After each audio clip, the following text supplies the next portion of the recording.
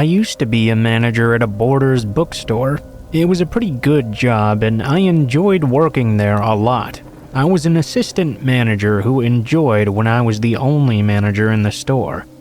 Because of that, I often volunteered to work all day on holidays and allow the other managers to take the day off as well. This became a very regular thing with me. My first year there, I went ahead and took the opportunity to work on Valentine's Day as well. It wasn't like I was dating anyone at the moment, so it was pretty easy for me to slot in. I agreed to open and close the store, so I was the only manager working the entire day. I spent a large amount of time just taking it easy back in the offices, mostly working on Microsoft Excel sheets for making the schedules for upcoming weeks. I got a page to dial a certain extension. I picked up and called, and one of my employees told me I needed to go over to the security cameras. Apparently, there was someone in the store walking around in a huge bee costume. Naturally, I thought that was quite odd. I went up and went over to the security office. We had 4 televisions in that room, with several cameras that could be switched back and forth between. As I looked over at the monitors, I noticed something over on the camera that was focused in the cafe area. It was exactly what my employee had told me.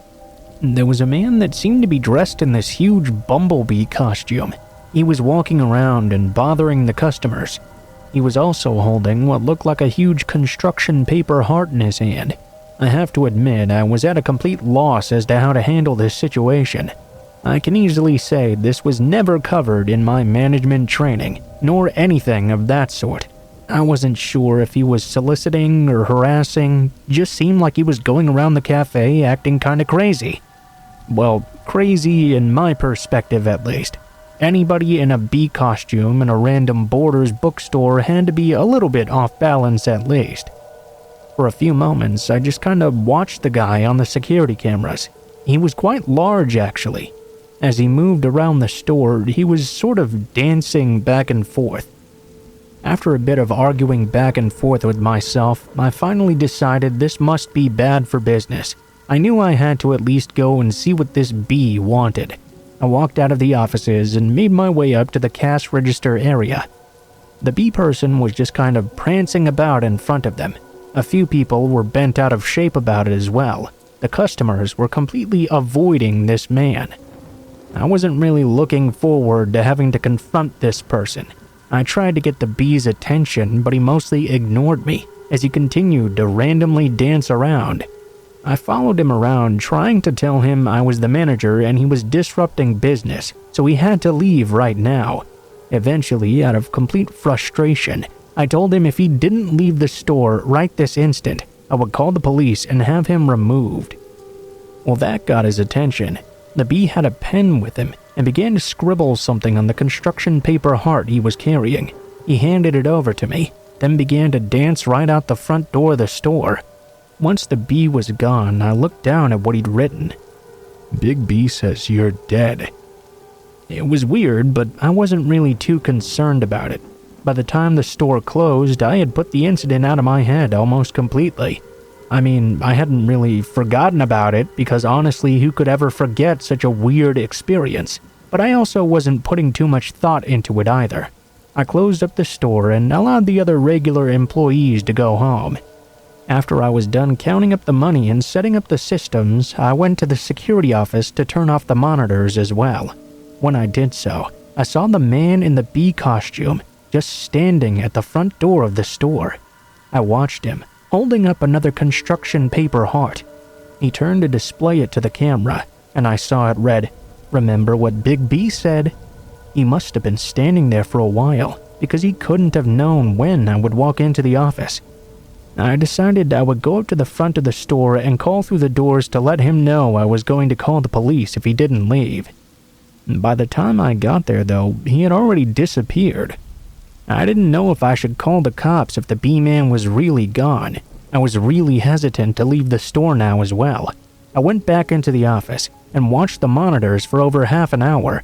It seemed he wouldn't be coming back anytime soon. When I was finally sure I was safe, I set the alarm for the store and left and locked the doors behind me. I very cautiously walked around to the side where the employees were allowed to park. As I walked around the corner though, standing just off in the distance, was that mad bee watching me. He had been waiting just out of sight of where the cameras couldn't see him. He was holding a knife this time instead of a heart. Those words from earlier rang through my head. Big B says you're dead. I began to sprint toward my car as I saw the bee rapidly begin moving toward me. Fortunately, I was closer to my car than he was. I was able to get into it and lock it before he got to me. To my luck as well, the horror movie cliche of the car not starting didn't affect me at all. I started to pull my car out. I almost smacked right into the bee person, which I really didn't mind. I shifted into drive and took off out of that parking lot. As I looked back into the rear view mirror, I saw that bee just dancing around like he'd been doing inside the store. In that moment, I thought to myself, man, that is one sick fuck. I wasn't really sure what I could do about this bee man. I guess I could call the cops, but he was in a costume, so I didn't really have a description of him, other than he was a big guy in a bee costume. I highly doubted he would still be wearing it when they arrived there. Any big guy I saw around the store could have been him. Any big guy I'd see in the parking lot in the future could also be him. It made every night at work a nightmare, and I never left the building alone at night again.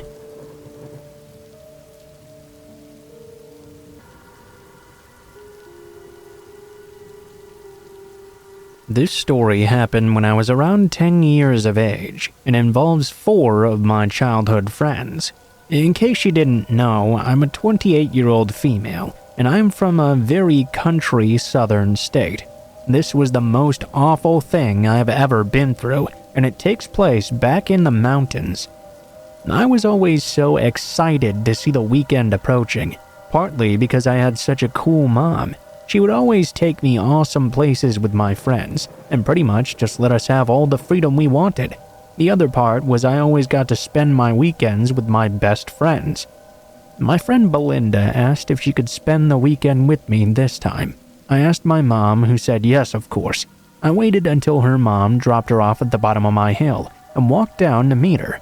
She walked excitedly back to my house. My mom then said her best friend Chris, who's also a woman by the way, called and asked if we wanted to come up to their mountain home for a visit. My mom asked if Belinda and I wanted to go with her. We replied with a happy yes. Chris's kids were Alan and Jay, who just so happened to also be 2 of my best friends. Belinda had a huge crush on Alan, and I was secretly in love with Jay. We left our house within 10 minutes and descended to their home. There was very dense forest for miles upon miles around here. After about 20 minutes of driving, we finally arrived. My mom went in and was greeted by Chris. Belinda and I stayed to talk with Alan and Jay. There were also a few other kids around too. We knew everyone there and talked with all of them. Scott was the oldest, Jay was the second oldest, then it was Ray, and Alan was the youngest. They all kept going on and on about this cabin they had built far out into the woods.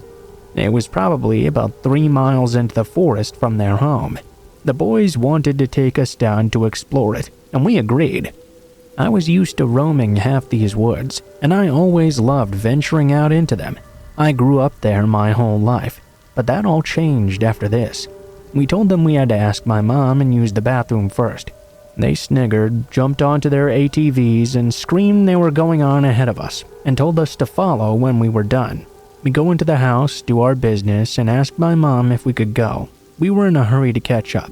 She said yes, but for us to be very careful. So of course, we raced out of the house to follow them.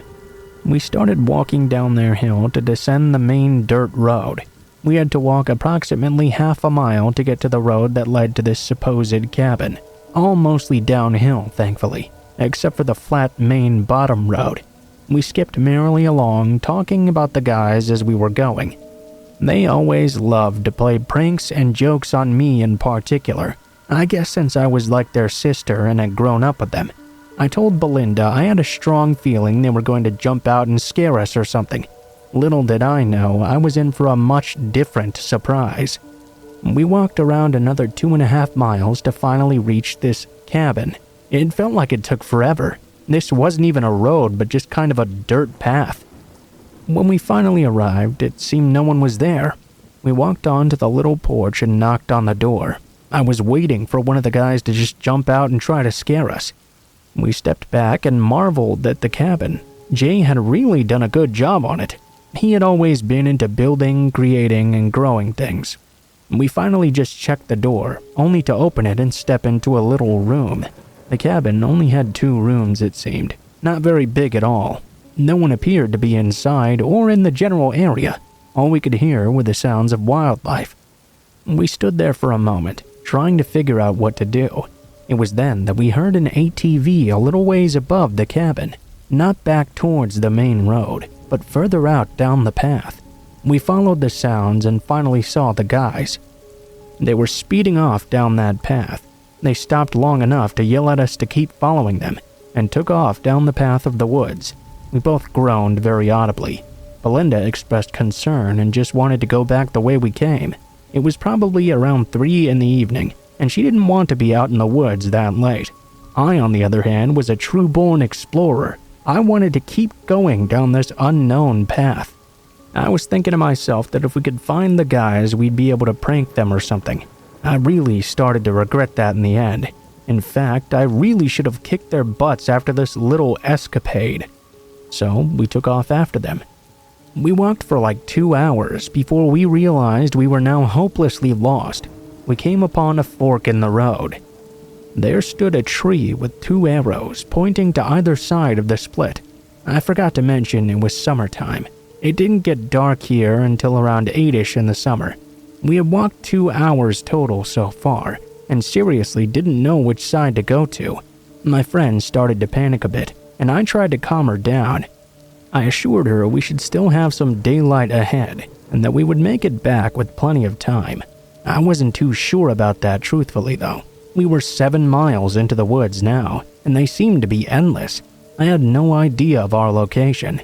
We decided to stick towards the right of the mountain, so we took off. Belinda was laughing and saying we needed to kick their butts later. I laughed and we made plans to get them back. We walked on for what seemed like forever, and somehow ended up back at that split in the road. It was now growing darker, nearing dusk with every passing minute. By this time, my friend and I were totally freaking out. She was sobbing and asking me how we were going to find our way back. I tried to stay calm and reassure her, but on the inside, I was just as scared. We were stuck frozen there at the split, trying to figure out where to go next. And that's when about 15 yards back, I heard a twig snap behind us. I shushed Belinda and asked her if she'd heard that too. She started smiling and was about to call out for our guy friends when I stopped her. I told her to stay quiet for a moment. We continued to hear the footsteps behind us. For some reason, I felt more terrified than I ever had been in my life.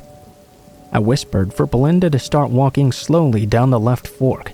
The footsteps kept inching their way closer to our location. We tried to be as quiet as we could, but there were leaves everywhere around us. For some reason, I could just tell that these footsteps did not belong to any of our friends. I had this awful feeling of dread, and my friends started to pick up on that. The footsteps started to get closer and faster. I decided to book it down this path, and my friend followed close behind. I had this feeling in my gut that I was now running for my life, and that if I slowed down, I was never going to make it back home again.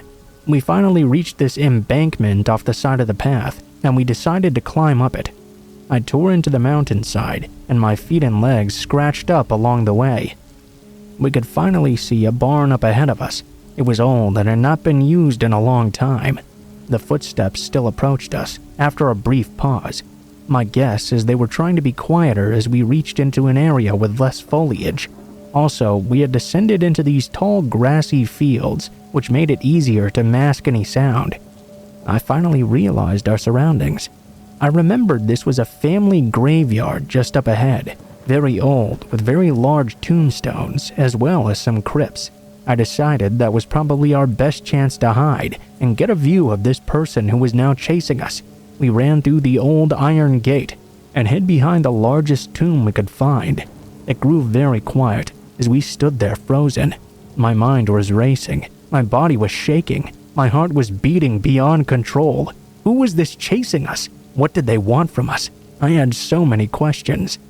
We sat there for what felt like an eternity. It gave us a chance to calm down and correct our breathing and cool down from our run. We finally decided to stand up and peek out so we could see if anyone was still around us.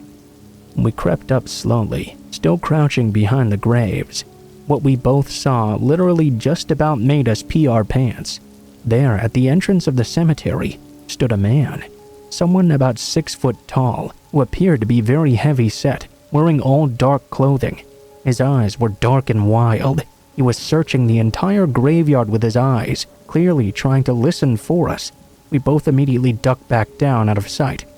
We started to breathe heavy again. We were scared to death he'd just seen us.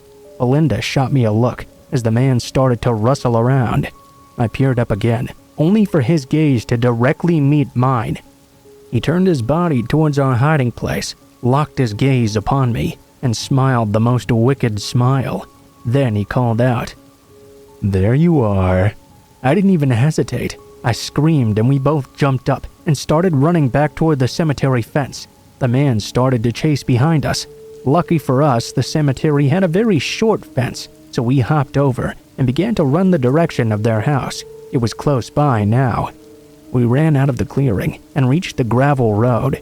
We didn't slow down, stop, or look behind us. We ran as fast as we could towards their house. The gravel was loud beneath our feet. We made it part ways there. At the bottom of the road, the boys all stood there looking very worried. We ran up to them so fast they nearly jumped out of their pants. I stumbled into Scott's arms crying, with Belinda right beside me crying too. Both of us looked a hot mess, bleeding from the earlier climb, sweaty with our appearance very disheveled. We suddenly turned, remembering the reason for our panic. There was a man running back towards the graveyard behind us. Scott, Jay, and Alan were all screaming and started chasing after him, but we never saw that man again. The boys tried to chase him into the woods, but they just couldn't catch up with him. They came back and walked us to the house instead. Everyone started crying. They were feeling very bad for trying to mess with us earlier. Our parents were of course waiting on us scared to death. Jay and the boys admitted to leaving us behind and taking off in the woods. They thought it was funny and that we would find our way back on our own. As it grew later though, they began to worry about us and had gone back through to try and search for us, only they couldn't find us. They went to all of our parents and admitted what they did. They went all to search for us and started to panic when they still couldn't find us. Chris had actually been on the phone with 911 when we finally arrived, about to send out search and rescue. We'd been gone for close to 5 hours. We told them the whole story, and about the man who followed us as well. Police showed up to question us all and asked for the man's description. They searched through the woods and the mountain as well, but it seemed there was no trace of him. The boys all got grounded for playing their tricks.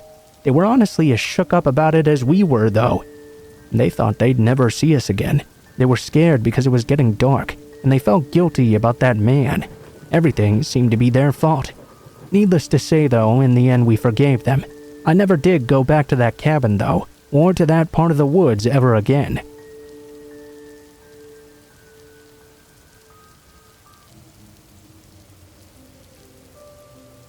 Once upon a time, I worked as a supervisor at a fast food restaurant. If you've ever done that before, you know there are all sorts of challenges that come with it. The one that annoyed me the most, though, was when we didn't have enough people to run the restaurant. A lot of times this was because of turnover, but not always. It also was because there were just times when you were not given enough people to work with. When I would close the store in the evening, I was given 3 employees to work in with me. This was one person to grill the meat, one person to make sandwiches, one person to make fries and hand out orders in the drive-thru, and me to take orders from the drive-thru as well, collect money from the customers at the window, and take orders in the dining room of the store too. Frankly, my boss was a big wuss, and he would always overstaff one of his other supervisors who was a lazy ass. Because of that, I ended up having to do a lot more work for a lot less money myself. This eventually led to me leaving the company altogether, even when they offered to move me up, give me a store of my choice to work in, and nearly doubled my salary. Just not worth the hassle. Of course, when you don't have enough people working in a restaurant, it's very easy to get some pissed off customers. There was this one particular night when just everything was going wrong. It was really driving me off the deep end. First off, our restaurant served baked potatoes. These take at least an hour to cook, and because of that, it was very possible to run out of them. You can never actually predict how many someone will buy at any given time, and late this evening, we just ran out because we had so many orders. There were these guys in a pickup truck who were really angry about this. I tried to apologize and explain the situation, but they just weren't having it. They began to insult me, and even when I offered something else in return, they turned it down and began to throw things at me. Then they drove away, only to come back and drive around the store over and over, enough to set off the drive-thru over and over again just to torment me. Finally, I threatened to call the police if they didn't stop doing this. When they didn't believe I would go through with it, I picked up the phone and dialed the police. Finally, they drove off. At that point, I walked up to the front counter, because there was a family standing there as well. When I got there, the man sent his family out of the store and began to scream and yell at me because I wasn't at the front counter the very moment he'd reached it. He even told me himself he had been there for less than a minute, but he shouldn't have had to wait even 1 second to be greeted and served. Again, I apologized, but the man would hear nothing of it. He began to scream at me, "Do you know who I am?" over and over and over. Of course, I didn't know who he was, nor did I even care. Came to find out much later he wasn't anyone of significance anyway. I could be very patient with people, but when he began screaming obscenities at me and threatening me, I had enough and asked him to leave. He leaned over the counter with wide eyes and asked me, "Oh yeah? And who's going to make me leave the store?" I picked up the phone. I give free food to the local police department every single day, you know. If I call them right now, how quickly you want to guess they'll get here? Why don't you leave? The man did leave, still threatening me the entire way out. Then he violently drove his car out of the parking lot, as if he was making a point by doing so. From there on, I just tried to shove it all out of my mind, although I was so pissed off it was hard to focus. Thankfully, the rest of the night passed on much more peacefully. Eventually, 1 a.m. came along and we closed the place down. I let everyone else out of the store, while I finished up the paperwork for the night after the place was cleaned up. That normally would take about half an hour or so. As I was leaving the store, I set the alarm and locked the door. I began to make my way over to my car, but as I was doing this, I suddenly heard a voice right behind me. "How are you going to call the police now?" the voice whispered in my ear. Turning around, I saw that man from earlier, the one I had thrown out for the threatening behavior. He had something in his hand as well. This was the late 90s. I didn't have a cellular phone, so I couldn't just whip it out and call the police. The man had this crazy look in his eye. I knew he was even more angry than he had been at the store. I was worried about what he was going to do. It looked like he had a wrench with him. I guessed he meant to bludgeon me with it or something. The only thing I could think to do was grab out my car keys. I quickly sprinted over to my car and opened the door, with the man chasing right after me. I hopped into the car with nary a moment to spare and slammed the door right as the guy slammed his wrench against the side of my car. It smacked against my car door, putting a huge dent in the side of it. The guy tried to smack my car even more. I started it as quickly as I could and slammed it in reverse. He tried to move behind me even, but I quickly let him know I had no problem running him over with my car if he continued his assault. I clipped his knee as I pulled out, and he stumbled over on himself. I shifted into drive and drove straight to the police station. That guy had made one really big mistake though. Remember how he kept asking me if I knew who he was? Well, because he'd done this so often, I remembered his full name because I was so upset by him being a little shit. The police were easily able to find him and arrest him. The moron even kept the wrench he hit my car with, which was easily proven to have been the one that did it. Needless to say, I didn't work in the restaurant business much longer, and once I finally left, I never went back.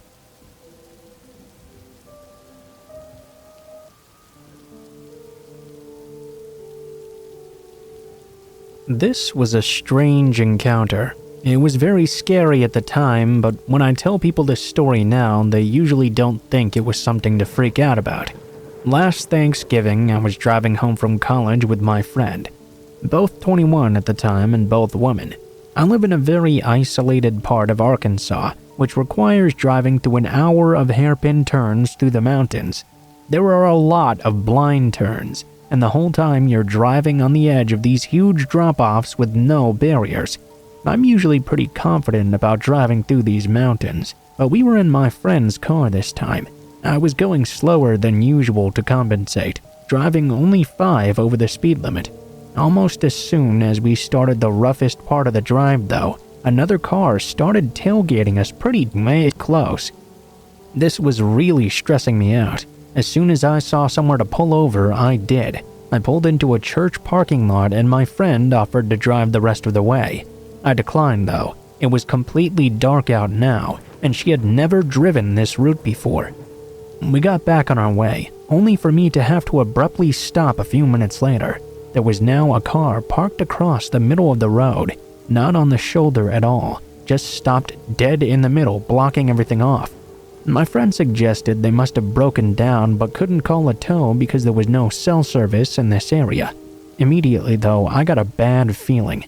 I locked up the doors. I told my friend to stay in the car no matter what. She was starting to get scared at this point, and pointed out she thought it was that same car that had been following us. I couldn't quite tell in this lighting, but I was very scared at this point. It was parked just before a hairpin turn, so I couldn't pass it either.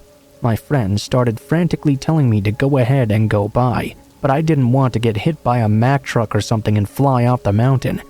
I honked my horn to get their attention. Nothing happened. No chance of calling for help either, as there was no cell service. We waited there for a while, wondering what to do. My friend was crying and freaking out. I was too scared to try and pass them and end up falling off. I honked a few more times. Eventually, a guy got out of the car. He walked around back and leaned against his car and just stared at us. My friend was freaking out even more. I'm just frozen there, telling her not to make eye contact. I was ready to floor it if he did anything, but he just stood there staring, not checking his car, not doing anything, just staring directly at us. I tried to stay calm and prayed that another car would come along soon. This seemed to go on forever, but was probably 15 minutes or so. He was just casually leaning there looking at us. Eventually, we saw car lights in our rear view. The guy then jogged to his door and hopped back in. He sped off, going dangerously fast. It seemed there had been nothing wrong with his car. I started driving myself, not wanting to cause a wreck or accident. We didn't see anything else for a while. We did pass that same car though, parked along the highway a while later. It pulled back in and started tailing us again. I tried to speed up and get rid of him, but he just kept on following us. We had cell service at this point. I didn't know if we should call the cops, because he hadn't really done anything yet. Instead, I called my home and told my brothers what was going on and to wait on the porch for us. The car followed me all the way home down the really long drive to my house. When we got to my house, my 2 brothers were waiting on the porch, holding their rifles. I pulled in and the car went to the end of the drive, looped around and sped back off the way it came. We tried to see its plates, but we couldn't make them out in the darkness. My friend and I were really freaked out, but for some reason, whenever I tell my other friends this story, they don't seem to think it was a very big deal.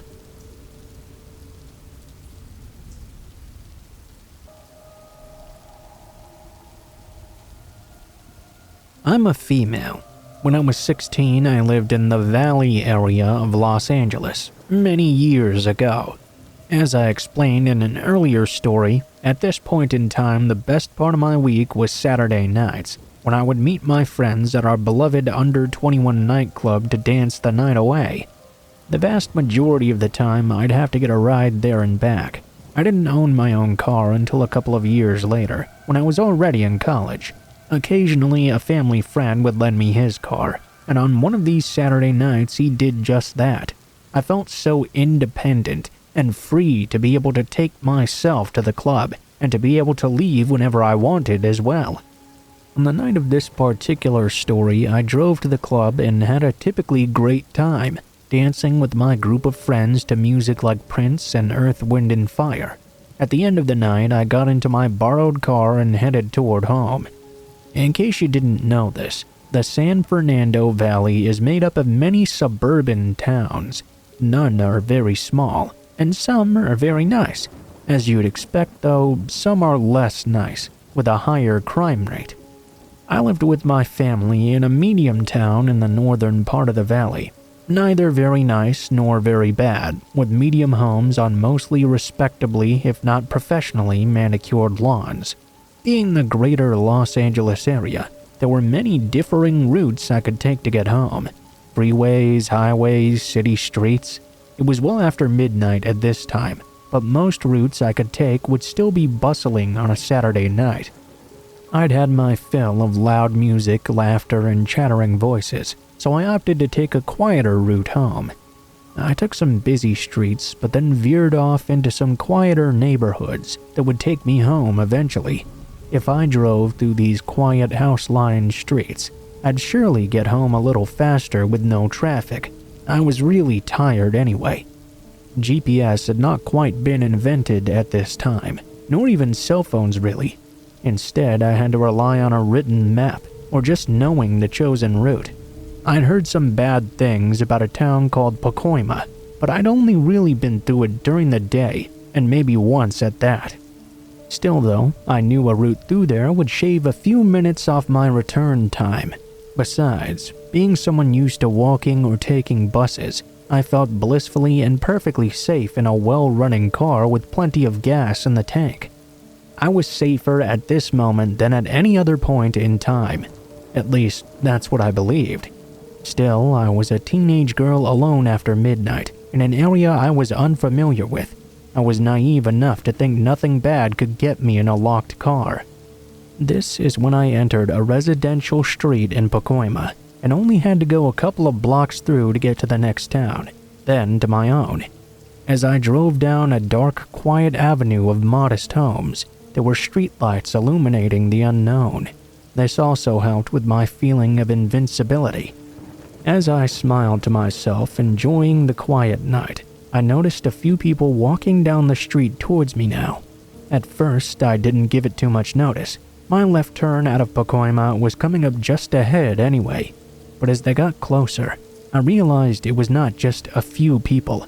It was a gang of 12 to 20, and they weren't casually walking down the sidewalk either. They were running down the middle of the street, right toward me. I had to suddenly slow down as to not run them over.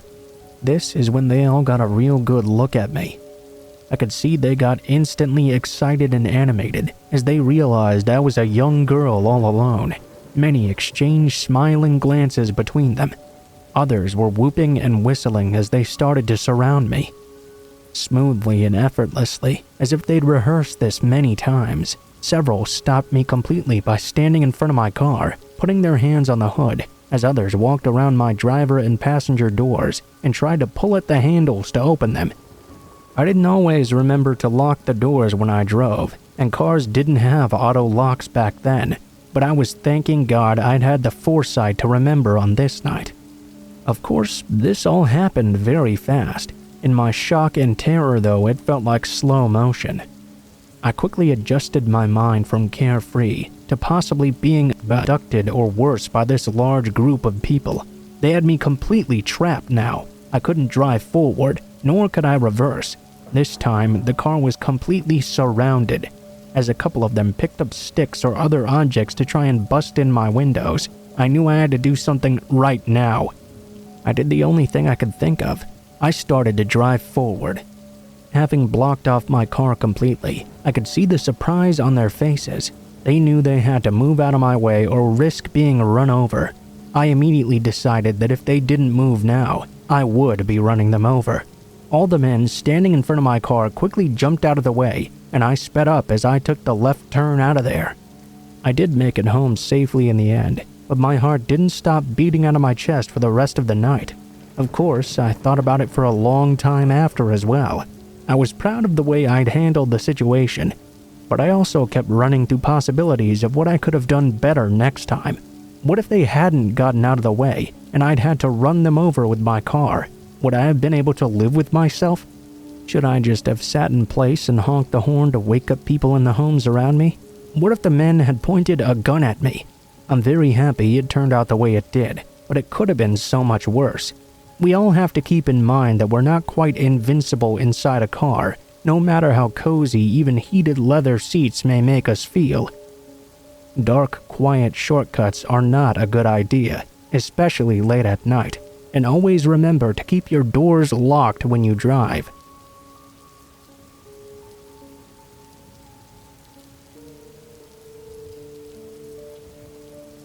My junior high school crush was named Adam.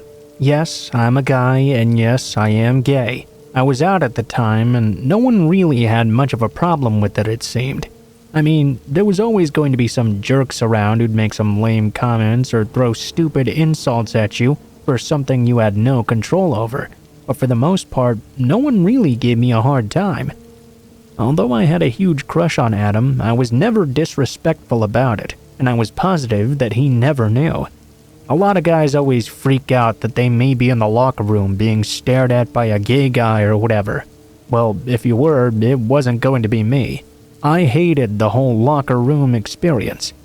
Mostly I'd just do my thing, change, and leave. I tried not to stare too long when I saw him in the hallway either. When you have a crush on someone, it's best to not make them uncomfortable. I was already very happy just having my crush and knowing that he would never know about it. My best friend Tammy, though, thought I should just tell him that I liked him. She told me that everyone in the school knew I was gay anyway, so what could it hurt in the end? If he wanted to kick my ass for being gay or whatever, he would have done it a long time ago. At worst, he'd just tell me that he didn't like me back and wasn't interested. I'd be heartbroken for a little while or whatever, but at least I'd have it out of my system. Well, despite Tammy's encouragement, I never had the courage to go through. She wasn't as shy about it as I was, though. One day in the cafeteria, about a week before Valentine's Day, she actually just went up and told Adam that I liked him. I didn't know what his reaction was. I was too embarrassed and humiliated to stay for it.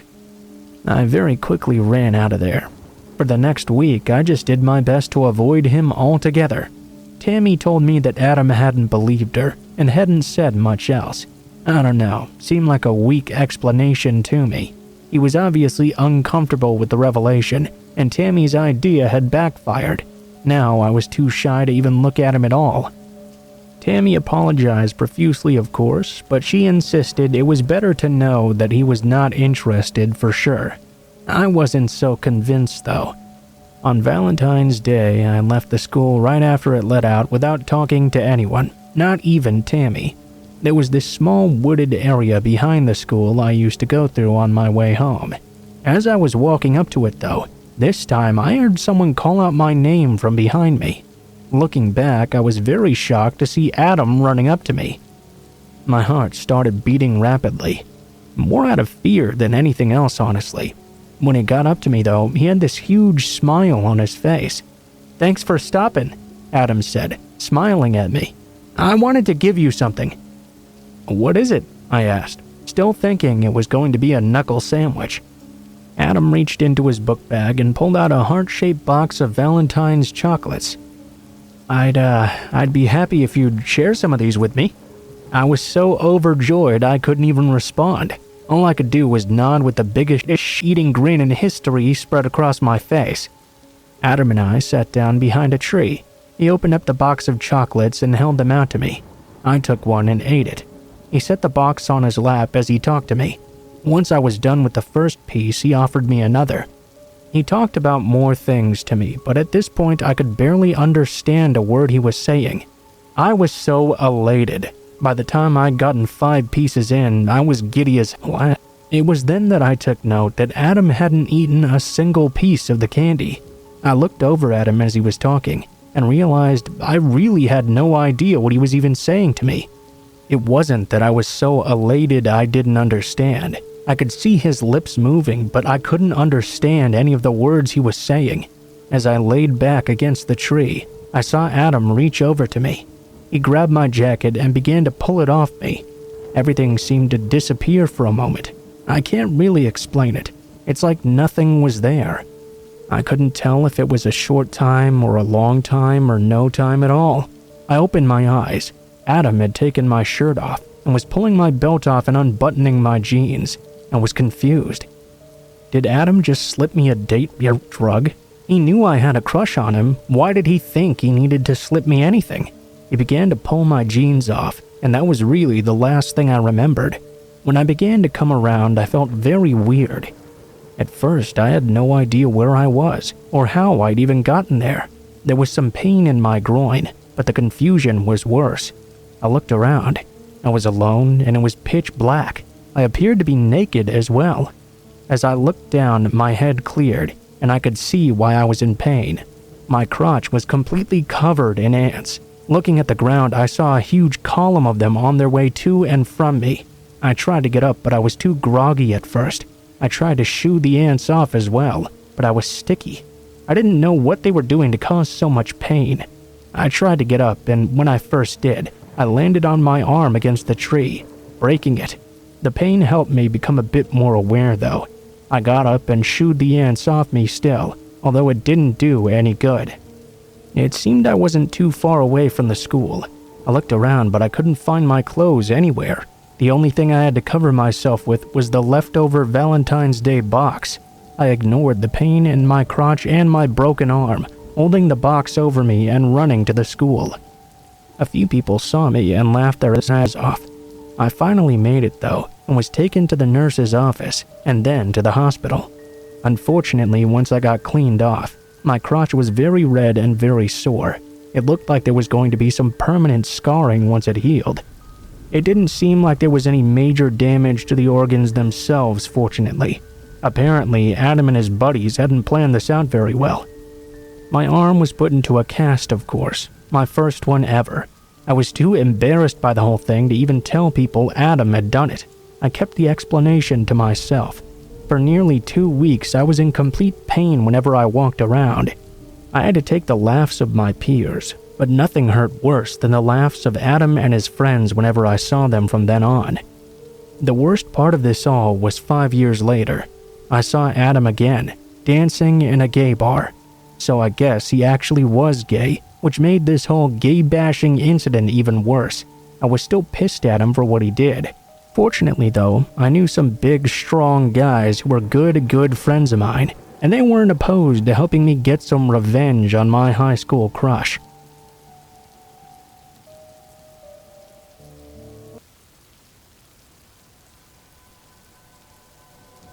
I used to go to this bar that was a bit on the seedy side, I guess I'd say. It was one of those bars that was just sort of set in against the side wall of a building. It had a very small inside, a jukebox, and a ton of neon signs.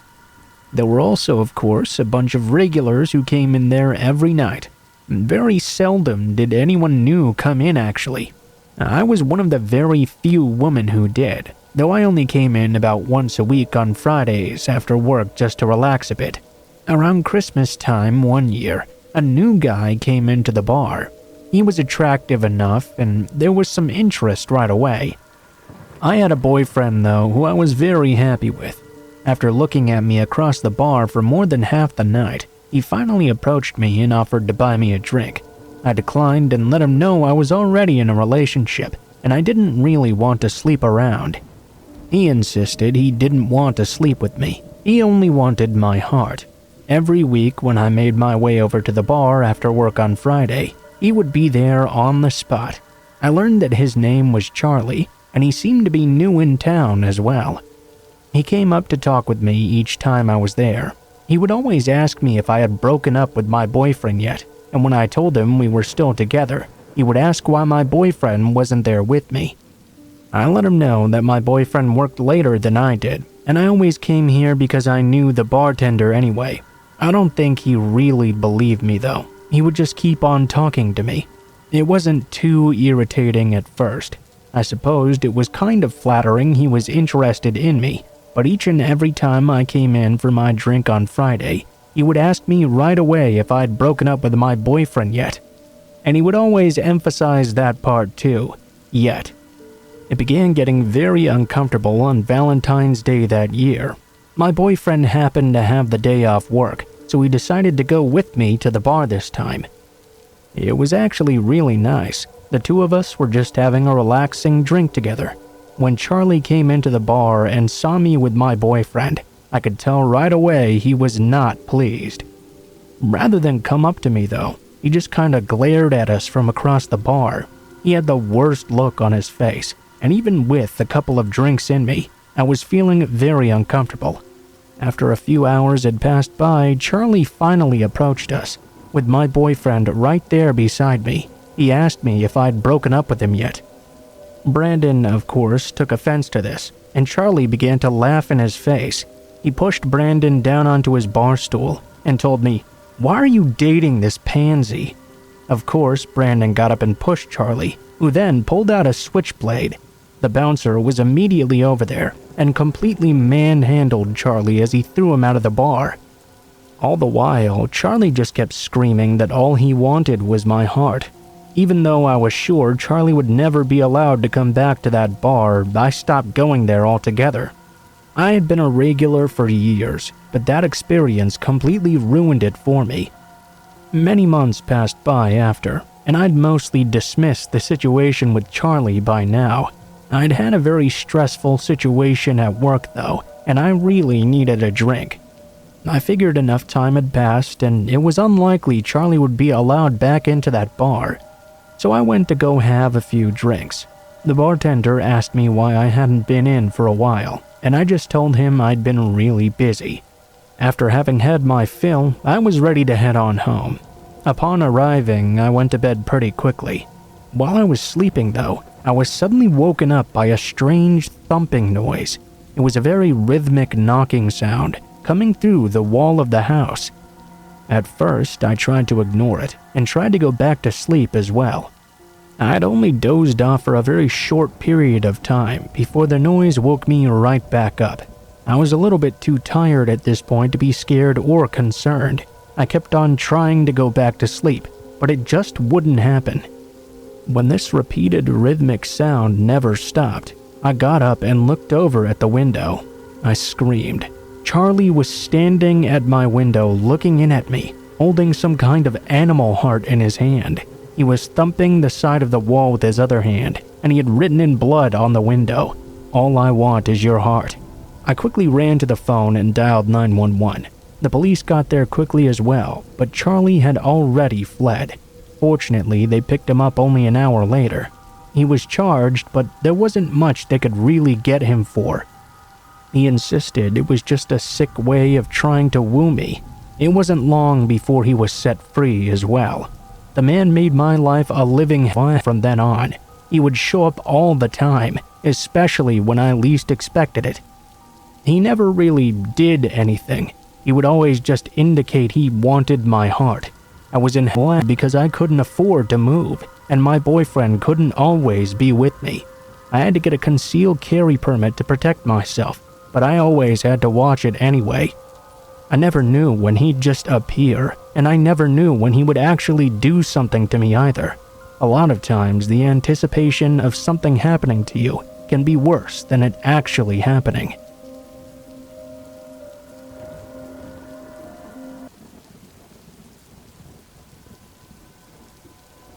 I'm a female, and when I was 16, I hung out mostly with a group of small friends. Toby was the gay one. John was a small guy who posed at being real macho, and there was a foreign exchange student from Spain named Maria. At the time, both John and I had a bit of a crush on Maria, since she was bisexual. This meant we both attempted to impress her any time an opportunity arose. This leads directly into the story. One night in October, we were all hanging out at Toby's house, smoking some weed like the fly little shits we were. Maria said that she wished she could do something scary, since Halloween was close by. It was also her first time in the States as well. Me, being the absolute coward that I am, loved the idea of doing scary things like ghost hunts and stuff, but actually doing them was a different thing entirely. Still though, I wanted to impress her with my bravery, or I suppose my stupidity, however you choose to look at it. I suggested going to this place called Spider Gates. It's an old cemetery in Leicester, Massachusetts that's a bit of a hike into the woods, and super old as well. It's also supposed to be really haunted. We drove the half hour in my dad's beat-up Pathfinder down into the middle of nowhere until we came to the path that led deeper into the woods where this cemetery was. I parked right across the street from it. The car wouldn't even lock because it was so old and beat up, so we had to just leave it there and take the keys with us. We smoked a bowl or two on our way to the cemetery. Once we got there, we were stoned out of our minds. We walked around for a little while, and while the ambience was quite creepy, nothing really happened. We did hear some rustling occasionally and some stuff that was probably just animals or the wind blowing through the trees and making eerie howling sounds, but it was nothing out of the ordinary for such a place. We went to the part of the cemetery where the ground was raised up a bit, like you were standing on a small stage. There were trees surrounding it basically in a circle, and we smoked another bowl there together. We had been there for what must have been 20 minutes or so, just talking, smoking, and laughing about dumb stuff, when we heard these loud, heavy crunches through the leaves and twigs, coming from deeper into the woods, the opposite direction we had come from. It didn't sound like an animal either. We all quieted down and looked over, but it stopped as we did so. We shrugged it off quick. Looking back, this was stupid even if it wasn't a person.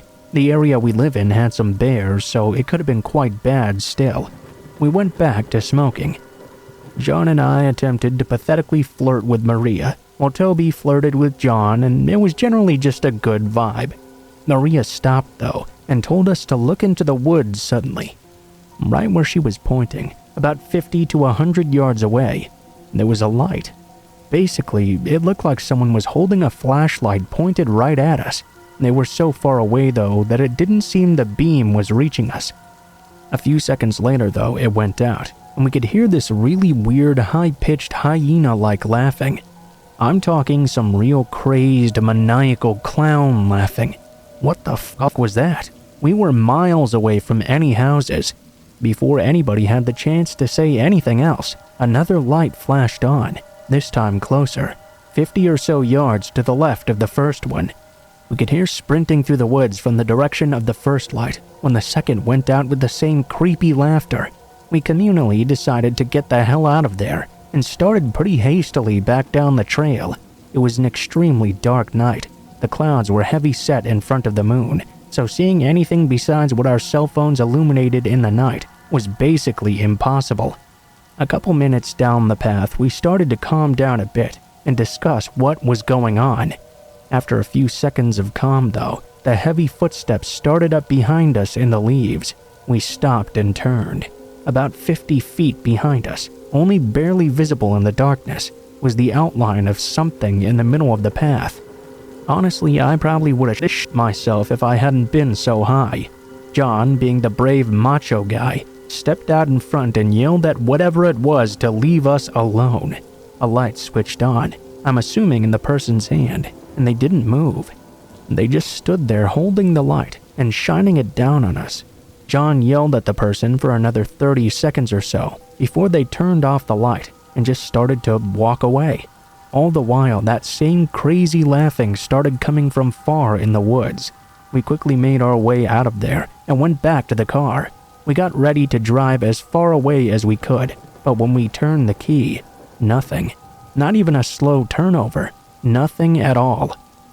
John liked to think he knew something about cars, so we all got out while he looked under the hood. The 2 cables that connected the battery were hanging free, and the screws that attached them around the posts or terminals were missing. He didn't know if we could reconnect them without the screws, and honestly, I had no idea either. We decided to try and call for help, only to find there was now no cell service. What the hell were we supposed to do now? We were in the middle of the woods with a dead car and no way to contact anybody. Those creeps surely weren't far behind because we could still hear them laughing like hyenas, playing a manhunt in the forest. Lucky for us, only a minute or so after, a car came down the road and seeing our hood up, pulled to the side to see if we needed help. I was really happy to see it was two older women and not some maniacal laughing freak that was also in on it. We gladly accepted the ride from them to the nearest place with cell service and called my parents to come pick us up. Needless to say, they were sort of upset with us for going to the cemetery in the first place, since it was technically trespassing. Also, for abandoning the car there. Overall, they were just glad we were fine after getting in the car with strangers, however nice and innocent they seemed to be. The next day, my dad, Toby, and I went back to get the car. Weirdly, this time we both had cell service. I'm not sure what was going on out there. I'm just glad those two old women came by and offered a ride when they did.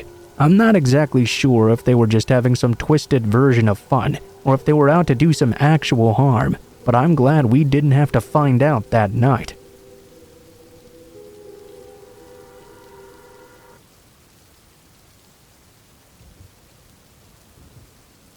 I live in Florida, and I have for quite a long time now. I love animals, and I have a lot of rescue cats in my life. I appreciate any animals very much, and would do anything to protect them. My neighbor has a German Shepherd, and it really is a beautiful dog. She was a nurse and often worked late and even during the middle of the night. She'd leave her kids at her husband's house often, and had the dog tied up outside. That was because she couldn't just come home and let her out when she needed to do her business. On the night in question, it was just past midnight. I was sitting out on the patio, just enjoying the night air. I don't tend to get a lot of good sleep often, so I'm often stuck awake late at night. It was such a hot and humid night out, so I went out wearing shorts and even still sweating in the heat. That was when something weird began to happen. The neighbor's dog was getting really worked up all of a sudden. I could see her and hear her, and she was acting very strange. She was growling and barking and trying to run around, stretching the leash as far as she could. This was quite unusual behavior for her, and it bothered me. This dog was usually very well behaved and calm, and would just kinda sit there. This gave me a bad feeling. Something in my gut told me I should go over and check to make sure everything was okay there. When I got over to the yard, I noticed that the leash had been tied around the patio tables and chairs. I figured she must have gotten tangled up and wrapped the leash around her on accident, and that was upsetting her. We all know a dog that's done that once or twice. That had to be the problem, right? I untangled the dog, fully expecting her to return to normal immediately, but that just didn't happen. The dog was now even more upset, growling, jumping, and barking. For the life of me, I couldn't figure out what was bothering her. I thought I would just bring her over to my patio and try to keep her company until her owner came home. I knew my neighbor quite well, so I knew this would be okay with her. That night, there was supposed to be this meteor shower or something. I thought it would be nice to just have a little smoke and watch it with the dog laying next to me. I would remain awake and return the dog when the owner got home. I think it may have been about a half hour of us sitting there together when I heard the most horrifying, bizarre noise I'd ever heard. At first, I thought it was a motorcycle backfiring or something like that, but I lived in a subdivision, and the sound was a lot closer to me than the street had been. I wish I could tell you exactly what the noise was. Both before and after, I've never heard anything quite as terrifying. As I listened further, I realized it was some sort of animal growl. It was a nastier growl than anything I'd ever heard before. I took out my phone and shined the flashlight. My heart jumped in my chest when I found out just what had made that noise and why the dog was so upset. There was a 10-foot-long gator skulking about the yard, and it was very close to us. I don't know if you've ever been close to a gator that big, but I'm not Crocodile Kevney. I wanted no part in this. I grabbed the dog off my lap immediately. She must have known that gator was hiding there the whole time. I was scared to make any moves. Not the best response to a gator to try and run away. My fight or flight played rock, paper, scissors, and flight won in that moment though. I held the dog and sprinted to the sliding glass door. I got in and slammed it shut without daring to look back at that gator. As I locked everything up though, I took a little glance back just to see. That gator was right there on my porch in front of the door. It had tried to chase us as we ran for safety, and I only just barely made it. That night, the dog slept in my house. My cats weren't the happiest about it, of course, but there was no way I was going to let him outside with that gator out there. You hear all kinds of stories about scary humans, ghosts, demons, witches, and things like that on YouTube. But be that close to a gator, and trust me, it will scare the shit out of you much worse than any of those things.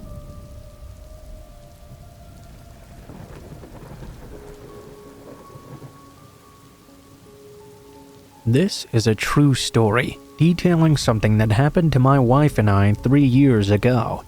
My wife and I lived in a renovated pool house on my uncle's property, up in a secluded posh neighborhood in the mountains of SoCal. The community was quiet, given the economic status of the residents, and the fact it was several miles up the mountain and far away from the urban neighborhoods. The community was also gated, keeping it even more secluded. That being the case, the only real traffic was people who lived there already, coming up to their McMansions. There were 2 ways up the mountain, one approach from the south and one from the west. Either way, you have to drive up several miles of narrow, windy, one-lane roads that both lead up to these razorback ridges in order to reach the community gates. For those who don't know, a razorback ridge is a narrow ridge with a steep 100-foot or more drop to the bottom. So this night, my wife and I are hanging out with a family who live down the mountain in the San Bernardino Valley. We're out until about midnight, when we decided it was about time to head home now. We started driving. As time goes on, the houses and street lamps get more sparse, and the darkness encroaches as we hit the base of the mountain. As we started to drive up, the street lights were now absent, as well as the lights of the houses. There was nothing but darkness and our 2 headlights illuminating the way. About halfway up, a thick fog started to develop. Not too uncommon for the area. A little dangerous for us though, given how windy it was and how late at night it was too. Many people had driven off those windy roads on accident on nights like this, and died in the valleys below, even if there wasn't fog out that had happened. I slowed down and stayed extra attentive to what was in front of us. The steep part of the ascent was soon over, and we reached the Razorback Ridge, just a few more miles till we arrived home. When we reached the top, the road leveled out. The fog now grew even thicker, limiting my visibility to 100 feet or so. Suddenly, I made out a large shape in the middle of the fog. It caught the reflection of my headlights, bouncing off a mirrored surface. I slowed down and came to see a new silver Mazda crossover in the road. The car was not merely parked in the shoulder though, or even in the traffic lane. It was parked diagonally right across the middle. The back half of the car was in the lane opposite to us, and the front half was in our lane. It was as if someone had come from the opposite direction, veered onto our side, and just stopped right there. This was particularly odd.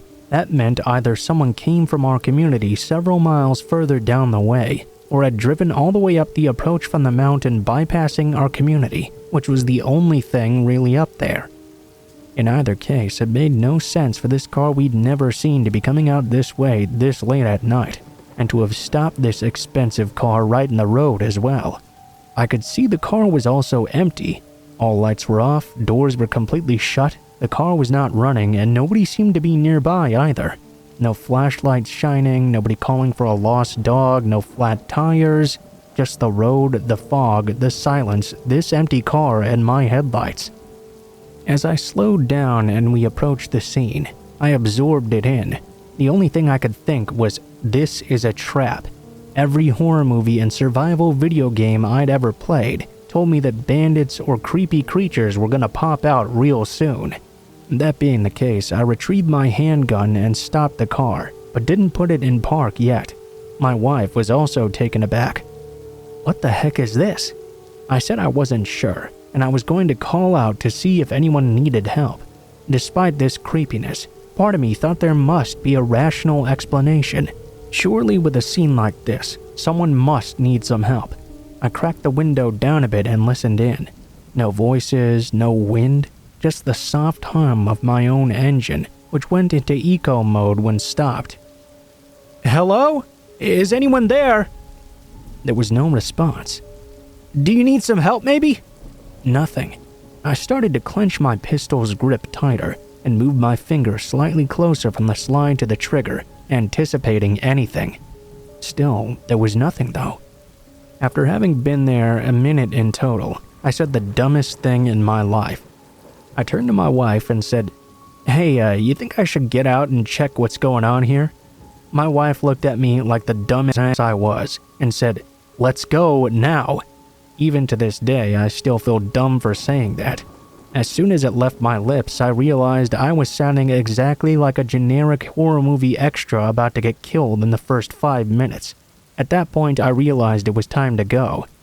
I did my best to slowly drive around the car, trying not to fall off that damn cliff, scanning for movement in the fog and the vehicle.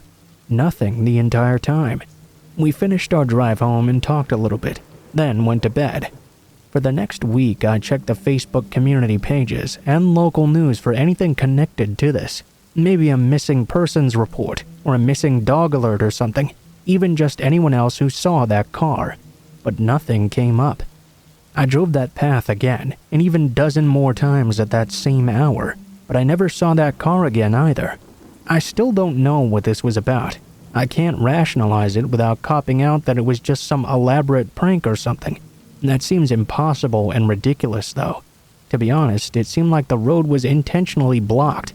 But why would someone block the road intentionally with such an expensive car on this windy, dangerous mountain road in the middle of the night in a severe fog, and then not even come to check on their trap or whatever?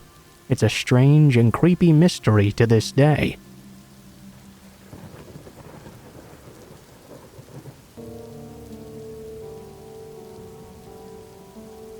This is a close call with a stranger I had when I was younger. It's something I didn't fully realize the severity of until I was much older. My mom had left me and my brother home alone this day. It was around midday, I think. My brother was 12, maybe 13, and I was 9 years old. I was just kinda watching him play Xbox in our living room.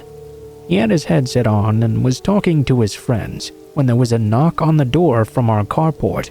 I ran over and answered the door without even looking.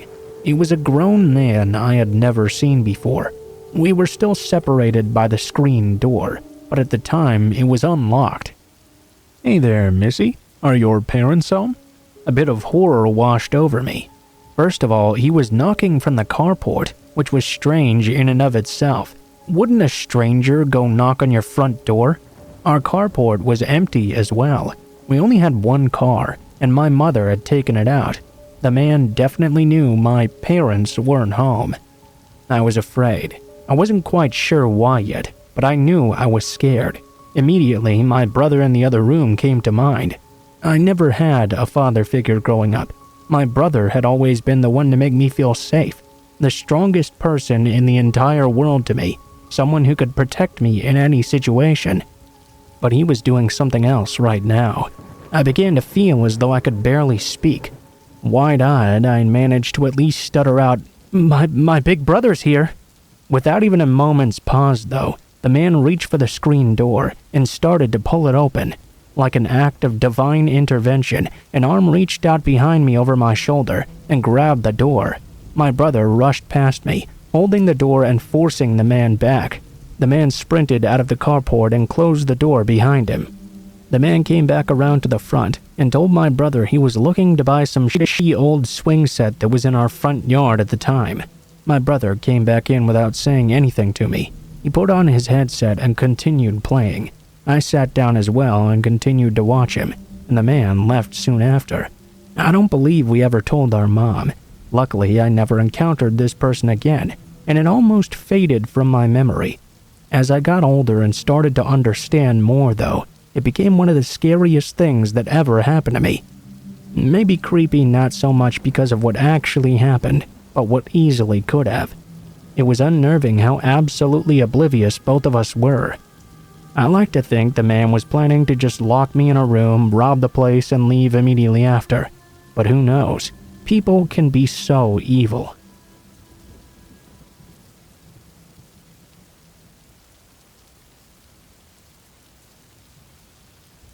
So my boyfriend recently moved to the city and got this room in this student building. To explain, we have 3 different levels and each level is exactly the same. 4 individual doors with individual locks. Each door is a separate room you can rent. So, you share shower, toilet, and kitchen. Overall, it's kinda like having your own place though. More like an apartment than a house really. He lives on the 3rd floor, and we recently bought a cabinet for his place. We were lifting the cabinet through the front door when this guy comes into the building with us. We politely let him pass us by, because lifting this damn thing up the stairs was going to take a hell of a lot of time. I smiled at the man and waved hello. Then I saw his face. Legit, all my stranger danger alarms started going off right away. He had this strange smile, like a smug, satisfied thing. He towered over me. I could see his dirty mustache, which was barely even considered one. It was the kind of thing 14-year-olds would grow. Nothing really there yet, just some dirty hairs. We noticed that he'd gone to the 2nd floor, so lucky for us. My boyfriend and I tried to ignore him. Once we got upstairs though, we both agreed he creeped us out quite a bit. We tried not to judge and just let it pass us over. A week or so later, we had a dog over. We go and walk him in the evening. It was still light outside at this time. Anyway, we started to walk back to the building when we spotted that same creepy guy from before. He was kinda just walking in slow motion, not a care in the world, completely oblivious to everything. That's not what creeped us out though. Looking at his face, there was no way he was sober. He was completely away from this world, very visibly on drugs. In that moment, the way he walked and the way he looked, I got really bad vibes from him. I didn't want to get close to him at all. My boyfriend and I decided to not walk back with him to the building. We took another route instead, just to avoid being close to him. We sure took our time too to make sure he was in his room before we entered. This is the real creepy part. I have to give you some background information now. 3 weeks before our first encounter with this guy, someone had been randomly murdered while jogging near the school campus. Stabbed in the back. Died instantly. The suspect had been seen at the time near the campus, so a drawing had been released. They didn't have him though, and didn't really have much to work with. It was all very vague. Just today, my boyfriend and I got back from his work at 4 in the afternoon when we noticed someone in a suit standing outside. Didn't really think much of it at first. Later that night though, the guy who lived next door caught me as I got back from the bathroom and asked me if we already had a key of the front door. I said yes we did and asked why. The police had had to break the door down apparently, so he was in charge of getting everyone new keys. My boyfriend at the time joined us, together with the person who lived on the other side, and asked what happened. Apparently that guy who killed the person near campus was that guy living on the 2nd floor. I asked if I could see how he looked. He told me he was tall, black hair, weird mustache, looked kinda dirty. My boyfriend and I were in utter shock. We'd lived so close to a murderer. Someone who'd been around us at night, who cooked his dinner in the shared kitchen while he took someone else's life. Someone I smiled and waved hello to, and later tried to avoid.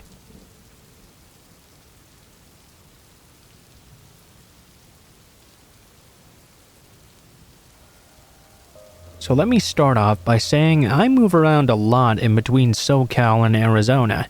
At the time of this story, December 2015, I was still living in Southern California at my grandma's apartments. I'd gotten a seasonal job at Toys R Us to do something with my time and learn some people skills. I'm a 24-year-old girl and have pretty extreme social anxiety. I find it really hard to talk to people sometimes, so I figured this job would help me out a bit. Another important thing to mention, my grandmother is on a government program with reduced housing cost and has a 2-bedroom apartment ever since my grandfather passed away. Due to the annual check at her complex though, she's supposed to be the only inhabitant of her dwelling. Technically, I was not supposed to be living there with her, but she liked the help and company, and I liked being rent-free.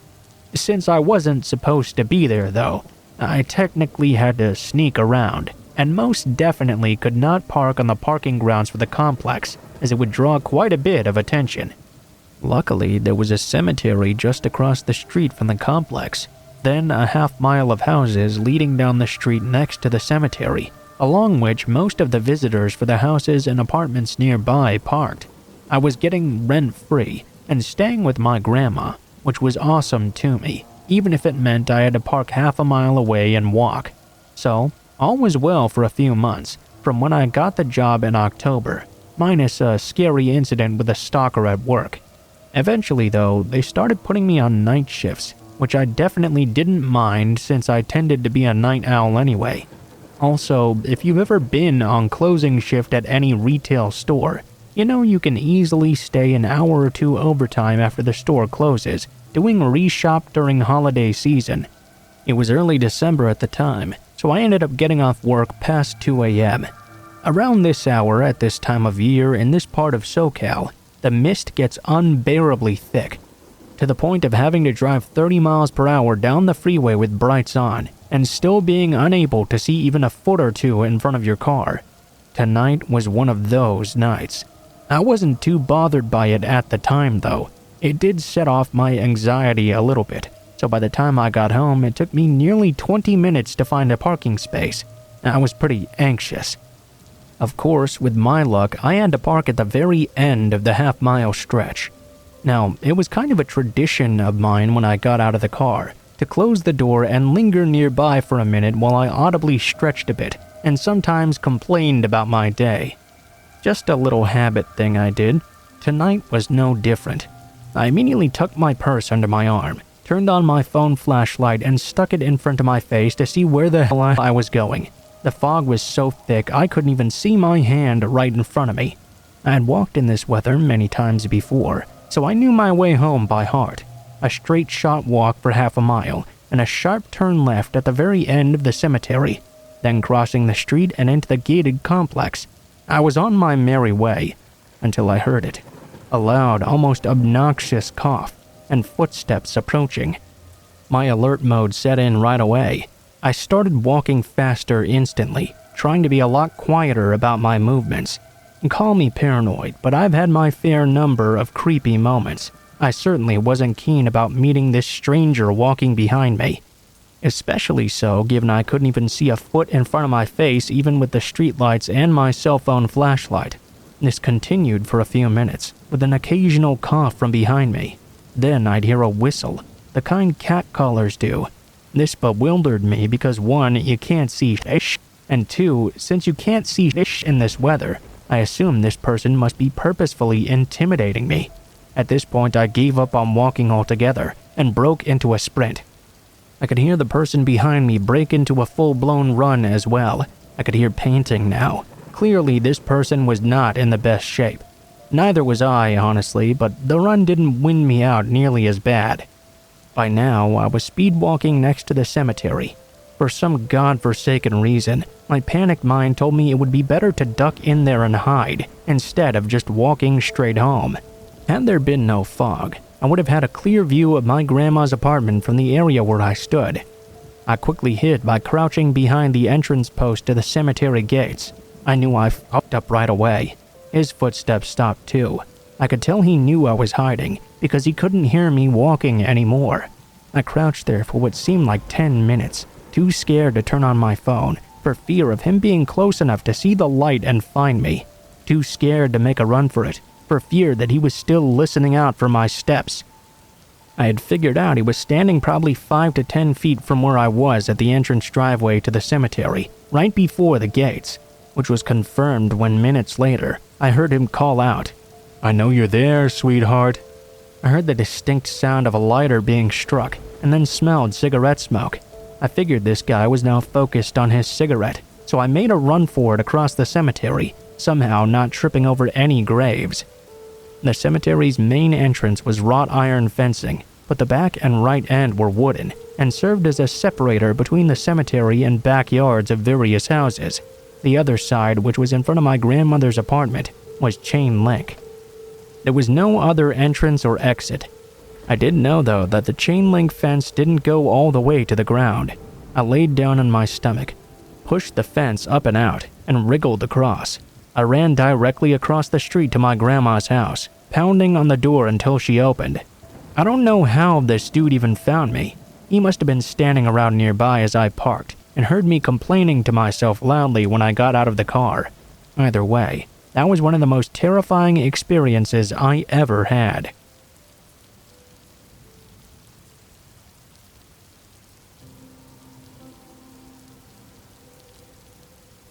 Let me preface this encounter with a bit of background, as I'll most likely post more of my encounters later. You see, I'm in my mid-20s, but due to my father's work, I've been all over the globe. In the space of 11 years, from 8-ish to around 19, I lived for varying amounts of time in 5 different countries, while visiting about 6 or 7 more. All of this is not even including my home country, and very short holidays as well. Coupled with my bipolarity, type 1 with rare MDEs, and functioning insomnia, it made me keep a meticulous journal from the moment I could write. This has also allowed me to have a whole truckload of experiences that make me feel very fortunate. Of course, for all the good, there's some bad ones mixed in every now and then. For the past 10 months or so, I've worked as a night porter in a pretty well-known hotel in a medium-sized city in the UK. This place has been around for decades and is immensely popular for its funeral teas and wakes, as morbid as that might be.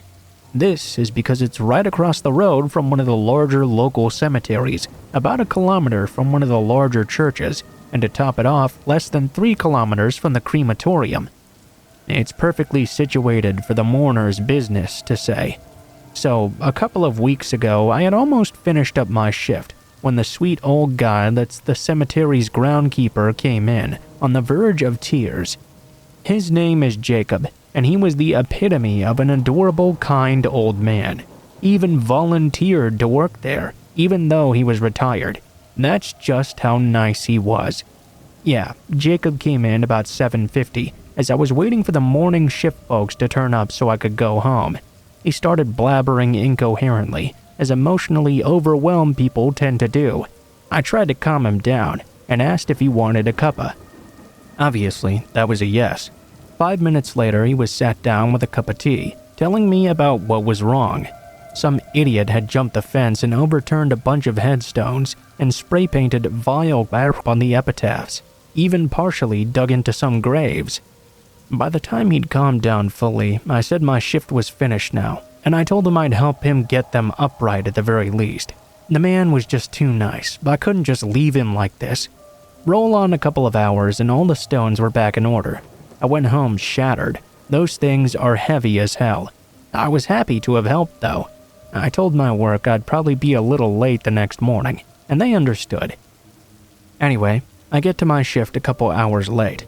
Turns out I'm going to be on my own after 2, as my colleague's second job needed him in early as hell.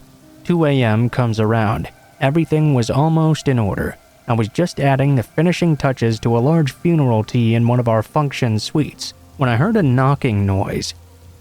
At first, I thought it was someone in the room upstairs walking the halls or something, and dismissed it. But the knocking happened again, and became slowly louder. 3rd time's the charm, I suppose. I found the source, one of the fire exits next to the function suite. More specifically, the fire exit directly across from the cemetery. Obviously, I was not going to open that door. I couldn't even if I wanted to. They were all alarmed at night. That didn't matter though, as the knocking suddenly stopped. Not for long though. It started again from another fire exit, closer to the car park and front exit. It was much louder now, so I knew exactly where it was coming from straight away. It stopped again. In a minor panic, I sprinted my way towards the front door and made sure it was locked. Then I grabbed the night porter's best friend from behind reception, a walking stick. I could see my visitor's silhouette in the car park, walking slowly towards the entrance in the darkness. Definitely a man, at least a foot taller and a little bit broader than I was. He was wearing one of those stupid ankle-length goth trench coats with a hood and buckles by the billionfold. The man stopped just outside the light. He was obviously staring at me. I could faintly make out a creepy, shit-eating grin on his face. He started to take something from behind his back. I braced, wondering what he was going to do. It looked like he had a very large brick or something. I thought he was about to smash the front door open and attack me, but instead he did something far stranger. He placed this brick-like thing on the ground slowly at his feet. Then, with a very weirdly chipper demeanor, he waved and flashed a toothy grin at me before fading away into the darkness towards the cemetery side entrance. Needless to say, I waited and checked the cameras around the building before venturing out to see what he'd left there. It ended up being one of those small headstone markers with the words, "You forgot this one," sprayed all over it in bright green paint. To add even more creep factor, the stone was for a bloody baby's grave, and an old one at that. Not cool at all. I locked up again and phoned the police. A couple hours later, and a lot of footage from the CCTV scanned, the police left with only a fuzzy frame shot of him that was basically a shape of darkness on darkness, and nothing else to go by.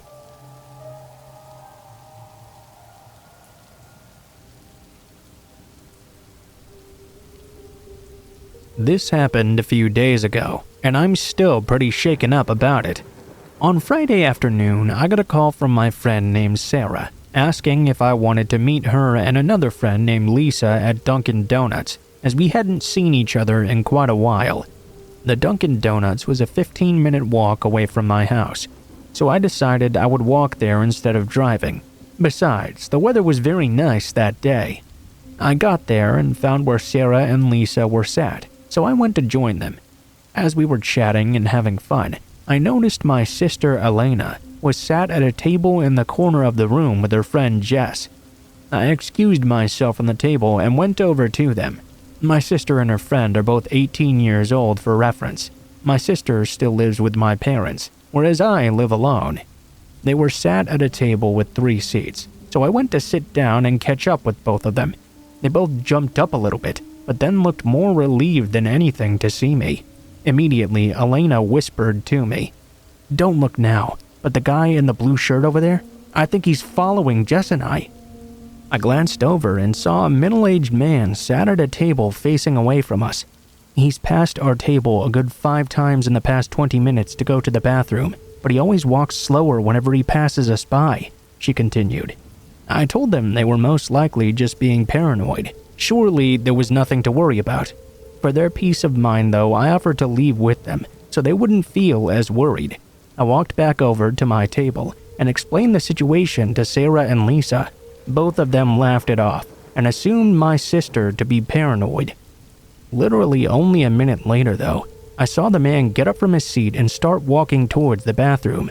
My eyes followed him, and sure enough, he walked extremely slowly past Elena and Jess. In fact, it was almost comical how obvious he was. Both of them looked in my direction, and I nodded to show them that I had seen what he was doing. About 5 minutes later, I went into the toilets myself. On my way, I passed by them and whispered to them I was ready to leave whenever they were. They both agreed they were ready to go right now. I was just going to go to the bathroom real quick, and we could leave right after I'd done my business. Elena had come in her own car, so she was going to give me a lift back as well. I went into the toilet stall, did my business, washed my hands. I was walking down the corridor back into the main eating area when both of them rushed to me. I asked them what was wrong, and they explained another man had joined that strange creeper, and both of them had been pointing and staring at them. They rightfully felt unsafe. We walked back to the eating area. I put my money on our table and explained to Lisa and Sarah that I was taking off. I would explain what was going on when I got home. We all piled into Elena's car and left that creep's car in the rear view mirror. After a 2-minute drive, we reached my house. Just then, I remembered I had been meaning to return something I had borrowed from my mother, so I asked her to drive me with them, since they were going there anyway. I jumped out of the car to get what I needed when my phone rang. It was Elena. She explained that car from those 2 men had driven past and pulled into a random driveway. The driver of the vehicle was for sure the creep from Dunkin' Donuts. I looked out my window. Sure enough, there was a car there which didn't belong to the owner of that house, parked right in their driveway. I ushered the girls into my own home and locked the door tight. I instructed Elena to take a photo of the car and its license plate, and I told Jess to call 911 as she gave the operator more information about the man than I could. Elena took the photos, and we sort of gathered around Jess as she was speaking to the operator. She had just finished telling the story. I heard the operator assure us the police would be at my house soon. A few minutes passed by, and there was a loud knock at the front door, followed by a voice shouting through it. "It's the police! Open up!" We all did a sigh of relief as I went to go open the door. Jess told the operator it seemed they had arrived, and then she hung up. I was just about to unlock it when I had the thought to look through the peephole at the top of the door first. I peered through, only to see there was no police officer. It was that same guy. I froze in fear. I didn't know what to say. "We didn't call the police!" I managed to shout back to the man through the door. Elena and Jess were both confused as to why I just said this. "We had a call, sir," the man shouted back. "You have the wrong address. Go away!" I yelled. I informed the girls it was that same creep at the door, not an officer. They were both extremely scared now, as was I. I was about to tell Jess to call the police again, until I heard the sirens coming around the corner. "Sir, you have to let me in right now!" the man shouted. I didn't answer this time. He was pounding desperately on the door, commanding for me to let him in. Eventually, it turned into begging and pleading. I heard the car pull up and some commotion outside. An actual police officer then knocked on the door. I let him in after checking the peephole first. The officers took the man into custody, while another officer took Elena and Jess into the dining room for some brief questioning. I called my parents and Jess called hers as well. Both were here extremely quickly once we told them everything that happened. The man was found with a kitchen knife on his person and some other weapons in his car as well. Who knows what could have happened if I hadn't looked through the peephole first.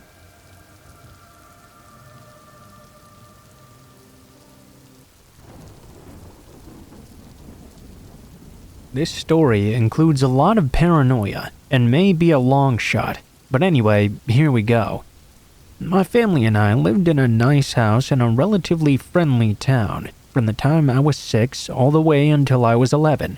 The town was generally very safe, other than the time some guy tried to lure my sister into his car. From the very day we moved in, for some reason the neighbors across the street really hated my family. We were never quite sure why, really. We figured it was because my mom had accidentally parked on their side of the street the first time we visited the home. Regardless, we embarked on a 5-year battle with them that continued back and forth until the day we inevitably moved out. This story comes from the strange and somewhat creepy/unexplainable things that occurred while we lived across the street from them. The husband and father of that household was in his mid-40s, I believe. He was bald, and he always gave me this real creepy vibe. He would always stare at his teenage daughter, or my mom. For the sake of the story, we'll call him Joe. Joe's father happened to be very important in the township, for some reason I can't really remember. This meant that Joe pretty much thought he ran my street, the neighborhood, and basically anything within a 2-mile radius of his home. He really did whatever he pleased. This included taking my mom's parking spot, cursing and yelling at us, staring at us, and giving us dirty looks as well. He accused us of messing with his things all the time too, but we always just tried to ignore him. Of course, we hadn't touched his vehicle or any of his other stuff, but he seemed willing to do anything to make us move out. About 1.5 years before we eventually did leave that street, things took a turn for our little feud. My mom was the type of person to just wash things off as a joke, so she would constantly make fun of his accusations and petty insults. That was until he installed cameras. He claimed to the cops in our area that the cameras were to prove that we were in fact messing with the cars. The only issue with his story was this. The cameras did not face his vehicles or in fact any piece of his property. They faced directly at our house all the way across the street. This meant none of his property was even in frame. To make matters even worse, one of his cameras was pointed directly through my window. I was only 10 at the time, mind you, so from that point on, my mom made me keep my shades down and curtain closed at all times. Other neighbors who had been friends with him in town told us they had gone to his house and seen the video footage in which he seemed to be spying on me. I still get chills just thinking about that. As if those cameras weren't bad enough though, there were various points in time in which our basement would be broken into and holes would be drilled into the pipes. We had doors outside that led to our basement stairs, but no matter how much we locked them, the breaking in and drilling never stopped. Eventually, we even had to nail wooden boards to that entrance to seal it up. A few months before we moved, my mom had come home from the store late one night to see someone jumping over the fence that separated our yard from the street. The guy stayed in his car, and instead of driving away, just stared at her through the window. To this day, my mom is convinced all these things were Joe, pulling them to get us to leave. Well, sure enough, in the end, they worked.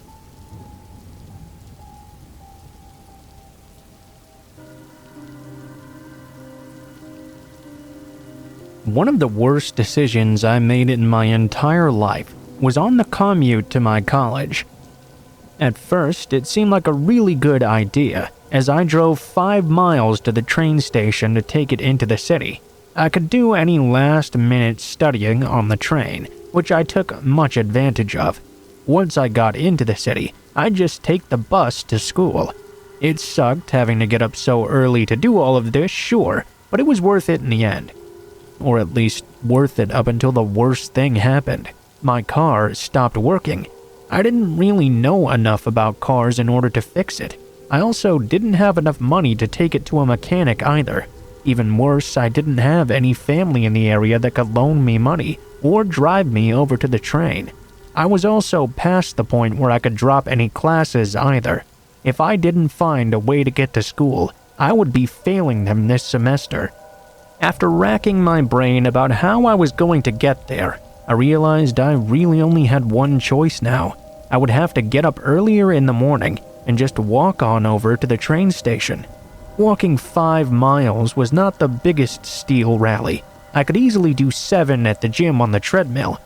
But walking along the side of the road where people drive along was much harder than walking or running on a treadmill in a gym. It wasn't like in class where it was just 5 miles one way. It would also be 5 miles home after school. But I didn't really have a choice now, did I? The first few days were not that bad, really. Although when I got home at night, my feet were like lead bricks in my shoes. By the time the first week came around, it was beginning to get to be too much. I had one late class on Thursday too, which meant I would be walking 5 miles in complete darkness. At least it would be somewhat easier than walking with the burning sun, I supposed.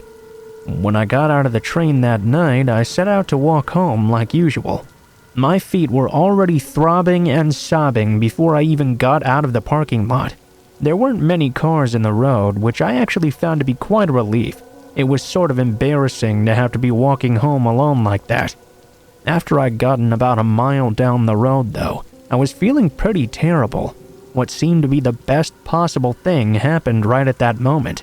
A black luxury car pulled off the road and onto the shoulder. The driver rolled down his window and asked me if I needed a ride. I was so happy and relieved. I, of course, accepted. He motioned for me to hop in the passenger side. I went and got in, and he had me buckle up my seatbelt before he drove off. Although I really appreciated this ride, I had to admit the whole situation was rather uncomfortable. Being in the car with someone I didn't know at all, he was actually much bigger than me too. It was not a pleasant feeling. The man asked me where I was going, and when I told him, he nodded. He asked me what I was doing walking around so late at night in the middle of nowhere. I explained my whole situation to him. He nodded. He knew where we were going and told me he had been in the area for quite a while. After this short talk, the man basically stopped talking to me altogether. He just stared straight ahead and didn't speak another word to me. It was kind of unnerving, actually. I felt like I should try to talk to him at least a little bit, considering he was doing me a really huge favor right now. But it seemed like he didn't want to have anything to do with me. Therefore, I just kept quiet and looked forward the entire rest of the ride as well. Though very short, it was dreadful. It seemed like much longer than a 4-mile drive. I lived down a road with a few other houses on it, and everyone had already gone to bed by the time the car pulled up. I pointed my house out to the man. He drove me to it, but stopped before he got to the driveway. When he pulled over, I was very eager to get out of the car and be on my way. I grabbed my book bag with my right hand and was about to get out when the man finally reacted to me. After I opened the latch, the man, who was absolutely huge, reached over with his right hand and gripped my wrist tight. He grabbed it so hard it actually started to hurt a lot. I cried out in pain. I looked over to the man, who I now saw had a completely crazed look in his eye. I asked him to please let go of me, and he just began to laugh at me.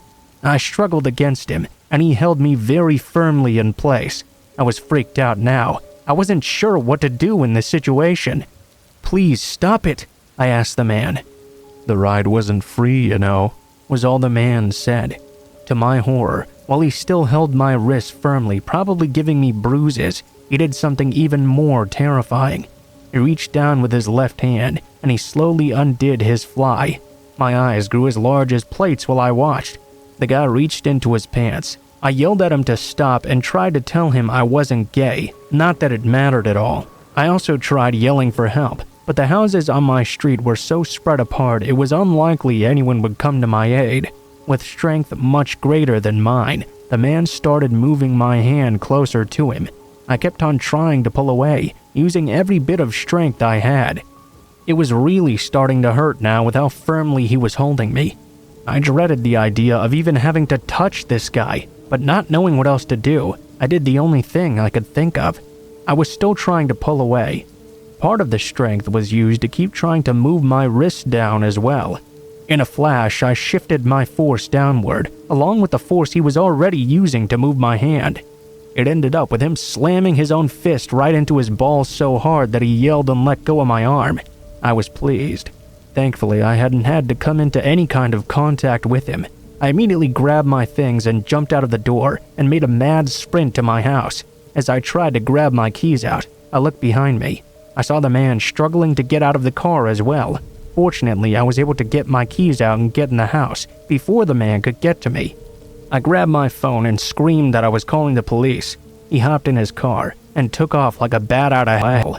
I breathed about 20 sighs of relief in that moment. The following day, I put up an ad on a school bulletin board advertising for a rideshare on the way home. I found one so quickly, in fact, that I kicked myself for being stupid and not having simply done that before.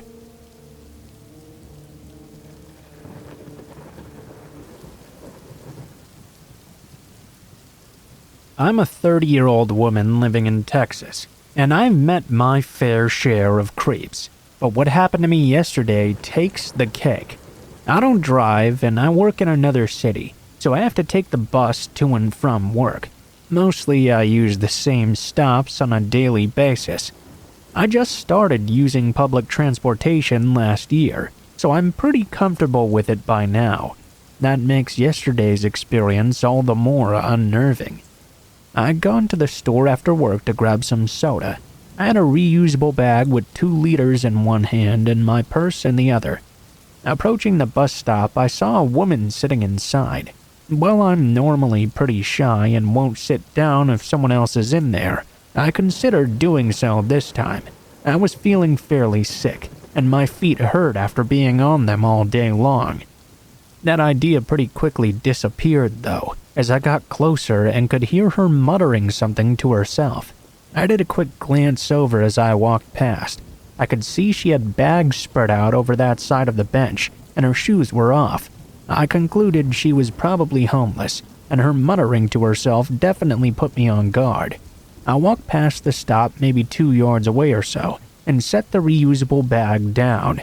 Uncomfortable, I pulled out my phone and began to text my best friend to tell her what was happening.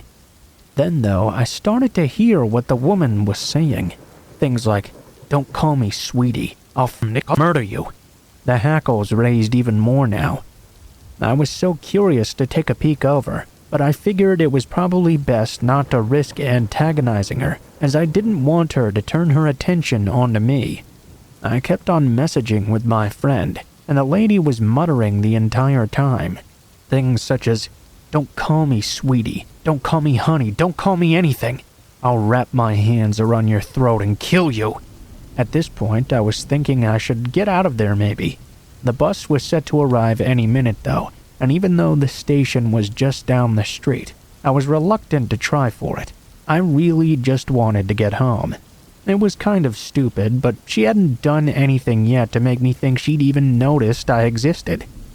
Around this time though, I began to hear her saying something about a fat else. Now this certainly alarmed me, as I'm not a particularly slim woman, and else is fairly gender specific. What really sent shivers down my spine though, is when I heard this. "Your phone doesn't scare me." Clearly, she was talking about me, as I'd had my phone out since I'd gotten there. Just as I was about to grab my bag, I looked over to the side. She was now just outside the shelter, staring at me with a look of intense hatred. There was still maybe 1.5 yards between us, but not enough to make me risk leaning over to pick up that bag and possibly give her an opening to attack. She started again about how I've got to stop calling her all these things. Now I could hear the other stuff I had been missing before though. Things about how she wasn't going to fuck me, she wasn't going to worship me, I wasn't going to cost her her morals or her relationship with God. All kinds of insane stuff. I was looking anywhere but at this woman. I was completely terrified. She started to talk about murdering me and wrapping her hands around my neck. She sat back down, and I idiotically was frozen to the spot.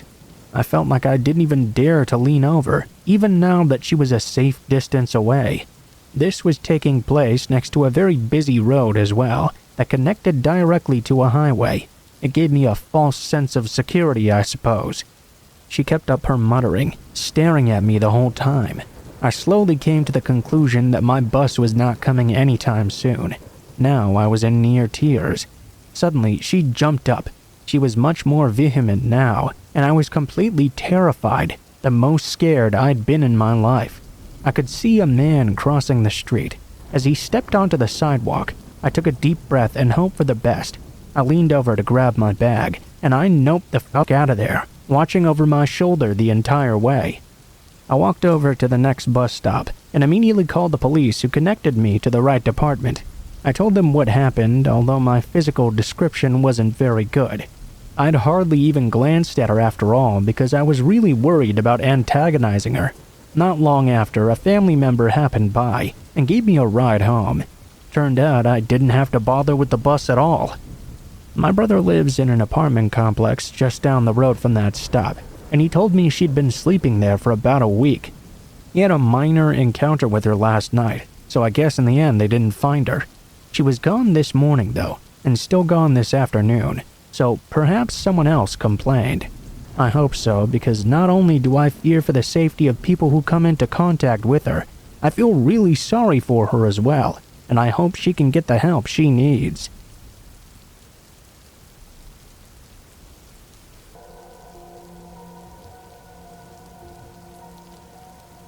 I'm a fairly small 18-year-old girl, and this happened on a Saturday night literally just last week. My friend Leia and I attended a football game, but somewhere through the night we got pretty bored. We decided to head to a haunted house with our friends Tara, Dawson, and Emma instead. It was a haunted corn maze, and we had a blast, honestly.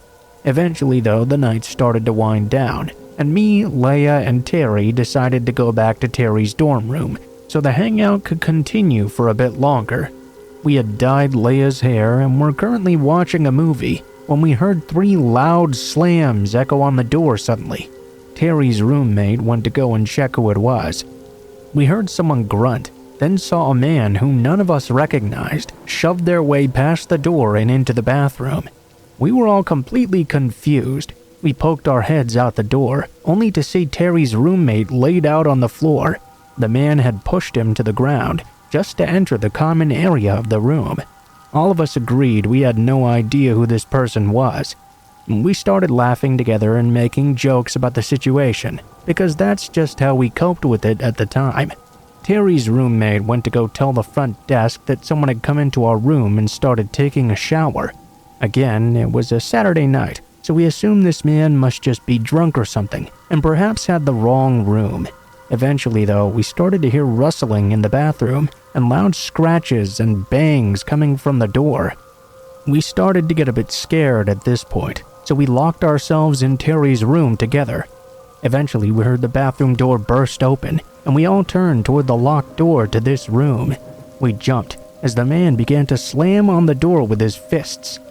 He was breathing so deeply and heavily, we could hear it from the other side of this thick door.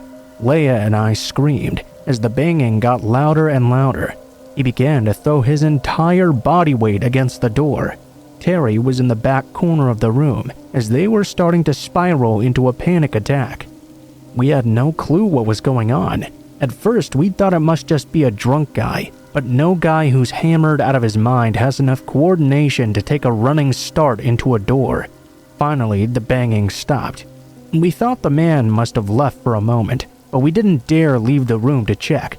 It was silent for a whole 3 minutes before a weird scratching noise started on the door. It sounded like the man was scraping his fingernails against it, like a dog trying to be let into a house. "Let me in," he whispered. "Please, let me in, please! I know you're in there! Let me in, damn it!" He began to yell and slam against the door again. How was no one else in this dorm floor hallway coming to help us? Fear was crawling up my body. I didn't know what to do. I have a stress disorder I take medication for, and this was not the ideal situation for me to be in. I slid down the floor and wall and sat on the floor with my head in my hands to try and calm myself. It had been 10 minutes since Terry's roommate went to get campus security. We finally called the front desk of the dorm as well. Apparently, they had already called security the moment my roommate had gotten down there, so why was it taking them this long to get here and help? The man continued to try and break down the door for another 10 minutes. Just as we really thought he was going to break through, and the hinges were starting to shake. About 25 minutes after we'd initially asked for help, campus security finally arrived. They sat the man down and started to have a conversation with him instead of taking him out of the dorm room. At this point, I was pissed. What if we hadn't been in a place where we could lock the door? What if we were outside or something? Would they still have taken 25 minutes to show up? The man told them he hadn't been drinking or smoking or doing anything, that he was completely fine. They continued to question him, only to have him get more and more violent. Finally, they had to escort the man out when he began to fight with one of the cops. We could hear everything through the door. The campus security finally knocked, telling us it was safe to come out now. When we opened the door, something fell off and hit the floor. The cop's eyes widened as he realized what it was. It was a pocket knife that had been lodged into the door. Not only did these idiots take 25 minutes to show up, they didn't even check the man or the surrounding area to see if there was a weapon. What a joke. Leia started to cry as we left the room. The security decided to check the rest of the dorm room. Lo and behold, they found a crumpled up ball of tinfoil with what looked to be drugs in it. What a great investigative job. The dude was out of his mind or something with a pocket knife, and all they could say was have a safe night before leaving on their way. Safe night my ass. We were all complaining to the campus next week about how the situation was handled, mainly because I know this man is still there. I saw him walking down the road just yesterday, like nothing had ever happened. Man, f campus security, and f that methed out man.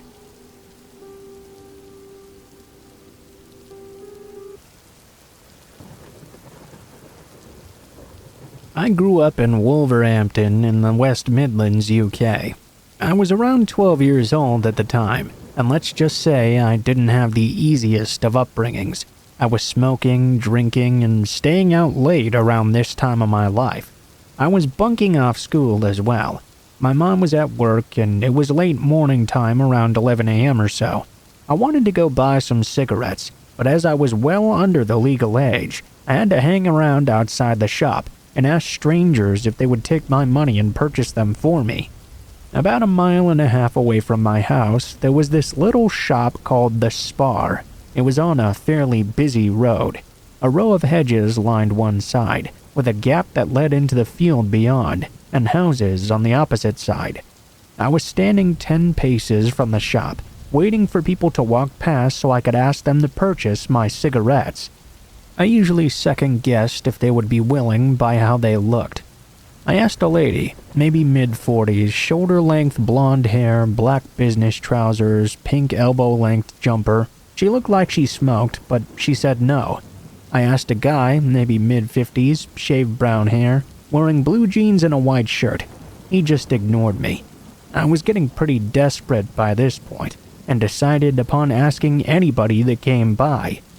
At this point, I saw a rather disheveled-looking man trundling down the road toward me, just past the row of hedges.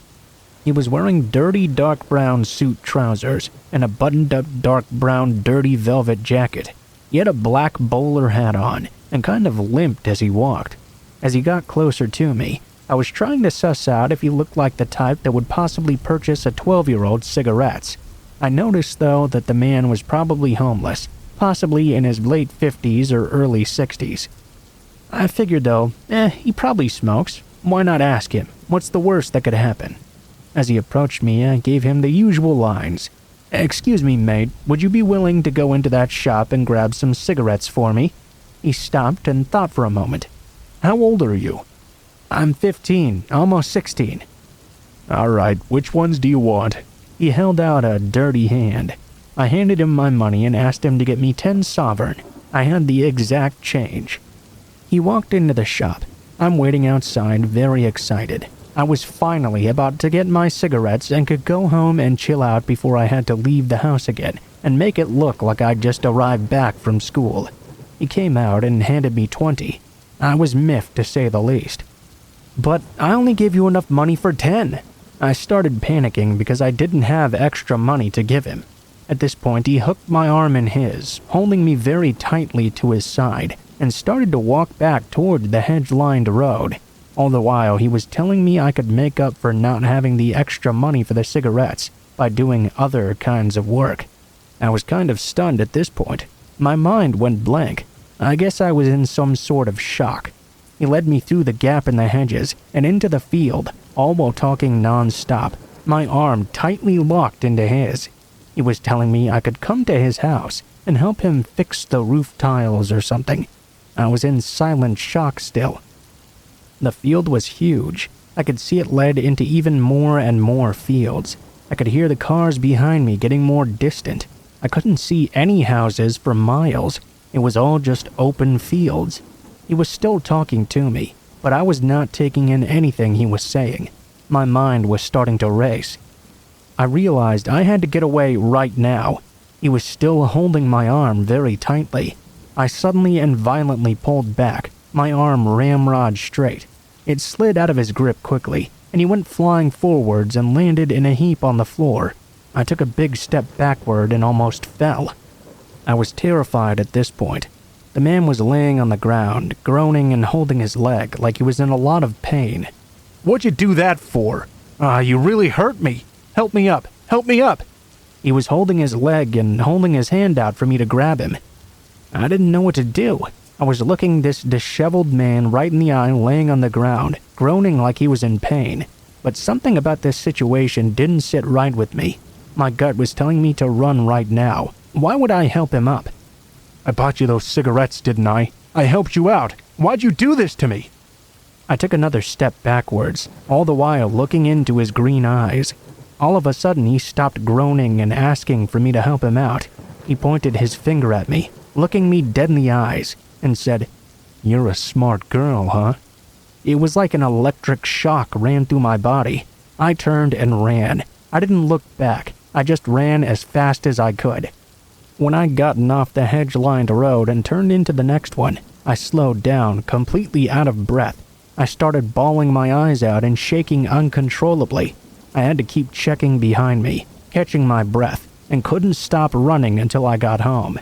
Needless to say, I was terrified to bump into that man, and I never tried to buy cigarettes from that shop ever again.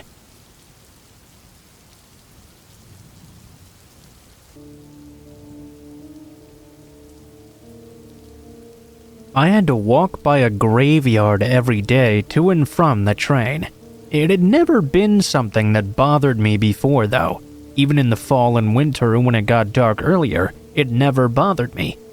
I never quite understood why it was that people were inherently scared of graveyards. I mean, technically, they're supposed to be religious places, right? I just never got it. I took the train to and from school because I went to a school in the next town over. The school was much better there, and my parents paid extra to have me go. I also made it onto the football team there as well.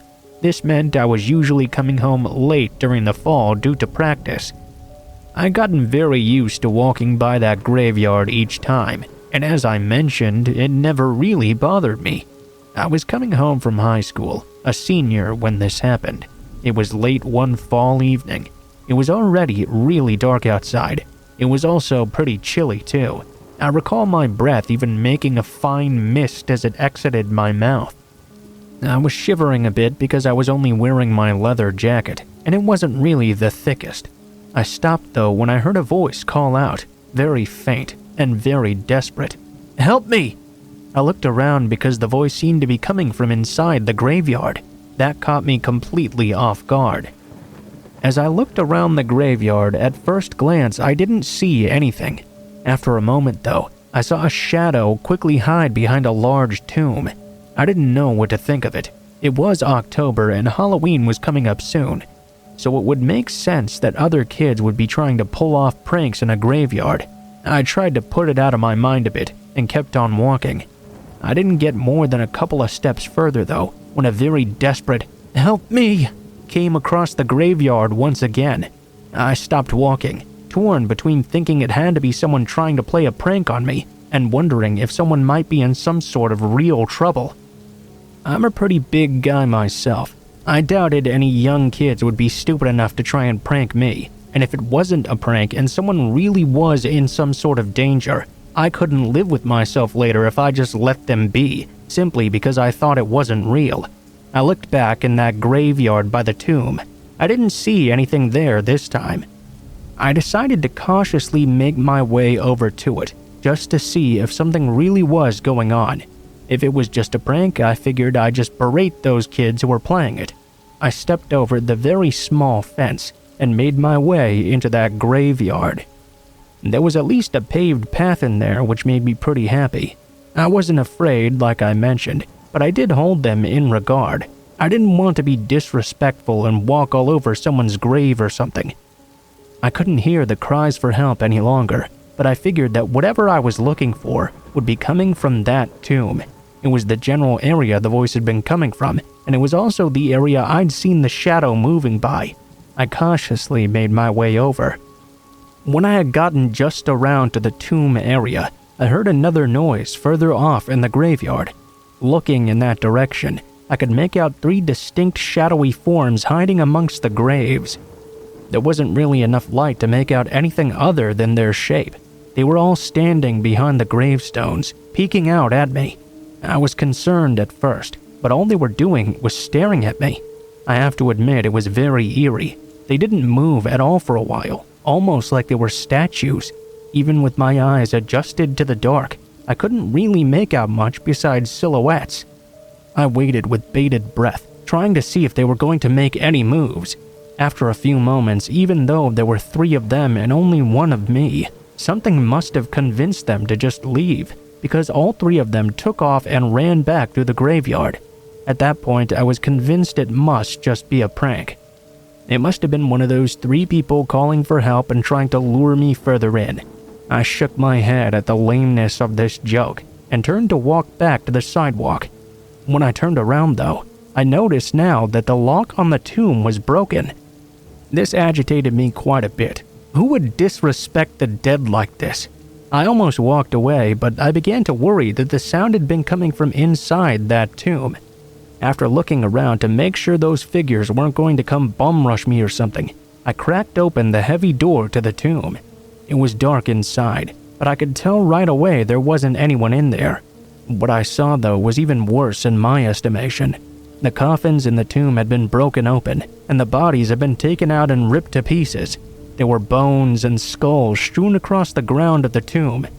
They had been placed in some sort of circular pattern on the ground, with more parts forming a circle inside that one, and so on. I felt sick to my stomach, and immediately left that tomb. For the first time since I'd entered a graveyard, I was actually a bit frightened.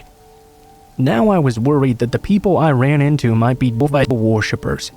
Even if they weren't, you obviously have to be pretty sick to desecrate a grave like that.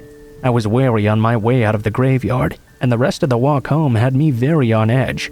I was expecting to run into those 3 shadowy forms again. Who knew what they'd be up to? I had my parents call the police when I got home to report that vandalism. As far as I'm aware though, nothing ever came of it.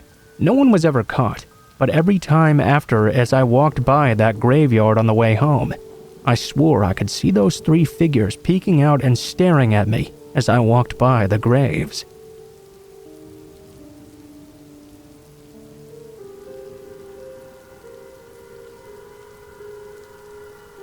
This story happened 26 years ago in the San Francisco Bay Area, actually closer to Half Moon Bay, 95 or 96, I'm not too sure exactly. It was late on a Friday night. I was living in the Bay Area and going to graduate school soon. It had also been a very busy week. My roommates all decided to go out clubbing to celebrate, but I decided I was just going to stay home and relax and wind down a bit. It was probably around 10 or 11 at night, too late to really do anything I found fun. I got a wild hair and decided I would drive over to the ocean. I was living in Castro Valley, and I had been to Half Moon Bay a few times before, so I decided that would be a nice relaxing drive. About an hour and a half at night, but why not, you know? I'd go over and go for a walk on the beach at night for a little while and just chill in the ocean breeze. By the time I got there, it was getting pretty late, around 1 a.m. or so. What I hadn't realized is they actually locked up the parking lots at night so you could not go down to the beach in your car. Ah, dang. I started heading south on Highway 1 instead. I passed a few other pullouts, but they all had locked gates as well. Instead, I went up this hill where there was a dirt pullout. I thought I could at least hike back down the hill to reach the beach. It was only a couple 100 yards below after all. Obviously, I'm not one to get scared very easily, since I was out doing this all alone at night. This wasn't even the first time I'd done something like this, nor would it be the last either. After hiking down the hill about 30 feet or so, I stumbled into a patch of briars. I tried to keep going, but it was really tearing me up. It was really dark as well, so I couldn't really avoid them. I decided I'd just head back to the car and find a better spot to climb down. By the time I managed to make it back up to the top of this hill though, I just about poked my head over, and I could see there was now another car parked right beside mine. Weird, I thought. My gut immediately told me something was off here, so instead of going to my car right away, I hunkered down behind the hill and just sort of watched. It was really, really dark out, overcast as well. There had been 0 cars on the road the entire time there, so my eyes were pretty well adjusted to the darkness. I was pretty close to the 2 cars. On a slight hill just over the pullout, I could see down into the other vehicle. They had some interior dash lights that were giving off a bit of a glow, so I could make out their face. Sitting in the vehicle was this middle-aged, normal-looking guy. He was absolutely staring at my car though, like it was ice-cold water and he'd been lost in the desert for days. I don't really know how to explain it, other than as soon as I saw the look on his face, I could tell he was bad news. I laid down in the grass and shrubs to make sure he couldn't see me in the darkness, and I just watched him. I watched him sit there and watched my car waiting for me to come back. I decided it was not smart to go until he'd finally left. I waited and waited and waited.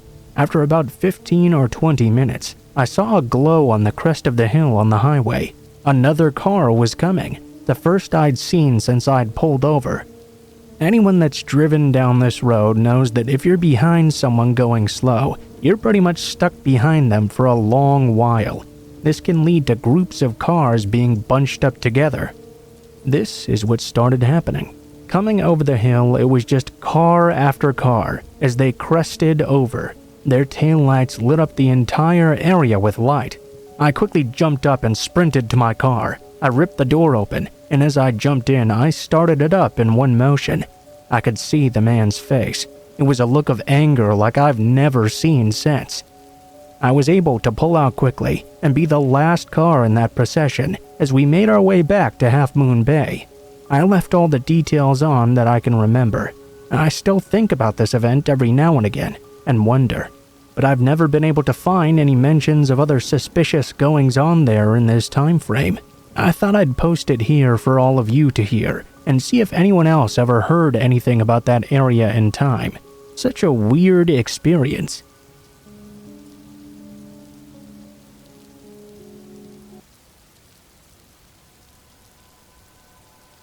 Hey guys, before this first story gets started, I wanted to go ahead and let you know that there is some animal cruelty and animal death in this first story. So if you're not comfortable with that sort of thing, you can go ahead and take a look in the comments or the description below, and there will be a timestamp for you to skip ahead to the second story. So go ahead and do that if you're not comfortable with that sort of thing.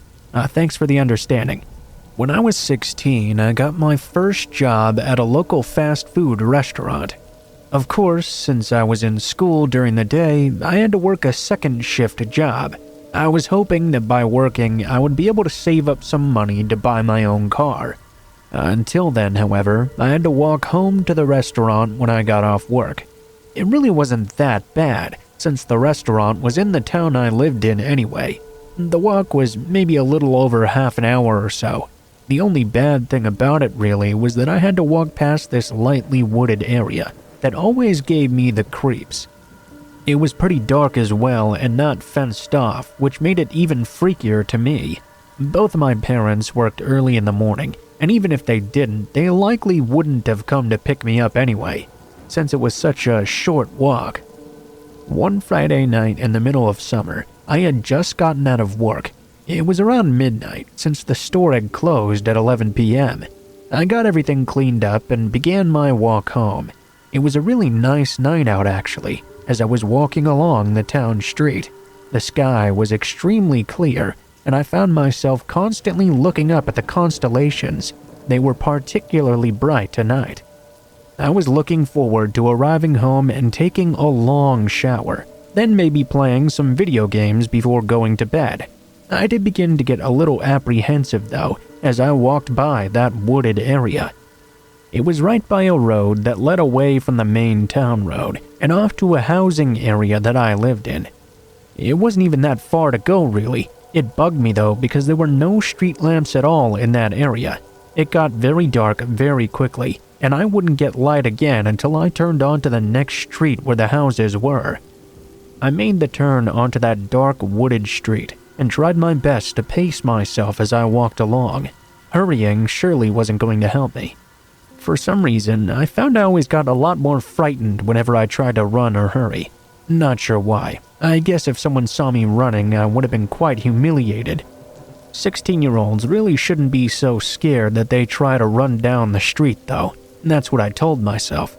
It wasn't like anyone would have seen me anyway being so late at night, but for some reason right now, I still felt like I was being watched. "Hey, kid!" I heard a voice off to the side of me call out. I nearly jumped out of my skin. It took everything I had in me not to just take off running down the road. Turning around though, I looked and didn't see anyone there at all. All I could see was a bunch of wooded area and trees. As I was trying to look a bit closer, a man suddenly stepped out from behind one of them. I kid you not, he was dressed exactly like a ringmaster from a circus. He was wearing a black top hat and a red jacket with white pants on. He was very neat for having just been in the woods, and he had this big smile plastered across his face. Hey there," I responded. I shuffled on my feet, not really knowing what to do. "Come over here, kid," the man called to me. "I want to show you something." I didn't really want to go anywhere near this guy. He didn't make any moves toward me, but he was really creepy. Sorry, I'd best be on my way home now, I told him, and started to walk a little quicker down the street. Come on, kid, it'll only take a second. I want to show you something real cool. Now, I know that everyone reading this will just think it would have been stupid for me to not keep walking, but I'd never really been good at conflict, and I didn't know how to feel in awkward situations either. I motioned again I was just gonna walk home. Once again, the man gestured for me to come to him and indicated he really wanted to show me something. Against my better judgment, I found myself turning over towards the man. I figured if I just waited there, I could tell what he was up to without getting too close to him. He noticed that I had walked slightly towards him, and his already wide grin grew even wider. I didn't plan on going any further than this though, just close enough to see what it was he was supposedly trying to show me. I wanted to stay as far away as possible. I stopped a fair bit of the way across the street from the guy. Come on, kid, come closer. I need to show you something. I think you can show me from where I'm standing, I told him. I was being foolhardy, I admit, but I could still draw the line between foolhardy and completely dumb. The man looked very disappointed, but his smile only faltered a little bit. It didn't fade completely. Alright, well, I suppose that's close enough. I'll go get it. The man walked back behind the tree line and was out of sight for a moment. I thought about just leaving while he was back there, but I just stood there, afraid to move. The man was only gone for a moment, but when he came back from behind the tree, he had something vile in his hand. It looked like he had sewn the top half of a dead chihuahua onto the bottom half of a fish, and he didn't do a good job at it either. It was covered in dried blood, and one of the dog's eyes was hanging out of its socket. The man smiled at me. I found a Fiji mermaid. I took off and ran my butt off. I didn't stop until I got home. Rather than save it for a car, I used my money to buy a bicycle so I could ride home instead.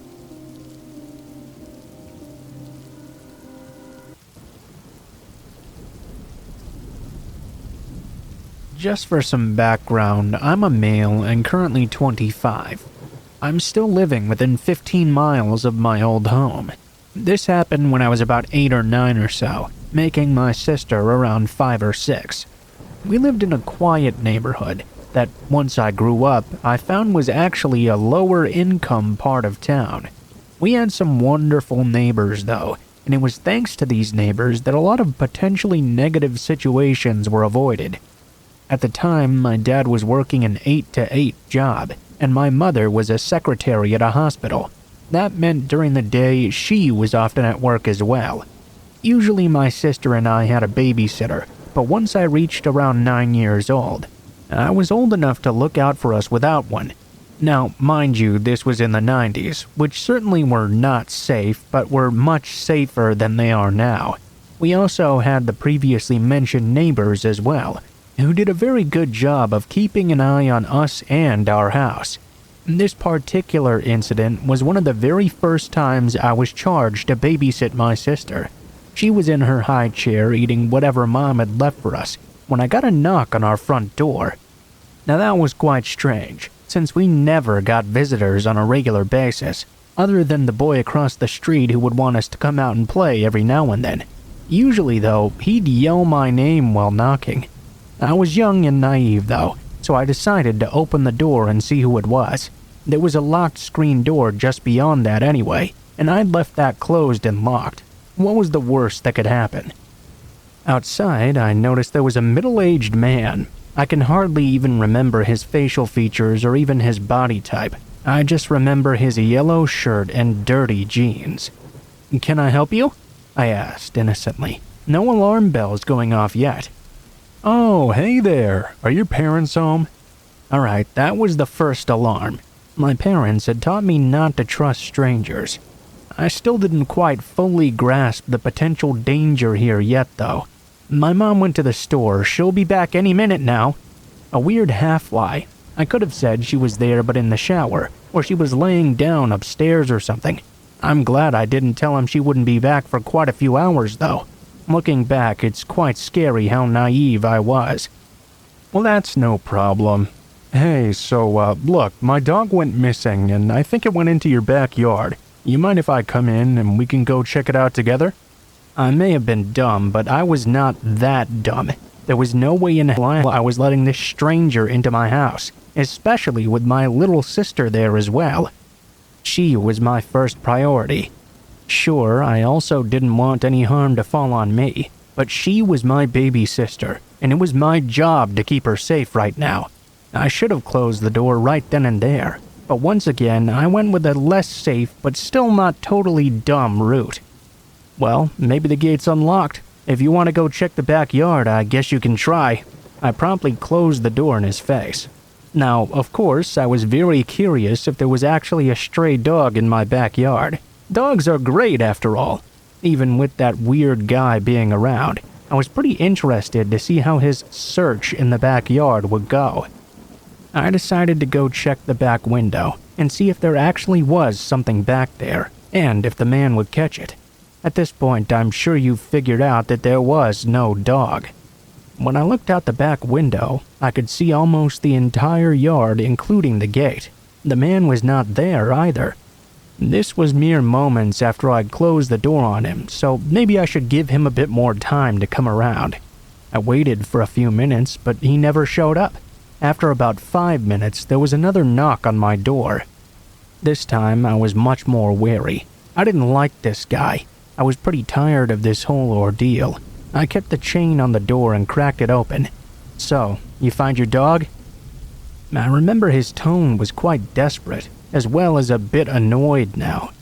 No, I looked all over the yard and I couldn't find him. I have a picture in my car if you want to take it, just in case you see him around. No more. I didn't understand the concept of it, but I certainly understood I was not going to go anywhere outside the house with this stranger. I told him he could just leave it in the mailbox if he really had one, and we'd keep a close eye out, once again slamming the door in his face. What follows is what really creeps me out to this day. Looking back, I'm freaked out I came that close to exposing my sister and myself to danger, but this really scared the shit out of me. Suddenly, there was more knocking on my door, but not the screen door separating the front door itself. Like I mentioned previously, the screen door had been locked. I wasn't sure how he'd opened it, but it freaked me the fuck out. I took my sister to my bedroom and crept back out to the kitchen, where I could see out onto the front yard. I saw the man quickly running back to his car, while my saint of a next-door neighbor, Joan, stood on her front lawn, watching him very intently. It took a long time for me to all add it up, and honestly, I forgot about it for a while. When I finally remembered it all, I couldn't really believe that actually happened to me. I never told my parents, and I'm still debating on actually telling them now. I don't want to unnecessarily upset them with something they can't change. Maybe it's an important story to tell my 2 younger sisters just as a life lesson. Oh, by the way, I forgot to mention, it turns out he had ripped the corner of the screen door and unlocked it that way. My dad had thought it was wear and tear or us kids being kids, but in the end, we found out it was sabotage.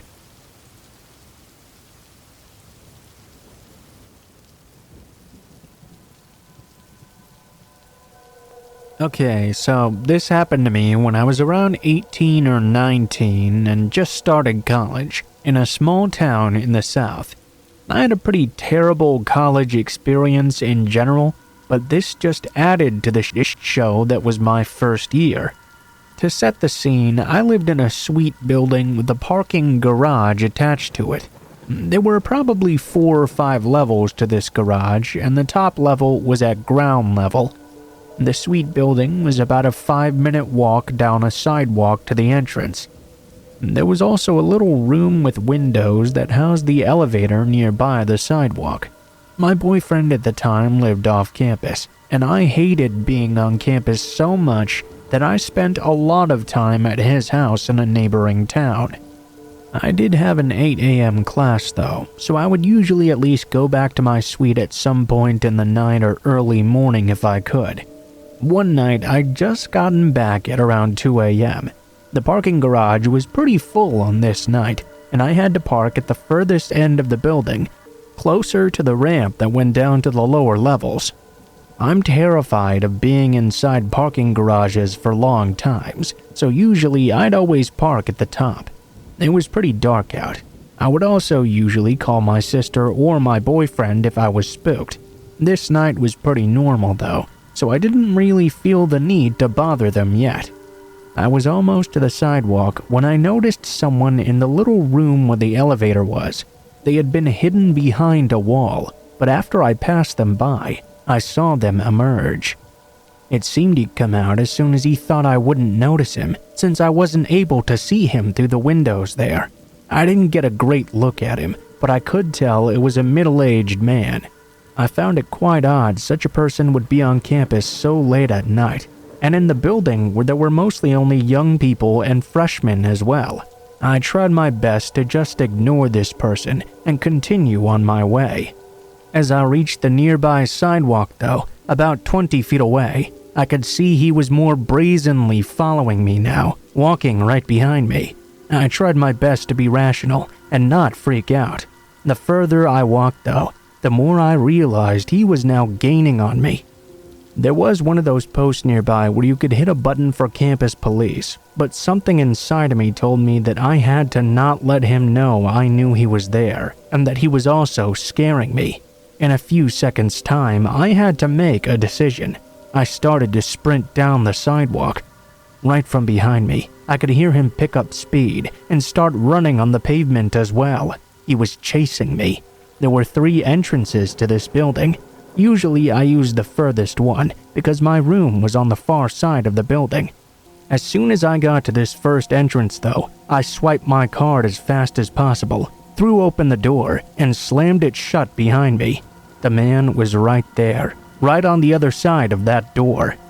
He made eye contact with me for a while, then turned and sprinted the other way and out of view. I was so f***ing scared that night, and still to this day. I wonder what his intentions really were. Probably for the best I never had to find out. The very next morning, I woke up to an emergency email about a strange man that had been spotted on campus the previous night. Still gives me creeps whenever I think about it.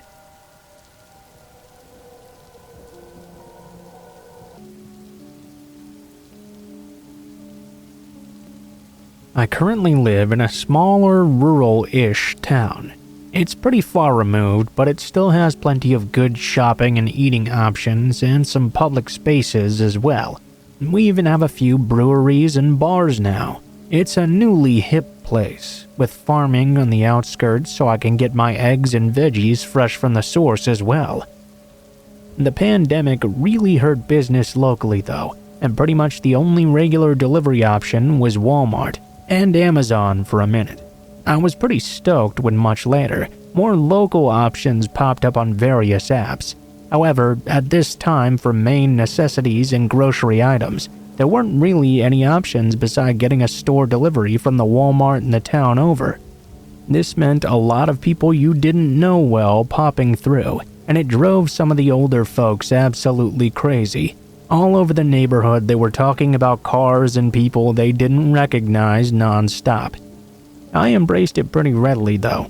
It certainly made my life easier, so it was great for a bit. At this point, I lived with my teenage son who was very gangly and about 6'4". Then my boyfriend was staying to be near his elderly parents as well. He was broadly built.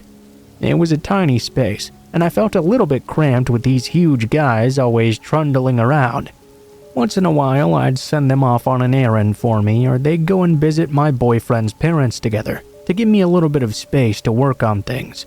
One of those days, I happened to get a delivery. I recognized this guy and said hello to him. Tipped him well, too. Then I just went about my life. An hour later, though, he was right back at my door. It was kind of weird and creepy as well. I had steps in front of my door, but no porch. He would knock and stand beside the steps where I couldn't see him through the peephole. I could see him through my window that he was next to, though. I couldn't tell if he was hiding and didn't know I could see him or what. I talked through the window. Hello, can I help you? I had the window film over the lower window for privacy, but I could stand on my couch and see through the upper part above people's heads. He kept on trying to look at where my voice was coming from. before answering and telling me he'd forgotten a bag in the delivery. I confirmed I'd gotten it all though and thanked him. He left, and I didn't want to open the door again after he noticed I was alone. I got new neighbors after, directly in the unit across from me. They happened to have a Ring camera. She reached out to me at one point and told me someone had come by knocking and sat on my front steps for about a half an hour. I was over at my boyfriend's house with my son at the time. She sent me the Ring camera video to double check. It looked exactly like that guy, around 8 p.m. too, and I didn't have any open orders. I reached out to Walmart, but they were totally unhelpful, of course. They told me they'd be making sure he didn't deliver anything to me in the future, but wouldn't give me any info I could pass on to police in case anything further happened. I wanted to at least file a report with security in case anything happened again, because this felt like a really weird situation. They told me the police would need to reach out though. I had a feeling this would escalate further, and it really did. I didn't want to be home alone anymore. I didn't order delivery. I tried to cover my bases myself. However, that couldn't stop my neighbors from ordering as well. Somehow, it always came through that guy again. He would be on the property anyway, just 3 feet away from my door. Creepy thing was, I could hear him dropping off the neighbor's stuff, and I had an urge to look through the peephole, only to see him standing right in front of my stairs, staring at my door and trying to look in through my windows. He stood there for 5 minutes until my neighbor upended the door to get her groceries. I told her that was the same guy from the Ring camera. She contacted Walmart too and asked he didn't deliver anything anymore to our area. A few weeks went by and Christmas was just around the corner. I had ordered a few items from Amazon and they'd all be arriving together. I knew they were on my front porch. I could hear them being carried and dropped by the delivery guy. I went over to check and made sure to watch until he walked off. My boyfriend was on the couch with his headphones on working, and I was cooking dinner at the moment. I figured I'd just grab them in a minute. They'd surely be fine on my steps for just a moment. Plus, there was a camera there if anything happened. 5 minutes tops. I finished plating and brought the food in. As I was setting the plates down, the front doorknob, which wasn't locked at the moment, gave a tiny turn. The deadbolt was latched, but the knob wasn't. I could hear it turning but not opening. My boyfriend couldn't hear over his music though. I pointed it out to him. He took his headphones off and peeked over the top of the window. "Oh, were you hearing things maybe? No one's touching the doorknob right now and no one's out there either." He walked over and ripped the door open, just to show me there was nothing there. But there stood the man again, this time crouched up against the wall underneath the window, hands still on the knob trying to turn it silently. He looked mortified to see my boyfriend opening the door. When my son came up too, he looked really startled. He asked for me. He must have known my name from the deliveries because he used the name I had on my account, which isn't a name everyone knows me by. My boyfriend got angry and asked what he needed. The guy reached down and picked up the Amazon box, said delivery, handed it off and then left. It was really unnerving. I tried to explain to my boyfriend that he had not delivered those boxes. They'd already been there. We took the footage to the police, and I tried to reach out to Walmart once again. The police told me they'd reached out too and just gotten a bunch of clueless basic customer service agents with no idea how to proceed. If he came back, I'd need to call the real police so they could come get him in person this time. I was really scared, of course. I was glad he knew I wasn't in the house alone now, but I felt like he might take more drastic measures, knowing that too. The sprinkler system automatically kicked in at 11 p.m. It cycled through the plot of land for about an hour. It started at my bedroom wall, which faced the parking lot. By midnight, it had gone around the entire space in tandem and reached the front lawn space to the right of my front door. I was in bed when I heard it click on. It was usually noisy because it hit the gravel too. It made a lot of sounds. When it switched off to the next area, I heard a strange shuffling. We have a lot of stray cats outside, so I wasn't too alarmed at first. There's one window at the side of my home that faces the front lawn spots, but it's blocked off by a large entertainment system. It was the only blocked window I had, and beside my bedroom window, it was the only one not visible from the Ring camera. The next morning, when I was leaving for work, The window screens had been removed and placed beneath the windows. There were handprints smudged all over the glass as well. No clear footprints, just deep, muddy sloshes where a person had clearly been. I filed another report, but they were similarly unhelpful. They basically told me I needed to get another camera and stay up to make sure I could see it happening, then call it in. Didn't even bother trying to contact Walmart again. Completely useless. The last thing to happen was when my boyfriend was coming over pretty late. He just worked a really long day and came over around 3 a.m. I knew he was supposed to be coming soon, but suddenly I was woken up by the sound of fierce fighting outside. He had pulled into the parking lot as promised, only to find the guy underneath my car. He'd scrambled under when my boyfriend's car was pulling in. He pretended to walk to the front door, only to watch the guy slide out and try to hide behind the parked cars. It looked like he was trying to mess with mine as well. He attacked the guy and I called the police. There was an air tag taped under my car. He was trying to track me away from my house. The man was arrested with plenty of charges, but I didn't really hear anything else from it after. I gave statements and incident report numbers, and I was told I might need to testify, but it never happened. I never had any incidents with him since then though, so I'm grateful for that.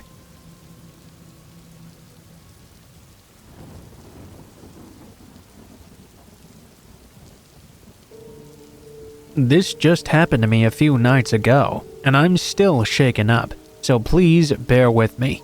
I'm a female bartender at a small cafe that doubles as a venue. During the day, we serve coffee and lunch, and at night, we have a full bar with bands, comedy shows, and the like. On this particular night, there was an open mic comedy show. Not a lot of comedians showed up, mind you, so we ended up closing up shop early, and I was just about ready to head on home. I had one patron come in and order a single beer during the comedy show. He was acting somewhat nervous, but being a female bartender, I get a lot of male customers that are shy, or don't really want to talk to women anyway, so I didn't really think too much about it. He sat down, sipped his beer, and casually watched the show. Since we'd closed up early, everyone was pretty much gone now. I wanted to lock up and clean so I could just get on home. After I escorted the last couple out of the bar and got ready to lock up the door, I saw the man from earlier walk down the back hallway and into the men's restroom.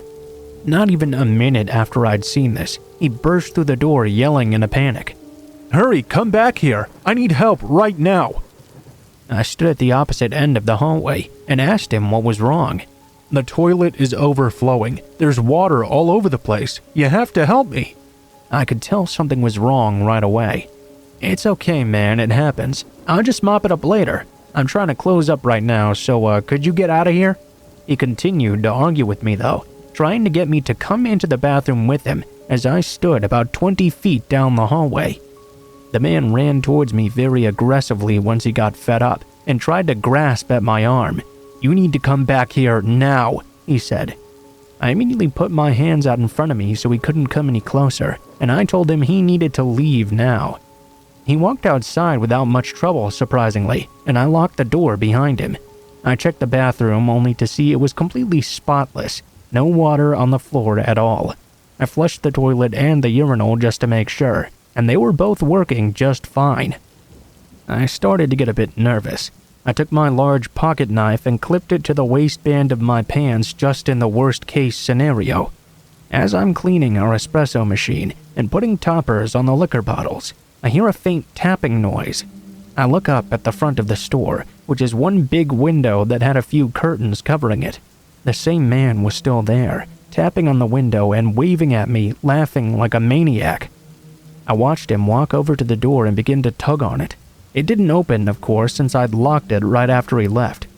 He started to scream and slam on the glass. Open the door. I'm gonna kill you. Fight overcame flight at this point. I walked around the counter and about 6 feet from the door. I pulled out my knife and locked eyes with him. I'm calling the cops, so you better get out of here. The man smiled and walked out of view of the window. At this point, all of my adrenaline just crashed. I locked myself in the office and called 911, crying, explaining I was alone and a man had just tried to lure me into the bathroom. He was still outside trying to make his way in. I waited an hour and a half for no police to show up. I had to call my boyfriend, and he drove to the shop instead. My manager watched the security cameras from home to make sure the man didn't come back. I did the night's deposit and immediately drove home, my boyfriend following behind me. My male busboy has been coming in to work with me ever since, so at least I'm not alone. The managers have also been very firm on keeping an eye on the security cameras while I'm working, so that's good at least. The police never showed up, by the way, nor did they call me back to make sure I was okay.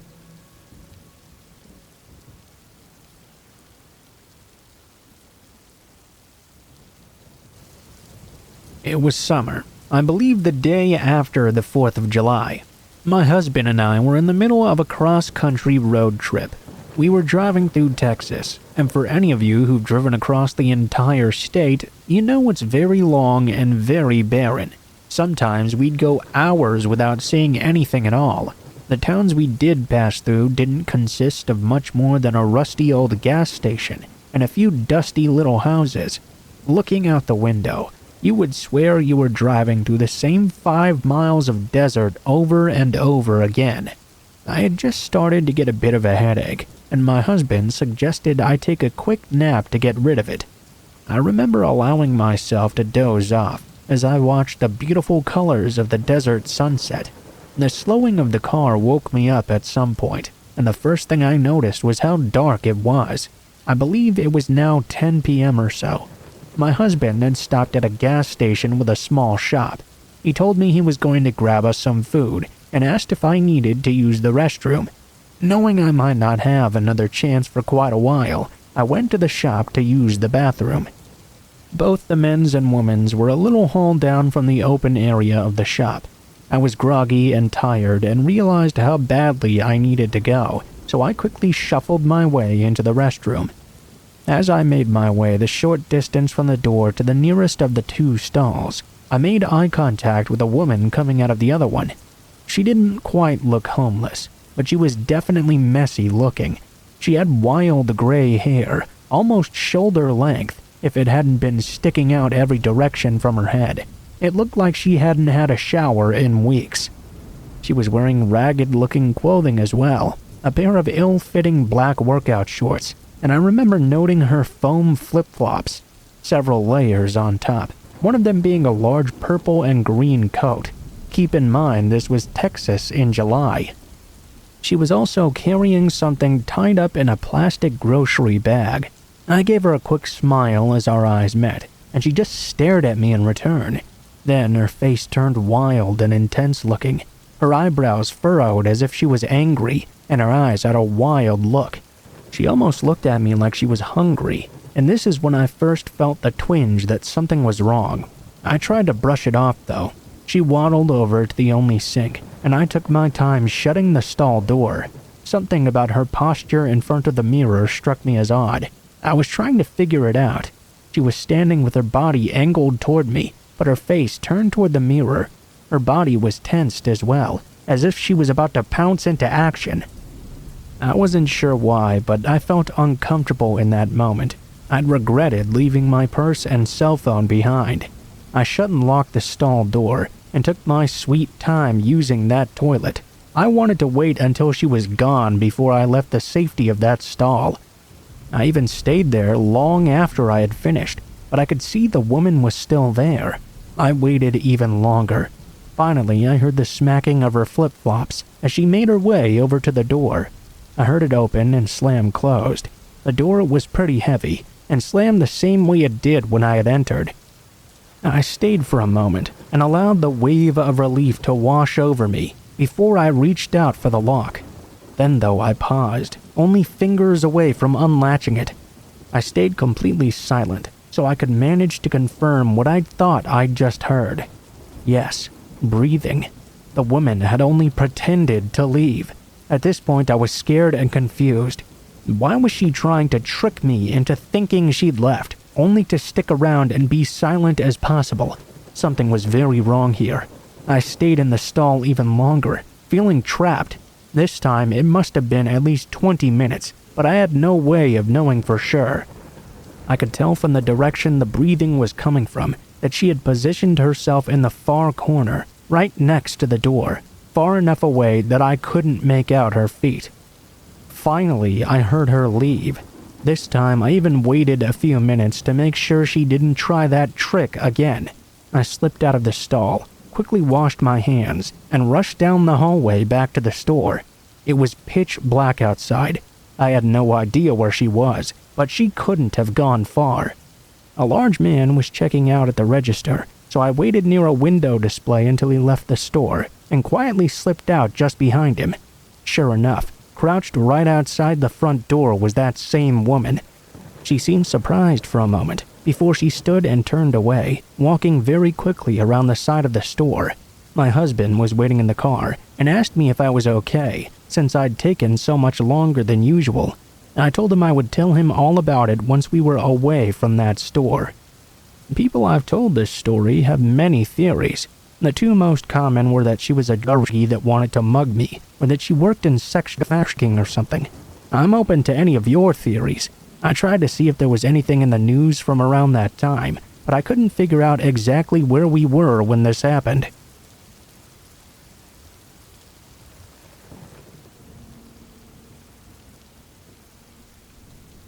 My brother was a real jerk. Growing up, I liked animals quite a lot, and a lot of times just to spite me, he would always be an ass to them. I once had a cat. He would take it and throw it into the laundry dryer, then turn it on for a minute. He would open the door and the cat would bolt out in a panic. He would also put it into a bucket, hold it in there, and hang the bucket from a tree branch. He would then pull the branch down and launch the cat into the air like a catapult. The cat would do several somersaults before luckily landing on its feet and running away. He would do all kinds of dreadful things, then laugh at me when I cried and tried to get him to stop. The worst thing my brother ever did to an animal, though, happened late one summer night. Our parents were out of town, and he happened to be watching me. Our other brother, as much of a jerk as he was, did let us stay up late at least. That was pretty nice. We had a nice house in the country, and it was nice to stay up late in the summer. On the first night my parents were away, around midnight we heard this barking and growling out in our front yard. Obviously, some dog was out there. I looked out the window and saw a ragged husky standing just off our front porch. The poor thing looked like it had been through hell. It was dirty, had patches of hair missing in places, and may have even been sick. We ignored it for the most part, because dogs in the yard were not an unusual thing. Eventually, it left all on its own. The following night, we heard the dog barking again. I looked out the window only to see it was the same old husky. It was odd that the dog had come back around the same time, but we didn't really give it too much mind. Again, dogs in the yard were not an unusual thing. After a while, it left once more. We heard the dog barking again around midnight the following night. As I had done the previous nights before, I checked out the window and saw it was the same husky. I told my brother I was a bit scared this dog kept on coming back. Well, as you might imagine, telling him that was a mistake. Letting my brother know you're scared is never a smart thing to do. He began to make fun of me, teasing me that the dog was going to get into the house and eat me. Occasionally, he would go to open the door and taunt like he was going to let the dog into the house. My other brother and I would cringe and scream for him to close it right now. He would, but our fear just made him tease us even more. At one point that night, my brother grabbed my cat and tormented me by grabbing it and threatening to throw it out the door so the dog could kill it. While I was crying and begging him to stop, he opened the door just a bit. He was shocked to see the husky was right there. It began to bark and growl at him and startled him greatly. The cat freaked out and clawed the hell out of my brother's hand. It got loose and immediately ran in the opposite direction. My brother was pissed off now, but he couldn't take it out on the cat. Instead, he decided to take it out on the dog. Fair warning, there's some animal cruelty here and it's quite graphic. The most traumatizing thing I've ever experienced in my life happened next. My brother ran into our parents' room and grabbed my dad's shotgun. We begged him not to, but his hand was bleeding from being clawed at, and he was angry. He took the gun and sprinted outside, slamming the door in our faces. Then, right in front of our eyes, as we looked out the window, we saw our brother shoot and kill that husky. All we could do was scream and cry. My brother came back in and dragged us out into the dark with him. He made us grab shovels and made us go and bury that dead husky. It was terrible. The shotgun blast had torn the poor thing to shreds. It was traumatizing to see an animal looking like that. It was past midnight now and hot outside. We lived way out in the country. We were both in shock from what we'd just seen, and here we were digging a grave for a poor animal who hadn't done anything wrong other than come to our yard. It took 2 hours, but finally we got it buried rather deep. The next day was absolute hell. My other brother and I tried to brush off the entire incident as if it were nothing. I had never known anyone who could care so little for the life of an innocent creature as my brother did. After that dreadful day, we were trying to watch some movies later at night to get our minds after what happened. As midnight approached, I heard the scariest thing I'd ever heard in my life. I heard the exact same bark as we'd put up with the past 3 nights in our front yard. My older brother looked really shocked, but it was nothing compared to how he looked when he got up and glanced out the living room window. He turned completely white and his jaw fell open. I moved up to get a look out the window with him, but he told me to sit back down. He closed the drapes and ran over to the front door and locked it. He came back over to the couch and sat down with the 2 of us. He kept on looking at that window until the barking eventually stopped. And that was the last night we ever heard the barking.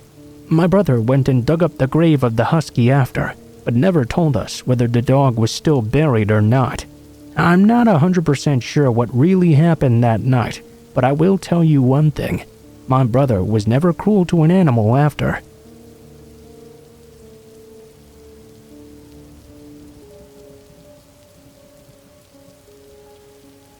So I work at a pizza place, usually inside, as my insurance does not cover claims when driving for business. Occasionally, though, I'll cover a delivery shift for one of the drivers because the money is very good. Our delivery area includes a few new development upper middle class cookie cutter neighborhoods, usually bad tips. An older 1940s era village, average tips, 2 apartment complexes where you get great tips, and some trailer parks where you might get no tips. There's also a few rural areas. Not rural or anything to the point where you could see all the stars at night, but enough that you couldn't hear your neighbors yelling or anything. About a week ago, I was covering a delivery shift. I come back to the shop feeling pretty good. I was averaging $5 a delivery, and they'd all been pretty close by. I checked to see if I had any more on the list. I had one to this address I had never seen before. We usually only got semi-regulars as deliveries, so an address that I wasn't the least bit familiar with was quite odd. It was out on one of the more rural roads. I asked the kid who'd taken the order what was up, because there were special instructions on the ticket as well. They said to go around back because the front door doesn't work. Okay, that's not that uncommon, I suppose. People often want you to go around back. Either they just painted the door, or the house is shifted and it's a shift to open or something. Maybe they're just hanging out back with their friends. As I'm driving out to the house, though, I started to get an odd feeling. I didn't really like the idea of going to the back of some house way out here in the sticks. It would be all too easy for some thugs to order a pizza to an abandoned house and then jump the delivery guy. There were quite a few in the more rural areas. I figured I'd just scope the place out when I got there, and if it seemed sketchy, I'd just call them and make up some bull about how it was against company policy to go around the back of houses to prevent robberies. As I was driving further, I realized it was toward the end of this road that got less and less populated the further down you went. Great. I was getting pretty near the address now, driving slower. All of a sudden, I see this house, completely abandoned looking, set back from the roads with no address on it, in the middle of a bunch of trees. I think to myself, that better not be the f***ing house. I drove past and checked the next house's address. Lo and behold, that abandoned-looking house was the right one. At this point, I was not super worried though.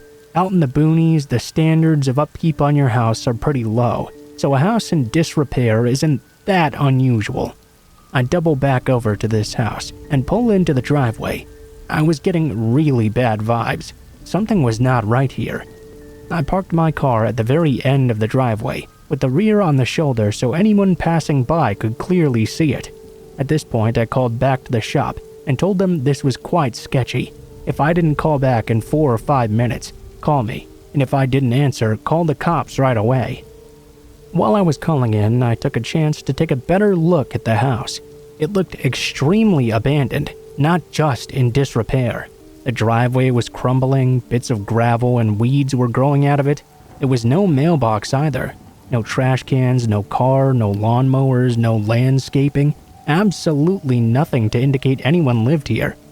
It looked like the yard hadn't been mowed in years, almost like a jungle. The house was total crap as well. The roof was falling apart, the siding was falling apart, the back deck which came around the side was falling apart too. The only part of the house, in fact, that looked even a little bit decent was the allegedly non-functioning front door. The windows were all completely shut. Well, the few that weren't boarded up at least. I didn't see any wires running to this house either. It was not dark, but it was dusk. Not a single sign of light in the house. I was getting pretty nervous at this point. I'm a 5'10" male, 180 pounds. Not in particularly great shape, but I did take karate for 10 years. I'm not completely helpless, but I avoid any sort of fights if I can. I'm mostly a pacifist anyway. I would rather not get robbed, but I was mostly worried about getting jumped and killed. It was a fairly safe area, but recently there had been some unsavory people moving in from the city. A big spike in home invasions and robberies. More worrying, a few stabbings and assaults as well. Now it was either time to nut up or shut up. I was not going to just go charging in there like a fool though. I got out my phone and called the number they'd given when ordering. While doing so, I got the pizza out as well, and made sure to leave my door open. A running car half in the road and an abandoned house with the door open looked suspicious, right? I figured if any shit went down, it might look out of place enough to make someone stop. Not that there's any real traffic this far down this road. I was starting to walk up to the house while the phone was ringing. Rings twice, then an automated message comes on. It said something along the lines that this phone number was associated with an internet texting app. I think Haywire perhaps. This was a huge red flag. My heart was pounding in my throat. Everything was telling me to bail. I didn't want to get a reputation for being a flaky driver though and lose all future delivery shifts, which is why I had not bailed yet. I'm just standing there holding this pizza, looking at this haunted house or whatever, not wanting to venture around the back of it. I was hoping the resident would just look out the window and come out by the road to grab it. I'm looking at the front windows, checking for any sign of life. I see a blind go up on one of the windows next to the front door, and this really creepy guy, hat pulled low and big sunglasses, looking out at me. There was no reason for him to be wearing sunglasses when it was this dark. There also appeared to be a giant guy standing behind him in the room. It could have been anything, I suppose.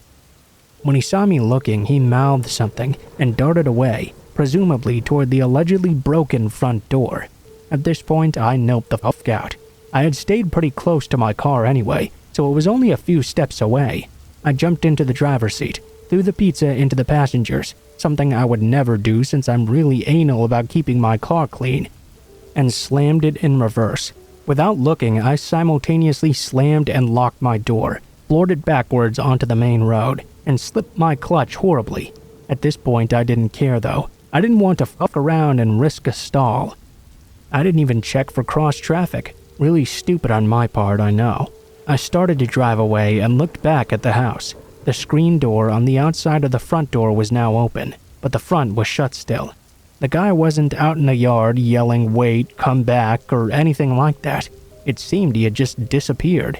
I pulled over a little ways up the road to call back to the shop and tell them I was all good.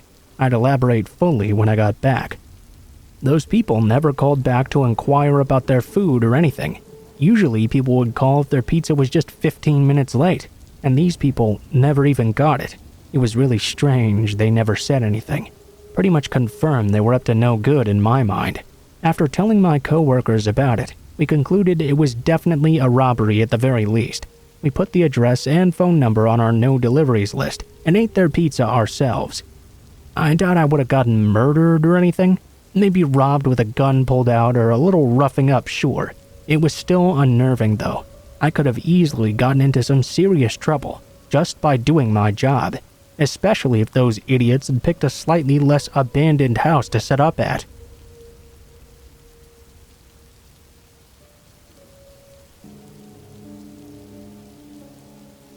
When I was 18, I spent quite a lot of time in the Cohuta Wilderness. My favorite spot was this set of waterfalls several miles from the nearest parking area. Most visitors just parked in the RV area and swam in the creek right along the gravel road. In the 2 years I'd hiked all those trails, I had never seen anyone further than a half-mile in. Anyway, one Saturday, I took my girlfriend to see these beautiful waterfalls, since she had never had the opportunity to see one in person before. We set off along the trail, when not 15 minutes into our walk, she grabbed my arm and got real quiet. She told me she felt like she was being watched, and had those heebie-jeebies. I assured her that everything was safe.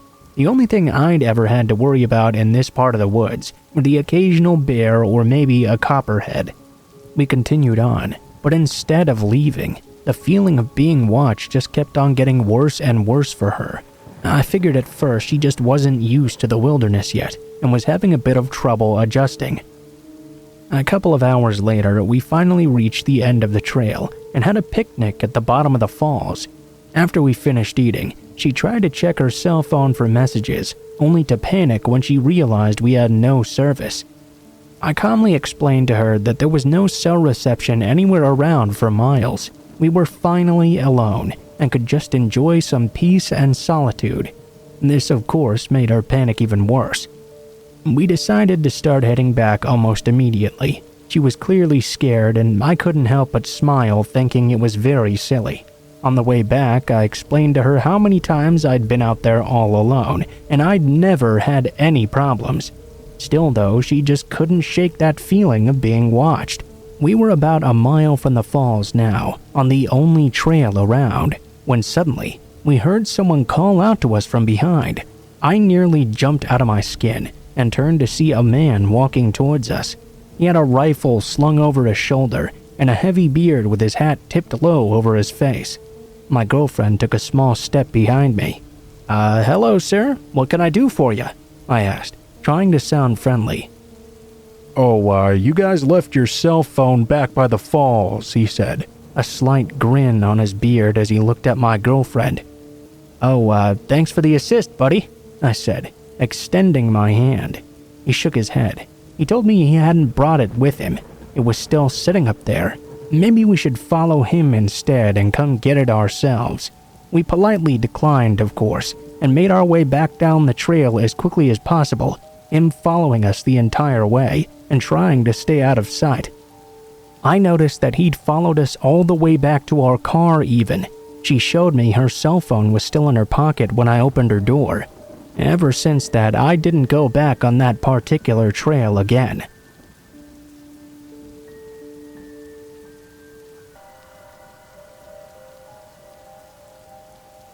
This story goes back a few years ago, when I was a 17-year-old high school student. Every day, I'd walk the 25 to 30-minute journey to and from school. There was this shortcut I could take home that would take some time off the walk, and as a nature lover, the shortcut was very enjoyable as well. Whenever I'd walk home, I would take this shortcut to enjoy the small amount of forest we have in this medium-sized, moderately busy city I live in. It was pretty well traveled, and I would occasionally see other people walking from their neighborhood toward the busy streets close by, or other students walking home from high school or college as well. Sometimes, though, there would be no one else but me on this path. To give you an idea, it was definitely not well groomed or anything, but it was traveled enough that you could make out a distinct path from being trampled over the years. It started off from the busy road by my high school, then went into a low-lying, open wooded area with some small ponds around.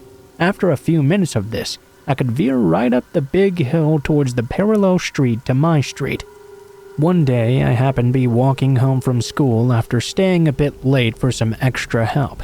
A few minutes into my shortcut, I noticed a guy sort of standing off the main path a bit, minding his own business seemingly while talking on a cell phone.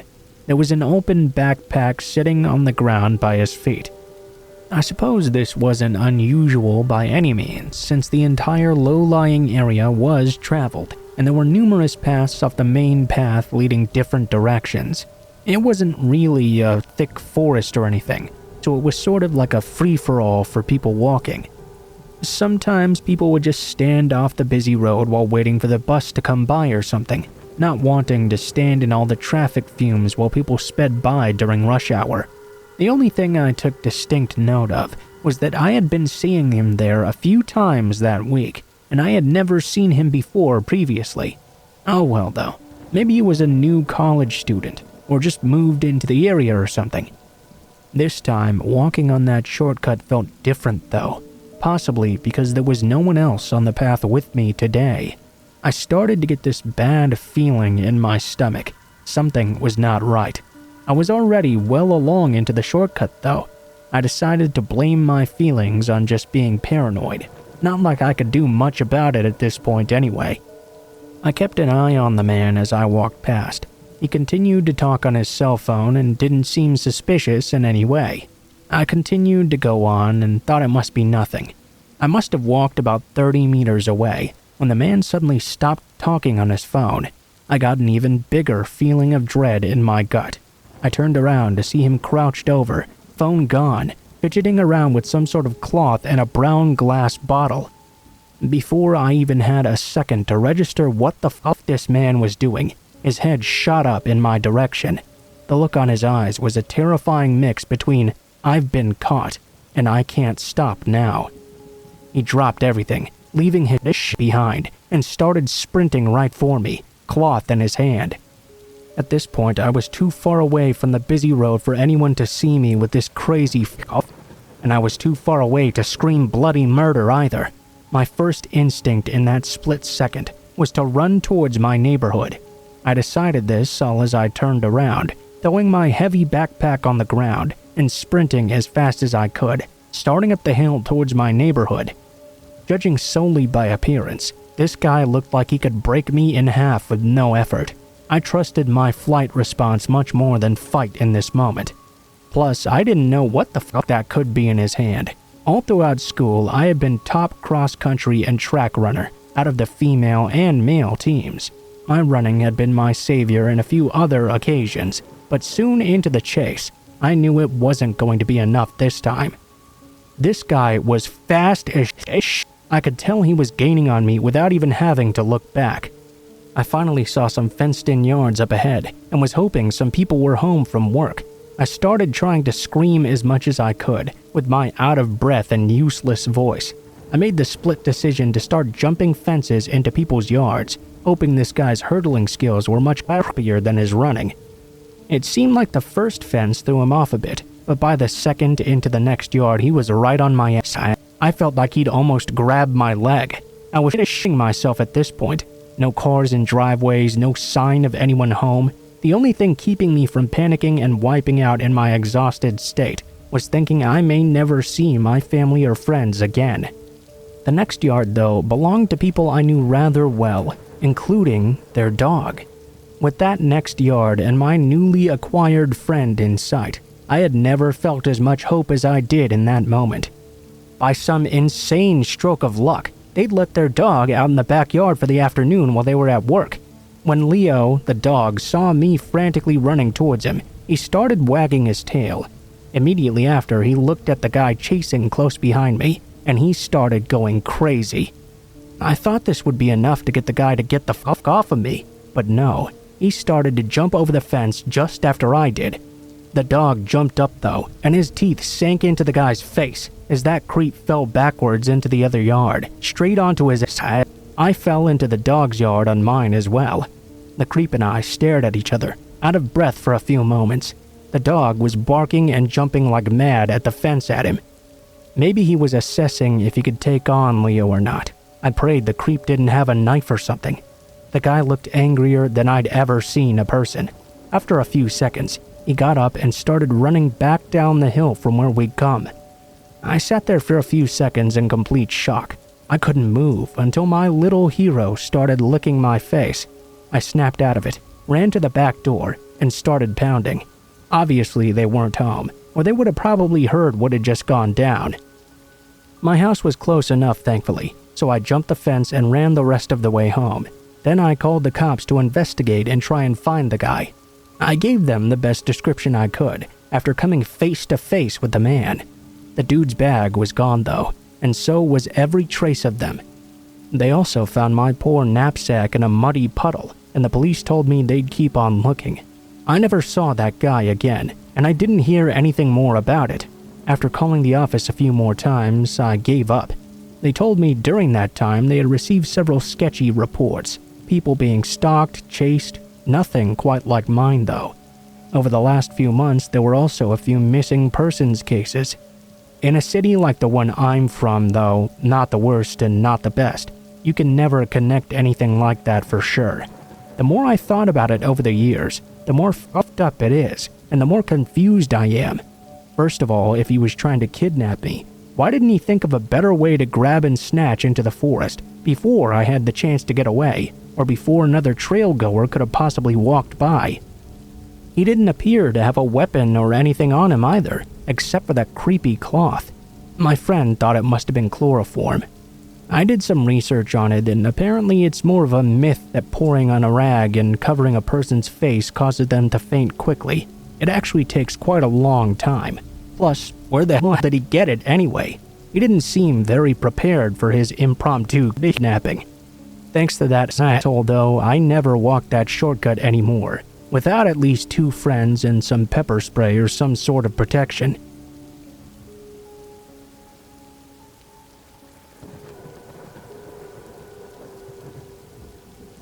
I don't really know what I was thinking when I set up my classes and my living situation during my second year of college. My school had a huge campus, nearly 800 acres or so. I was a physics major, and I knew the building where all the physics classes were held. During my freshman year, I'd had to stay in a specific dorm which was built just for freshmen. This was in the middle of campus. As a sophomore, though, I could choose which building I wanted to stay in. I got into the honors dorm due to my 4.0 and chose to stay there for that year. It just so happened to also be on the far side away of campus from the building the physics classes were located in. The reason all of this is even relevant at all is I never took into account just how difficult it would be for me to get to my class and back to my dorm during the cold weather. Don't get me wrong, during the early fall and spring, it was really awesome to get all that exercise and get that good mood and the good weather. I lived in a very northern state though, and it tended to get absolutely frigid in the late fall and all throughout winter. I also liked to sleep in a lot, so I would take as many classes as I could in the evening. You can guess what this led to. In late November, I was in the dorm room watching the news, and the weather said we were supposed to be getting quite a bad snowstorm that evening. Although I really did love being in class, I was really hoping that this evening they would be canceled, and I could just spend the evening alone in my room instead. Checking out the college's website, I was upset to find that classes were canceled, but only in the morning and the following day. Evening classes were not. I trudged my way over to class as the snowflakes fell all around me. I wasn't too shocked to see there were not a whole lot of other students out there with me. We had a huge enrollment, but most likely most were going to blow off this class. It was a regular class I'd upgraded to an honors class, so I really couldn't afford to miss this one. Interestingly enough, most of the other physics students I hadn't seen on my way there. There weren't more than 10 in the entire classroom. I sat down in the front and got settled in for a nice 2-hour lecture. There were no windows in that classroom, so I had absolutely no idea just how bad the snow was falling. I did have a good idea I was going to get some wet feet once I got back to my room, though. Once the class ended, the other students filed out, but I stayed behind and asked the professor a few clarifying questions. Once I was done, he left to go back to his office, and I was pretty much left all alone.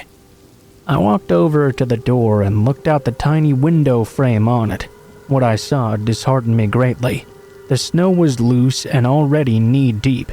It was also currently falling really hard. Visibility was clear. It was going to be a pain in the ass and a long walk to get back to my room. I kept looking out the window, trying to muster up my courage, before I finally figured it wasn't going to get any better just standing here. Putting the collar of my coat up and pulling down my hat, I went outside. It sucked immediately. Not only was it much, much colder than it had been on the way there, but the snow was actually stinging me as it hit my skin. It was like hurting my eyes so much I had to shade them. This made my already weakened visibility even worse. I had incorrectly assumed the snow was falling loose, and that's why it had piled up so much. In actuality, it was very difficult to walk through such compact snow. I was pretty much all alone as well. As I walked further towards the center of campus, I finally saw one other person walking outside as well. Up ahead, just on the walkway, there was someone standing underneath a light post. I could only make out their shadow really, since it was so hard to see. Whoever this person was though, they'd obviously noticed me too, and gave me what looked to be a friendly wave. I felt a little bit relieved to not be out here in this state alone. The person, who I assume was a student, was motioning for me to catch up with them. The wind and snow was still stinging my eyes. It was going to take a bit of effort to catch them. They were standing in the direction I was walking anyway, though. As I got closer and closer, trying to make out their features, the very first thing I noticed was that whoever it was not very big and had what looked like long, curly hair. I figured this must be a girl or something. It looked like they were holding a purse, although it could have been a book bag as far as I knew. They kept on motioning for me to come closer and closer. This began to seem a little weird. As I squinted even further against the snow, I noticed that this mystery person was not standing there alone. There appeared to be a second person there, laying in the snow. I hadn't noticed at first because it was so deep. As soon as I saw that person, I put 2 and 2 together and realized why the shadow outline person kept on beckoning me. It seemed their friend must have fallen down in the snow and gotten hurt, and they needed my help to move them. Feeling mighty heroic, I began pushing harder and risking slipping myself when I actually heard the person on the ground call out for help. It seemed odd she was doing so. Her friend was literally right next to her. When I finally got close enough to make out the features of the person who was standing there, though, I realized just why that girl was screaming for help. The guy was wearing a dark trench coat, and the curly hair was from a pullover clown mask he was wearing. He was standing on the legs of the girl who was laying on the ground. Feeling even more heroic spirit, I thought I must try and help this girl right now. She was obviously being held down by this clown. Who knew what he was going to do? I was not very big, but she was obviously hurt, and this might be the only chance she had to get away. When the man saw my concern, though, he surprised me and started to back away a bit. He put his hands up as if to show me he was innocent. I walked over to the girl. When I put my hand out to help her up, she uncovered her head and turned to look at me. My heart skipped a beat when I saw she was also wearing a clown mask. She pulled a knife out from under herself and actually stabbed me in the leg. I fell backward into the snow. I watched as she hopped up off the ground. I tried to get up to move, but I had forgotten about the clown that had backed off. He had actually slipped around behind me and grabbed me roughly, pulling me to my feet. Once I was up, he held one of my arms behind my back. The other he wrapped around my chest. The girl clown was now fully up as well. She moved close to me through the snow. I struggled to try and throw the clown behind me off, but I couldn't get any leverage with this slippery ground.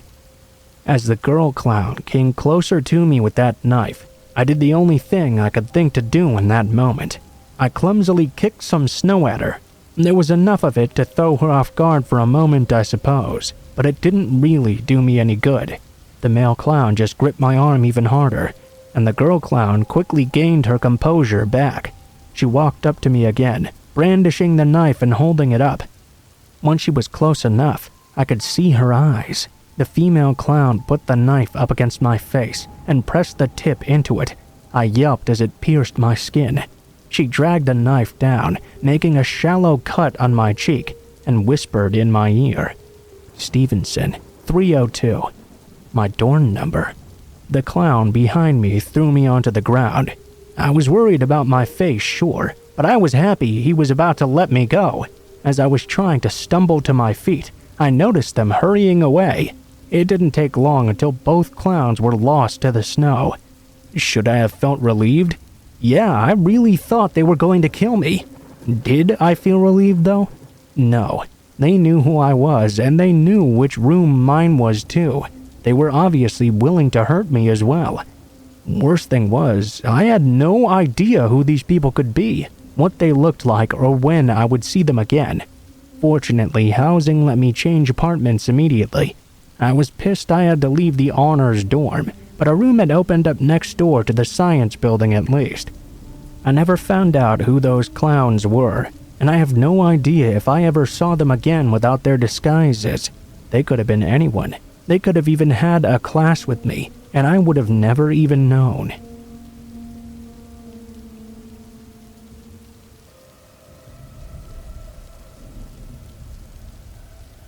This story takes place in August of 2013 in the mountains of southern Oregon. I'm a USAF Security Forces airman, a military policeman basically. My girlfriend was at work, and as a swelteringly hot day began to turn into thunderstorms, my buddy Nick and I decided to go explore some back roads to get out of the heat in town. Southern Oregon is crisscrossed with logging roads, some actively used, but many more totally forgotten and grown over. Nick and I had spent many a day starting off on roads that we knew, finding roads we didn't know, and driving for hours into the mountains, eventually navigating back to paved roads. On this particular day, with storm clouds building over those mountains, we set off on a road we had never been on before and began our drive outward. After driving for around an hour or so, we hadn't seen nor heard any sign of any other people in these woods. We rounded a bend in the thick fir woods and emerged in a meadow that was totally surrounded by aspen groves. This meadow was perfectly flat and eerily still. We both noticed the strange stillness almost immediately. No birds, no insect noise, no squirrels, certainly no other people either. On the other side of the meadow, right at the edge of the tree line, we could see a picnic table. The table was very odd, however. It was painted bright orange and was much larger than a typical picnic table you'd see in a park. Remarking on the strangeness of this, Nick drove through the meadow to get a closer look. I remember being very apprehensive as we approached. The whole scenario was exceptionally strange. The overall silence of the area was very unsettling. It was nearly impossible to see far into the trees, as the aspens grew extremely close together. When we parked by the table, I hopped out of the passenger seat of the truck to check it out. I'm not very tall, only about 5'5". Regardless, the table was ridiculously oversized and practically unusable. The seats were at my chest level. I would have had to climb up to even sit down. As I was looking over this weird thing, Nick called me over to the truck, and I noticed he was now glancing out into the aspens. At first, I couldn't see what he was looking at. Then, though, I noticed a splash of color, completely out of place in the thick trees. It was almost hidden away, a small one-man tent, set back in the trees about 50 feet from this strange table. I had a feeling of dread and felt certain that someone must be in there. If we could see that tent, they could see us as well. There were no campgrounds in this area, no people, no main roads for miles. Surely someone this remote and trying to hide would at the very least be a strange person. As we observed the tent though, we didn't see any movement nor hear any sounds coming from it. Nick suggested I call out. I didn't want to, but I still did so anyway. "Hey, anyone in there?" I yelled. No reply. Feeling completely on edge, Nick and I thought about just driving away and leaving this strange area. We began to fear the worst though. What if there was a body in this tent? What if somebody had gotten kidnapped or something and they were hiding out here? Foolish, I know, but we thought it all the same. After some debate, we decided to have Nick turn the truck around to drive away from the camp. Should we need to leave in a hurry, he would be waiting behind the wheel. With my heart pounding, I started walking through the trees towards this tent. I was totally keyed up, with my senses on full alert. As I reached the campsite hidden in the trees, several things struck me as odd immediately. I could see backpacks were scattered all over. No fire had been built, no wood collected. The tent was it was full of backpacks, and women's clothing as well. Full of dread, I turned to leave and tell Nick what I had just seen. As I turned though, I could hear Nick now yelling, "Come on man, let's go, let's get the fuck out of here!" I didn't know why he was yelling now, but I ran back to the truck nonetheless. When I broke out of the trees, I could see a beat-up old Ford Taurus on the road, blocking us from exiting. I leapt into the passenger seat, and Nick floored the gas pedal. The car was occupied by 2 men, a third person laying against the window in the back. As we drove across the meadow, the driver attempted to block us in from the road. Nick barely managed to swerve around them and accelerated the way we had come from. I looked back, only to see the car attempting to turn around on the narrow road and follow. Nick drove like a madman, and though I was honestly terrified they would catch up, we hit the highway without seeing that car again. I don't know if the person in the back was male or female. I called the state police immediately, and they promised to send a trooper out to check the scene. I received a call the next day from a trooper though, stating the campsite, the backpacks, and the women's clothing were all gone. He could tell people had been in the area though. The strange table was still by the grove. I've not returned to that area since, and I don't intend to ever again.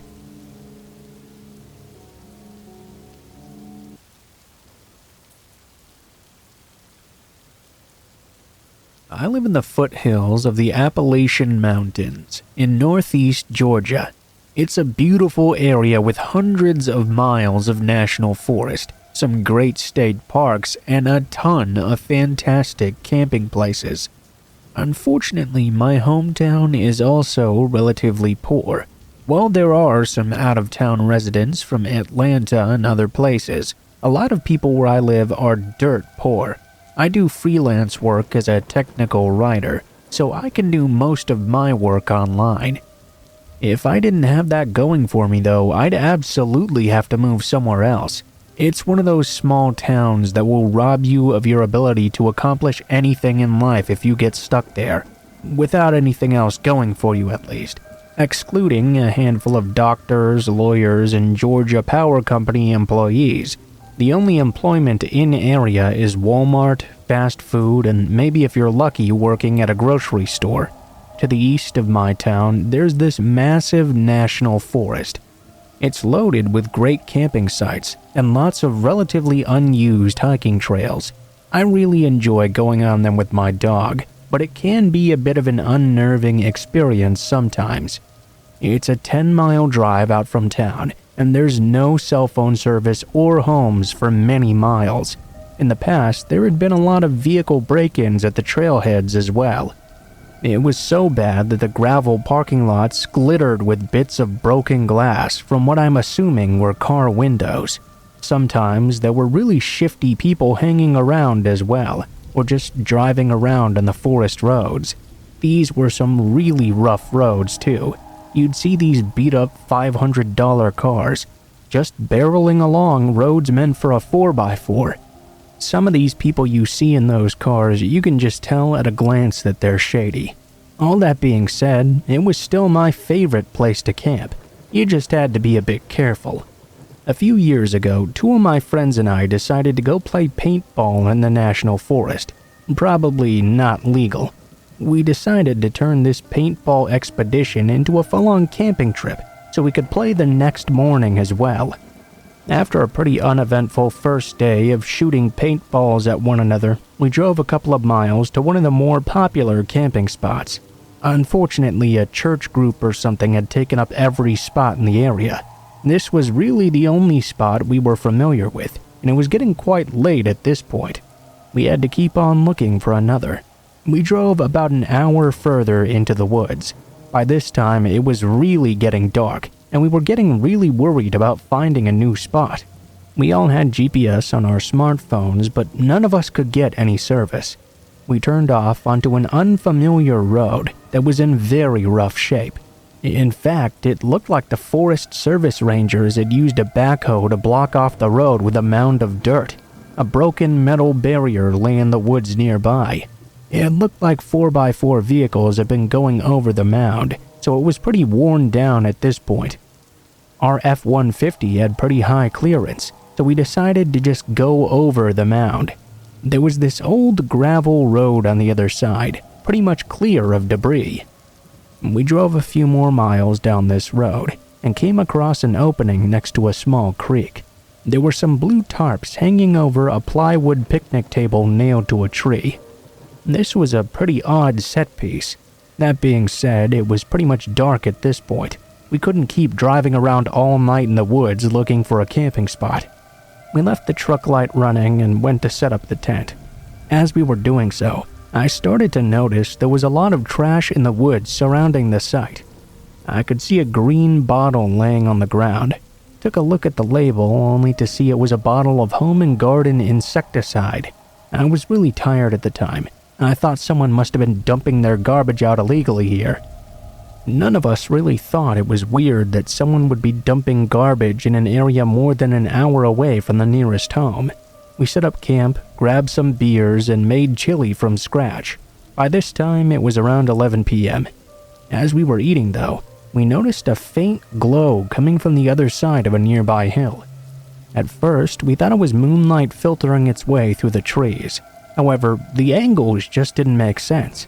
It didn't seem to be a bright light, and it wasn't moving either. It was kind of like that glow you'd see when looking out over a bright city. We couldn't identify the source itself, though. Since there were no other access roads in the area, it couldn't be other campers. The hill was about a quarter mile from our campsite, so we decided to go and investigate this odd occurrence. Under normal circumstances, I probably wouldn't have done so. However, we'd all had a few rum and cokes in our stomachs, so 2 of us, Jacob and I, decided we'd go take a quick look. My other friend Isaac decided to stay behind and pop some popcorn or something. We started walking toward the light source, and the situation got even stranger. As we looked on, all the trees in the area had their bark knocked off in a circle around their trunks. At first, we thought it could have been the work of a beaver that lived in the creek or something.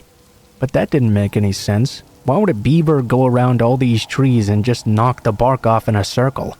Jacob and I started talking about this ghost beaver in a pretty loud voice, probably due to our sheer drunkenness.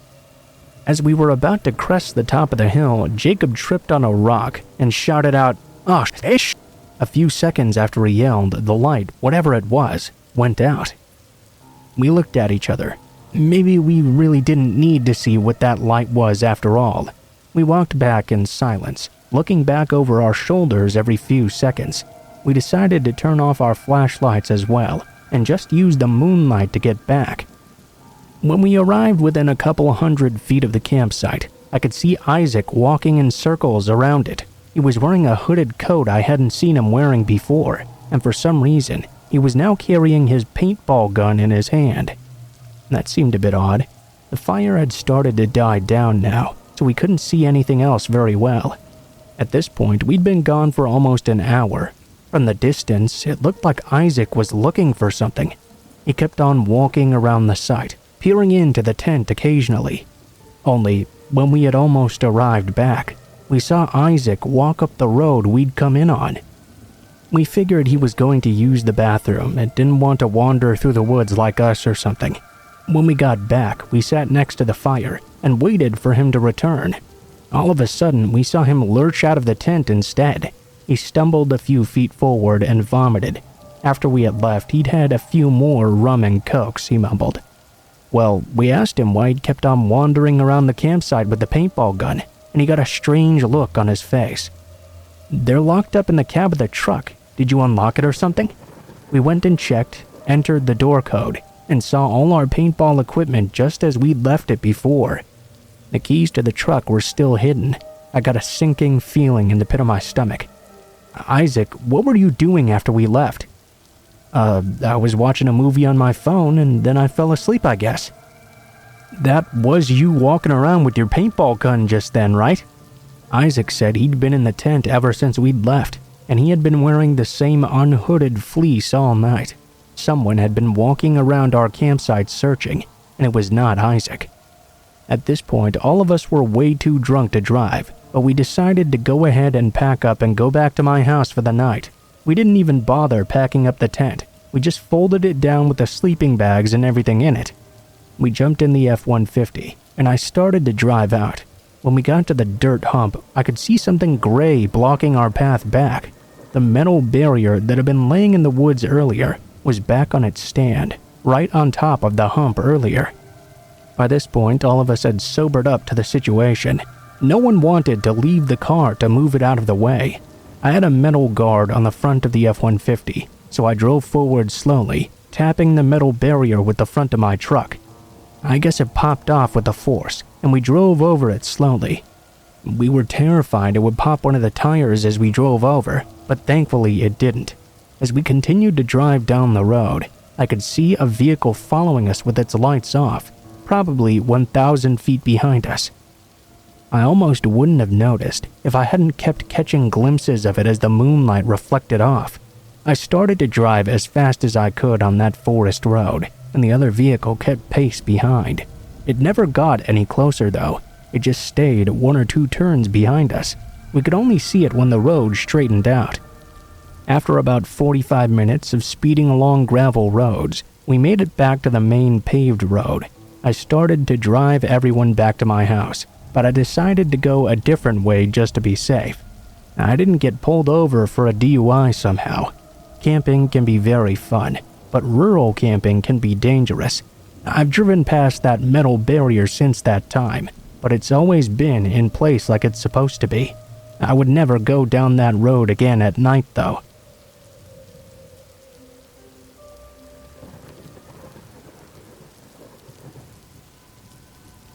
I lived in Wisconsin and worked at a covert restaurant when I had this horrible experience.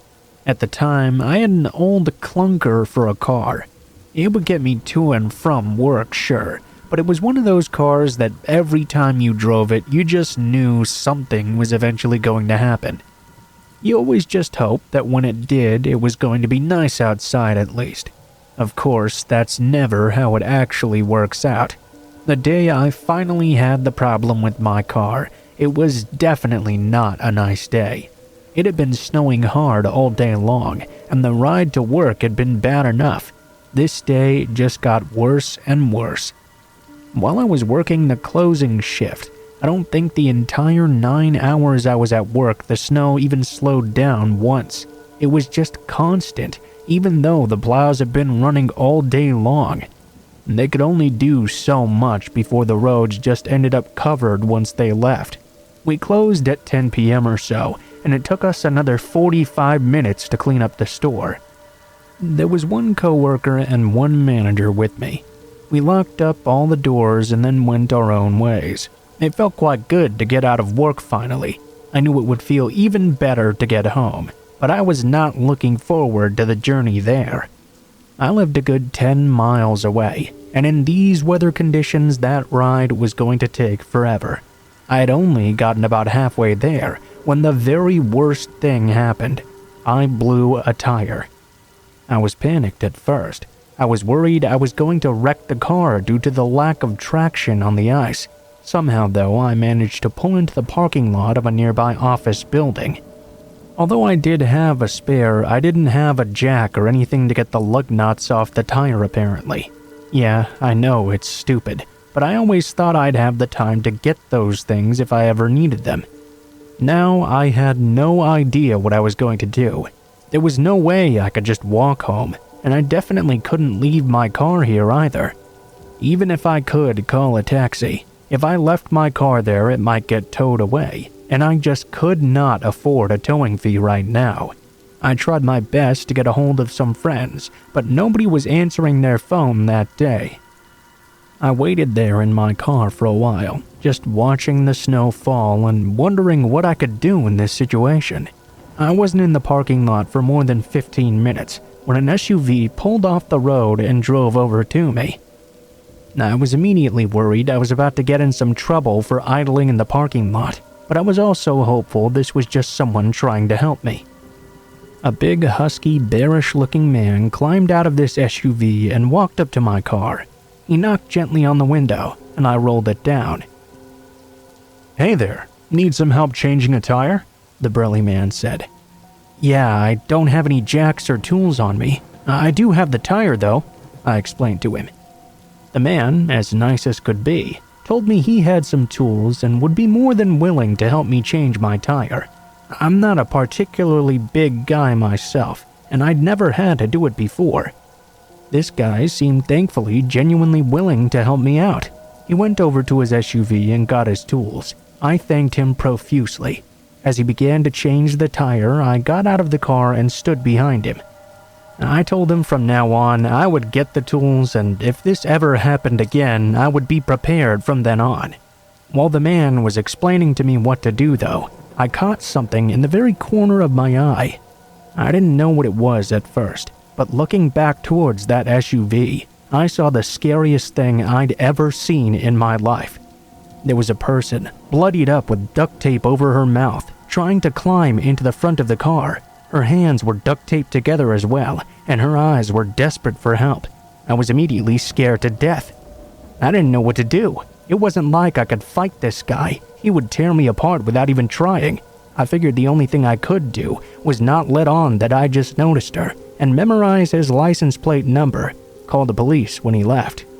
The rest of the tire change was just terrifying. I had no idea what that man was going to do with me. I didn't know if he was just trying to be helpful, or if he wanted to hurt me too. I tried my best not to look nervous, but every time he moved closer, I nearly jumped out of my skin.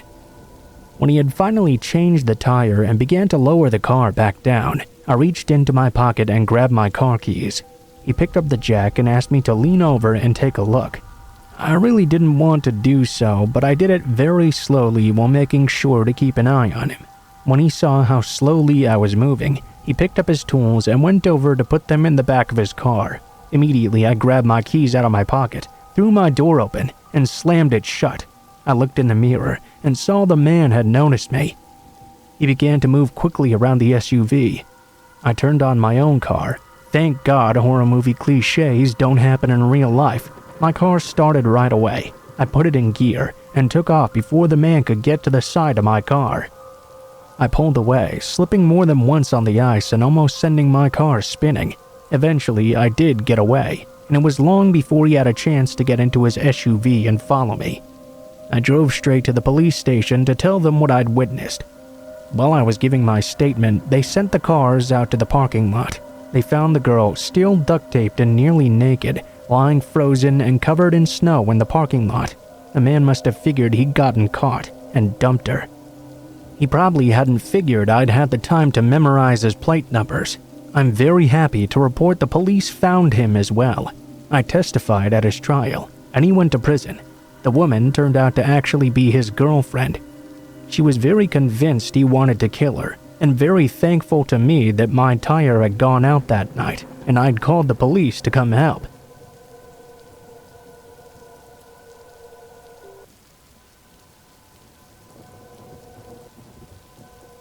So when I was 19, I casually dated this guy named Casey that I'd met through a mutual friend.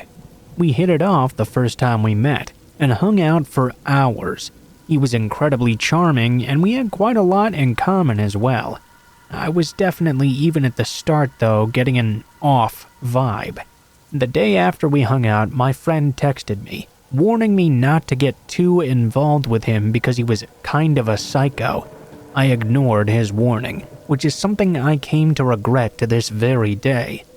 My friend wouldn't elaborate though, no matter how many times I asked, so I shrugged it off as probably nothing that extreme.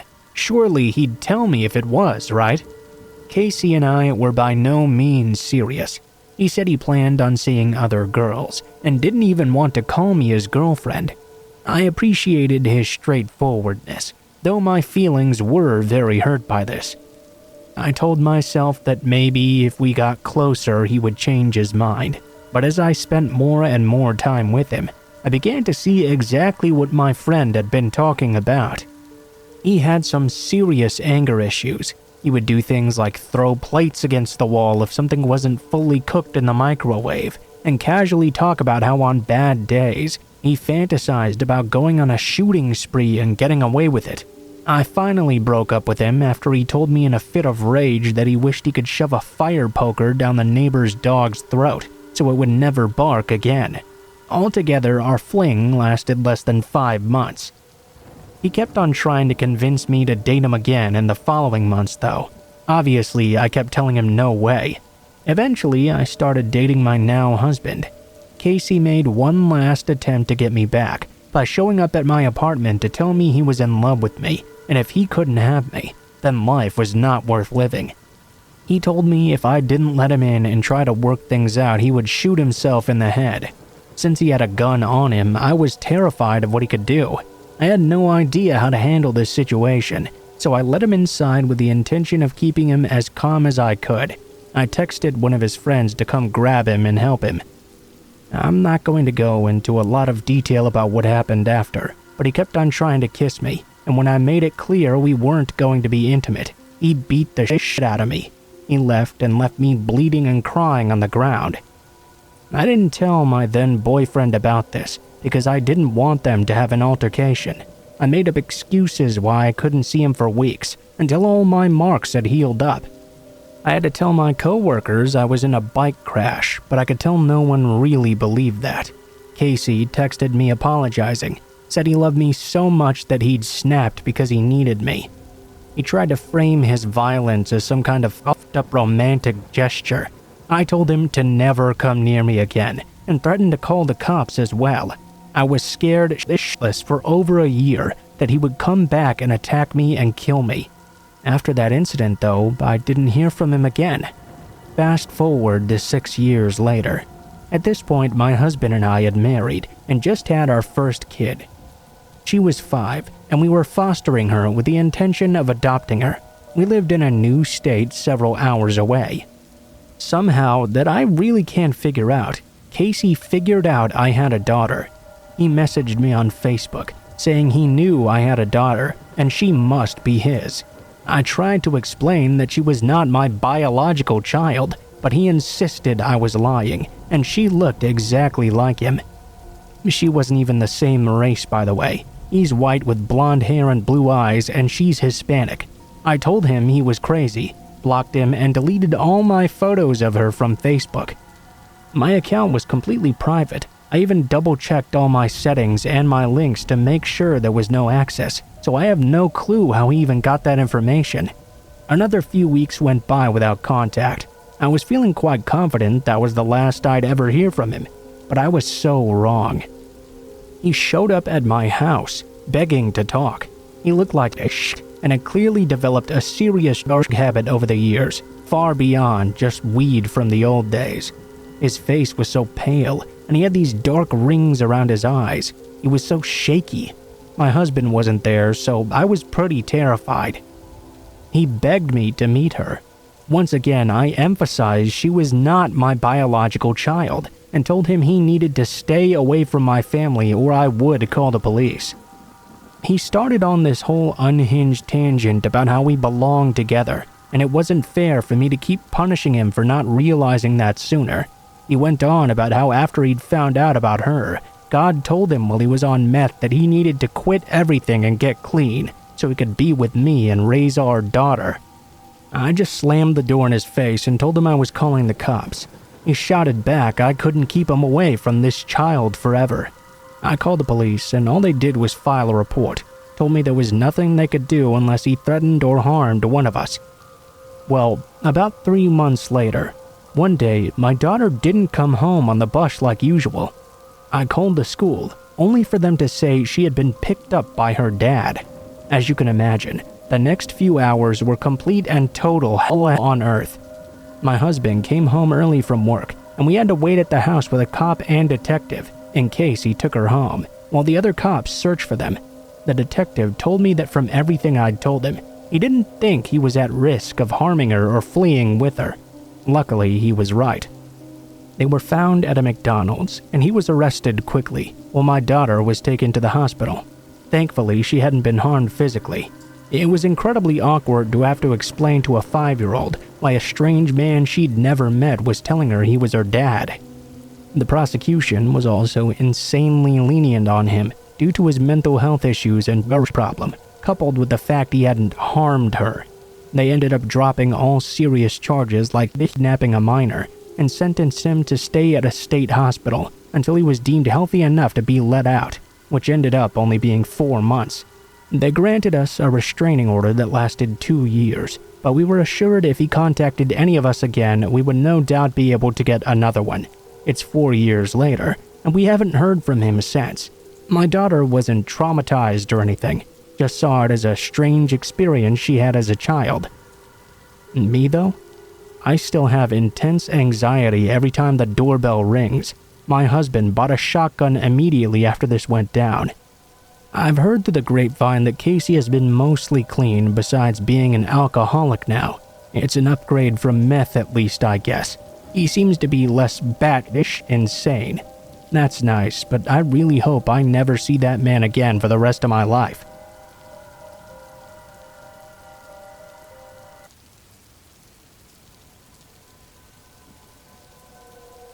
Why is it that when winter rolls around, it always seems to bring out the freaks, you know?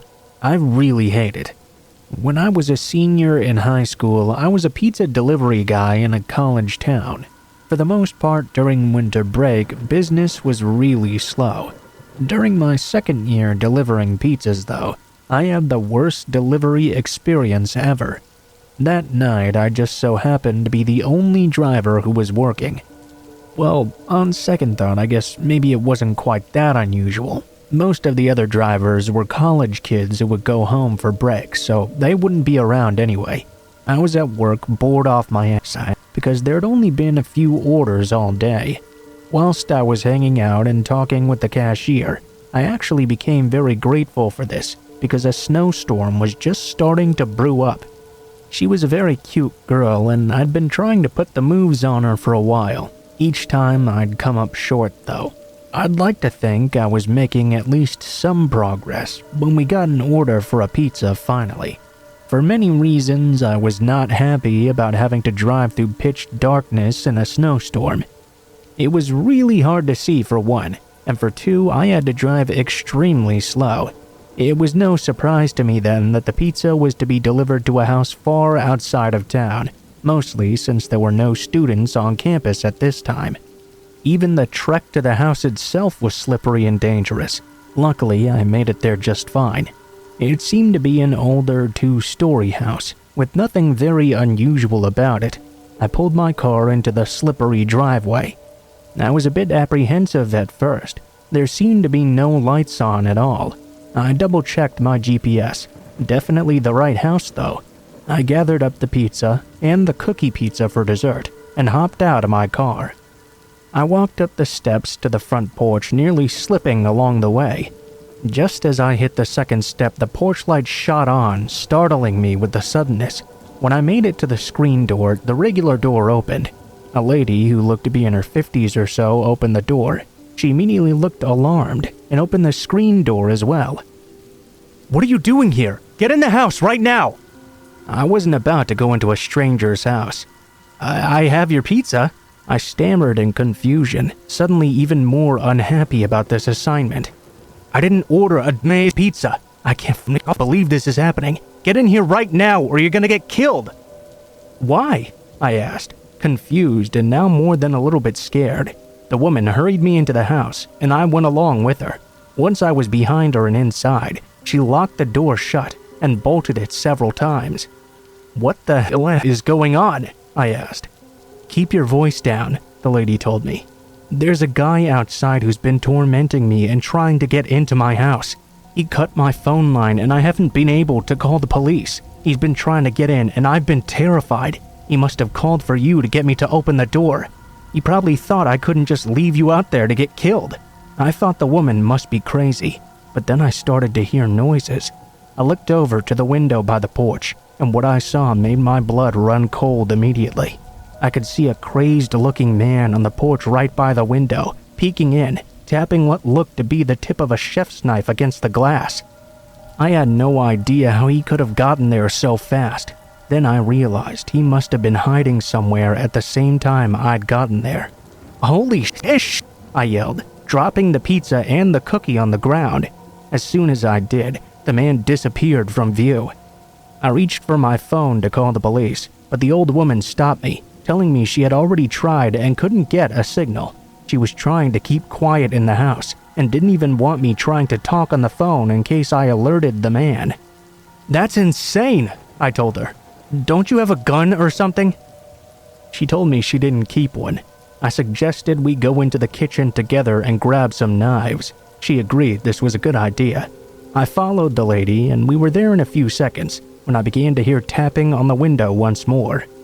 I turned and looked over to the kitchen window, only to see the man there again, tapping his knife on the windowsill before disappearing out of view once more.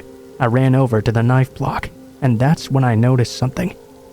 The woman's chef knife was not in her knife block. I mentioned this to her, and the woman's entire demeanor instantly changed. Well, that's because my husband has it. He'll be coming into the house now. The door in the kitchen then opened. I realized not only had it not been locked, it had been a setup from the very start. The crazed-looking man, who I realized must be this woman's husband, walked into the house. I reacted totally on instinct. I was still at the knife block, so I grabbed it. I didn't really have time to take out the other knives, so I simply picked the whole block up and threw it at both of them. I ran towards them and knocked the old man over while I made my way to the back door. I ran around the side of the house and momentarily slid on a patch of ice and fell down. I did manage to get back up quickly, but the moment I did, I saw the front porch light come on and the old man come shooting out. As I began to run, I saw the old woman coming at me from behind, so I took off. It was so slippery that I slipped again when I got to my car. I slammed my head against the window. Still though, I managed to open the car before either of them were able to get their hands on me. The crazy old man even tried to bust my car window by stabbing it with his knife. Luckily, my window was more than a match for his puny arms and did not shatter. I put the car in reverse and backed it out of the driveway. I would like to tell you that as I pulled out, I changed my mind and ran the car back into those two old shits, but I didn't. I just wanted to get the hell out of there and call the cops. When the cops investigated, it was much worse than I could have ever imagined. The couple who attacked me did not live in that house, as you might have guessed. In fact, they had broken in and even murdered the older woman who actually lived there. They were obviously going to try and kill me too. They hightailed it before the cops arrived. I have PTSD from the experience. I had to quit my job at the pizza place and just got myself a work-study job. I went off to college in a different state, and I don't come back home for the holidays now.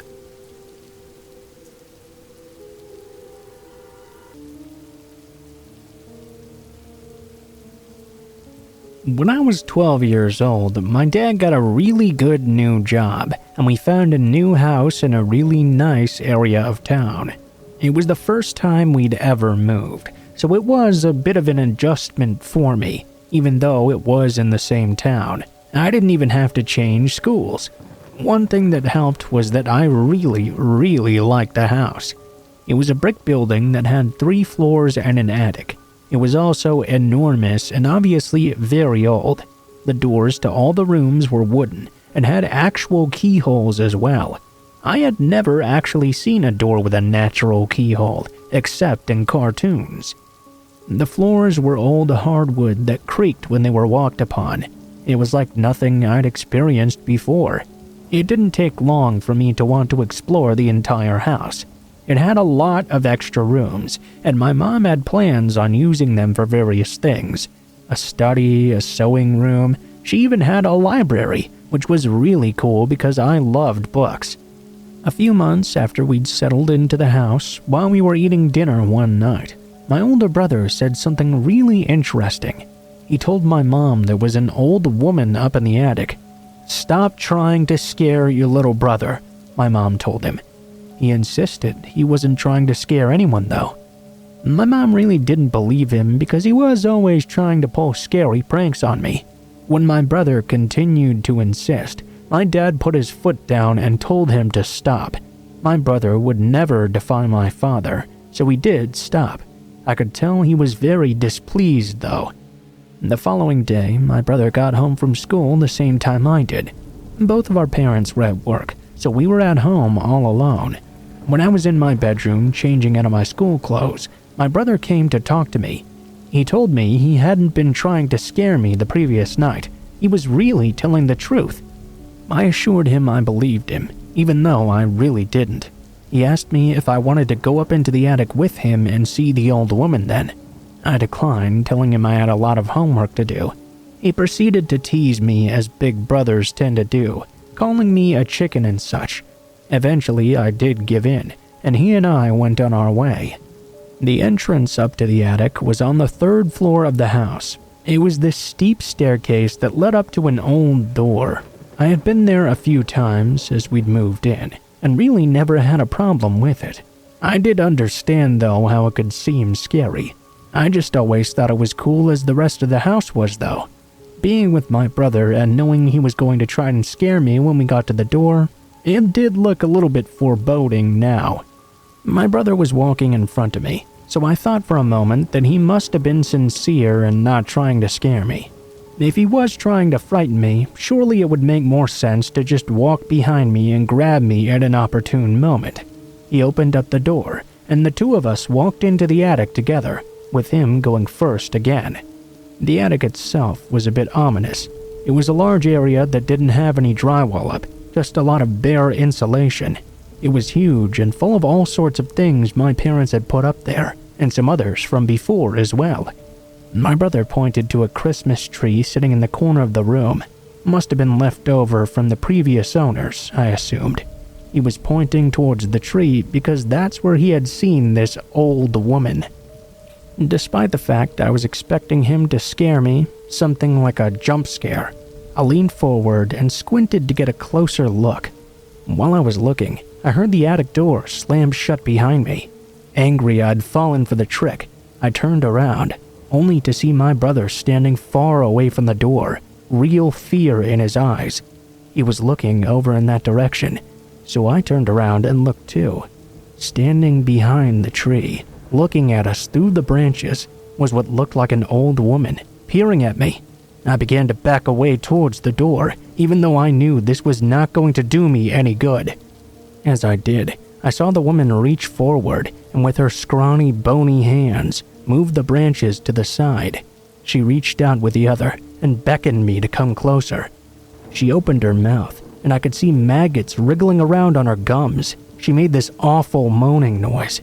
I'm not proud to tell you I screamed like Jamie Lee Curtis and ran to the door. Although it had slammed shut, I was happy to know that the horror movie cliché of a slammed door becoming inexplicably locked did not apply here. I opened that door and grabbed my brother to sprint out of that attic.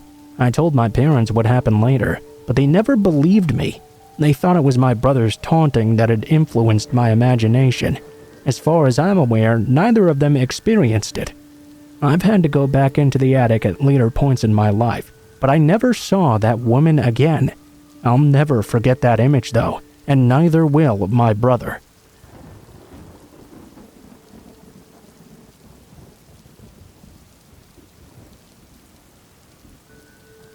In May of 2009, I had just broken up with my girlfriend of almost 3 years. We had moved from Calgary to Toronto and were stuck living together after the breakup, as we didn't know many people in the city yet. Needless to say, the situation was pretty stressful and very upsetting. When a buddy I was going to school with at the time suggested a weekend camping and fishing trip, I jumped at the chance to leave. He grew up in an area about an hour outside of Toronto called Flamborough. It's really beautiful. Loads of lush forest, farmers' fields, and small rivers and creeks. We decided to camp and fish along a particular creek named Grindstone Creek. It was close to a wetland area, and the fishing was supposed to be really good.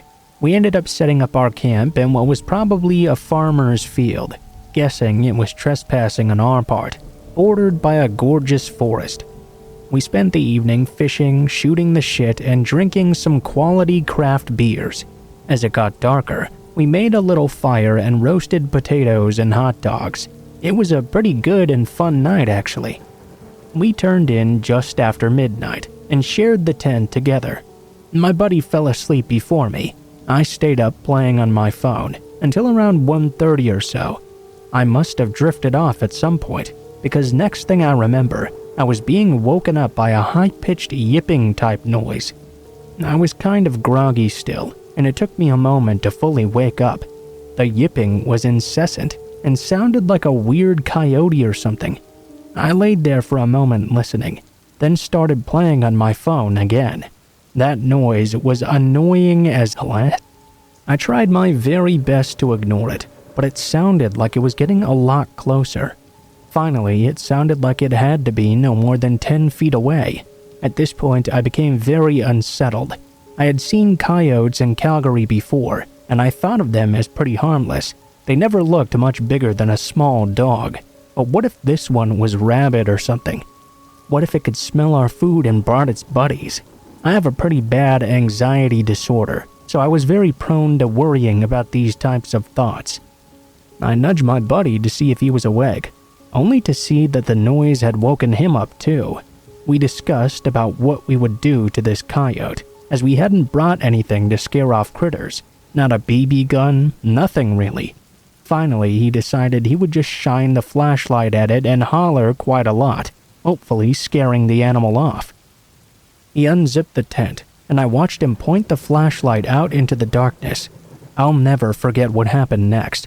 He peeked his head out. His legs suddenly went all wobbly, and he sort of stumbled backwards in shock. He had this dumbfounded look on his face and started to babble. "It's not a coyote, it's a dude out there. Some weird dude." Normally, I would have thought he was messing with me. I'm a huge wimp and scare easily, so that was the type of thing he would do. But I had never seen someone look so genuinely scared. I never want to see that expression on someone's face again either. I knew he couldn't be pulling my leg. The weird yipping and howling noises were still going on. In retrospect, it didn't really sound like a coyote. I guess in our groggy states, it was a way for our brains to make sense of it. My friend kept on telling me to take a look and make sure he was not going crazy. At this point, I was having a full-blown anxiety attack. My heart was racing. I felt like but I had to look. I slowly peeked out of the flap and waited for my eyes to adjust, and that's when I saw him. A man, standing only a few arms lengths away from the tent. He was swaying back and forth, wearing a baseball cap. What made it really awful, though, what was really creepy, was that he was only wearing women's lingerie. That's when I knew there was most likely something very wrong with this guy. I pulled my head back inside the tent, and my buddy and I discussed what to do. Finally, we decided to yell at the guy. My buddy started yelling first. "Hey dude, can you fuck off? We're trying to sleep in here." The noise stopped. It was dead silent. We heard the footsteps running towards our tent. They stopped right outside. We didn't waste any time. We started yelling again. "Seriously, fuck off. We have cell phones in here. If you don't fuck off, we're gonna call the Rangers." With that, we heard him walk by the tent and head off, moving towards the road, it sounded like. Needless to say, we laid awake, petrified until the first sign of sunlight. Then we hightailed it the hell out of there. We discussed our experience on the way home, and were both pretty embarrassed about how we'd handled the situation. Definitely not handling it the best on either of our parts. I think we're both ashamed because of how we let some weirdo freak us out so much. We haven't really ever talked about it since that day. I always wonder just what the hell that guy was doing out there, and what the hell was wrong with him either. I wonder if things would have turned out differently if we were a couple of girls instead of two guys. I'm not saying he was a serial killer or something, but it seemed like he was testing us when we were in the tent. I guess I'll never know, and for that, I'm kind of glad.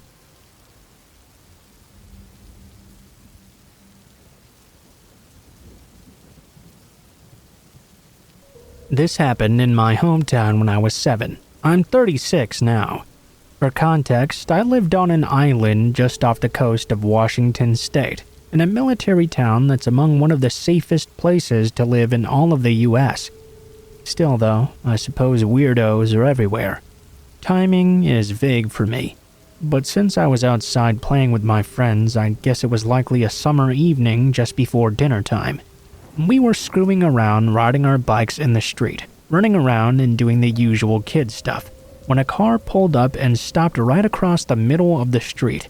I don't remember exactly what the man driving it said, but he must have beckoned me over, because next thing I know, I had walked close enough to hear more. The man asked me if I had seen other kids wandering around this place, because his kids were missing. I noticed that there was also a woman in the car with him. I assumed she must be the mom if he was the dad. I told him I hadn't seen them wandering around, but there was a park nearby around the corner, and he might be able to find them there. The man asked if I would be willing to get in his car and show them where this park was. Although I didn't understand just how dangerous this was, I was well aware of the whole stranger danger thing, so of course I said no. The man asked again if I would please get in the car and help him find his children at this park. I told him no once more. I couldn't do that. I did give him directions though, and skipped off to continue playing with my friends, and were standing there watching the whole time. The man just drove away. A few minutes later, my mom came outside to call me in for dinner. I bounced happily up the driveway to tell her I'd just helped someone out. I was very proud and excited to have helped out an adult. I explained the whole situation to her. I could see her face change, but she just nervously said, "That's very nice of you, hon." I felt a surge of pride within me. When my dad came home, my mom obviously told him what had happened. His reaction was much different. He told me although he was proud I liked to help people, I was never ever to approach anyone I didn't know like that again. Adults should never be asking children for help. He told me I was very lucky I hadn't gotten snatched, and to always remember it, because they would have lost me forever if things had gone badly. He was very stern, which did hurt my ego a bit, and I lost a tiny bit of innocence that day.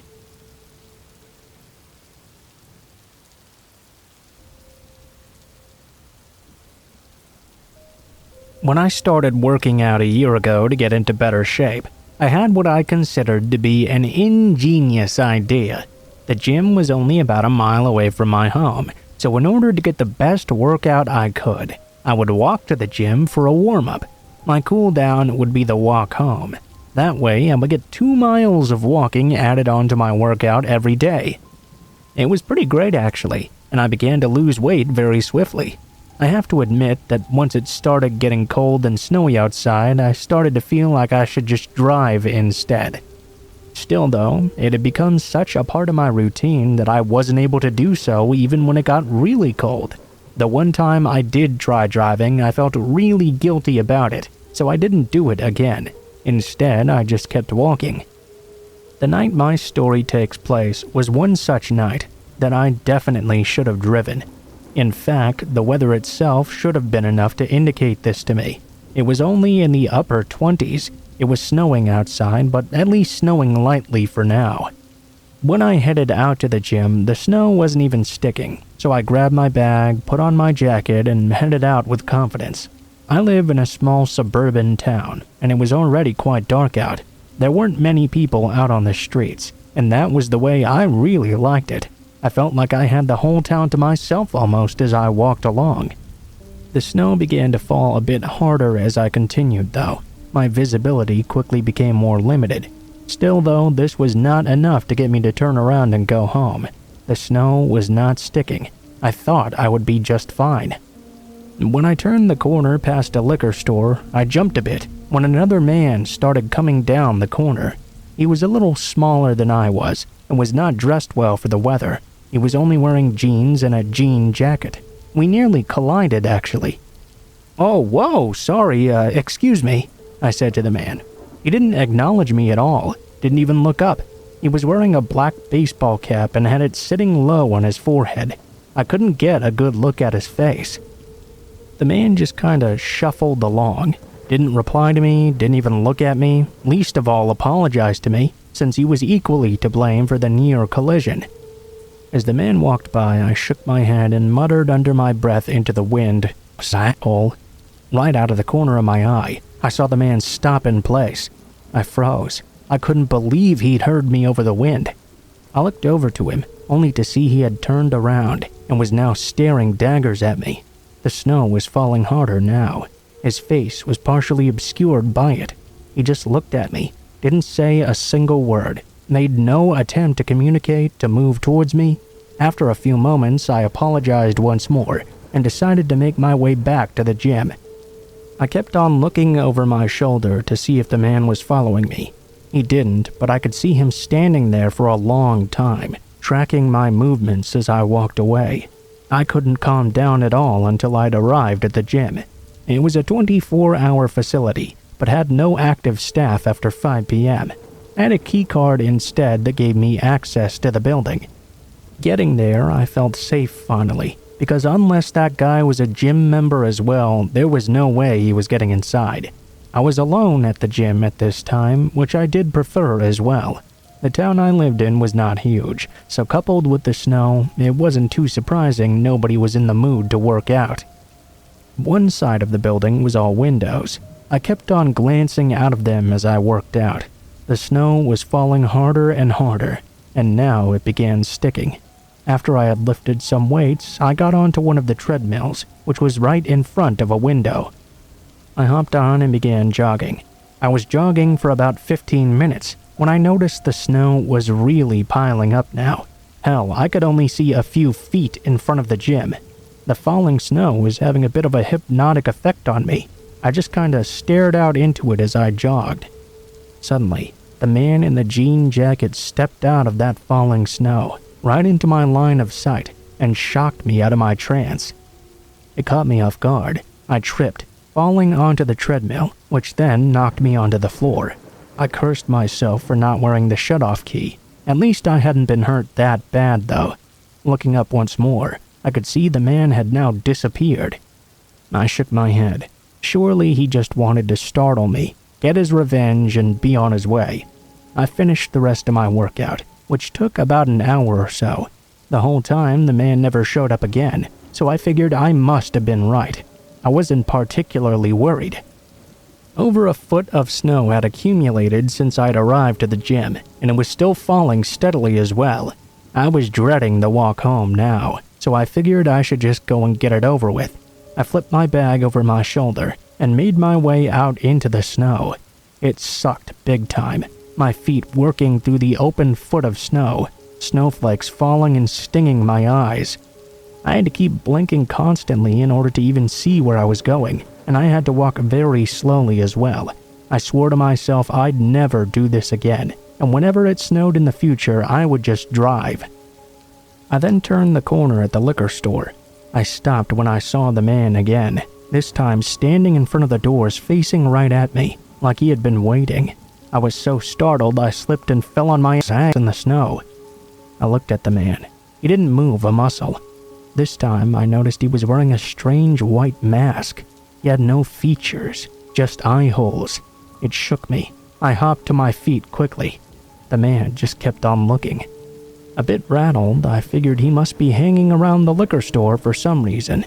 Grabbing my bag, I headed back on my way, all while watching him as closely as I could. Unfortunately, I couldn't see beyond a few feet, so it wasn't long before I couldn't see him at all. That walk home was scary as hell. The snow was falling. I was scared of tripping. It was so cold the ground was freezing solid. I had to walk slowly to keep from sliding, the whole time looking back behind me to see if the man was following me. That 1 mile walk seemed like a much longer journey than usual. With each slow step forward, I'd look behind me again. I turned, only this time to be met face to face with a white mask. This time, however, he didn't just stare at me. He grabbed me and shoved me down. It was easy. Although I was bigger than him, he had leverage, and he used it well. Before I had a chance to get up, he kicked me right in the crotch. While I was holding myself in pain, I looked at him. He pulled out one of those butterfly knives. I felt a jolt of terror, and despite the agony I was in, I tried to get up and run. He was so quick, though. He was right on me. He pinned me to the ground. I tried to push him off, but I couldn't do it. At first, he took the butterfly knife and pushed it up against my cheek. The blade punctured my skin, and I felt blood running down my face. As I looked into the dark eyes behind that mask, I really thought I was going to die right there. Feeling a surge of fear, something caused me to strike out. I slammed the guy right in his balls just like he had done for me. He dropped the knife, and I was able to kick him off me. He recovered much quicker than I did. As I turned to get up and run, he grabbed the knife once more and sliced at me, slicing through my shoe and cutting my foot open. I fell down again and slammed my face on the concrete of the sidewalk. For once, I was thankful for that foot of snow. It cushioned the fall a bit. Still, I could feel tears falling down my cheeks. I was convinced I was about to die. I tried to get up again. Something finally went my way. I got some leverage with my foot. When the guy moved toward me, I kicked him in the face. He slipped on the ice and fell back on his side. He dropped his knife into the snow, and I kicked some snow into his eyes. I have no idea what effect it had. I turned around and just booked it out of there as quickly as I could. I tripped a few times, but I moved much faster than I ever have before. The rest of the walk home was terrorizing. I had no idea if this psycho would just appear out of the snow once more. Thankfully, I made it home safely. I locked the door and called the cops. The police came and took a statement. They wanted me to come down to the station. Afterwards, I went to the hospital for my cuts. It wasn't until I arrived that I found out why they wanted me there. It turns out the liquor store had been held up earlier, and the cashier had been stabbed to death. They figured it happened while I was at the gym, and the guy must have thought I'd called them. They didn't catch the man. Not only did I stop walking to the gym, I found a new gym to go to as well.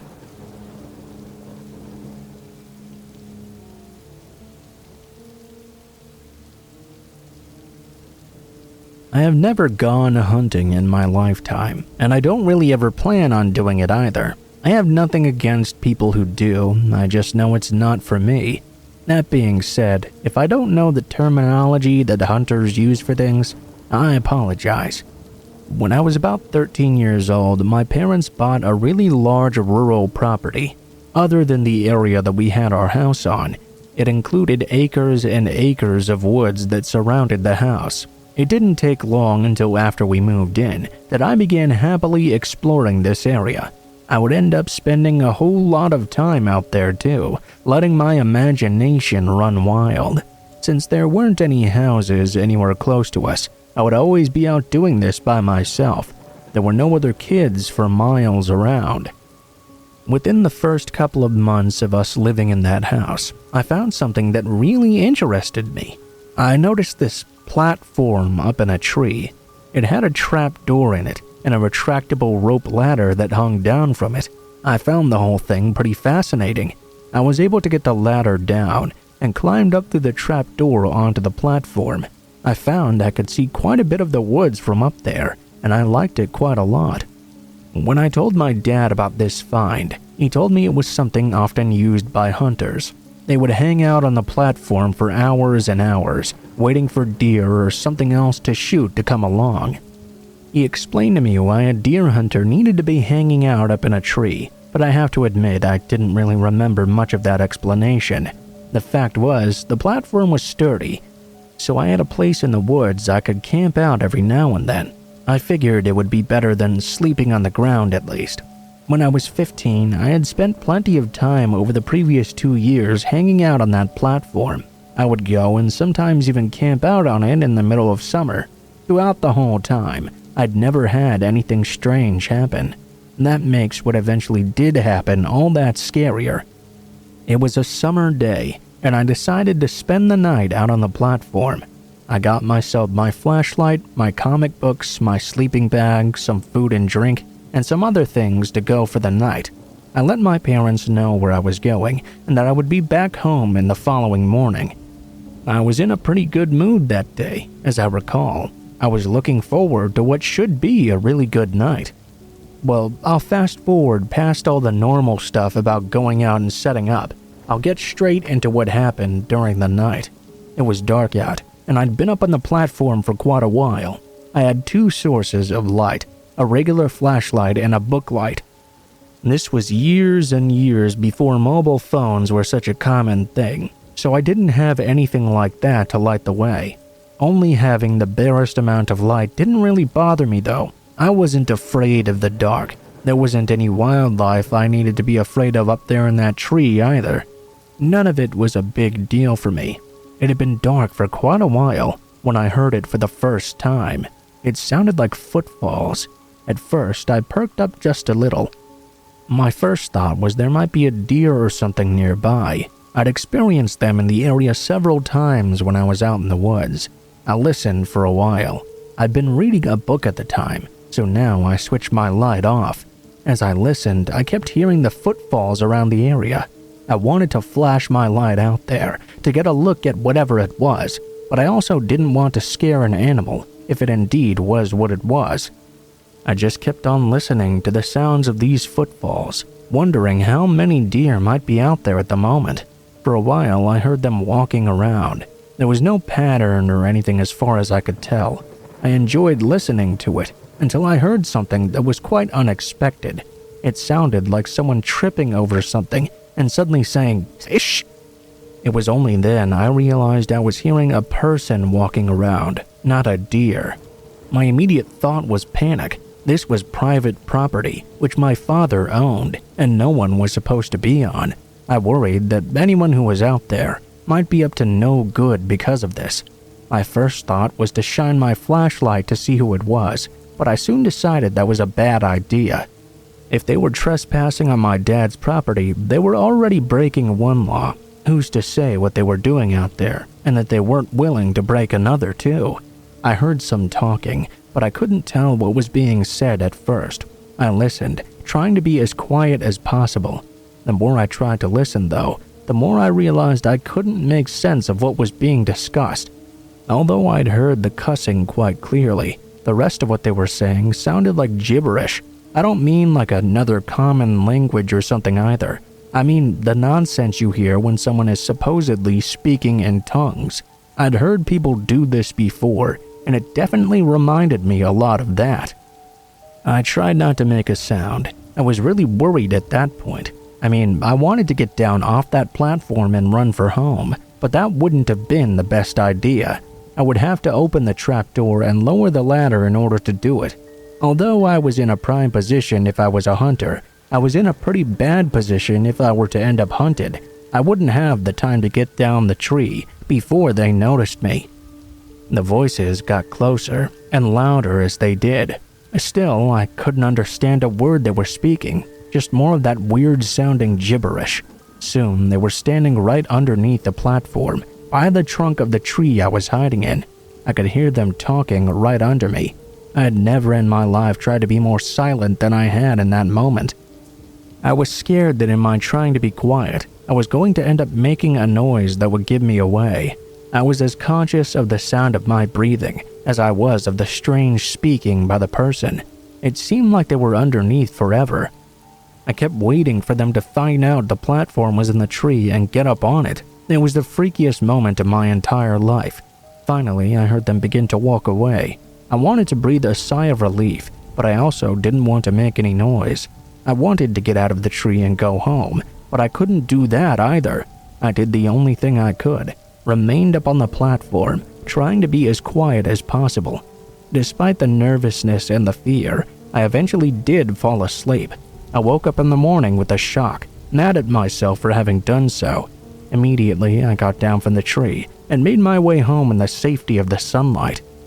Although that wasn't the last time I went out to the platform, it was the last time I ever spent the night on it. I think my parents thought I was making the story up. I told them once I had seen a ghost, and they thought I was making that up too, so they didn't seem to believe me. Whatever that person was out that night, whether a weird person or a weird something else, I definitely heard them, and I'm glad I haven't ever again.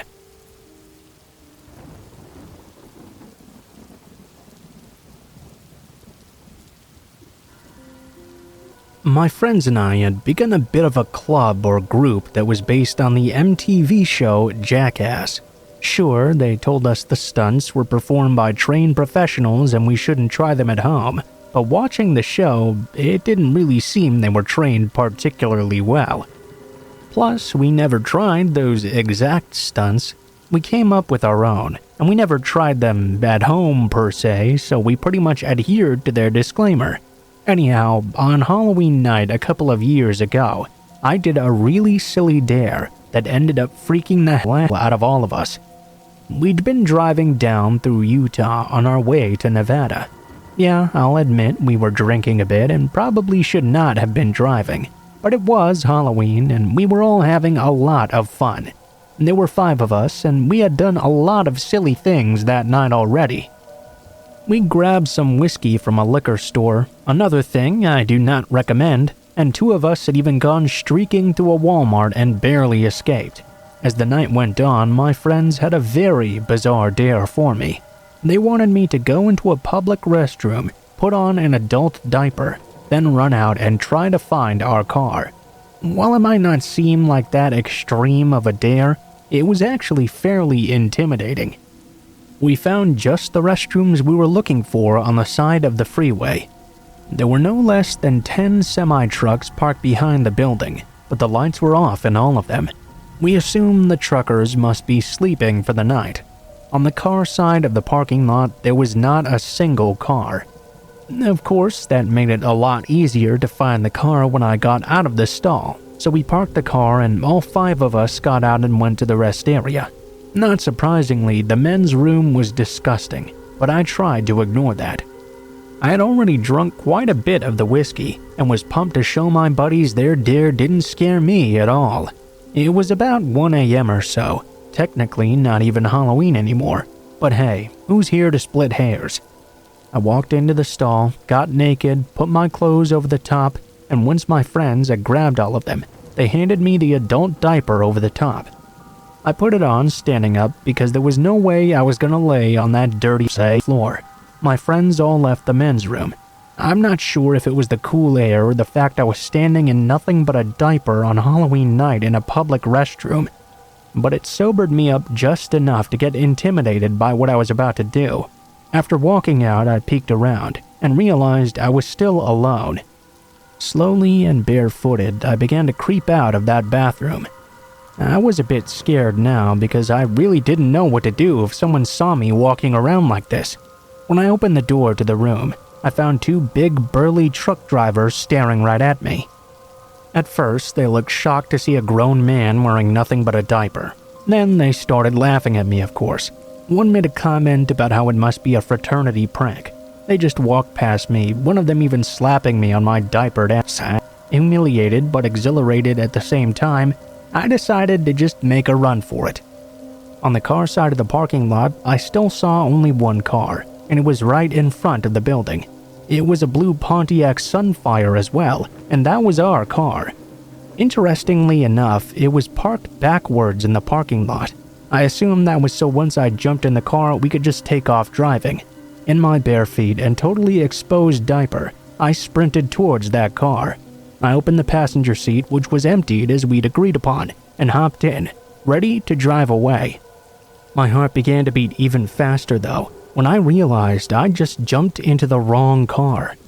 Sitting beside me in the passenger seat was this huge man who smelled like absolute fire. He was eating some sort of slop and had his face buried into a wrapper. Looking behind me, the entire back of the car was full of pieces of broken furniture. I had no idea what to think until the man pulled the wrapper off of his face. He looked at me, then looked down at my diaper. Looking back at my face, he smiled a half-toothless grin and wiped his grimy fingers along my face. Then he asked me a question I'll never forget as long as I live. "Do you want to come with me and be my baby?" He turned the ignition and started the car. I immediately pulled the lever on the door, and the door opened. I jumped to get out. I felt the hand of the man reach out behind me. He grabbed a hold of my diaper and ripped the thing off. Fortunately for me, my friends had seen I'd hopped into the wrong car, and they were already driving toward my rescue. I sprinted over to them, completely naked now. They pulled me in and we took off immediately.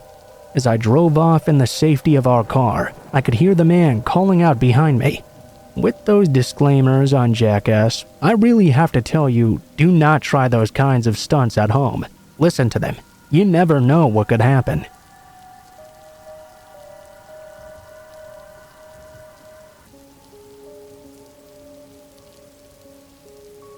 I've been listening for a while and decided to share one of my own stories. This happened in the fall of 1993 when I was 20 years old. In the interest of context, this was before I started college. I was working in the material prep department of a plastics factory in the night shift.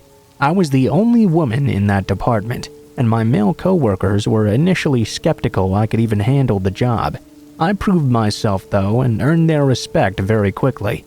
It was surely hard work. On the plus side, it also put me in the best shape of my life though. It was also about this time that I dumped my abusive boyfriend. He was verbally, emotionally, and physically abusive as well as an alcoholic. I suppose this fact more than anything is probably why I got myself into this situation to begin with. I had just gotten off work. It was around 1:30 a.m. and my car was running on fumes. I stopped at a local gas station to fill up. While I was there pumping gas, a woman about my age approached me, looking quite nervous and scared. She told me she had been at her boyfriend's house, and they'd just had a really bad fight. She walked to the gas station to use the payphone, and to call a friend to come pick her up. On her way to the station, though, a car pulled up as she was walking, and the guys inside had started harassing her. With a slight movement of her head, she indicated a car that was parked off the side of the gas station by the dumpsters. It was a large light green car, a Caddy or a Lincoln perhaps. I could notice at least 2 or 3 shadowy figures inside. She said they had threatened her, and she was too scared to call her friend and wait. The woman was neat, well-dressed, and didn't seem high or drunk or anything like that, just really nervous and freaked out. I didn't even hesitate. I finished pumping my gas and told her to hop in my car. I'd take her home myself. At that time, on a weeknight, there was little traffic. I booked it right out of the gas station and asked her where she lived. She kept twisting around in the seat to see if the car was behind us. When I asked her to put her seatbelt on, she ignored me and kept searching for the car. I assumed she was just scared. A few blocks down on the road, however, I noticed she was looking around my car quite thoroughly, and she'd started asking me about money as well. "Where's your purse? Where's your bag? I need some money. You need to give me some money." My stomach sank. I had this woman in my car now, and for sure she was gonna rob me. When I thought about it though, robbery just didn't make much sense. I was driving a 1985 Chevette, affectionately nicknamed the Box, and was wearing my ratty work clothes as well. I did not look like a person with a lot of cash, primarily because I was not a person with a lot of cash. At this point, she twisted around in the seat and started yelling, "There they are! There they are!" She didn't sound scared anymore though. I checked in the rear view, and sure enough, that car was following right behind me. She started to cackle and began bouncing up and down in the seat excitedly. "My boys are gonna fuck you up, shit. They're gonna fuck you up." Now she was laughing like crazy, opening the glove box, looking in the back for a bag or purse, telling me all the messed up these guys were going to do to me. Now, if I had been smart, I would have just driven to the police station. Actually, if I'd been very smart, I would have called the cops from the gas station and waited with her until they arrived. That would have been the intelligent thing to do. Unfortunately, none of this crossed my mind until much later. In the moment, I just got really angry, and I realized 3 key things all at once. 1, there was an intersection just up ahead, with cars waiting on either side to cross, and the light had just turned yellow.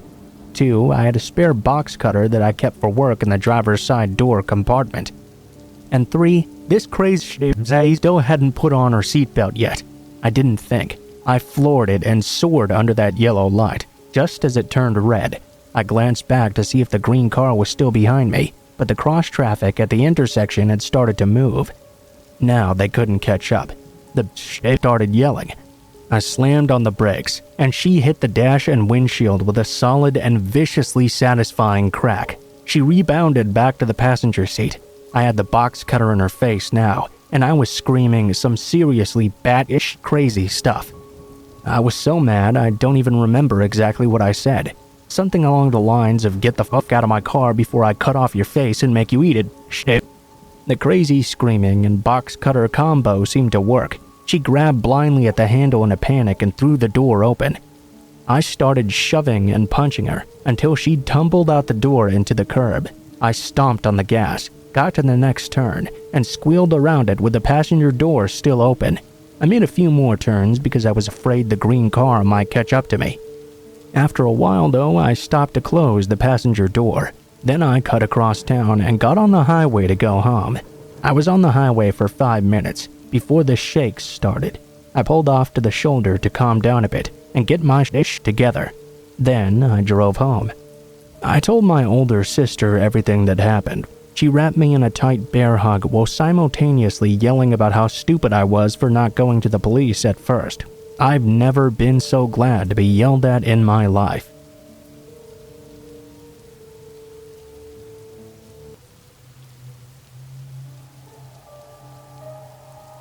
I recently moved to Colorado because I've always heard such stories about its beauty, and I've always been a really big fan of nature.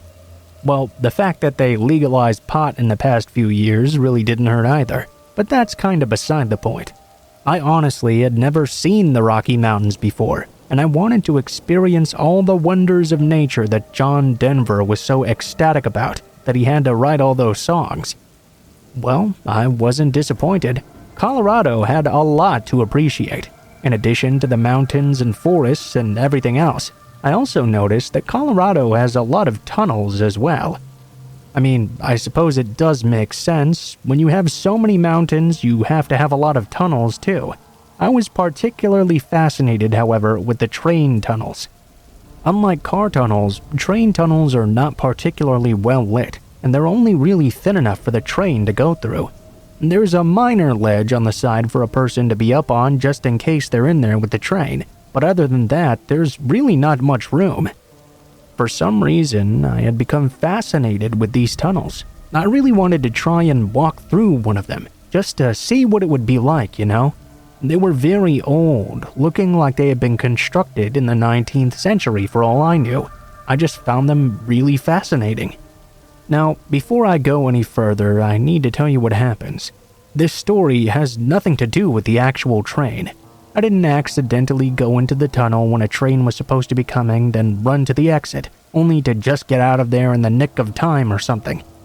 Beforehand, I actually looked up the schedule online and was able to find a good period when there were no scheduled trains running for almost the entire day. That was the perfect time for me to go and explore. This tunnel I was going to was a particularly long one as well. Getting there was a little bit difficult even. Although there were no barriers, there was a lot of traffic on the interstate, and it went all throughout the mountains, of course.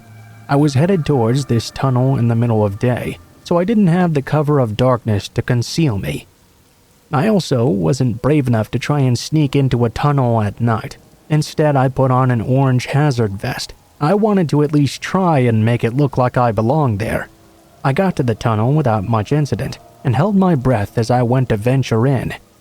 It was really neat and really light at first. As I mentioned though, this is a really long tunnel, and there isn't really much lighting in the middle.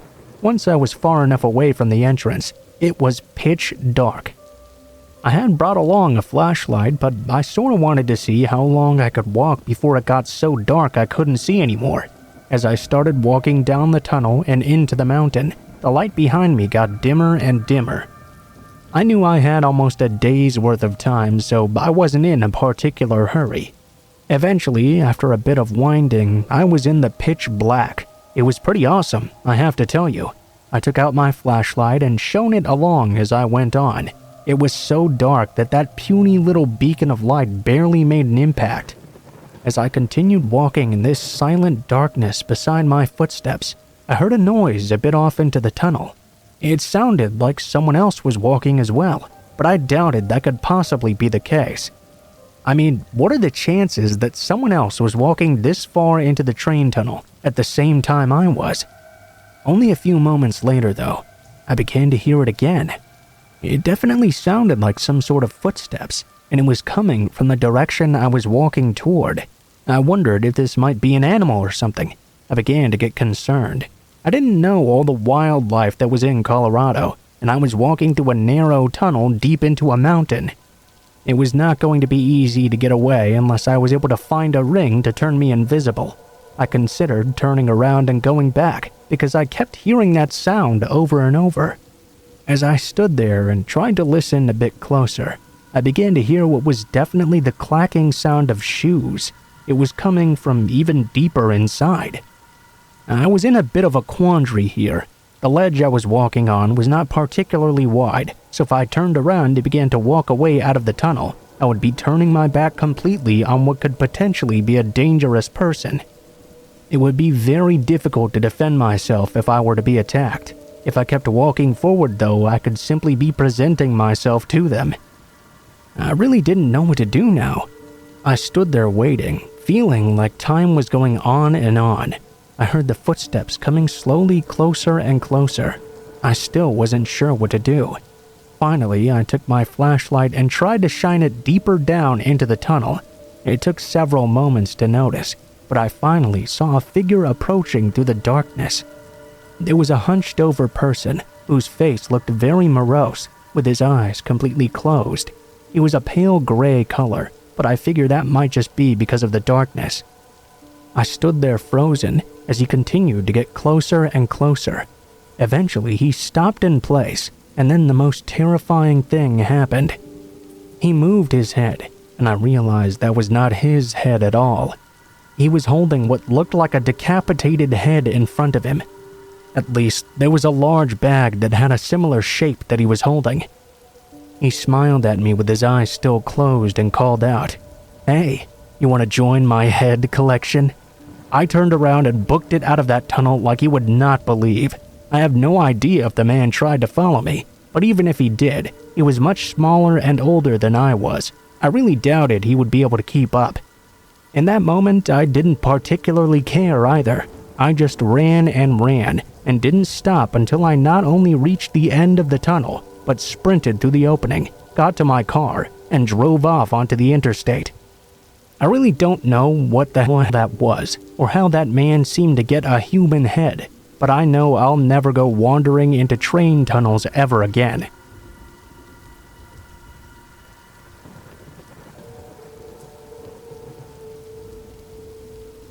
So I'm just gonna cut right to the chase here. I prefer scary stories where people don't give tons of backstory, but this was the creepiest thing that ever happened to me. On any given Halloween, we had a lot of trick-or-treaters during the night, and trick-or-treating was pretty much over by 8 p.m. This was back when people always did their trick-or-treating on Halloween night in the dark, before we all became wusses. Long after I'd went to bed though on this night, I heard my doorbell ring out. I woke up very groggy and looked over to the clock. It was 12:30 now. I wondered who the hell would be ringing me this late. I staggered out of bed and down the stairs. When I got to the door and opened it, I saw the weirdest thing there. A little girl, probably no more than 8 years old, wearing a fairy princess costume and a mask. She was looking down at the ground and whispered, Trick or treat? I was confused, not only as to why this little girl was out so late, but why she thought she would still be trick-or-treating at this time. I looked at her, then looked over at the bowl on my table. I suppose there were a few mini Butterfingers left inside. Not really knowing what else to do, I grabbed one of them. Before I gave it to her though, I asked her why she was out so late alone. She didn't answer me though, just continued to look at the ground and repeated, "Trick or treat." I grabbed some candy bars and decided to give her more than usual since she was out so late. I asked her first to look up at me though. As she did so, I noticed she was wearing a goblin mask or something ugly that completely contrasted the fairy princess costume she was wearing. She held her bag up to me. I asked her again why she was out so late. As I leaned in a bit closer though to observe, she answered me, "I'm only allowed to say trick or treat." I could see in her eyes behind the mask there was a rather desperate look. I dropped the candy bars into her bag while looking around, telling her that she had to run on home. As I was observing, I noticed that there was a black RV sitting there in the street that wouldn't usually be there. After I gave the girl the candy, she lowered her head, thanked me, and ran back to the vehicle. She jumped inside the car and the car took off immediately. Not before, though, I had memorized the license plate number. I called the police immediately and told them about the suspicious thing I'd just seen. I felt like such an idiot, though. The girl could have been abducted or kidnapped. I really should have brought her into my house. Hell, I would have if I had seen the RV before she'd started running off. It's one of those moments I look back on over and over, and I know I did not do the right thing in this instance. I have no idea whether or not the situation turned into anything. The police took all the information, but they never contacted me about it again. I suppose I really didn't think they would. I hope that whatever was going on that night though, that little girl, that little fairy princess, that nothing bad happened to her.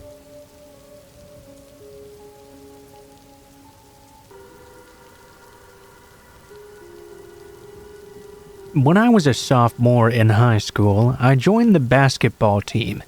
Although I did make the team, I very rarely got to play. I was not particularly tall, but I was a really good free throw shooter. I was pretty much only used when the game was close towards the end. If the other team was going to intentionally foul, I'd be given the ball. Well, this was high school basketball, so that rarely happened. In order to make sure I didn't get too rusty, I would stay behind at school to get in some regular practice. In fact, I practiced so hard that many times I ended up being one of the last people to leave the school building each day. On a Friday in early December, I was at school rather late practicing when I needed to refill my water. I walked out of the gym and down the hallway.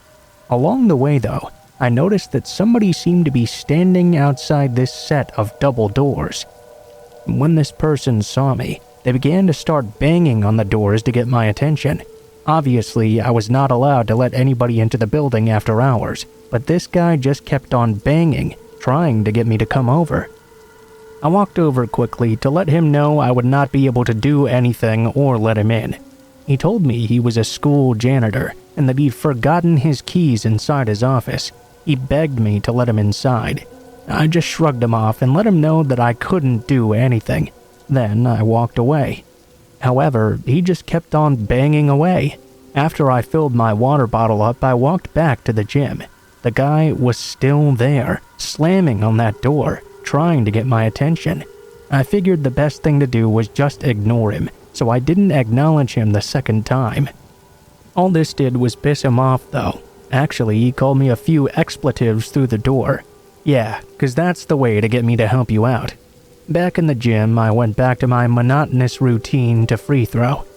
I would usually land about 9 out of 10 throws. I had gone through about 20 straight hits when I finally missed one.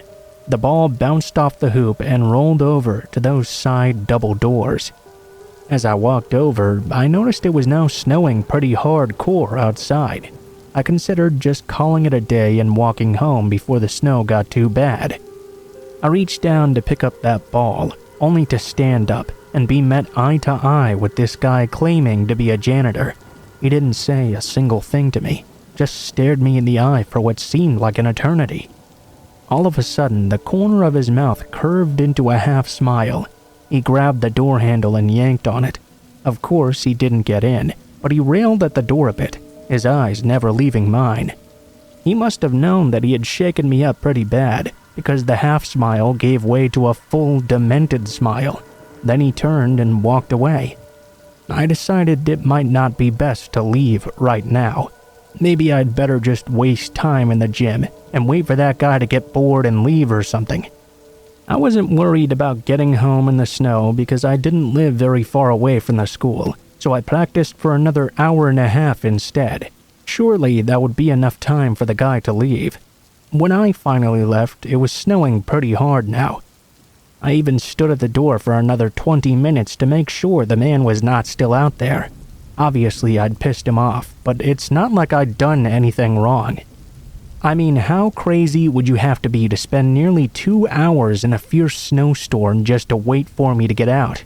I left the school. It was dark, and the snow was falling hard and fast.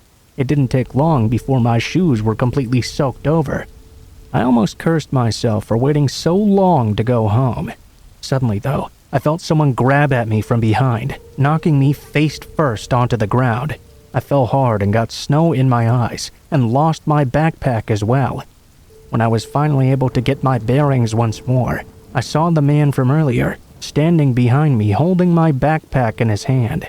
I was scared to death at first, thinking he was going to beat the crap out of me for not helping him earlier. Instead, he simply stood there in the snow watching me. He then held his hand out, as if to offer to help me up. I was cautious to accept it, but I was having a hard time getting up on my own. He yanked me back to my feet, then shoved my backpack back into my hands. All the while, he just kept staring into my eyes, that same half smile on his face. I reached out and yanked my backpack away from him, or at least tried to pull it over to me. At first, he held on quite tightly to it. After a bit of back and forth, though, he released his grip, and I stumbled back slightly. I took my backpack and nervously thanked him for helping me. He didn't respond, though. His smile just grew even bigger. Nervously, I turned and began to walk home, although I kept watching him as I walked away, expecting him to bum rush me or something. He didn't do anything, though. He didn't even slowly follow me or anything like that. He just stood there, watching me as I walked home. I turned onto the streets and actually went around the block just to make sure he wouldn't know where I was going. By the time I'd actually gotten into my house, the man was nowhere to be found. My parents were home, and I felt completely safe now. I got cleaned up and had a nice dinner with them. By the time my parents had gone to bed, I'd nearly forgotten all about the encounter. I decided to do a bit of homework before bedtime, though, so I went to my room and over to my desk. I got my backpack, put it on my desk, and I opened it. I reached in to grab my textbooks, only to notice they were wet. Now I was pissed off at myself for getting snow in my bag. To my surprise, though, when I withdrew my hand from my bag, it was not covered in snow. It was covered with blood. I dropped the bag to the floor. Freaked out, I grabbed it by the bottom and dumped all the contents onto the floor. Books, pencils, notebooks. All of a sudden, what seemed to be half the body of a Yorkshire Terrier fell out onto the floor. It looked like it was cut in half at the head, chest, and front paws, bloodying my bag. I screamed, waking my parents up and bringing them to the room. I didn't see that man again, so I assume he didn't want any further revenge. It didn't really matter, though. What he had already done was bad enough.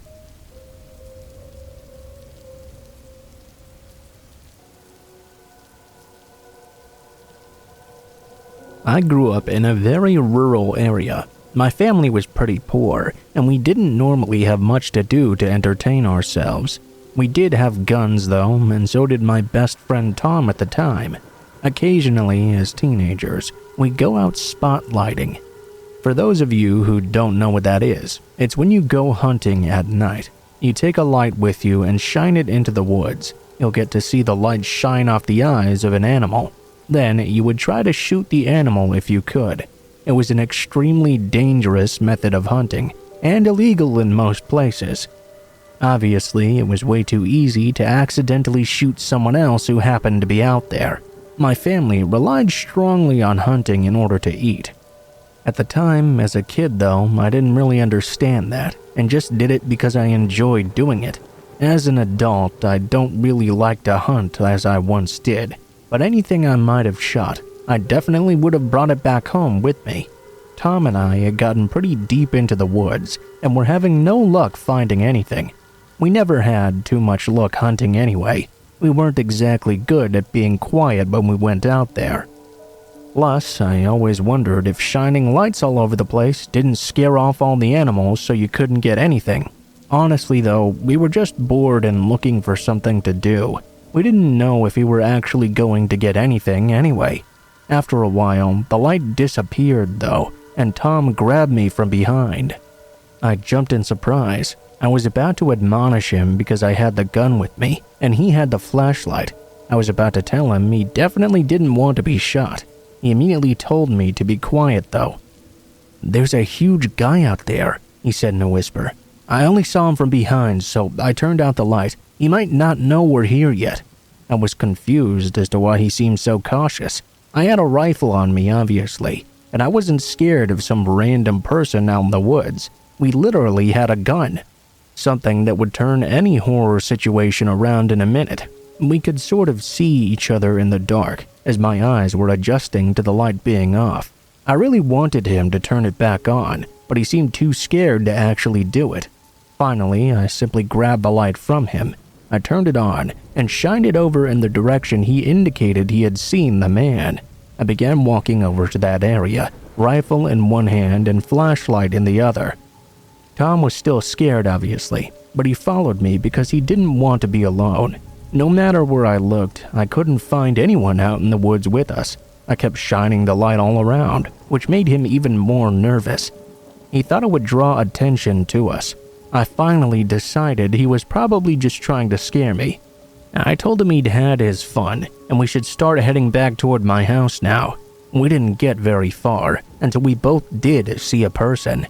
However, this person was laying on the ground in front of a tree.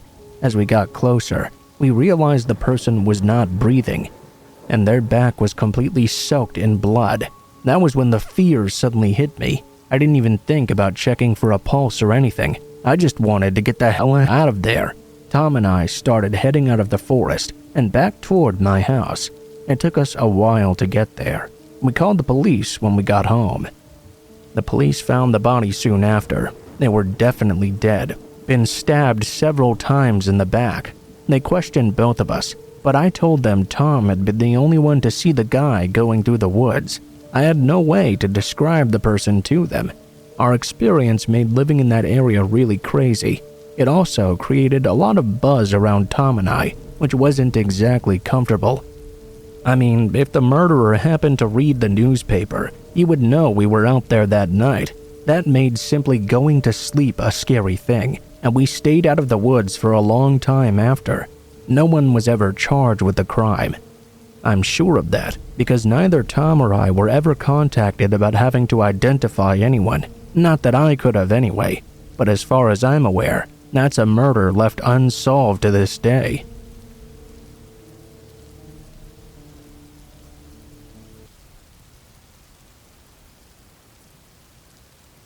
You ever have one of those older brothers who likes to pull mean pranks on you and tries to scare you to death?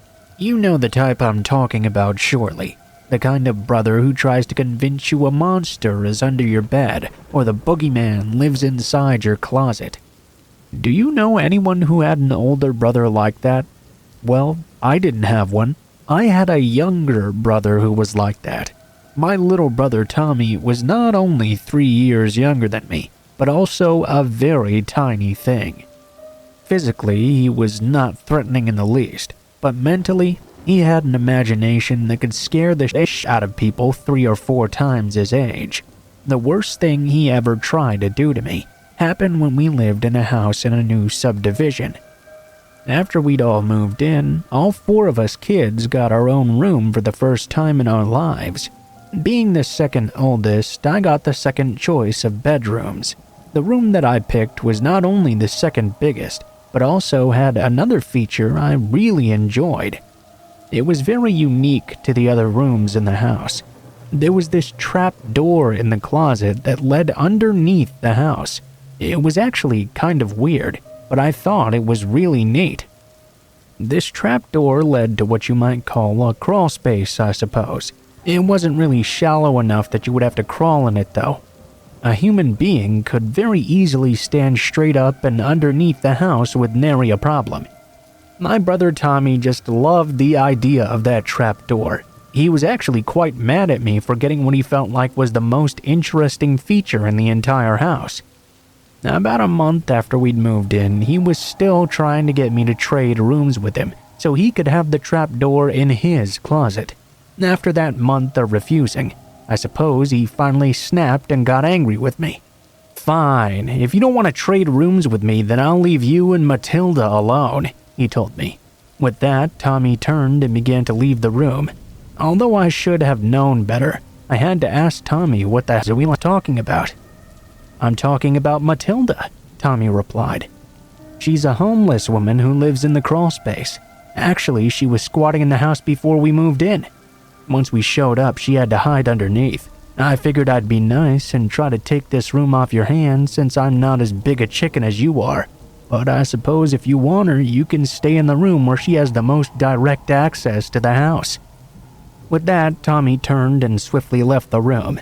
I had to give it to my little brother, he had outdone himself this time. While this story did indeed give me the creeps though, I knew it was just his attempt to get me to trade bedrooms with him, and I was not about to give in. Well, Tommy didn't give in either. He began to taunt me on a daily basis about this Matilda lady. He described her as an ugly, fat old hag lady dressed in ratty blue dresses. He told me he would often talk to her, and she told him she would sneak up into the house when the family wasn't home to grab food. She would then take it back into the crawlspace. She would cook it over an open fire. Tommy told me that he told Matilda how much he wanted my room, and once even asked her if she would help him get it from me. According to Tommy, she'd readily agreed she would help scare me out of the room, but she had to pick the time, not him. I supposed it was a brilliant tactic on the part of my brother. It really left it open-ended as to when this imaginary woman would come attack me. This was his attempt to keep me on edge all the time. My brother was very smart after all, like I told you. When I still didn't budge though, my brother stepped up his torment. He started doing something to me every night before bedtime. He would taunt me, singing about how she lived in the crawlspace through my door. Even though I really didn't believe him, it did unnerve me as I laid there in bed. I would always sneak a glance over at that closet and that trap door. As I went to sleep, I heard the voice of my little brother in my head, as he whispered over and over about how she lived in the crawlspace. My brother's head games did begin to work, but I still didn't want to give in to him. In fact, it just had the opposite effect. I was even more determined to resist. It kind of made me mad he'd found such an effective way to get into my head. About a week after my brother had his little taunts, he came to my room again and was bugging me once more about Matilda. Right in the middle of his little game, though, we suddenly heard a noise.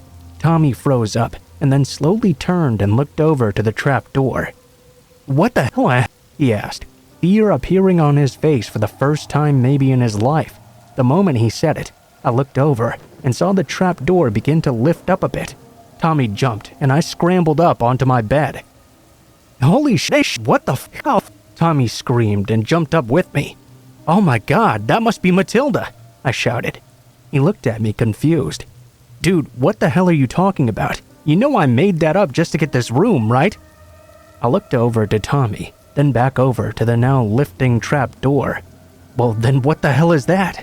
Before either of us could answer, the trap door banged again.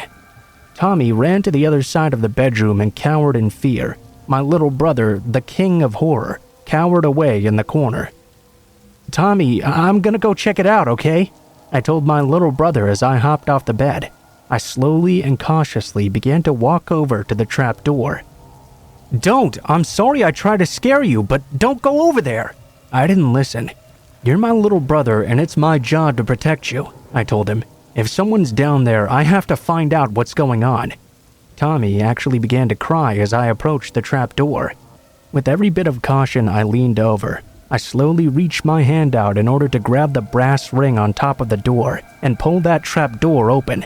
As I did so, the door was thrust open in my hands. A hand reached out and grasped my wrist. I began to scream, and as I did, the hand pulled onto me. It was holding me tight, and it would not let me go. Tommy was still screaming and crying, and started screaming for our parents to come help. Well, the noise and the commotion caused my parents to sprint into the room. They saw what was going on. My mom ran over to Tommy and held him tight. My dad came over and fully pulled open the trap door, revealing our older brother Joseph standing in the crawl space with a big dumb grin on his face. Holding my arm, my dad looked over to me and saw a grin on my face as well. Remember when I said I didn't have an older brother who would torment and scare me? Well, I didn't, but that night Tommy sure did.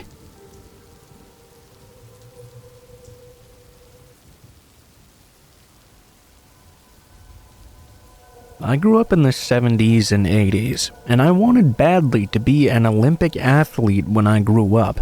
It's important to know that I'm female to fully understand the context behind this story. I was fortunate that my school had the means to train me and the equipment that I needed to use in order to get stronger. During the school year, I would be able to work out and get good training with no trouble at all. The summertime was a different story, however. My family lived way out of town, you see. The school didn't even have a bus service that went out that far during that time. My mom would always drive me to school before she went off to work because of this, and she would pick me up afterward as well. I didn't have this option during the summertime, however. I mean, my mom still worked during the summer, but the school wasn't open, so I couldn't take advantage of the facilities. During the summer, I would always go out on long jogs in the country. The roads were dirt roads, not gravel, so they were pretty easy to run along. The only problems were that we had some pretty hot summers even back then, so I had to be careful not to overheat myself while I was exercising. I would very often exercise in the late evening when it was getting dark and cooler outside. Although it wasn't well lit, I knew the way, and often the moon would give me more than enough light to see. When I was about 17 years old, I had been doing these jogs for several summers at that point. I'll be honest that at this point, my likelihood of ever being an Olympic athlete was very small. I still insisted on staying in shape no matter what though. I did those jogs nearly every day I could. There weren't a lot of houses along the route that I jogged and back. However, of the few there was one I always assumed was abandoned. I'd never seen any people there. We never saw anyone around. Hell, even some of the windows were boarded up. There were no trespassing signs all over the place. I'll admit that the signs didn't mean much though, since they were everywhere in that area, even places that were known to be abandoned. The house just had that sort of vibe to it too. It looked like it hadn't been kept up very well, and was probably a local hangout for ghosts. I was out jogging that summer in the evening. It was still light enough outside to see things clearly, even though the sun was already setting. When I ran by that house, which I normally didn't pay much attention to, something caught my eye this time, and I looked over in surprise. There was a man sitting on the porch in a chair. Looked like he was smoking or something. I wondered why anyone would have liked to have moved into a house like that.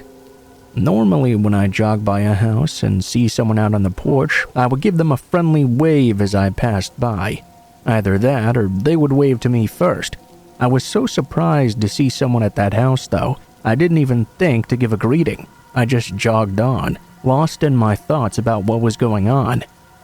The next few days that I was out jogging, I didn't see the man sitting on the porch again. However, not seeing him there made the jogs a lot less comfortable for some reason. I mean, I don't know why, but I began getting a real uneasy feeling every time I passed by that house, both on my jog out and my jog in. I told myself that the feeling was only because of the fact I had seen someone at that supposedly abandoned area. But regardless of the reasoning though, I felt uneasy every time I jogged right by that house. It might have been about a week or so after that, when I was doing my nightly jog once again, when I noticed something else. I saw the person sitting on the porch again, although this time he also saw me. He got up and walked back into his house. I got to the point in my jog when I was turning around to go back home. It was dark at that point, and although the moon was full, it was still a little scary. I don't know exactly why, but I began getting an uneasy feeling the closer I had been getting back to that house. I mean, we all get those sorts of feelings from time to time, where you just can't shake it no matter what you do. So you know how I must feel as I jogged on by. I was listening to my Walkman as I did every time I went for a jog. That's one thing you could say about a lot of 80s music. It was at least good to exercise to. It kept me going, and thankfully the music helped me relax a little as I ran by that house. I passed by it feeling a little nervous, but when nothing happened, I felt a whole lot better. I still had a little ways to go before I got home though. I did feel like I was able to relax a bit more. As I was running, the strangest thing happened. It felt like something touched me from behind, as if someone were jogging right behind me. It was a light touch, but it still surprised me. Only slowing down slightly, I peeked over my left shoulder, horrified to see the man from the house running right next to me. There was enough light for me to know that it was him without a shadow of a doubt, and it appeared he was chasing me. That was when I realized that must have been the man trying to grab me. Perhaps I was too fast for him to catch up in that moment. That was all I could think of. For the split second that I saw the look on his face though, he looked crazed and insane, almost evil. I was truly scared for my life. I did the only thing I could do. I put it into high gear and took off as quickly as I could. I was jogging previously, but now I put everything into my running and did my best to run fast. The first few times I checked back over my shoulder, the guy was still clearly in pursuit of me. However, as it continued, it was obvious he was not in the same condition I was, and he was quickly falling behind. There was no doubt he was still trying though. I ran as fast as I could and stopped looking back after the first few times. I just wanted to get home, knowing my dad was there and would absolutely protect me from this creep. I ran to my driveway. I ran up to the door and opened it. The moment I stopped to open the door, I expected to be grabbed and pulled away, but that didn't happen. I rushed inside, locked the door behind me, and looked out the 3 rectangular windows on it, trying to see if anyone was out there. The man was there, but he was now standing at the end of the driveway. He didn't try to approach. My mom and dad were obviously concerned with how I'd run into the house like I did. I turned and looked to them and explained what happened. I then turned and looked out the window, only to see the man was not there anymore. I knew it was that guy from the house, and I made sure my father knew that too. My dad grabbed his gun and went out there to confront the guy. My dad was a huge old country boy who anyone in their right minds would have been scared of. He jumped in his truck and went to the guy's house. My mom didn't call the police. She was worried my dad would be the one to get into trouble. We simply waited for him to get back. It took a while for my dad to arrive, and it was a bit nerve-wracking waiting for it. When he did arrive back, we both hoped he would have gotten hold of the guy, but that didn't happen. He didn't find anyone alongside the road, nor was there anyone at the house. He even broke down the door to check inside, but he didn't find anyone there. We did some checking, and it turned out the house didn't even have a tenant. The property was owned by the owner of the town's grocery store, and no one was supposed to be living there. They figured some homeless guy took up residence there for a while, or perhaps an ex-con who had nowhere else to go or something. I don't know exactly, but whoever it was, I'm lucky I was in the shape to outrun them.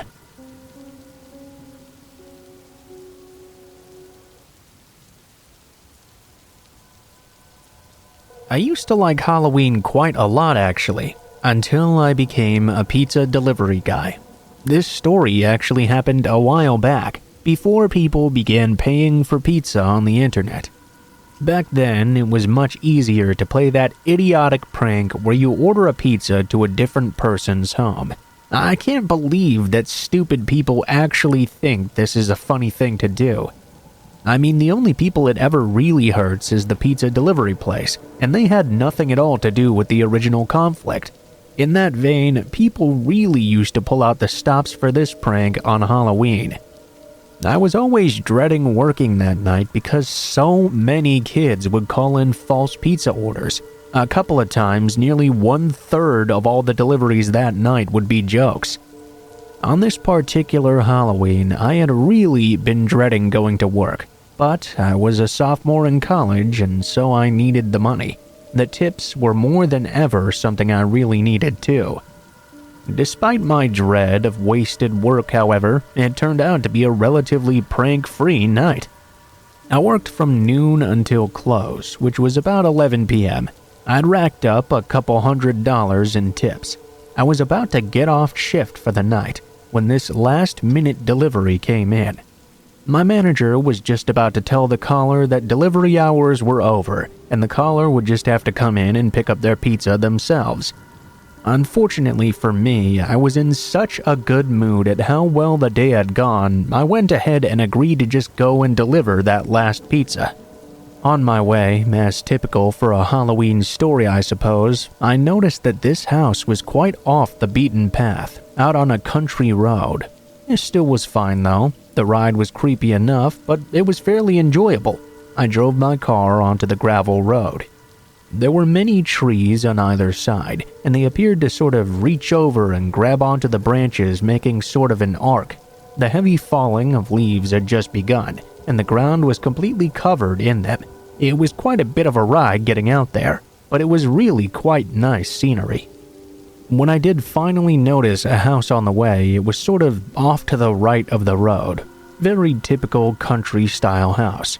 A small black mailbox at the end of a small gravel driveway. It seemed to be a 2-story house with a roofed front porch that had a screen door. On the top of the 3 steps that led to the porch was a traditional jack-o'-lantern.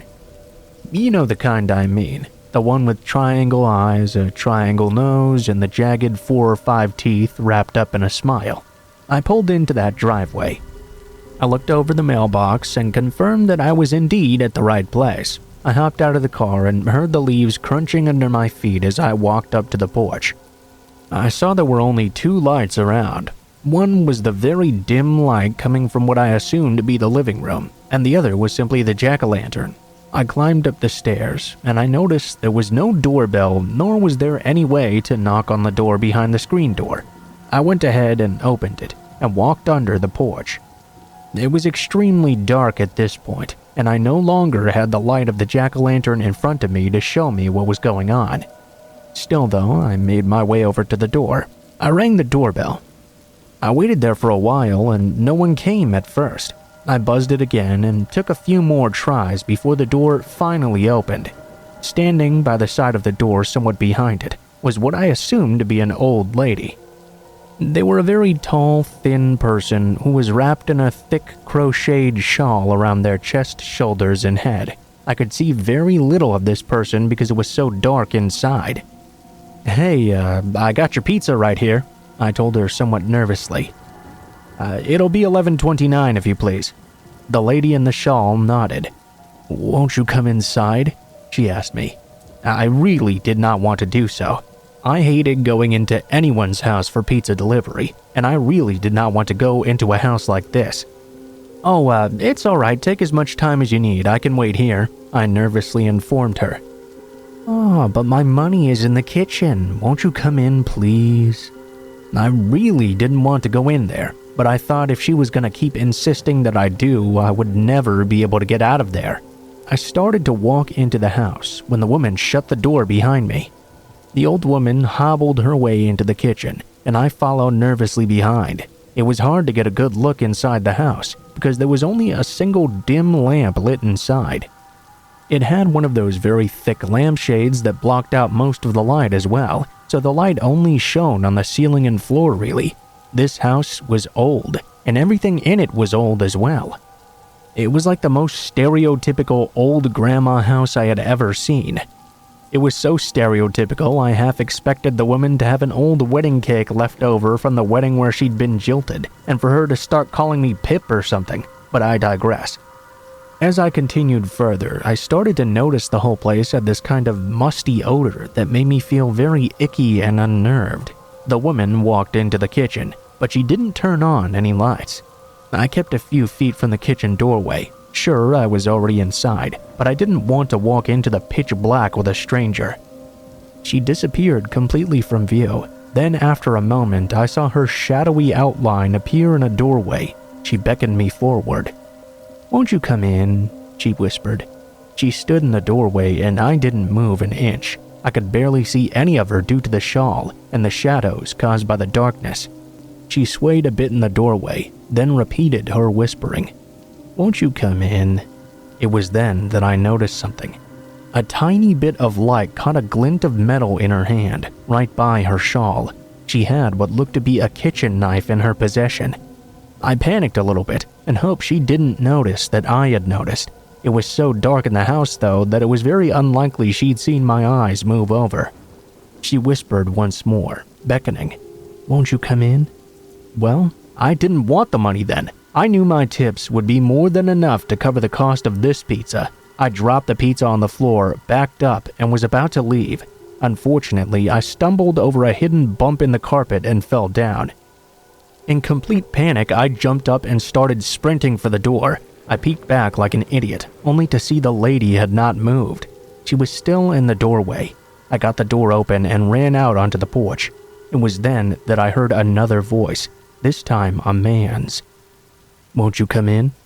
I looked over, only to see there, hidden away in the dark, a man sitting on the porch in a rocking chair. He was holding the jack-o'-lantern on his lap. He was looking at me with the creepiest smile. I had no idea how long he had been there, and I really didn't care now. I shoved open the screen door, sprinted to my car, got in, and drove off. I read a lot of these stories where people call the police after and they find out the house was abandoned or something. I didn't call the police, but I did tell my boss about it. He figured it was just a Halloween prank or something. I suppose he may have been right. They seemed a bit old for that, but who knows. That woman could have easily come after me when I'd fallen over like a dumb, but she decided not to. Either way, I'll never go back there again. And I didn't mind the joke orders after so much anymore.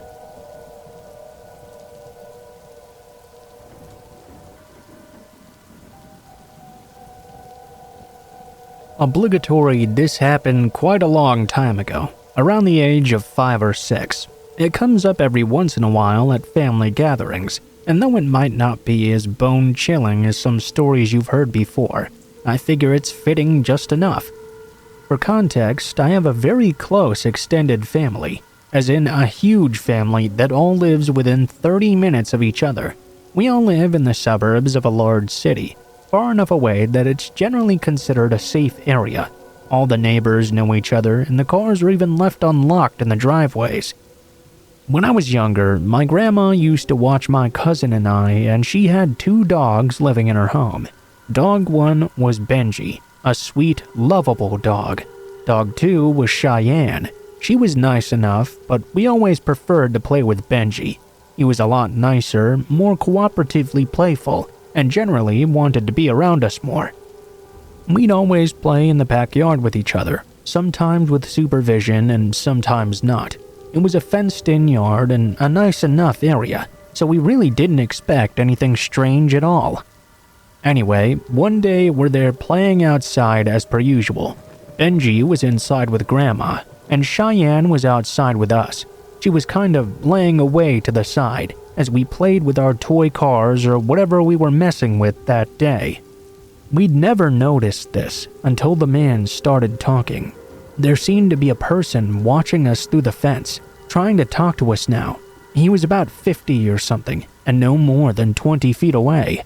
The man seemed nice enough, but hey, I was very young, so I had no clue about strangers back then. We kind of walked over to him, not very close though, still a good few feet away. He had began to try and chat with us about God knows what. This whole time, Cheyenne had started coming over to us, growling lowly and getting into a protective stance. The man continued to talk. I can't really remember what the subject of the conversation was anymore. All I know is that at one point, he began to try to call us to come over to him. We wouldn't do that. We knew that much at least. Of course, that made the man very upset. At this point, he began trying to scale the fence. I had never been so afraid in my life. Cheyenne just started going absolutely berserk. If that man had managed to climb over, I don't think Cheyenne would have let him leave the yard alive. He jumped back, obviously startled, not expecting that vicious dog. My grandma heard this happening, so she rushed out into the yard. She saw the man, us, and the dog going insane. My grandma began to scream, like I had never heard her before. The man jumped down and ran away down the road. We ended up being rushed inside where my grandma sat us down and very nicely explained the stranger danger thing. My grandma, who lived there for a very long time, had no idea who the man was either. He didn't seem to be a neighbor or someone from the general area either. The whole rest of the day, Cheyenne would not leave our sides at all. Unfortunately, I was always a little bit scared of Cheyenne after that. I know now it wasn't fair to her. She was just protecting us. I also learned that I'll always trust my dogs. We've had dogs for as long as I can remember, and usually their instincts about people tend to be pretty correct. I have no idea what the man was planning on doing if he'd managed to get into the yard, or if Cheyenne hadn't been there. Luckily, she was out with us that day.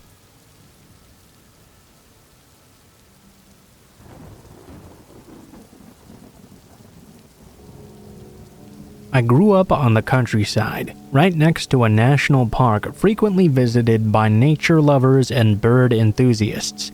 It was the kind of park where you're not really allowed to bike or ride horses, only walk or run. 10-year-old me felt it was a stupid rule though, and did so anyway. The trails were perfect for it after all. I knew full well that I was not supposed to do this, and had been caught a few times. Nothing much had ever come of it though, besides a half-hearted don't do it again. I did, of course, until one day something frightening happened that made me finally stop. My family were horse breeders, you see, and I would often take the horses for a ride, usually in this forbidden park. This day, very early in the morning, the first day of the summer holiday, it was beautiful outdoors, misty and foggy, yet a sky that promised a sunny day ahead. Since it was so early, before 6 o'clock, I knew there wouldn't be anyone on the trail to see me. I let the horse set off full speed along the trail. I only slowed down on the part that got steep on one side, leading down to the river. The thought of one step too close to the edge was too much even for a daring kid with next to non-existent risk assessment skills. Suddenly though, my horse came to a halt and refused to take another step. I'd grown up with horses all my life and knew that usually indicated something needed to be investigated. Was there something wrong with his hooves? Did the horse spot something that spooked it? As I checked, his hooves seemed fine, but the horse still wouldn't move an inch. That's when I saw it though. Someone had set up a trap, a thin, sharp metal wire across the trail, just in perfect neck height for an adult. I stopped and looked around. I couldn't see anyone. The wire was attached to 2 trees, impossible for me to remove. I led the horse around. To do so, I had to walk a bit up into the wooden area, onto the side of the trail. That's when I began to hear singing. Today, I only remember parts of it. Translated though, it would have been something like, "Hey all you runners, come here passing, let the life of blood pour out." I, as silently as I could and with my heart in my throat, backed away, climbed onto my horse, and hurried back the way I came as fast as I could.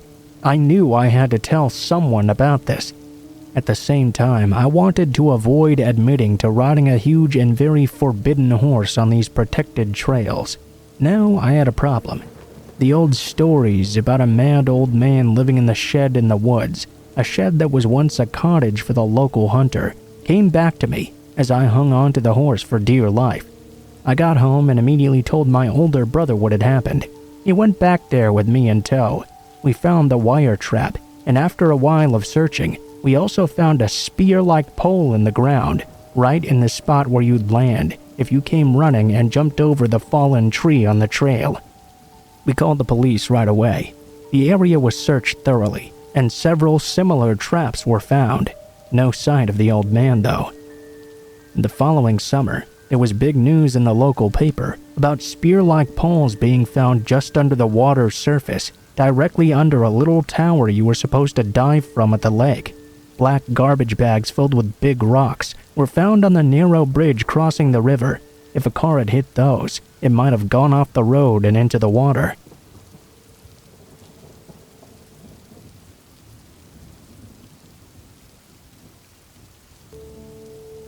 My story involves myself and 3 of my really good friends throughout my whole childhood. We'll have them go by Kevin, Ryan, and Tommy.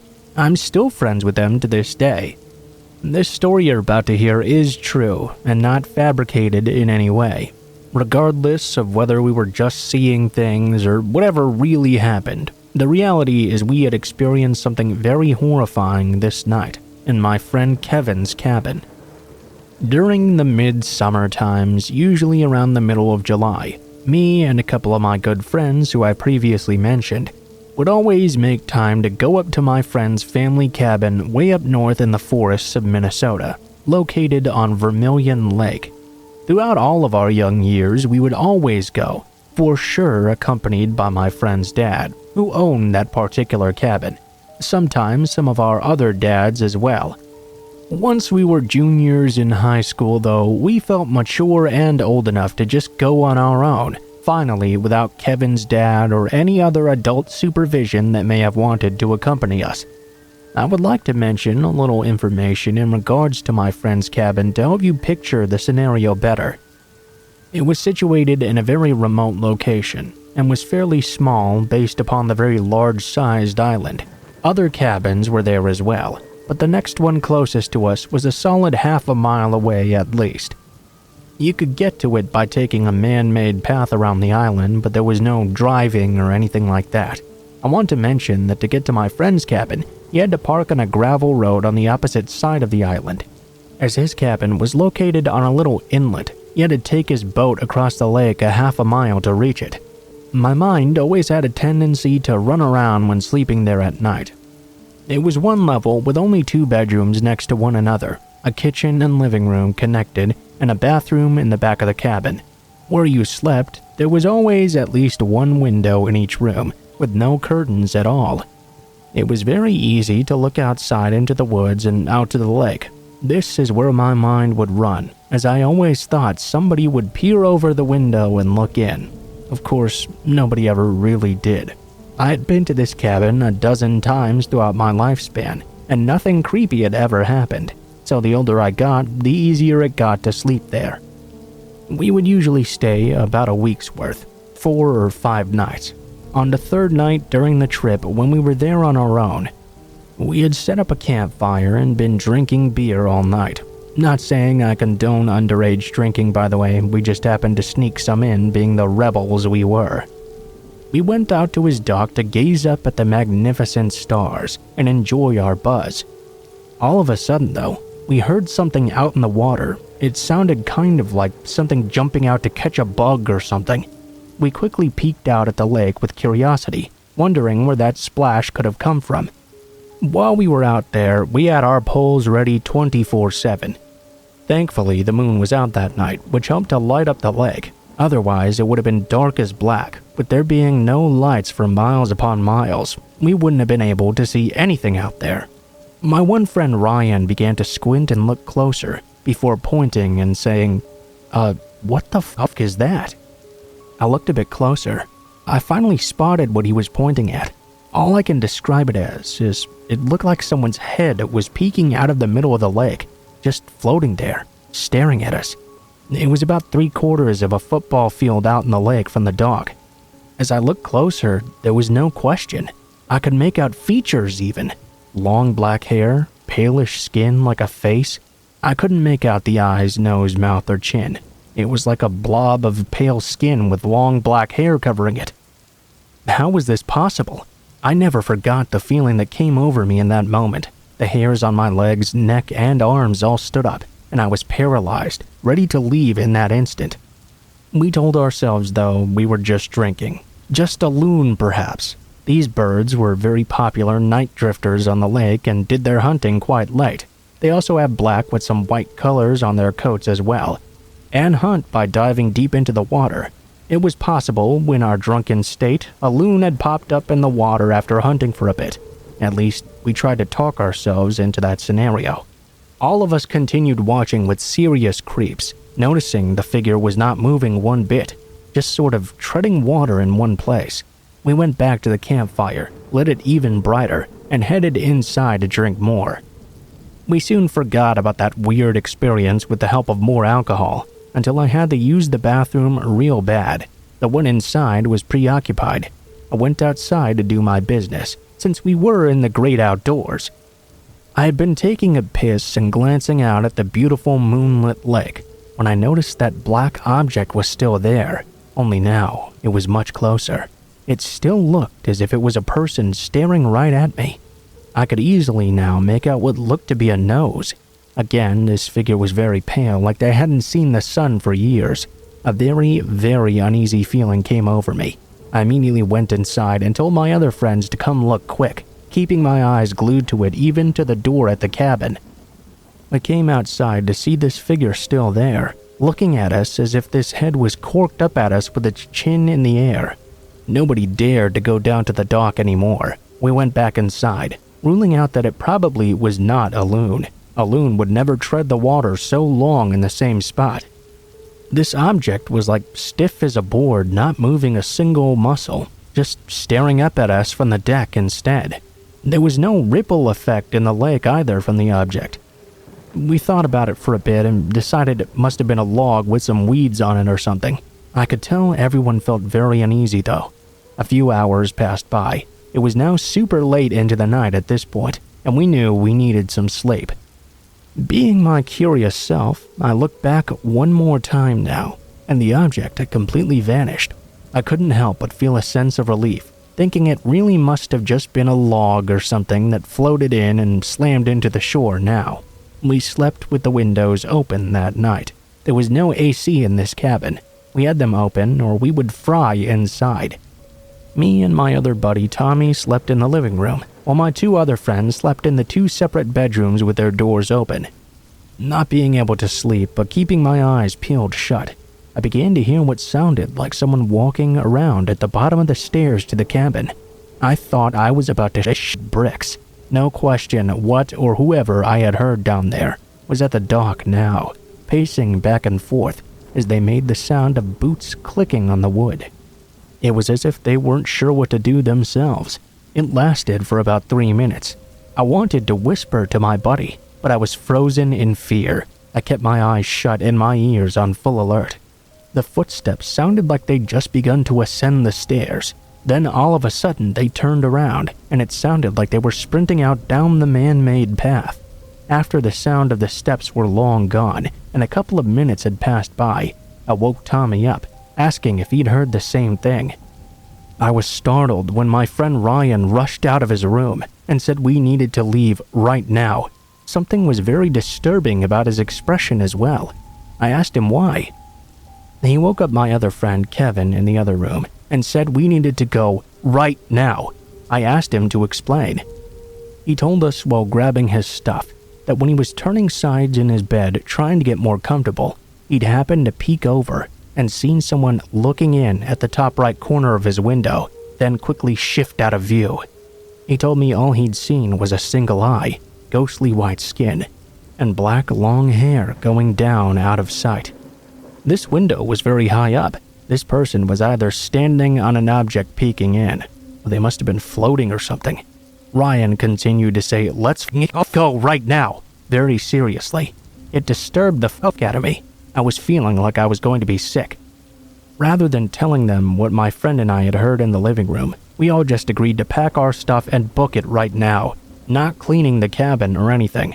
We did lock up as we headed down the stairs, and we could see bare footprints in the dirt, heading off into the path and all around the cabin. We picked up our step at this point, jumping into the boat. We threw our stuff in as well, untied it, and sped off. I was too scared to even think about that thing we'd seen in the water anymore. I couldn't even bring myself to look into the lake.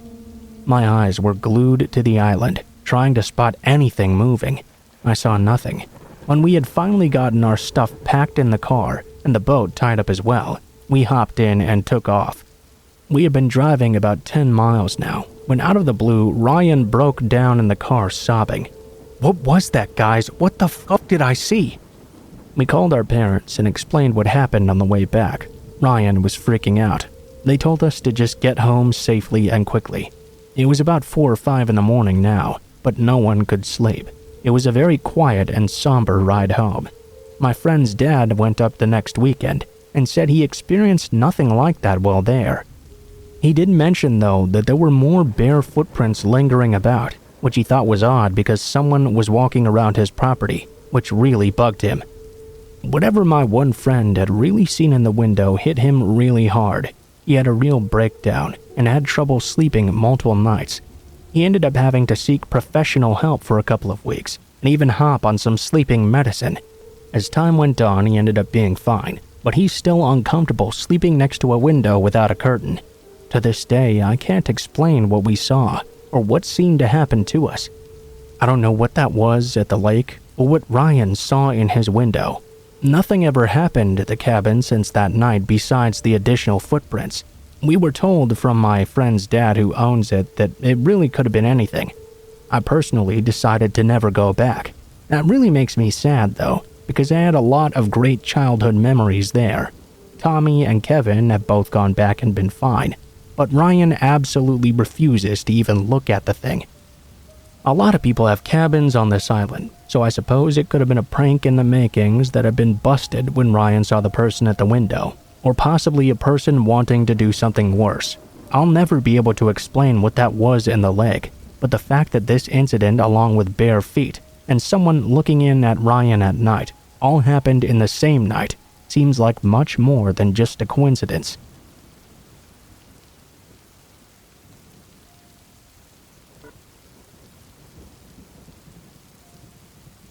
I work at a hospital a town over from where I live, and I work as an environmental service person, aka housekeeping. Every hospital worker has to wear a badge with a picture, first name, and your department listed on it. I'm a 5'2" woman, if that matters at all. I used to park out in the front of the hospital instead of our designated parking space. 1, it was more lit out in the front, and 2, it just seemed more convenient. Now, I park in the back in our designated area and walk out with a coworker who leaves at the same time I do. When I get to work, it's still in the early evening, so around 4ish or so. Normally, we have a few people outside/inside our waiting/wheelchair area. You'll occasionally get a few, "Hey, can you help me with this?" or "Do you know what floor so-and-so is?" People coming up to you because you're wearing scrubs and have a badge is not uncommon or weird, except for this one time. I got to work a little bit early so I could eat before clocking in and just get right to it. I was walking across the little crosswalk from the parking lot to the entrance when I hear a, Miss, could you help me with something?" I turn around and see a decently dressed man in his mid-30s. "Oh, sure, what could I help you with?" "My wife is on the 3rd floor, but I just can't figure out what entrance I'm supposed to use." "Oh, sure, you'll want to use this one, because the one all the way around to the left is for the emergency room. The one all the way to the right is for physical therapy in the senior center." "Okay, thanks. And what time do the doors lock exactly?" 8 o'clock, I believe." He nodded and walked through the doors. I didn't think that much of it, other than if his wife was on the 3rd floor, he should have known what door to use. I mean, it had main entrance written right on the front. I told my shift manager, who radioed to security to maybe keep an eye out for some weirdness. I continued working throughout the day and finally finished my shift. It was around midnight when I finally got outside the doors and halfway through the crosswalk when I heard, "Hey, it's good to see you." I turned around to see the same guy from earlier waiting on the bench outside. I gave a polite nod and continued my way to my car while unlocking my phone. I pulled up my shift manager's office phone number and got ready to call. "Hey, I want to talk to you. Come and chat." "Sorry, it's late, and I have people up and waiting for me at home." "Do you live around here?" "Come on, you're a pretty girl, and I'm a decent guy. Why wouldn't you want to chat?" I ignored him and just continued to walk as fast as I could without running. I could hear him speeding up behind me to follow me. After that sentence, I was about a foot or so away from my car. I pushed my automatic lock and swung my purse off my shoulder so I could chuck it into my car and slam myself in. "Hey!" I slammed my purse in, then slammed myself in, all while locking my doors and slamming my key in, getting ready to leave. He reached my car and pounded his fist on my window. "That's not cool, my name. Let's chat." I'm done talking to this guy at this point. I was seriously ready to just get home. I revved my car, letting him know that if he wasn't going to move, I was going to run over his foot. It was a good thing he was right next to the ER so he could limp over and explain how his foot got in that mess. I pulled my car out of park and slowly, one more time, revved my engine. He knew I was not fucking around. He stepped back and I pulled up to a few parking spaces before speeding out and getting out onto the road. The drive home was spent on the phone with my shift manager, who was radioing security to see if he was still out there and if they could see him anywhere else on location. They couldn't find him, but they did check the cameras. They saw that earlier in the day he'd been following me. Then, after I left, he'd followed me a bit too before meeting me. About 2 minutes after our confrontation, it showed him running away. I spent some time with security, and they told me they were going to forward this all to the police, then to use our designated parking space from now on. They also said to call if I saw him in the building or on shift, or when coming out of work in the future.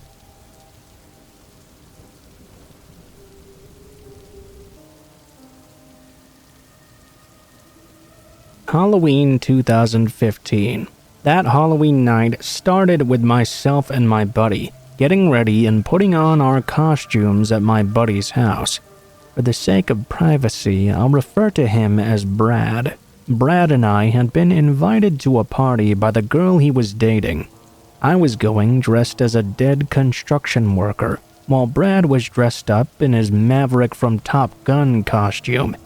We both looked pretty dumb, as we hadn't put very much effort into our costumes. He was just excited about seeing the girl he had just started dating, and I was equally excited to meet and flirt with some new girls that night. Once we were both ready to go, we headed out. Brad's new girl had sent us a text with the address attached. We GPS'd it, and Brad drove us both to the party. It was about 30 miles away, on the outskirts of our city out in the country. We drove down a very long, dark street with no street lamps, and eventually made it to the house. The house was at the end of a long driveway. When we pulled up, we saw a good number of cars and trucks parked out front. I'd say there were about 20 or so. We were both pretty psyched, as this party looked to be quite awesome. Music was blaring from inside the house. The outside was lit up with black lights and decorated with all sorts of Halloween stuff. Red light was pouring out of the windows from inside. This place was a 2-story too, so it was very nice. It was surrounded by acres of farmland, and there was not another house in sight. When we went inside, we found Brad's girl sitting on a couch in the living room, talking to 2 of her friends. We sat down and Brad's girl said hello. She came over to us, sitting next to Brad. She was dressed up as a vampire. The 2 people she had been talking to were wearing masks. One of them was a guy, and the other was clearly a girl. The girl was wearing a ghost face mask, and the guy was wearing just a mask with normal clothes on. His mask was one of those black blank face masks. We all talked for a while, with people rushing around us, dancing and getting hammered. The guy was really quiet though. He only spoke whenever somebody else spoke to him. I honestly thought he was a little bit weird and creepy. It didn't seem like he was having a good time either. We assumed that the 2 of them had come together, but we found out that the ghost-faced girl had come with 2 other girls. The guy said he had come with one of his friends, but apparently he couldn't find him now. After a couple hours of talking, laughing, and drinking, my vision was starting to get blurry. I was getting pretty damn drunk. Brad and his girl had long since gotten off the couch and walked off somewhere. The other two were still talking to each other on the couch right next to me. They seemed to be flirting and having a lot of fun at this point. I was just kind of people watching, sipping on my 5th mixed drink of Jack and Coke. That was when I noticed the blank-faced guy kept leaning his head back. I'm pretty sure he was looking upstairs at the bedroom doors. I couldn't tell because with his mask I couldn't quite see his eyes. The ghost-faced girl didn't seem to notice this though. She was all over him, talking his ear off. At some point, I positioned one of the couch pillows behind my head and started to drift off to sleep. Going in and out of consciousness, I woke up for a moment completely and looked around the room. My head was spinning at this point. There were way less people walking around. I pulled out my phone and checked the time. 3:45 a.m. I slipped my phone back into my pocket and leaned my head back on the pillow. I was going to get some sleep again. I started to close my eyes, but right before I did so, I noticed that blank-faced guy leading the ghost-faced girl up the stairs. Her head was down. She looked like she was barely awake. He was helping her walk up the steps and they disappeared into the bedroom. Next thing I knew, Brad was shaking me and telling me he wanted to leave. I asked if he was cool to drive, and he assured me he was. I got to my feet. The room was spinning. It felt like I was going to puke right there. I managed to make it outside though. The sun had just gone up when we made it back to Brad's house. We both collapsed on his couches and passed out. Hours later, I awoke to Brad's sister, waking him up and questioning him. She asked if we had gone to that party out in the country. When we said yes, she was completely frantic. She told us somebody had been killed there last night. I became completely awake upon hearing this, and so did Brad. I sat there silent. Brad was asking who it was and what had happened to them. His sister said she didn't know the girl's name yet, but she had been found murdered in an upstairs bedroom. She had been stabbed to death. I thought to myself, there's no way. Sure enough, to my disbelief, later on that day, they showed us the girl that was killed. It was that very same ghost-faced girl from that night. She had been stabbed 36 times. The police questioned everybody who was at the party on Halloween, including Brad and I. Of course, I told them immediately about that suspicious guy who had brought her upstairs. That he was wearing blue jeans, a black t-shirt, and a black blank face mask. To my knowledge, though, they never found that guy. The person who hosted the party said she'd never invited that guy, nor did she see him there.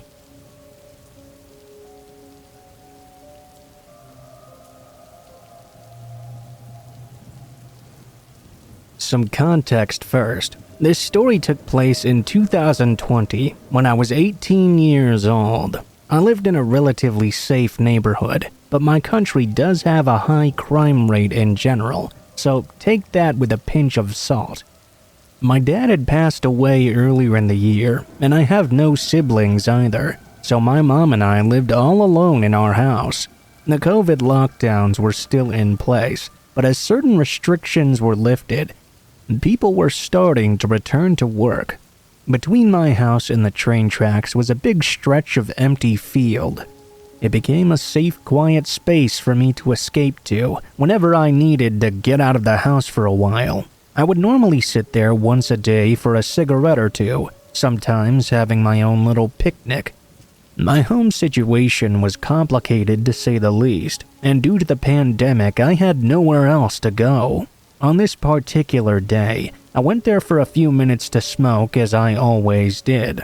I was about halfway through my cigarette when I noticed a young man walking along the train tracks on the other side of the field. He was barefoot and wearing dirty, worn-out clothes. The man noticed me and made a hand gesture suggesting he was asking for a smoke. I should have just left, but as a teenager, I found it quite difficult to say no to people. I walked a bit towards him and offered him a smoke. He took it from me, but immediately I felt uneasy about the way he was looking at me. The man asked me, "Don't you live in that house right over there?" He pointed right at my exact address. I avoided answering his question, and at this point I realized I needed to leave right now. I had left from my front gate that day. For him to know where I lived, he must have watched me leave from the back gate before. I told him I needed to get going. He started insisting on giving me a hug to say thank you though. I declined several times, and at this point I started backing away quickly. I didn't get very far though. The man easily caught up to me and wrapped his arms around my waist. I panicked, not knowing what to do. All I could think of was that I needed to get away from this man. As I tried to start running from his grip, he grabbed me harder from behind and started dragging me towards the row of houses where the view of the road was completely blocked off. The fences were high too, so no one could see that area from their backyards. We were completely isolated. I was kicking and struggling, desperate to get out of his grasp. He ended up throwing me against the ground, with him jumping on top of me, still holding on. In a split second, my life flashed before my eyes. That feeling that something terrible was about to happen came over me. I couldn't escape. This man was too strong. My arms were trapped by his, and he was holding me down so I couldn't kick him. I did the only thing left to do. I started screaming desperately for help. Suddenly, I was free. I could move again. He had let go and jumped off of me. He ran away so fast I could barely even register it. My heart was pounding furiously. I was shaking in shock from what had just happened. He disappeared into the industrial area on the other side of the train tracks. I immediately ran towards the road. As I reached it, I noticed it was empty. There were no cars parked in my neighbor's driveways either. No one heard me screaming, and had he realized that day would have had a far worse ending for me. He clearly knew where I lived, and I was terrified of him returning. For months after, I had panic attacks and nightmares, and I could barely leave my house without breaking down. I moved away from there a year later, but I still sometimes get scared when I'm home alone or when I have to walk around town.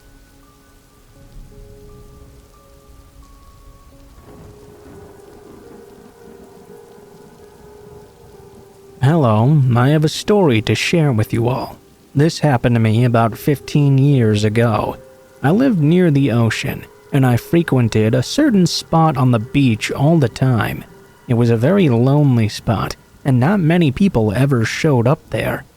This one Saturday afternoon, as I recall, I was lying out in the sand in my spot, relaxing and getting a tan on. It's not uncommon for me to fall asleep while doing this, as I sometimes did if the sun was not too hot on my skin. This particular day, I had fallen asleep. I woke up a while later to the sun now setting. I realized I must have been sleeping for quite a while. When I looked over to my left, I was startled to see a woman sitting right next to me in the sand. Not on a towel or anything. She was wearing jeans shorts and a bathing suit top. She had very striking red hair as well. At first, I didn't even really acknowledge her. There were a couple of other people around further along the beach, but after glancing at her a few times, I noticed she was just kind of staring out into the ocean. She didn't even turn to look at me, or anybody else really. I felt a bit of curiosity and said hello to her. She said hello back without hesitating or even turning her head to look at me. Right after that, she sprung to her feet and walked away. I thought that was all quite weird, but I didn't really think anything else of it. I'd say about 30 minutes later, I was packing up my stuff, and I left soon after. Nothing seemed out of the ordinary. I'd had a pretty great day relaxing there all in all. Once I was home, I started making myself some dinner when I heard my phone start ringing. I walked over to my purse on the counter and pulled it out. It was my mom. We started talking about the usual things when all of a sudden, I noticed what looked like a square piece of folded paper sticking out from inside my purse. In the midst of our conversation, my mom continued talking, whilst I pulled this mystery paper out and unfolded it. I was confused because I was absolutely sure I hadn't put anything like that in there. I dropped my phone when I read what was written inside. The note said this: "I was going to rob you and stab you in the throat, but you just looked too peaceful laying there. I picked up the phone and told my mom what happened, remembering that girl on the beach. We both nearly passed out together."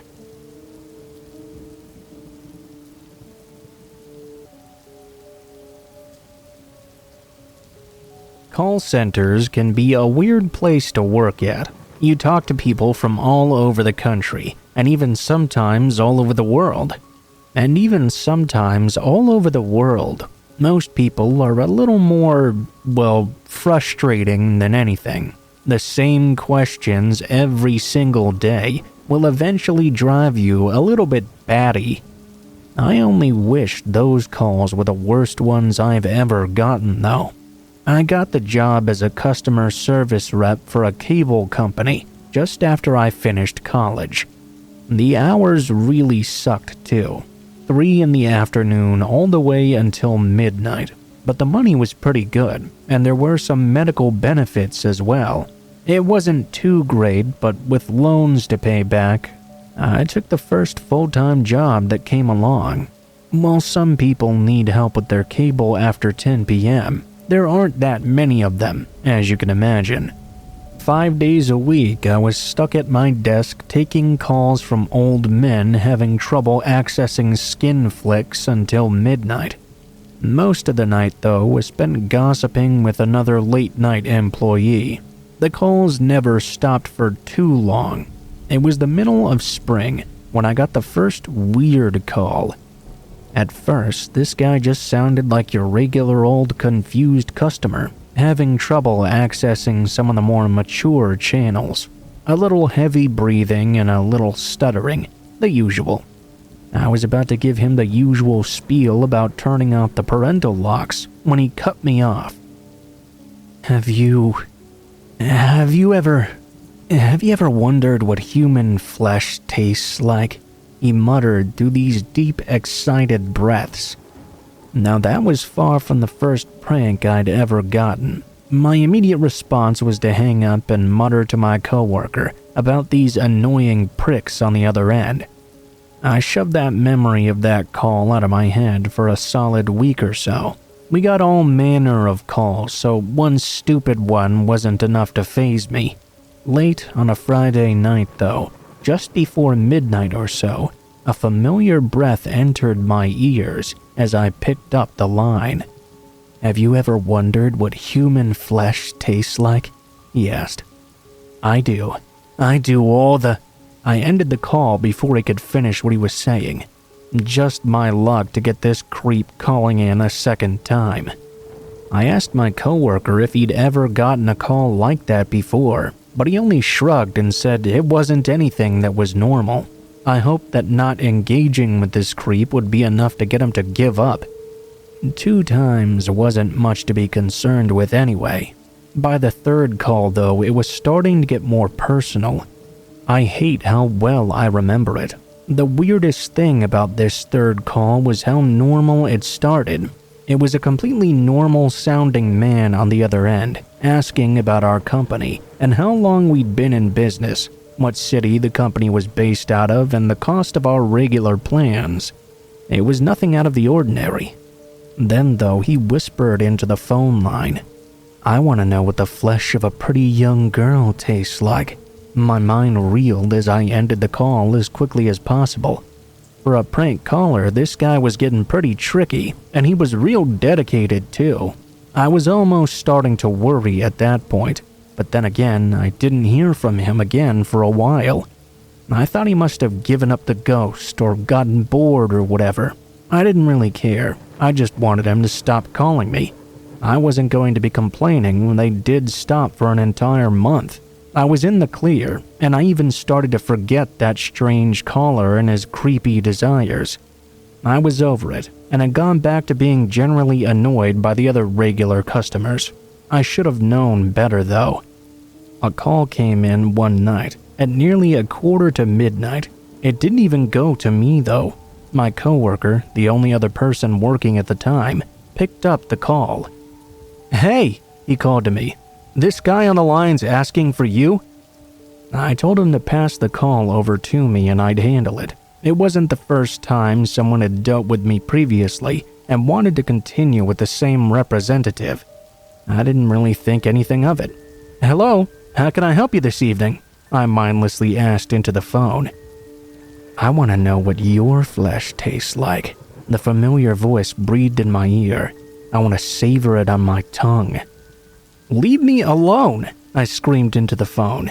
To my horror, the phantom voice laughed at my fury. He laughed and laughed until I ripped the headset off my head and stormed away from my miniature cubicle, tapping my finger hard against the end call button as I left. Maybe it was because he'd finally gotten a reaction out of me, or maybe because he was getting worse, but the calls ramped up to at least once a day now. I did everything I could to get him to leave me alone after that. I told my supervisors, I switched my shifts at the company, I even called the police. Somehow, they were unable to trace the call. At least they tried, though. The mystery caller kept calling 2, 3, sometimes even 4 times a day now. Each time telling me how much he desired to taste human flesh, often mentioning my flesh in particular. He mentioned other people he wanted to eat too, but it was always that he wanted to eat another human being. After a month of that, I quit. No 2 weeks notice, no offers to try and stick it out. I went to sit down at my desk one morning and realized I just couldn't bring myself to put my headset on. I couldn't handle this anymore. I got up and went to my boss and told him I was done. To my surprise, no one really judged me for it either. I probably stuck it out longer than they expected. I left with a glowing letter of recommendation and mumbled words of apology that they couldn't do more for me. I spent a lot of time hiding out in my bedroom after I left the call center. After a couple of weeks without getting any weird phone calls or having to talk to anyone really, I started to go out again. Life started getting back to normal and I stopped thinking about that weird caller. While I hadn't forgotten about the terrible calls, I was able to push them out of my head for the most part. I even lined up a job interview that I was supposed to go to yesterday. The job was nothing special, but it was a huge step for me. I was all set to go for that interview. My suit was ironed, my hair was all styled. I felt better than I had in months. I even found myself smiling while I was waiting for the bus to come pick me up. That's when I heard it. Somebody leaned in and whispered in my ear as their breath washed over me. "I know what the flesh tastes like now. I like it." I spun around hard as panic came over me, my eyes scanning the group of people moving toward the bus, but no one stood out from the crowd in particular. My mysterious caller had somehow found me in real life. Worse, it seemed he'd gone through with his sick, twisted fantasy. I didn't get on the bus. How could I? That guy was on there, and he knew who I was. But I didn't know him. I skipped my interview and went right back to my bedroom. At least it was safe in there. Now though, my cell phone always keeps ringing non-stop. I don't answer it if I don't know the number, no matter how long it rings for. It's just safer to let it ring away.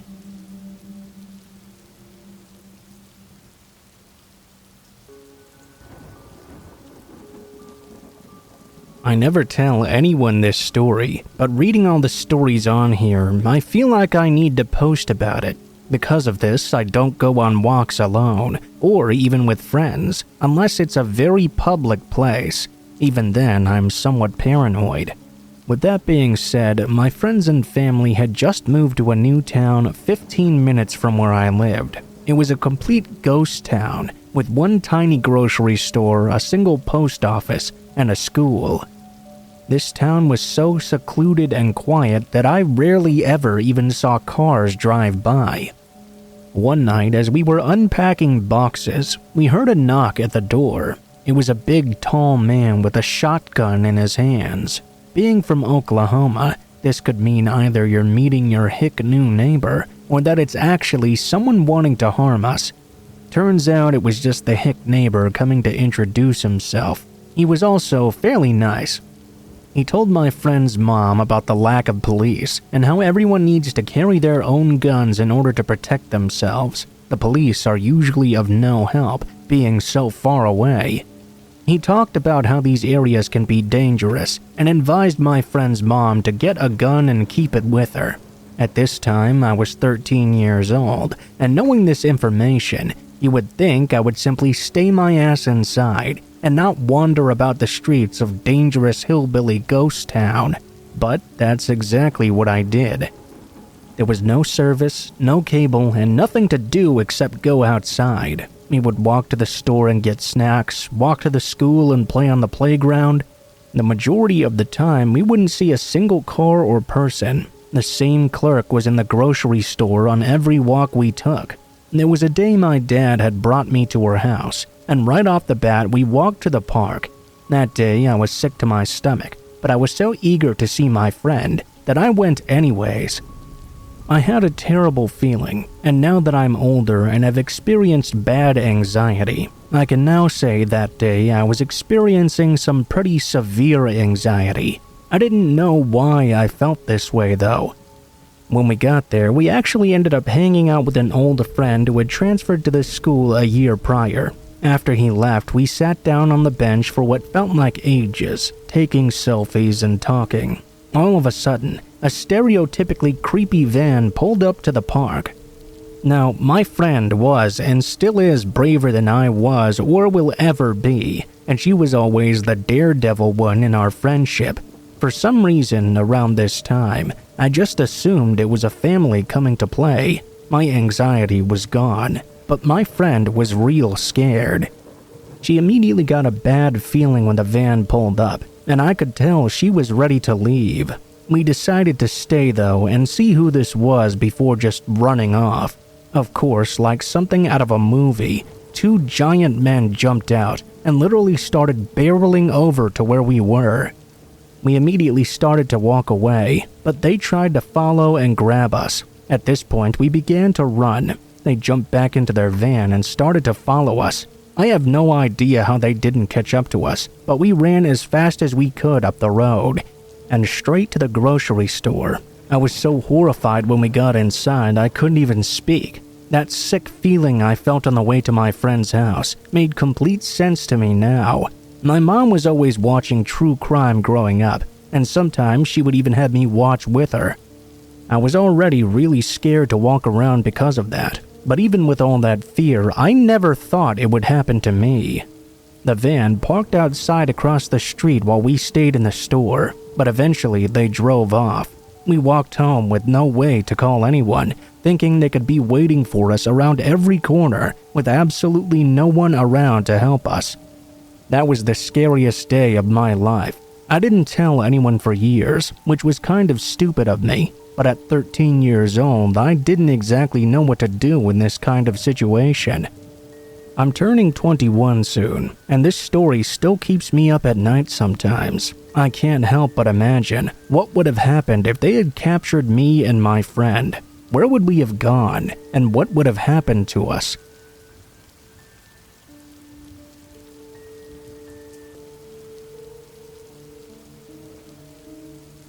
I'd like to tell you my story now. I was working as a driver for Uber about a year ago. As you might guess, doing that job resulted in meeting many strange people. Many drunk people, quiet people, all sorts of people, and in a few rare cases, some creepy people as well. This story does not involve a creepy person though. It involves my one and only encounter with a terrifying person. One evening, around 11 p.m. or so, I was getting pretty tired. I had already been working for several hours, but I decided to pick up just one more person, then call it a night and go home. This last person's pickup location was in a very bad neighborhood. I had dropped off another group of people here about a week before this night. I pulled up to the house set up as the pickup location, and immediately noticed it looked quite run down and vacant as well. It didn't look like anybody should or even could be living in it. All the same though, a man walked out of the house before I could even inform him on my phone that I had arrived. He looked completely normal, which was a huge relief. He jumped in the back and said hello, and thanked me for picking him up from such a strange location. I asked him where he needed to go. He didn't give me the address like I'm used to though. He just told me to head down the street and make a right. I didn't think anything of this. After following his instructions, he told me to then get on the freeway, go about 15 miles, then get off on Lincoln Boulevard. I was happy to hear this, as it wasn't all that far away from where I lived at the time. This being my last ride of the night, I didn't want to have to drive a huge distance just to get back home after. After getting off on Lincoln, he told me to drive another 4 miles up, then make a right turn. After he gave those directions, I started getting a bit uneasy. After driving those 4 miles and making that right turn, he told me to make a left about a mile up the street. Upon hearing those instructions, I felt even more nervous. Maybe it was just a coincidence, but those were the exact instructions to get to my neighborhood. I followed his instructions and made the left as I was asked to. I asked what was next after this. He didn't say anything for a few moments. I looked in the rearview mirror, only to feel my heart sink. He was just staring at me, with his eyes bug-eyed wide. I repeated myself, and he finally replied, "Go another mile, then make a left on Patterson." I can't tell you the level of fear I reached after hearing that. That was the exact same street I lived on. Did this guy know where I lived? Was he directing me back to my house? My heart started to race. I made the left turn, then asked what was next. He responded instantly. "Up that street there. My house is on the right." I felt sick. I kept driving and started to slow down a bit. I tried not to look at it as I passed by my own home slowly. "Which one is it?" He was silent for a moment, then whispered in a quiet and sinister voice, "You just passed it." I stopped the car. My heart was now throbbing. I looked in the rearview mirror to see him now smiling. I asked him again which one it was. I was still looking at him. He replied to me without breaking his gaze or his smile. 1905. I jumped out of my car after hearing him say that. That was my address. I started running into the middle of the street. I took out my phone from my pocket and dialed 911. He jumped out of the car on the opposite side of me. I ran into my neighbor's bushes and made the choice to knock on their front door. I pounded furiously for a moment. I turned around to see where the man was. I was expecting to see him right behind me. But now he was nowhere in sight. I told my neighbors what had just happened. A police officer showed up shortly after that, but the man was already gone. Your guess is as good as mine as to how he knew where I lived, what my address was. I still have no idea how he knew that. I didn't see him again either. I never picked up another person after that.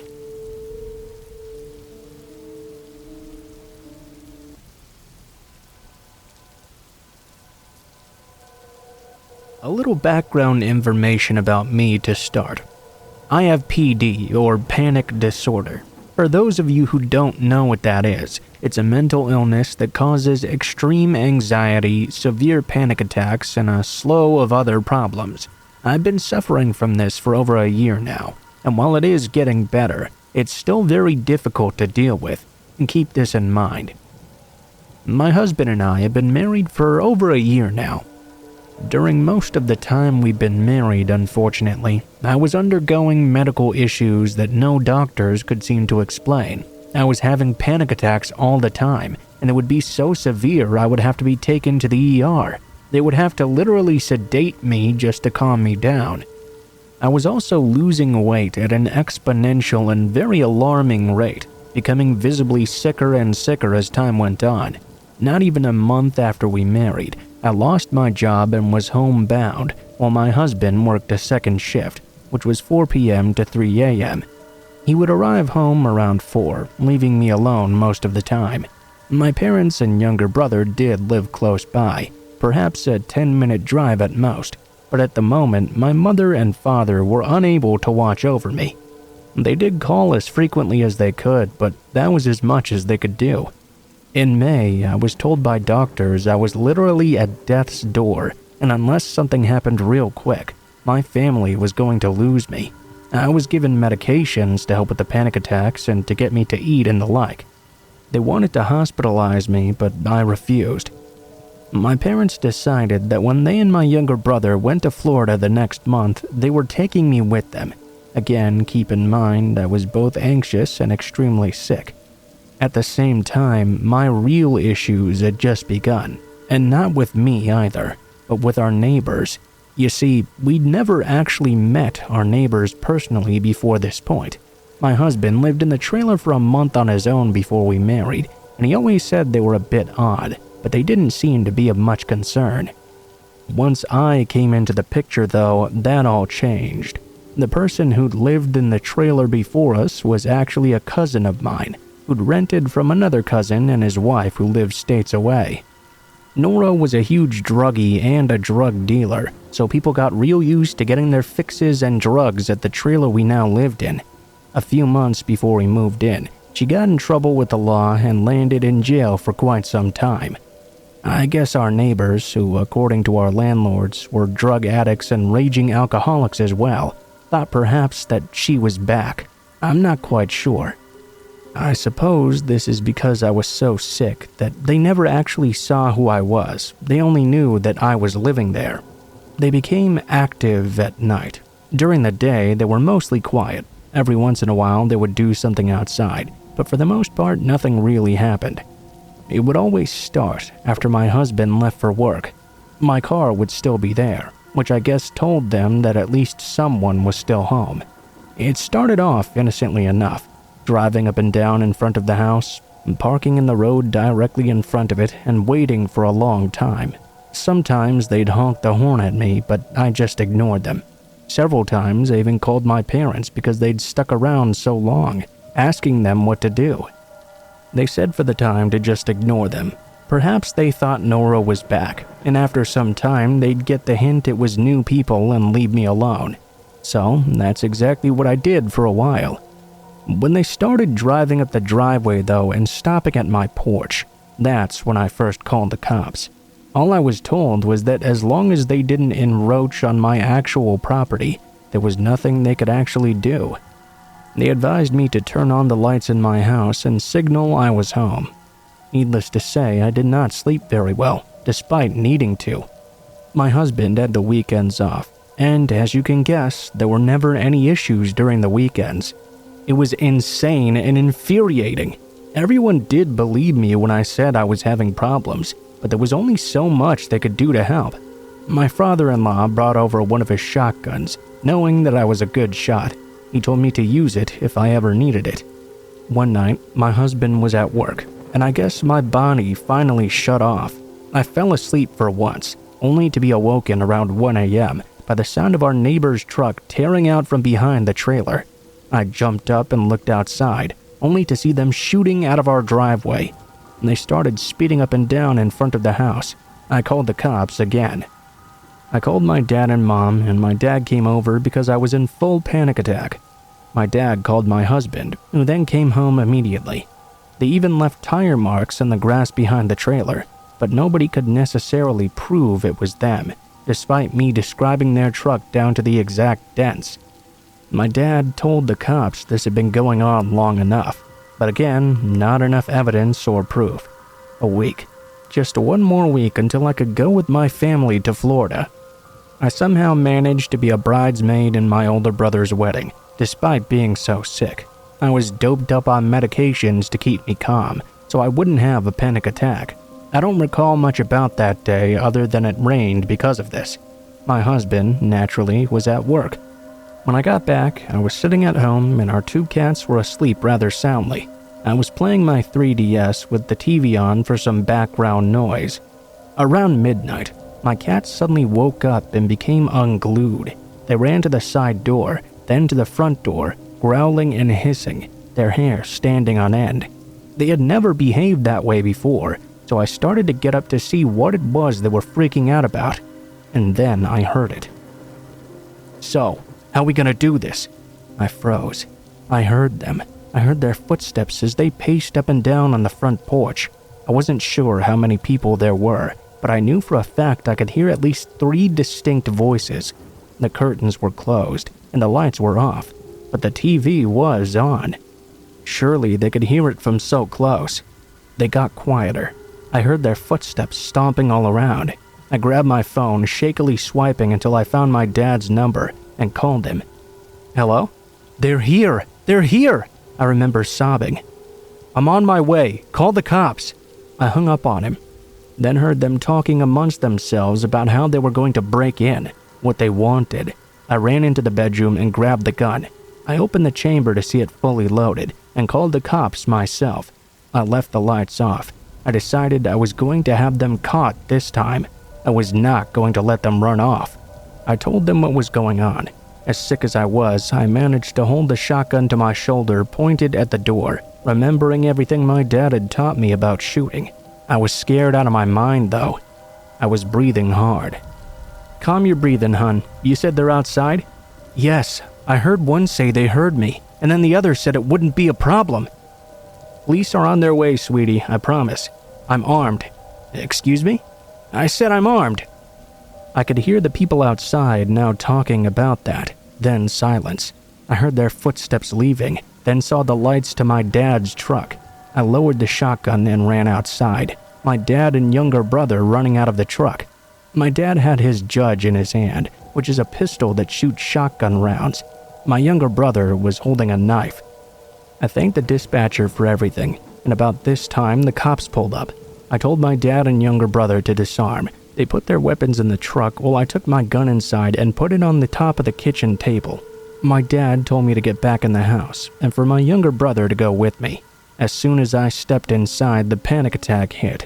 My dad came inside for a moment and hugged me, telling me how brave I had been, especially for holding it in as long as I did. I listened as he went back outside.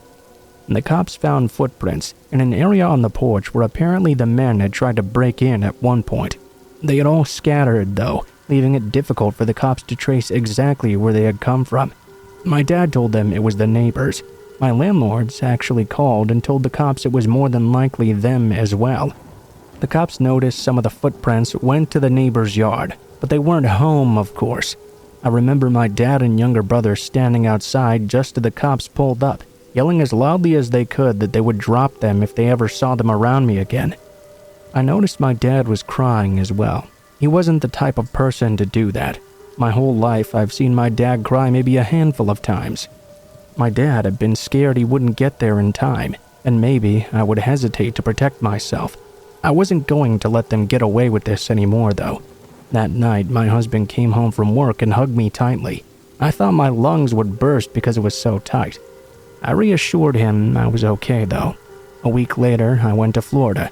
Time went on, and I started getting better. As for my neighbors, I never had problems with them again after. I'm not sure if it was the cops actually going to their house, or my dad and younger brother threatening to kill them. Maybe it was me, them hearing me say that I was armed. I don't know, and I don't really care. They're still there, but I don't think they'll try anything ever again.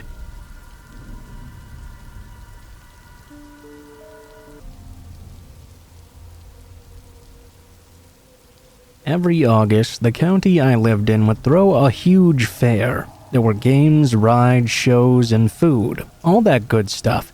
They'd come around for about 2 weeks. Then they would take it all down, and I'd have to wait an entire year for them to come around again.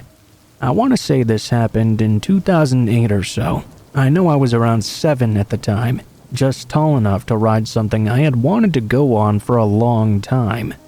I convinced my mom to let my cousin Jared and I ride it. Jared was about 2 years older than I was. My mom trusted us to be safe, so we ran off to ride the ride. After we did so, Jared had to use the bathroom real bad. The fair only had porta potties though, so I had to just wait outside for him to finish. And that's when this random man just walked right up to me. He told me that I had to go with him right now. When I asked him why, he said my parents had called on him to come collect me.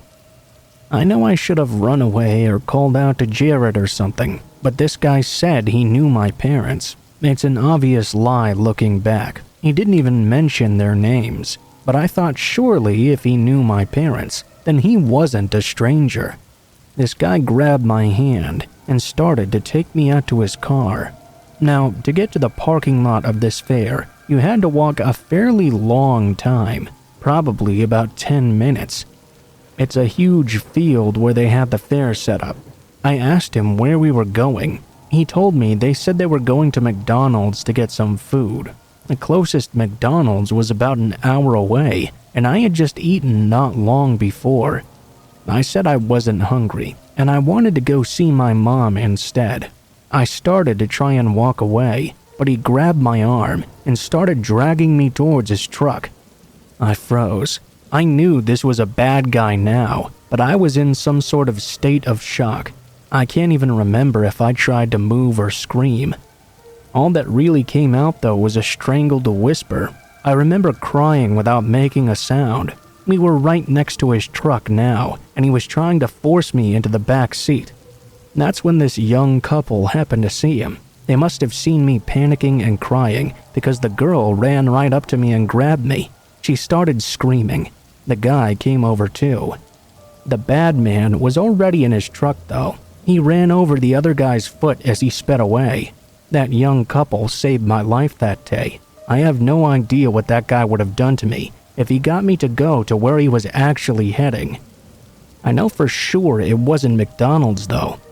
The couple walked me to the entrance as an announcement was made saying there was a missing child. My mom and Jared arrived shortly after. They were both crying. I remember running up to her bursting into tears before whispering why she'd asked that man to take me. She said she didn't know who tried to take me. We hugged and left after. We didn't go back to the fair again that year, or at all the next year either. My mom was paranoid the guy would still be there looking for children. I got over this fairly quickly though, and went on with my life. I only really remembered this because my girlfriend wanted to go on that same ride last year.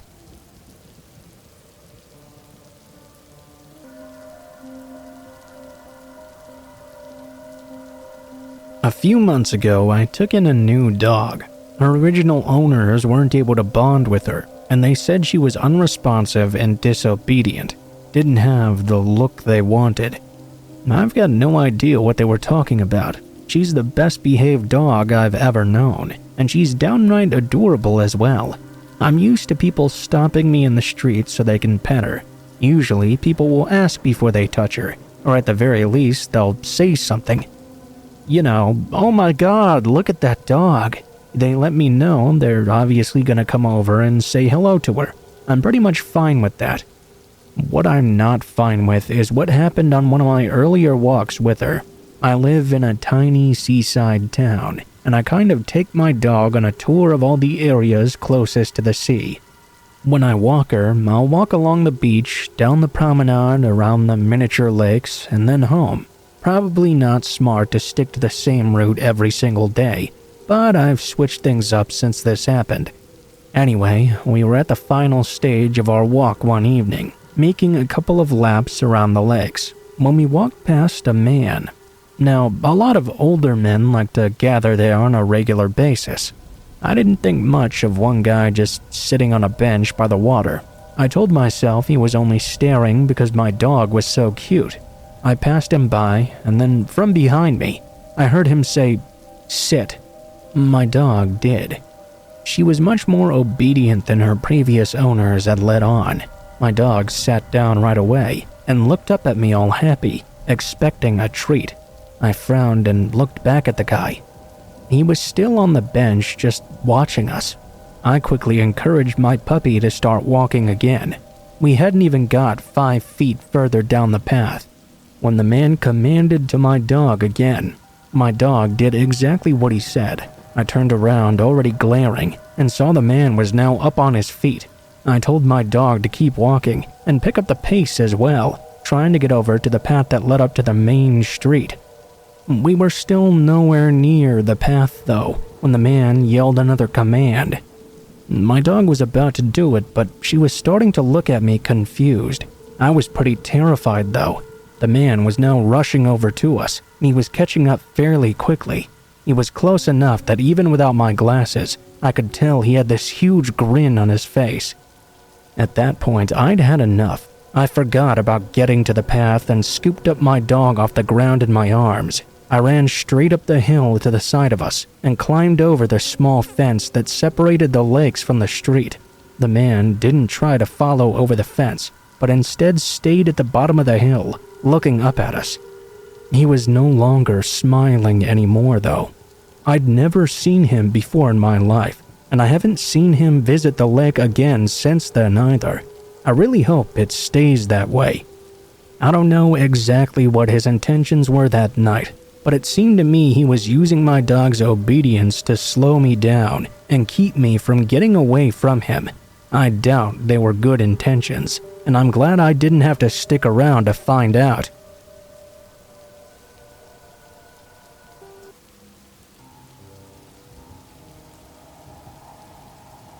This happened to me when I was 17 years old. I was just about to graduate high school. I was homeschooled and very encouraged to pursue entrepreneurship. I was trying to establish a photography business that I could run after graduating.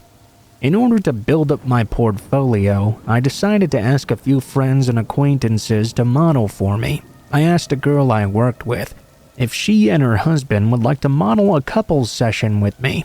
It would be a win-win, since they would receive free photos, and I would get to add them to my website as sample work.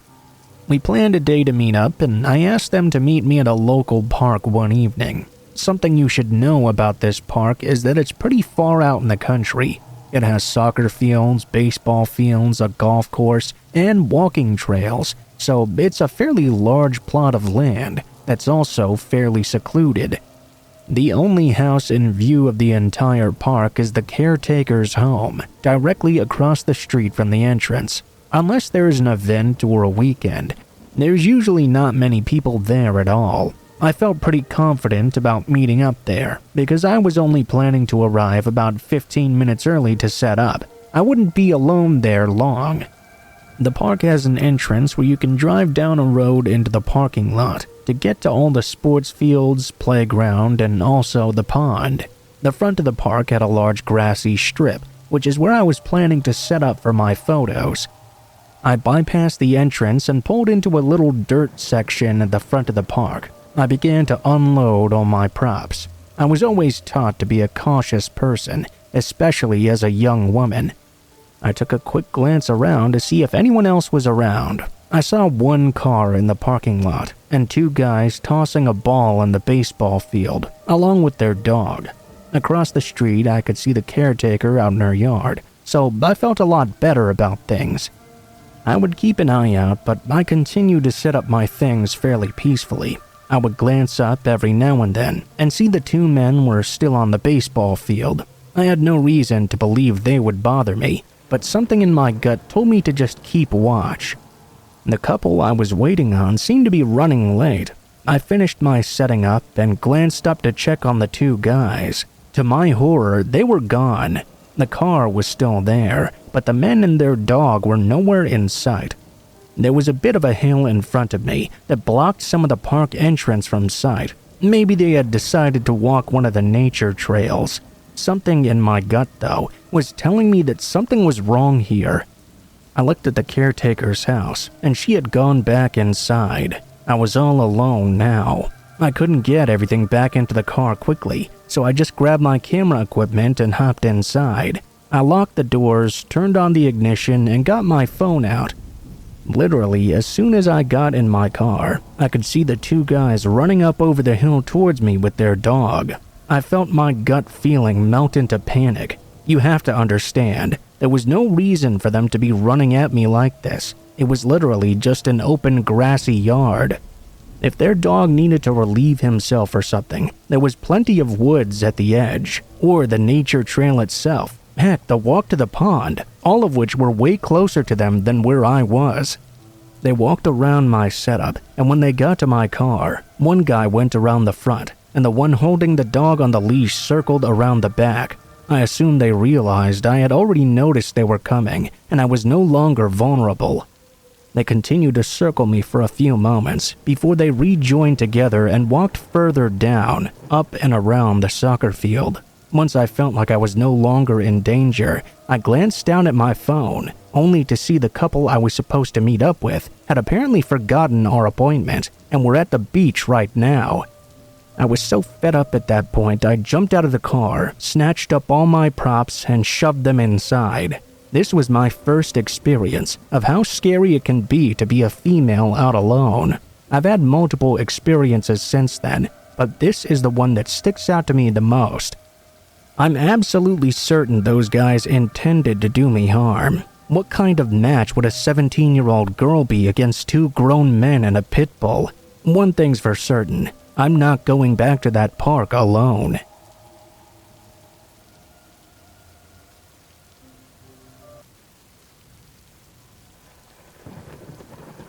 This happened 2 years ago on our anniversary. My wife and I were celebrating 3 years of marriage, and we decided to both take the day off work and go for a drive down to the beach together. And what a drive it was, about 3 hours one way. The drive was amazing though. We had fantastic conversation and enjoyed various sights along the way. When we arrived there was only a few hours of daytime left, but we didn't much mind that.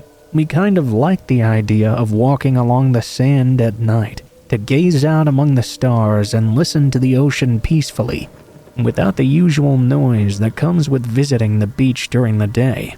We ate dinner at a nice steakhouse right out on the water, and when we finished, we decided it was time to hit the beach finally.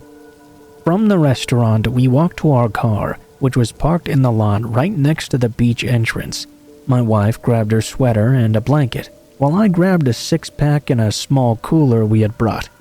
We headed towards the sand and went through a very old wooden fence with an opening cut out from it. We walked out toward the water and marveled at the sight of it. The moon was lighting our way beautifully. We stopped and chose a nice spot about 30 yards away from the waves crashing against the sand. About 70 yards, I'd say, from the wooden fence leading back to our car. We unfolded the blanket and sat down on top of it. After a few minutes of talking, kissing, and drinking, we laid down together. We were truly amazed by all the stars out in the sky. It was a gorgeous sight. I'd say about 15 minutes later, though, I felt a presence. I was still watching the stars, but I felt like now there was somebody else watching us. I sat up and noticed my wife had already drifted off and fell asleep. I looked around the beach, but I couldn't see anything immediately. It was complete serenity almost. When I turned completely around, though, this is when my heart stopped in my chest. About 15 feet away from us, there was a man sitting behind us in the sand. This caught me completely off guard and scared the shit out of me, mainly because he didn't speak when he noticed that I had seen him. Instead, he sat down in the sand closer to us with a giant smile on his face. A giant, extremely creepy smile. I was surprised to see this, and at first I didn't know what to say. I glanced at my wife again, who was fully asleep in that moment. I'm not sure why, but I got the sense our lives were in real danger. I looked up and noticed the man's smile had disappeared and turned into a furious look. He then pulled out a huge knife from underneath him. I shook my wife awake, at the same time calling out the man. "What the fuck are you doing? Are you serious?" I was scared, but I did the best firm voice I could. My wife regained her focus and spun around to look at the man. At that moment, he smiled again. His giant grin made me shiver. My wife gasped when she saw he had a knife. He didn't say a word and didn't respond either. Instead, he clutched that knife so hard his knuckles looked white and took a step towards us. My wife gasped again. I forced myself to do something. I stood up as well. "What do you want? You can have our phones and our keys, but I have no cash, man." The man looked completely insane though, which was terrifying. He was wearing a brown suit, all ripped up looking. It looked like he'd pulled it out of a trash can or something. His long brown hair was a mess, and he looked almost homeless. Once again, he made no attempt to respond. After 15 seconds of unnerving silence, he finally did something. He began to run up to us very quickly. My wife screamed, and I almost had a heart attack. He stopped right before he stepped foot onto our blanket, and once again his smile turned into a crazy, angry-looking frown. I spoke one last time. "Dude, you can have everything, just be cool, man. You can have my beer." My voice was cracking. I was petrified. I tried to humanize myself to this guy and make him feel almost welcome to our stuff, like what he was doing wasn't a big deal. Then he finally spoke in a completely normal, insane voice. "I don't drink." Then he turned around and just walked away. Relief hit me like a ton of bricks. I kneeled down and grasped my wife's shoulder. The man continued walking away. At some point, though, he stopped and turned around again. He didn't look at us, though. Instead, he looked up at the sky for a moment, then turned around once more and made his way out through the fence. He disappeared into town. My wife started tearing up, and I suggested we go now. We very quickly grabbed our belongings and started walking down the beach toward a different entrance, leading to a parking lot next to the one our car was parked in. After circling around the huge parking lot, walking around the restaurant we ate at, we saw people laughing and talking outside. They had no idea the terror we just experienced. We approached our car, got inside, and drove away. We were pretty much silent on the way back home. My wife just hung her head out the window, and we haven't visited the beach ever since.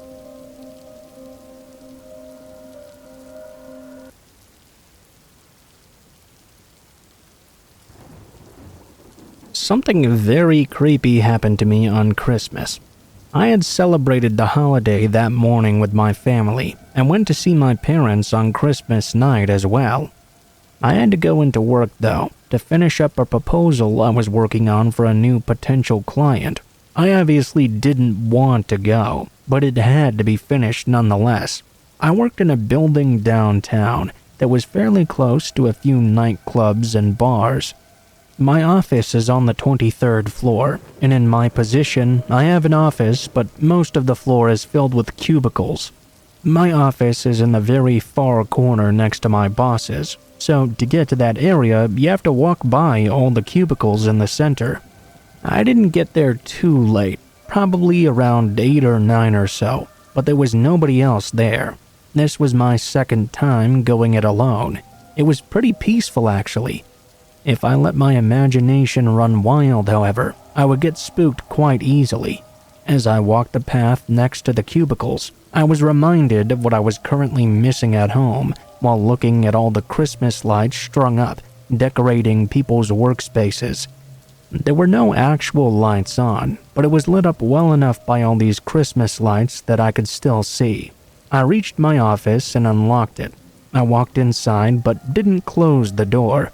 My computer and desk faced away from my door, so I couldn't see anyone that approached my door. On work days, I always found this very annoying, as I never knew who would be knocking until I got up and opened the door to check. I sat down and began working as quickly as possible. I wanted to get home as soon as I can. After a while, I'd say about an hour into it, I heard the main entrance door close. I'd never heard it open, but when it closed, it made a distinct noise that was unmistakable.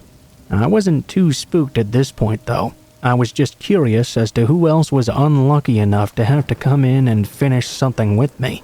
I got up from my desk and walked out onto the floor. I looked around, but I didn't see anybody there. I called out fairly loudly, "Hello?"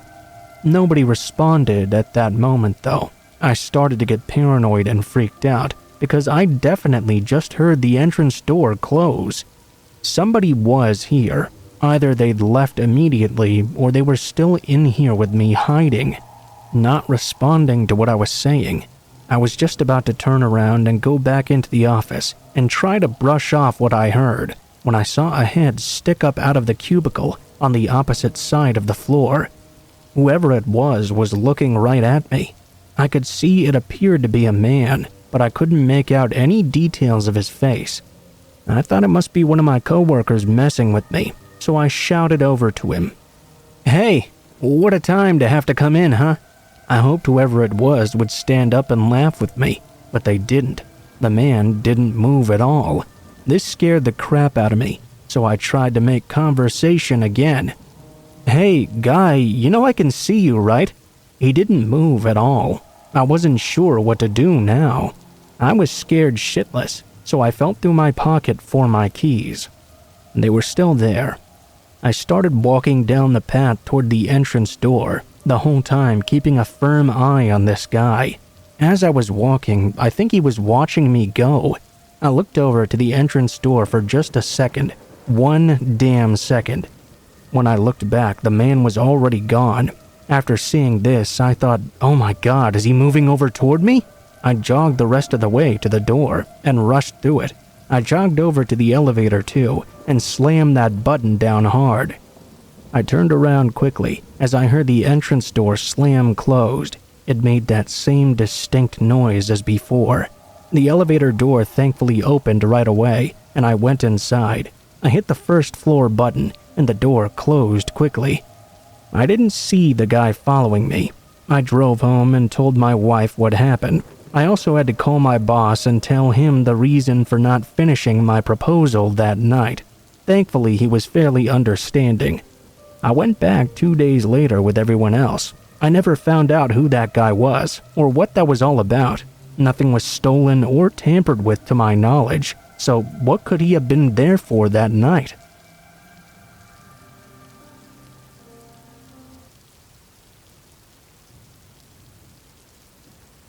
This happened when I was around 12 years old. Me and my family lived in a small apartment, but it felt cozy to me.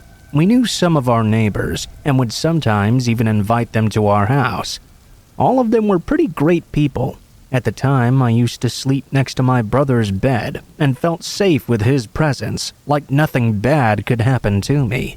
The only thing I can really say was bad about this apartment was that our bedroom was right next to the bedroom of our neighbor, which was a little higher up than ours. If you wanted to see their room, you could do so by getting on top of a chair, while they could see directly into our entire bedroom with no effort. Despite it being somewhat freaky, I didn't think much about it, since, like I said, I had my brother sleeping in the same room, and what could possibly go wrong with him there? Oh, how innocent I was. The day everything started, I had barely finished my dinner and decided I would like to go to sleep early. My brother was not in the room at the moment because of this. Everything seemed fine until I woke up and saw something that still gives me chills to this day. What I saw was a silhouette of a person right next to the window. While I couldn't see their face at all, I knew they were staring at me. I remember screaming as loud as I could and running desperately to the living room where my mom was watching TV. I explained what happened to her, but she didn't seem very bothered at all. She simply said, "Oh, okay," and continued watching TV like nothing had happened. A few days after that event, I was feeling way better about things, but even then, I decided to keep the curtains closed just in case. That was until one day, when I woke up in the middle of the night for some reason and had the idea of needing to open the curtains. As you already expected, she was just staring right at me once again. Like the first time, I couldn't see her face at all, just a black figure. I don't know how many times she'd done that, but for the following days after, I would wake up 2 to 3 times every night. Well, this time I kept the curtains closed. I could tell she was there trying to watch me sleep. A few days later, I decided to tell my parents the full extent of what was going on, and that's when things got even creepier. They said that on that side, right next to our apartment, lived an elderly woman who was sick and had her son taking care of her. They said that they would leave to take out the trash, and she would sneak up behind them while patiently waiting for them to turn around. I tried telling them how I felt so paranoid that she was always watching me. She's just a sick old lady. Scaring people is probably the highlight of her week. Come on, just ignore her and go back to sleep. Well, nowadays, I don't care much about that. I remember being very angry with them at the time. Why weren't they trying to help me? I did exactly as they said. I just tried my best to ignore her staring every night while keeping the curtains closed. It took some time, but I finally started to forget about this experience. That was until a few weeks later, when things took a turn for the far worse. From my mother's perspective, our family was always different from others. My mom was the one working all day, while my dad would be at home with us. So he would always bring me and my brother to school, then go pick us up when it ended. One day, I was at school waiting for my dad to arrive, when a friend came up to me and said she could bring me home with her dad's car. I completely forgot my father was coming to get me, so I said yes and went inside. When I got back home, I knocked at the door, but other than my 2 dogs barking, there was no response. I started to get anxious, so I kept knocking over and over until I heard a big sound coming from the old woman's apartment. That's when I realized I had made a big mistake. As soon as I heard that sound, I ran to the elevator and clicked the buttons as many times as I could. Our elevator had a window at the center, so I was terrified she would show up in it. Thankfully, she didn't. After I left the building, I decided to lay down on the street trying to process what happened. My friends saw me and invited me into their house. I watched cartoons while her dad called mine, explaining why I was not at school. When my dad came back, I ran to him and gave him a big hug while crying. My brother's class usually ended about 30 minutes after mine, so we had to go back to school together and get him. The entire time, I was expecting my father to scold me, but instead he was very calm and even told me he was thinking of buying a cell phone so I could message him if anything happened. After that experience, I was even more terrified of the old woman. I kept the curtains closed like usual and kind of got used to it.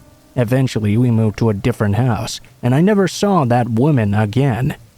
Not that I would be able to recognize her really, since every time I saw her at the window, her face was completely black. That's how my story ends. Thankfully, I didn't get to see how crazed she looked. I realize maybe this story is not as scary as some others you've heard, but in any case, I hope you enjoyed it.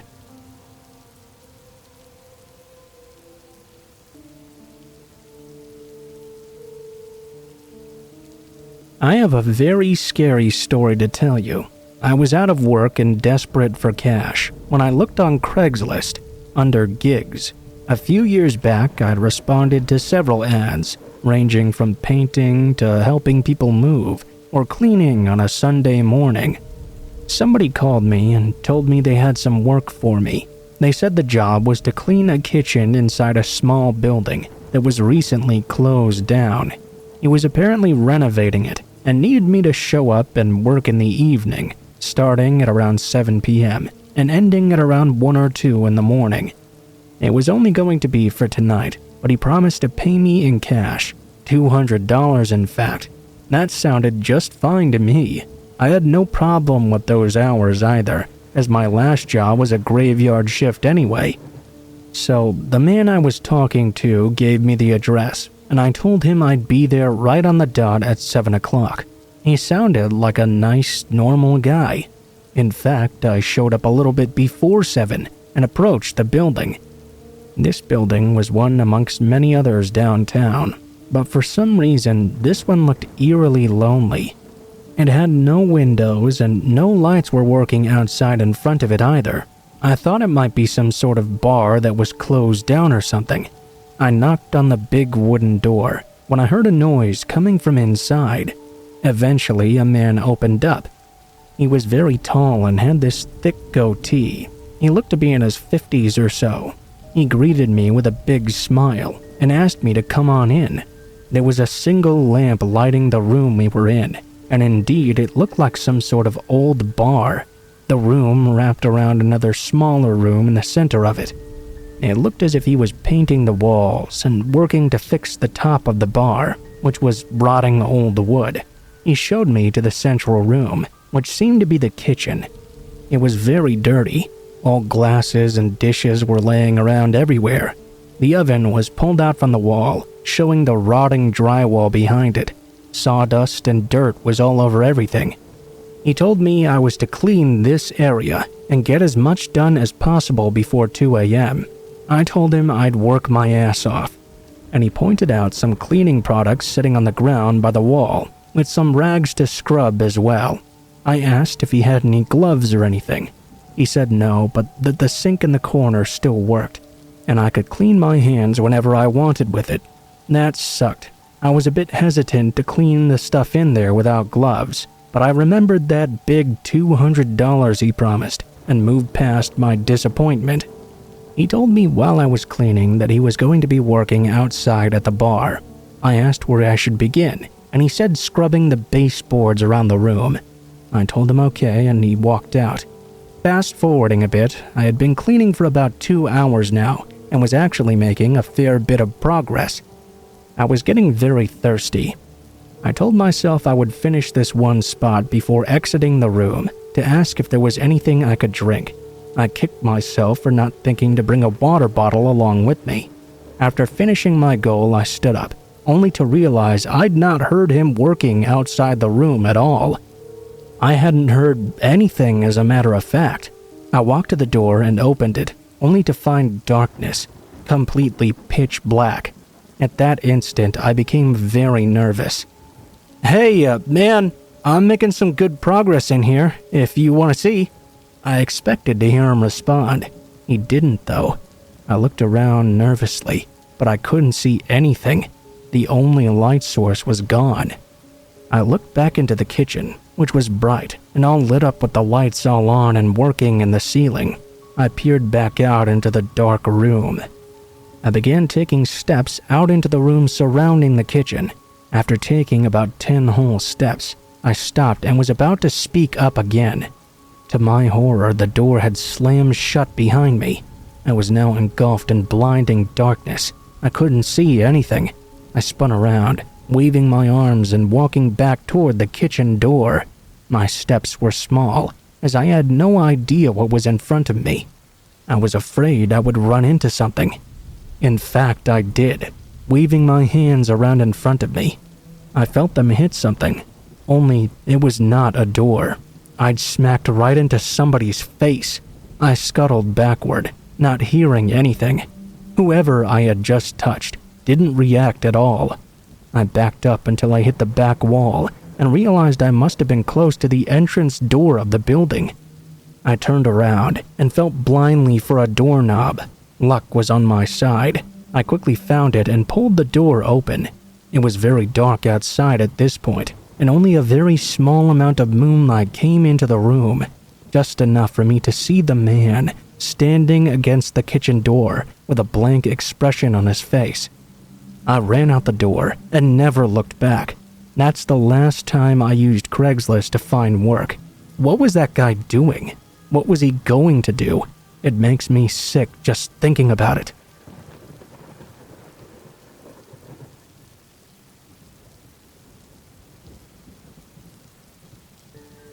When I was a kid, there was a family of borderline mentally challenged people in my dad's small church group. I mean, the husband and wife were both very simple, as were their 2 kids as well.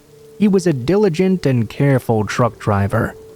That job was his life, and he was so proud of it because he was a useful contribution to society instead of sitting around on disability pay. I guess a woman committed suicide by driving across the interstate median and running head-on into his truck. I remember him talking to my father right after it happened. Everyone still thought it was an accident at that point, and he kept stressing on how he had tried to avoid her, but it seemed like she was actively steering towards him. Lo and behold, a few weeks later, it came out the woman really was suicidal. She left a note saying something to the effect that she was leaving and never coming home. She had hit him on purpose. He was cleared immediately of any disciplinary action from his company, but he never worked again. I heard his family was evicted a few months later, and he was in a mental hospital because of his fragile psyche, which was done in by this incident.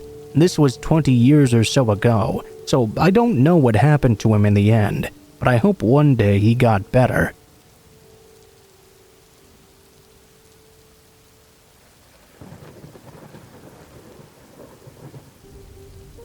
This story begins about 5 years ago when I was a junior in high school. There was a boy in my grade, Jack, who didn't have a lot of friends. He's on the lower end of the autism spectrum, what used to be called Asperger's syndrome.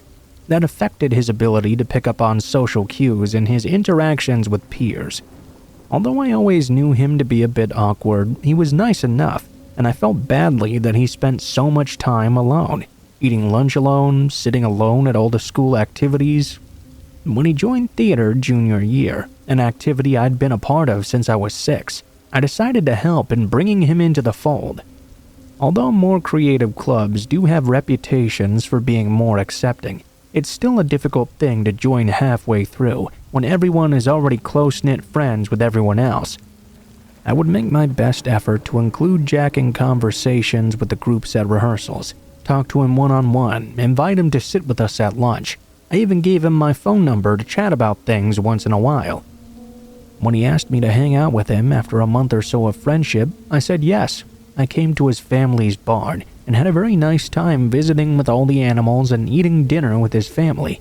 They said a few heartbreaking things throughout the dinner, like it was so nice to see him finally having a friend. They said they liked me much better than the one other friend he had, who I knew to be a kid who also had some disabilities. Unfortunately, this is around the time when our interactions stopped being healthy. He developed a severe attachment to me.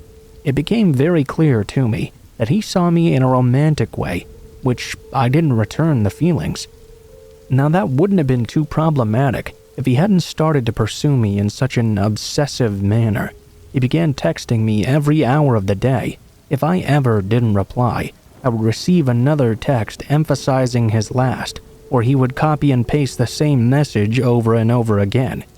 If it were simply him saying hello to start a conversation, he would post it again and again and again until I finally responded. This was not always me ignoring him, mind you. Sometimes I was at work and unable to respond.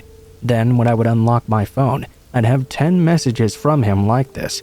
Additionally, if I did talk to him, he began pouring out every deep thought to me about depression and even having considered suicide in the past.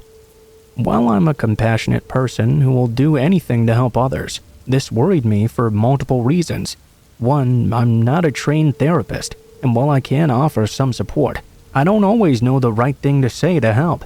The last thing I want to do is say the wrong thing and trigger someone into hurting themselves. Additionally, I feared that him sharing these vulnerable thoughts with me and having me comfort him would make him feel as though the bond between us was closer than it was and cause him to latch on even tighter. I tried my best and advised him to speak to our school guidance counselor, which he declined as he claimed that only I could ever understand him. Around this time, he began following me to work. I didn't have a license at the time, so I had to walk from school to my after-school shifts. The store was less than a mile away, so it didn't really bother me. Jack would find me at my locker and start talking to me on my walk to the front door of the school building. I would say, "Bye, I have to go to work." But instead of waiting for his ride, he would follow behind me through the parking lot, down the street, and the entire way to where I worked. As the store I worked at is one where the customers come up to the counter and can't come inside, he would just lurk around in the parking lot for 20 minutes to half an hour, never buying anything, before eventually turning around and walking back to the school. My manager and I were both very disturbed by this whenever it happened, and I would hide in the back or clean until he left. Then the performance of our musical came, and the creep factor amped up even more. He was still constantly texting me, of course, but at this point I was going through a lot of mental health issues of my own. I didn't really have the patience to deal with this constant bothering. I replied every few days or so, but I wouldn't engage in more than casual conversation. He began to incessantly comment on everything I posted, Instagram, Facebook, responding to every single tweet. In person, he also followed me around constantly. More than once, he'd attempted to barge into the girls' dressing room and made several comments about my body and specifically my breasts to my face during that week. He happened to leave his phone on a table by me, and when I went to return it, I saw his lock screen was a photo that said, "Boobs are like the sun. If you wear sunglasses, you can stare at them as long as you like." As soon as the musical was over, I didn't have to see him on a regular basis and decided to block him on everything. His constant replies were really starting to freak me out. I told him multiple times that I couldn't always be there to talk to him, but he never listened. I blocked his number. Summer was actually quiet. I enjoyed the fact I didn't have to see or hear from him for a long time. Unfortunately, the school year brought back some contact with him, as he was now a recurring member of theater. He tried to confront me about blocking him in front of a large group of people. I just said we could talk about it later, and he failed to bring it back up. 2 weeks later, though, I got a Twitter notification that my phone contact Jack had joined Twitter as a user posing as the school debate team. I also had a notification saying he'd followed me. He made a fake account for a club that didn't even exist at school just in order to follow me. To my advantage, he'd used his real phone number or email when making that account. Therefore, I was able to quickly block him and told my close friends to do the same. For most part, my senior year went mostly quiet, except for an incident where he'd parked right next to me and tried to hit my car. I'm somewhat sure it was just because he's a really bad driver, but I've always had a tinge of doubt in my mind. I wish I could say the story ended there, that his crush just faded out with high school graduation, and the blocks on his account and number gave him enough closure to move on. Fast forward to fall of 2017. It's been about 2.5 years since I graduated from high school. I was going through my account on Twitter and adjusting some things, and saw I still had some people set to notifications that I didn't really talk to anymore. Some people I'd blocked from old grudges that I'd long since gotten over. I saw Jack was still blocked, and figured that everything had occurred so long ago that he must be over it by now. I decided to unblock him, assuming the chances would be rare he would comment or do anything. Likes are innocent enough. How wrong I was. In my defense, it did take him quite a while to notice. Whether I just didn't pop up on his timeline for some time, or he just didn't use those applications for a while, I didn't hear from him until spring of 2018, 3 years after we'd left high school. He commented on something I posted, trying to start an argument. When I responded, he said he could never win an argument against me. Seemed innocent enough. I liked his comment and moved on. The next day, I got a message from him. "I see you're still the same as you were in high school." I responded for a bit and then stopped replying. It was only small talk, but I didn't want to contact him any further. I had a sinking feeling he was falling back in his old pattern. The next day, I got another message. Hey, are you there? I need to tell you something really important." I was taking a nap at the time, so I couldn't respond. 10 minutes later, according to the timestamp, he DM'd me the same message on Instagram and Twitter. Another 5 minutes later, I get the same message as a text, even though I didn't have his number. At this point, all the notifications woke me up. I was annoyed and felt I knew what he was going to say. "I had a huge crush on you in high school, and I still do now." At this point, I was enraged. I hadn't seen him in 3 years, or interacted with him at all during that time. He made my favorite activity stressful and uncomfortable for me. He followed me to work several times. He knows nothing about the person I'd developed into in the years since I graduated. I decided to do what I hadn't done at that point, which was explicitly tell him about how inappropriate everything he'd done was. I knew he had a disability that made it hard for him to tell how people felt about things he said or did, and that's why I felt I needed to be brutally honest. I decided clearly he had some kind of fixation on me that seemed to transcend the boundaries of distance, time, or sight, so I blocked and deleted him on everything since.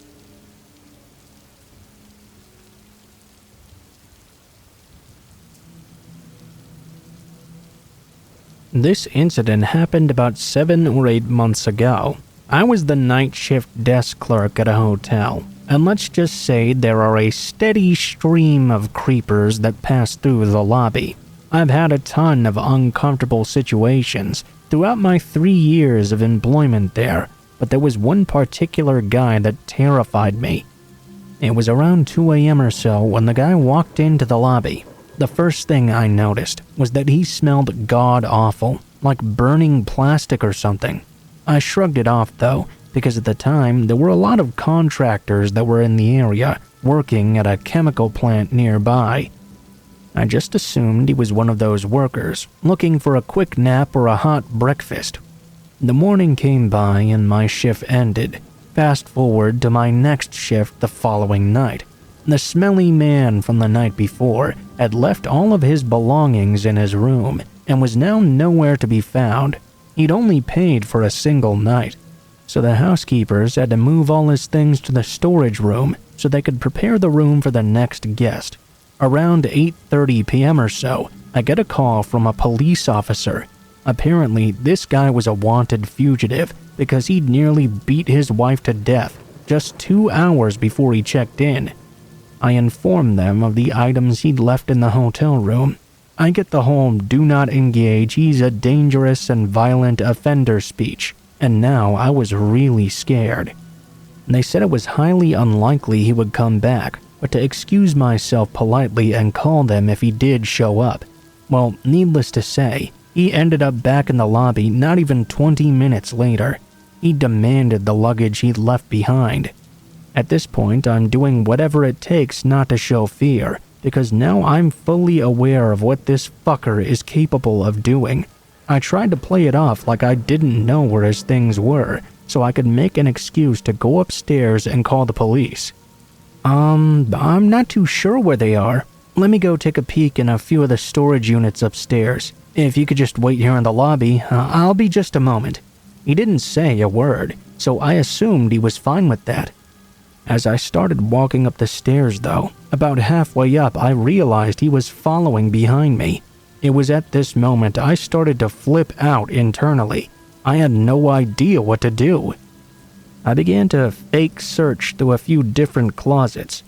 After about 10 minutes of this, he started to get very hostile. "Where is my shit? I need my things right now!" He slammed his fist through a wall to make his point. There was now enough distance between us, though, that I felt comfortable making a run for it. I fumbled with my master card and managed to lock myself in the closest vacant room. He banged on the door for a while, but left a short time later. The cops came about 20 minutes after this, but he was already long gone. Of course, they searched through his bags, only to find a stash of meth and drug paraphernalia. That explains the awful scent and his determination to follow my every step. I quit shortly after, and I'm still unsure if they ever actually found him.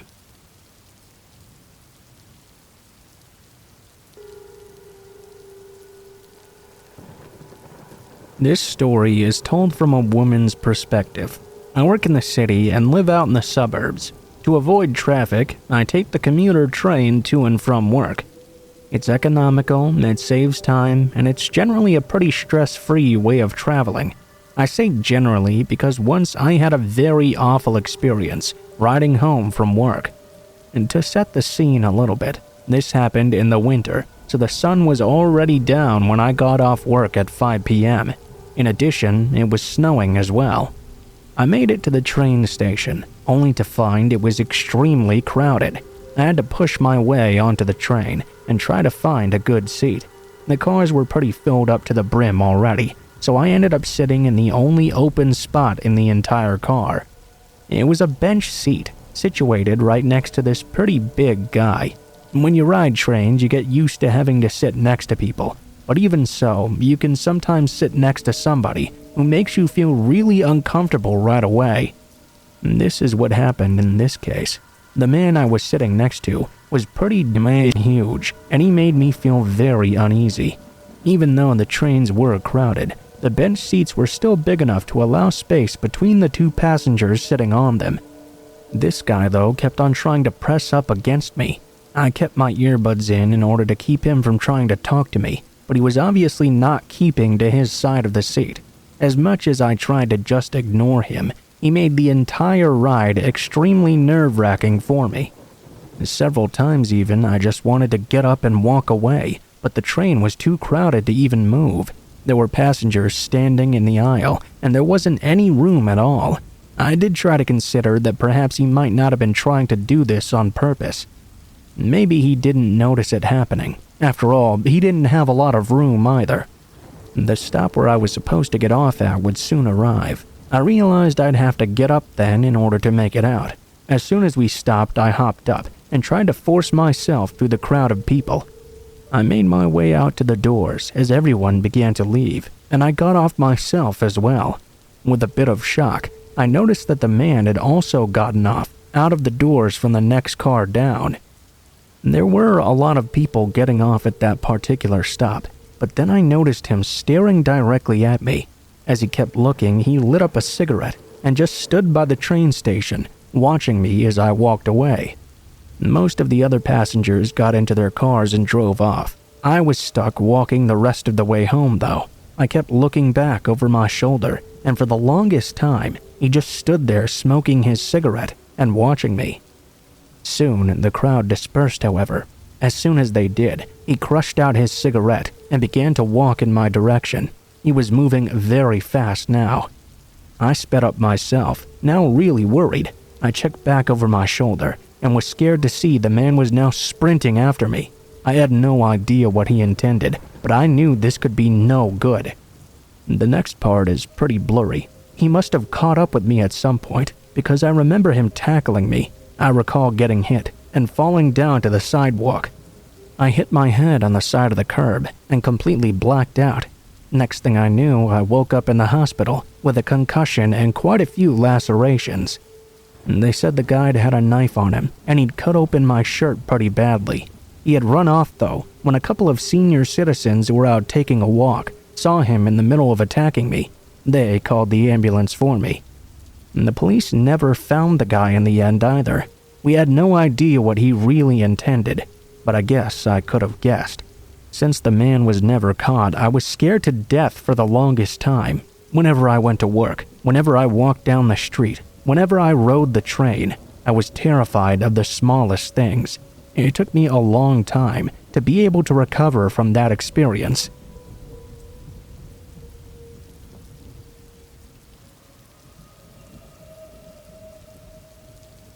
Sometimes you have to be really careful how you interact with some people.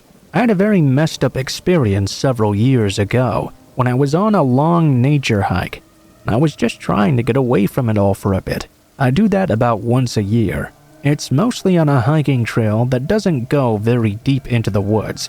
I've never really been the type to want to get totally lost in the wilderness anyway, though.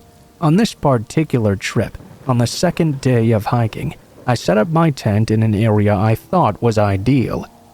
It actually looked like it had been camped in before. That's actually the whole reason I chose it. I set up a fire and tried to relax a little bit after a long day of hiking. While I was in my tent, though, I suddenly saw a shadow of a very large man fall upon it. The man started slapping at the door of the tent, demanding I come out immediately. Confused, I went ahead and did so. There was an enormous, scary-looking man. He had a huge, scraggly beard and scars all over his forehead. I was definitely caught by surprise. The man started screaming at me for stealing his camping area. I was extremely surprised now. I told him I was sorry. It didn't really seem to me like anybody had been camping there recently. There wasn't a tent or even a trace of anyone there, other than signs of camping from a while ago. He didn't seem to care, though. He just went on and on. I was about to offer to pack up my stuff and find another spot.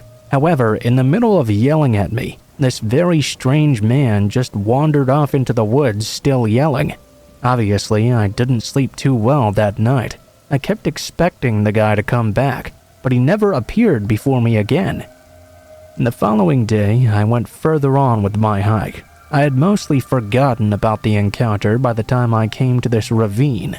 I had been to this area before. You had to cross a long rope bridge to get to the other side. I always hated that. The drop was extremely steep and right into the river as well. I was always scared the bridge would suddenly collapse while I was on it. I mean, it didn't look rickety or anything, and it always held tight every time I crossed it before, but it still wasn't an easy thing to get over, especially because I've always had a problem with heights. Anyway, I began walking slowly and carefully across the bridge. I was probably a fourth of the way across when I suddenly felt it begin swaying strongly. It was so sudden I almost lost my balance and tumbled below, but I grabbed and held on. I wasn't sure why this was happening, but then I looked behind me. The huge man from the night before was right behind me. He wasn't walking after me, though. He was standing on the bridge right on the edge and using all of his strength to make it sway. Surely he was hoping I would lose my balance and fall in. I guess he figured that if I lost my balance and I got hurt, having me fall off the bridge would make it seem like an accident. Feeling sick and scared, I realized I had to do my best to hold on and slowly make my way across the bridge. I was extremely frightened, and the bridge was swaying heavily. I got down to my hands and knees and crawled the rest of the way across. I had to keep looking back to see if the man was following me. He never did, though. He just continued to make the bridge sway back and forth and even tried to turn it upside down in an effort to get me to fall over. I had to stop about 3/4 of the way across to throw up. I almost lost my grip because of the retching, but I managed to hang on still. It was a nightmare, and I didn't think I was going to make it. My hands were slippery and losing grip. It wasn't until my feet were safely on the other side that I finally calmed down a bit. When I was able to get up, I looked back across the bridge.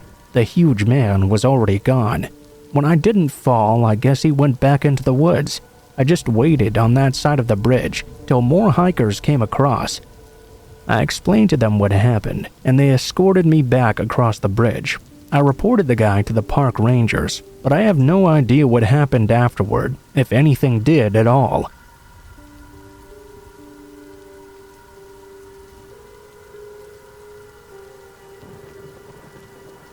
The strangest thing that ever happened to me happened on Thanksgiving when I was about 10 years old. My dad was working that night, so my mom and me were the only ones home for dinner. We lived in a slightly rural area. What I mean is that we weren't way out in the country, but the houses in the neighborhood were not side by side either. Ever since I've grown up, we've started having Thanksgiving dinner earlier in the day. When I was younger, my parents didn't do it that way though. In fact, I was a bit surprised when I found out it was normal to have it earlier in the day. We always had our dinner in the evening, no different than we would for any other meal. This year was the first that we were going to be having it without my dad home. He had been promoted recently, and part of that promotion had him working on holidays. That part was truly terrible, but he did make a lot more money, so we had things a lot nicer the rest of the time. My mom and I were just sitting down for dinner when we heard a sudden knock at the door. My mom got up and went to answer it. When she came back, I asked her who was there. She said at the time it was not important. However, later in life she explained to me that it was a drifter who was begging for food. She had offered to give him something, but apparently he had wanted to come inside and eat with us. She refused, of course. She offered to bring him some food to the door even. When he wouldn't accept that, she told him to just leave right now.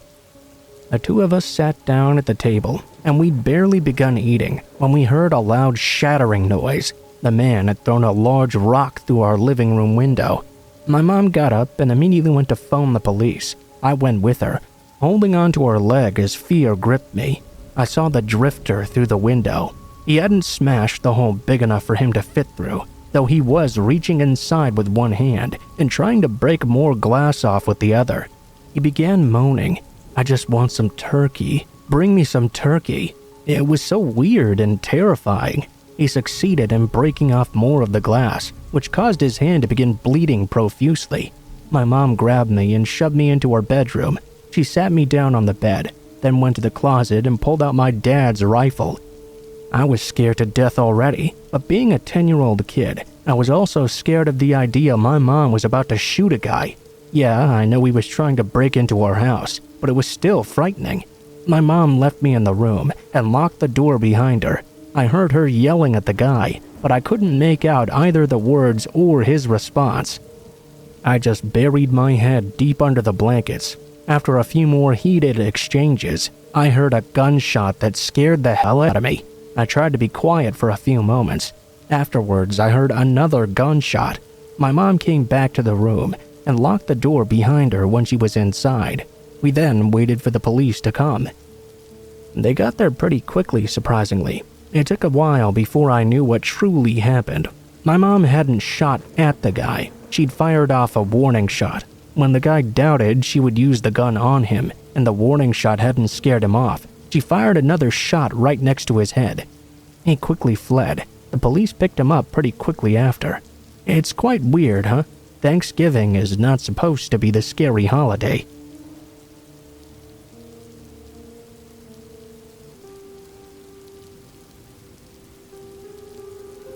I'm a 17-year-old from the UK, and this took place a few months ago at my grandfather's funeral, or at least the after party for it. Me, my cousin, and her best friend were all drinking a bit, because that's what you do at a wake or whatever. I was 16 at the time it happened, and I needed to get home at 1 in the morning. I was completely shit-faced, so I called a taxi for myself. I wasn't going to be able to walk home in the state I was in. After 10 minutes, the taxi arrived. I quickly finished my drink, said goodbye to everyone there, and got in the taxi waiting outside. The taxi driver was a pretty ordinary-looking Pakistani or Indian-seeming guy, with dark hair and some thick glasses. I paid to go home, which cost something along the lines of £40, 50 maybe. I never said a word to him beside my destination. On the way, he asked a bunch of questions. My age, why I was out drinking so late, and why I was going home alone. I told him I was 18. I don't know why I did. Maybe I just wanted to feel older or not get in trouble or something. I said I was on the way back from a funeral and wanted to dull the pain. I didn't answer the last question he asked me though, if anyone was at home to open the door for me or see me to bed safely. At the time, I was just thinking the man was a good Samaritan, wanting to make sure I was safe. I just said that everyone at home was likely asleep, but it didn't really matter. I was often a rebel and came in late anyway, and they all knew that. In retrospect, I probably should have just said there was someone at home waiting for me to return. About halfway through the journey, the driver drove right past the turn he was meant to take. I pointed this out to him, and he just said his way was much quicker, and he didn't want to waste my time getting home. Wrong turn after wrong turn passed, and he used the same excuse every time. This way is much quicker, come on, don't worry about it. Then though, he turned down an alley near a closed-down theater and a car dealership, which was also closed down. I told him he must be confused, because this was nowhere near my house. The car slowly came to a stop, and I became even more confused. I asked him what was wrong. He wrapped his arm around me and told me he couldn't focus on the road because of how distracting I was. He leaned in to a kiss, but I blocked him with my hand and asked him what the hell he was doing. Keeping one hand on my shoulder, he grabbed my leg. This is when I started getting serious creeper vibes. He then unzipped his trousers and presented himself to me.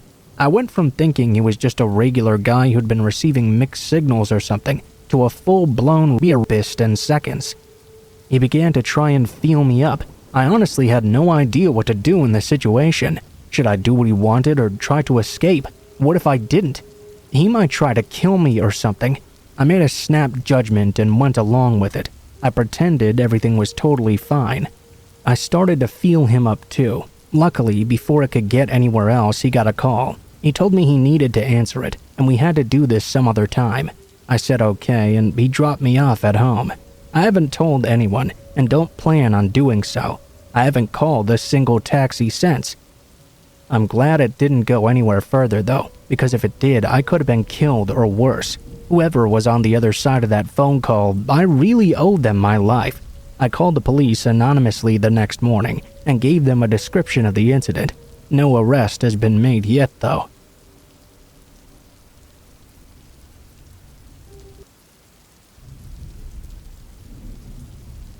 So I recently had the unfortunate ability to recall something really scary my older sister and I saw on a walk home during elementary school.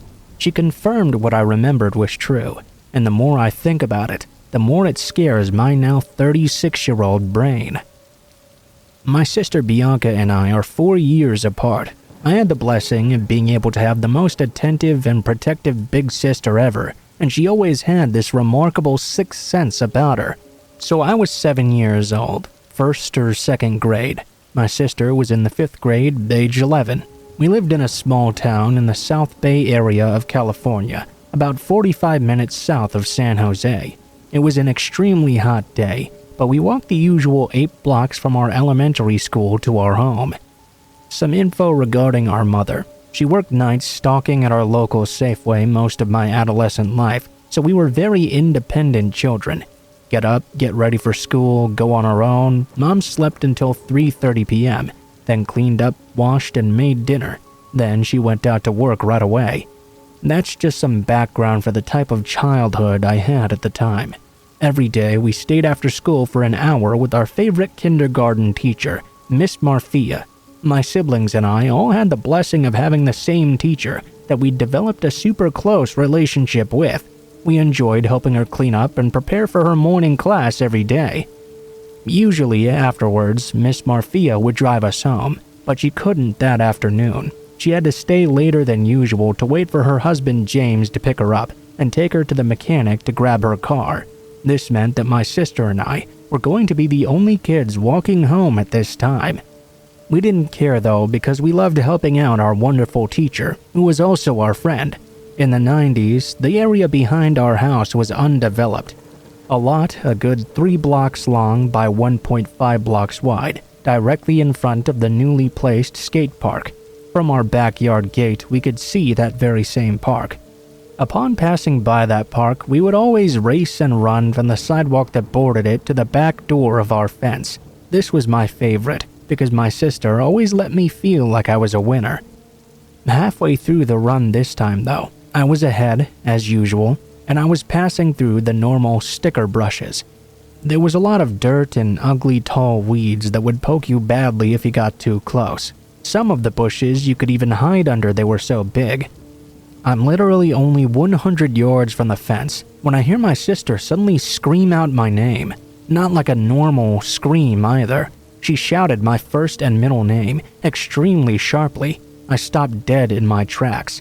I turned around and yelled backward, "What?" Before I could even fully turn around to see what was going on though, she pummeled into me. She was grabbing my shoulders while wrapping her arm to shield my face from what I'm sure I would be scared of in that moment. This was all while pushing me forward. I was so confused. There was no time to say anything. From the break between her fingers though, I swore I could see 2 sets of legs under a large bush. This is where my memory plays like I'm just watching a movie, and I can rewind every detail.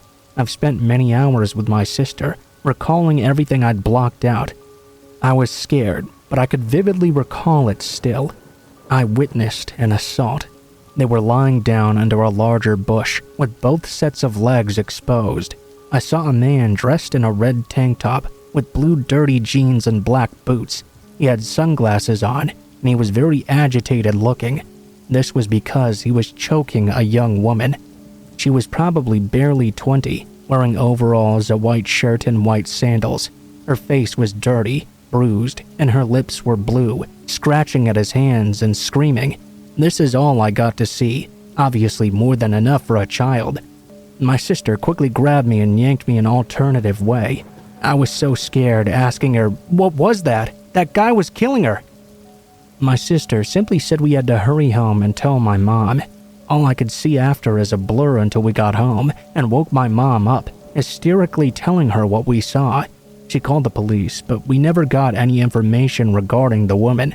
I've scoured the internet for anything about an assault, kidnapping, anything in the area, but I've never seen or heard anything. My sister cried when I asked her recently about this memory, thinking it was something I'd just had a nightmare about once. The details I recalled, though, made her scared that it severely traumatized me enough to not remember. Who knows, though? It's scary in any context. I really hoped that girl managed to get away, though, and the man that was attacking her reaped what he sowed eventually.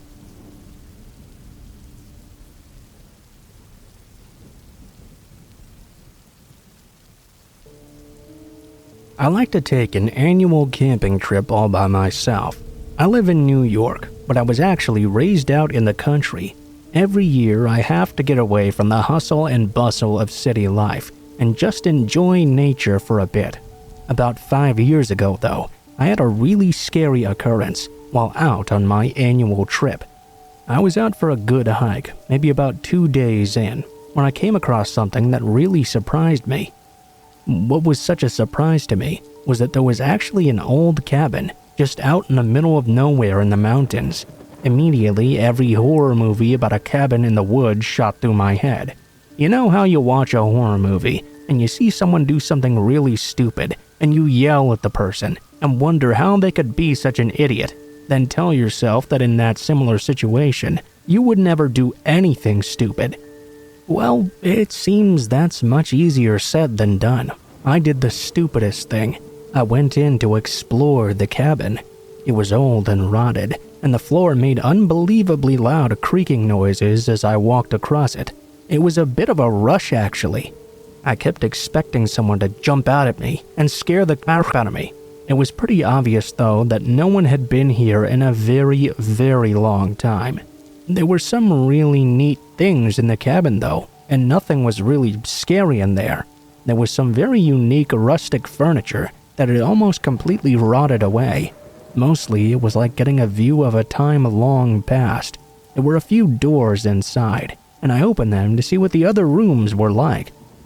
There was a very rustic kitchen area, a very rustic bathroom. The third door I figured had to be a bedroom. I thought I should check it out. I opened the door, and indeed it was a bedroom.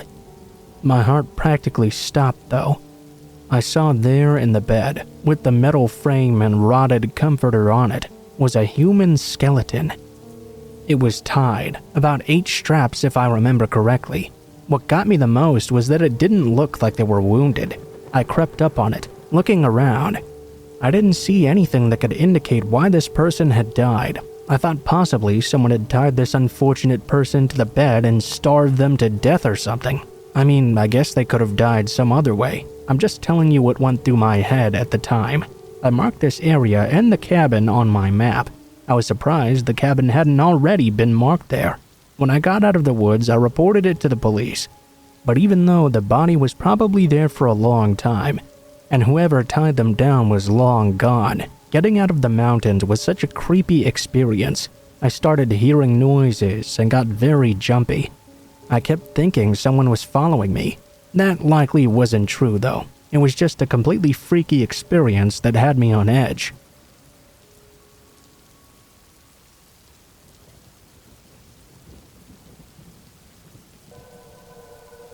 At a really young age, my parents began letting me stay home alone.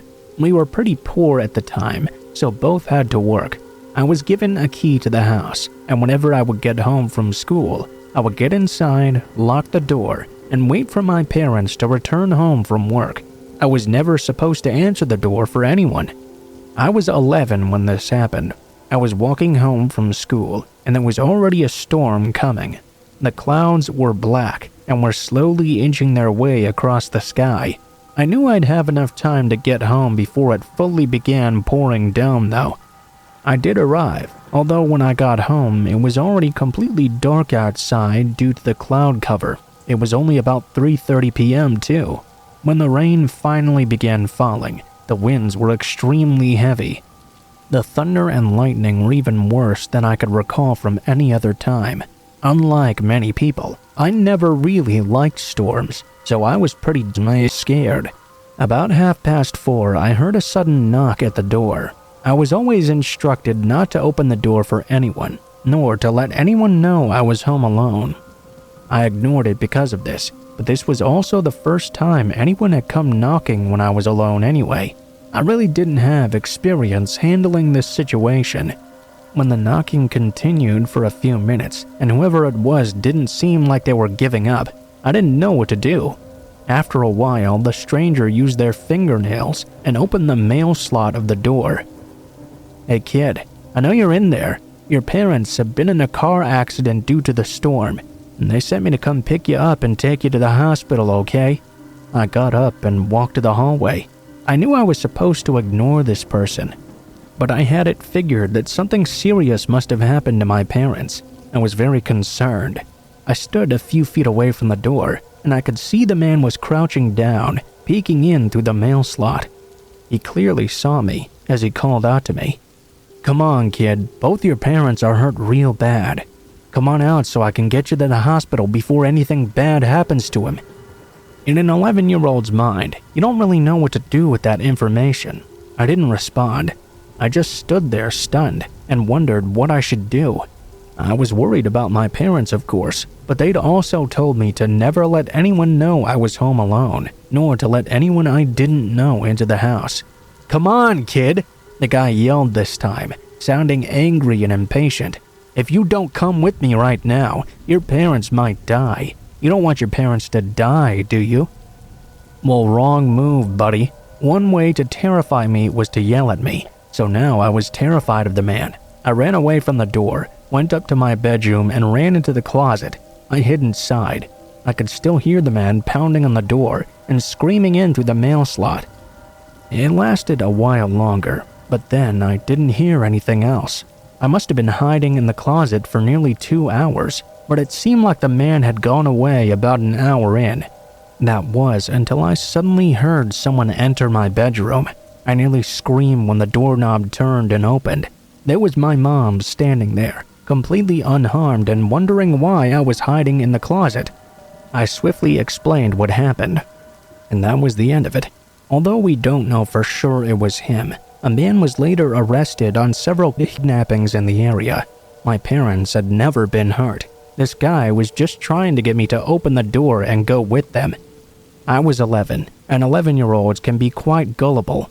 Thank God we can be very scared of strangers too.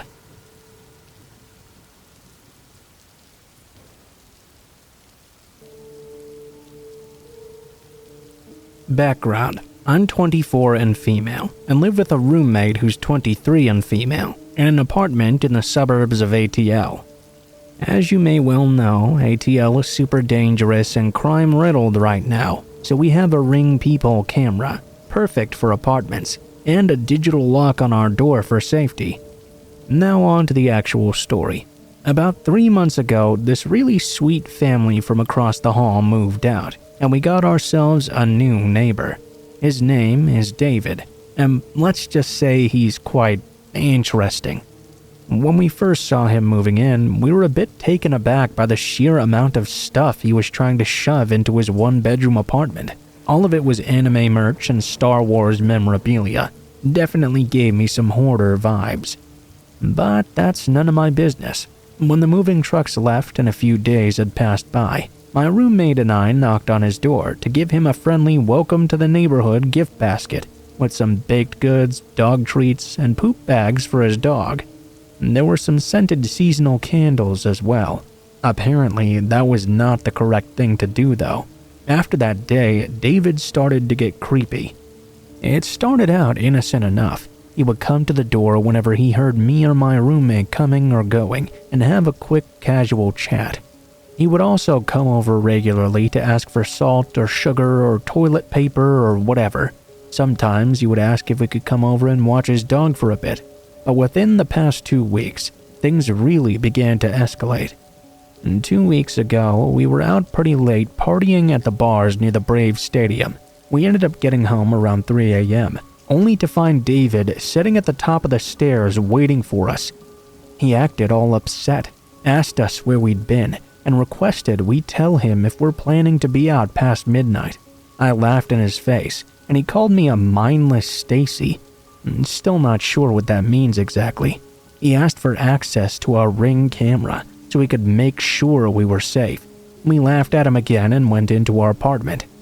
Here's the scary part though. When we checked the camera the next morning, we saw that he sat outside our apartment the entire time in front of our door for the rest of the night. When we saw that, we contacted the complex to let them know he was acting crazy. And they told us to contact the police, so we did just that. The police told us to contact them if he made any threats, but since we lived in a shared space, they couldn't do anything until he entered our apartment or threatened us in some way.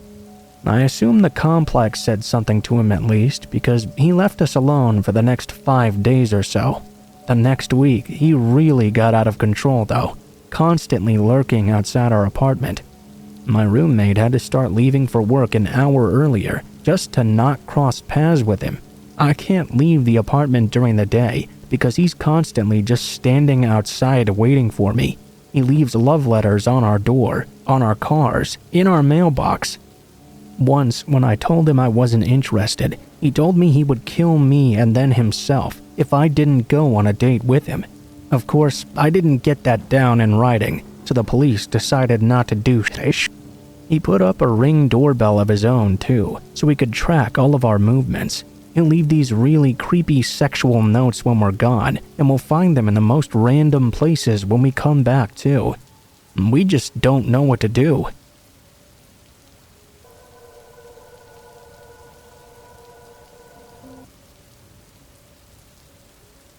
A few years back, I was making a ride home from college for the Thanksgiving break. I was a freshman at the time, and Thanksgiving break was the first bit of freedom I'd had from a really hectic schedule. I decided that even though it was a long drive home, I would enjoy the free time to think.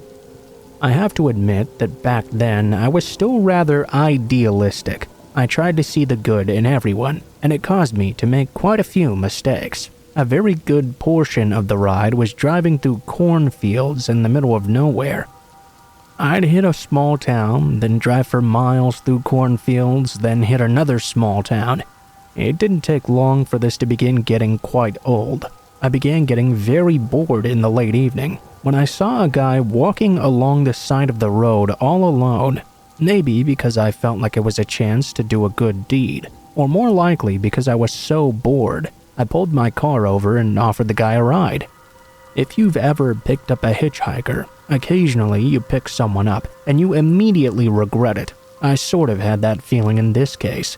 The guy was only a few years older than me. He was lanky and had long black hair and a big scraggly black beard. He was wearing dirty blue jeans and a Metallica t-shirt. None of that was what bothered me though. If that sort of thing bugged me at all, then my college campus would have been a complete nightmare. It was filled with people like that. No, what got me about this guy was the way he talked. If I remember correctly, his name was Travis. After introducing himself, he then asked me if I'd ever picked up a hitchhiker before. I told him I'd done it once or twice when I was a teenager and still living at home, but it was only ever other high school students. After I told him that, Travis began talking all about hitchhikers, and it wasn't positive stuff either. He began rambling about how dangerous it was to pick up random hitchhikers, and hadn't I heard about all the serial killers who posed as hitchhikers along the side of the road at night? He then started listing off several killers who'd been involved in hitchhiking. This absolutely sent a cold chill down my spine. He not only listed them out, he began talking about how they committed their crimes and how they could have done it better. I was nervous and about to ask him to stop the car and get out. However, before I could even open my mouth, he reached into the pocket of his jeans jacket and pulled out a pocket knife. I felt a jolt inside me, but hoped he didn't notice. Travis flipped out one of the blades of the knife and immediately began cleaning his fingernails with it. I did my best to pretend like I wasn't even noticing. I asked him again where he wanted me to take him. He lived in a house just outside the next town, he said. I asked him what he was doing so far away from home. He said he was visiting some friends, and they hadn't offered him a ride home. I just kept trying to think of a way to get rid of this guy. My fuel gauge gave me that opportunity at least. I was going to stop the car at a gas station and try to get away from him. I noticed the gauge was pretty low. We were in a town at this point, and I knew I could find a gas station nearby. My plan was to leave him in the car, then go into the station and call the cops. I let Travis know I needed to grab some fuel and asked him if he knew where a station in town was. It didn't take me long to find it on my own though. I pulled in and filled up my car while Travis sat inside fiddling with his knife. I let him know I was going inside to pay. It was at that point he surprised me. He jumped out of the car holding his knife to me. "I'll go in with you," he insisted. "I think I could use a drink." My plan was ruined. I wasn't sure how in the hell I would be able to get the attendant to call the police if Travis was in there with me. I thought quickly as we were walking, and I pretended I'd left my wallet in the car.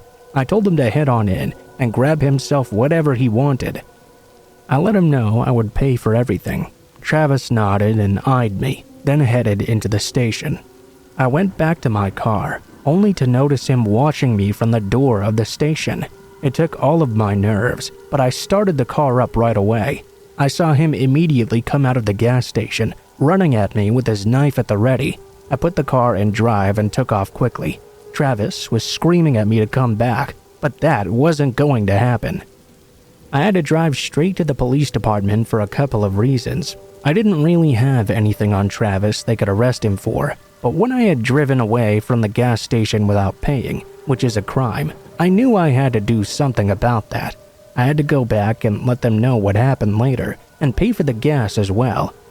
The police accompanied me back, and I paid the clerk soon after. Thank God by that time Travis was long gone.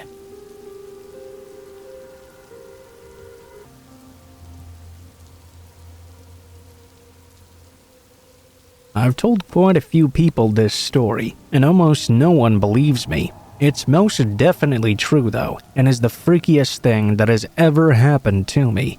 I had a few years where I was sort of down on my luck. I live in an area with a lot of my relatives. One of my aunts was having a party, and I ended up staying a lot later than I should have. There was free beer though, so I kind of had to. I got a bit intoxicated, and when my cousin, who was supposed to be driving me home, wanted to leave, I declined because I wanted to stay and keep drinking. He left on his own, and I was left without a ride home. When I finally felt it was time to leave, I had an extremely long and uncomfortable walk ahead of me. While you might think that my aunt or someone else could have given me a lift home, my family was a bit tired of having to drive me places. I prepared for this really long walk down this country road. Although I had been drinking, the atmosphere outside sobered me up pretty quickly. It was really dark and very brisk. For some strange reason, it was also eerily quiet this night. I mean, usually there are all sorts of animal noises, crickets, frogs, other things that bump in the night. But this time, everything was calm and completely silent. I did become aware of some noises further out into the woods though. As if an animal were walking around back there.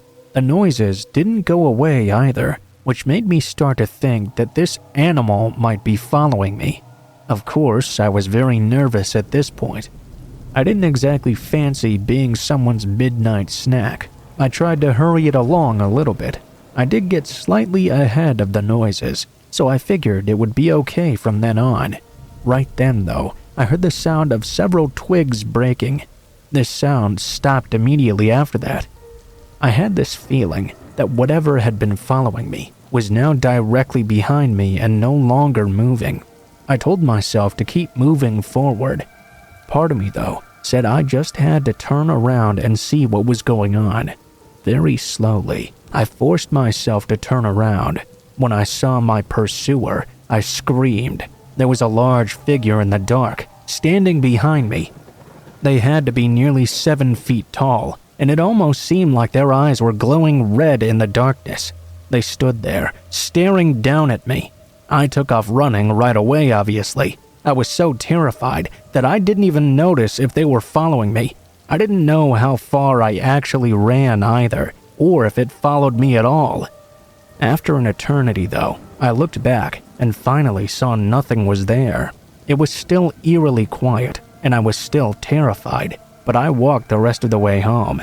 Now, I know everyone will just tell me that I was drunk, and I imagined this or something, but never before has drinking beer caused me to hallucinate someone in the dark.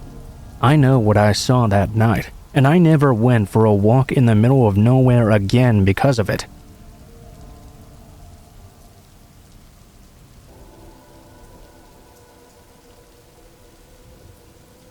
My friend Josh and I were hanging out one day. I think we were about 13 years old at the time. I remember this happening in late fall, because there were still a lot of leaves falling down from the trees. We had hopped a fence and followed some train tracks which went through a local forest. We liked walking on the rails and pretending we were tightrope walkers. Yeah, I know that sounds pretty lame, but we enjoyed it, even though we weren't supposed to play on the train tracks. We were absolutely safe though. I mean, there's no way we wouldn't know exactly when a train was coming. It would surely be loud, and we'd see it from far away as well. The forested area was not so thickened with trees that you couldn't see far down the tracks. We'd been hanging out, balancing and talking for a while, when we saw someone who was also walking on the tracks. He was a bit off in the distance and seemed to be walking towards us. I couldn't exactly tell how old he was, but we figured he was probably a teenager, probably a few years older than both me and Josh were.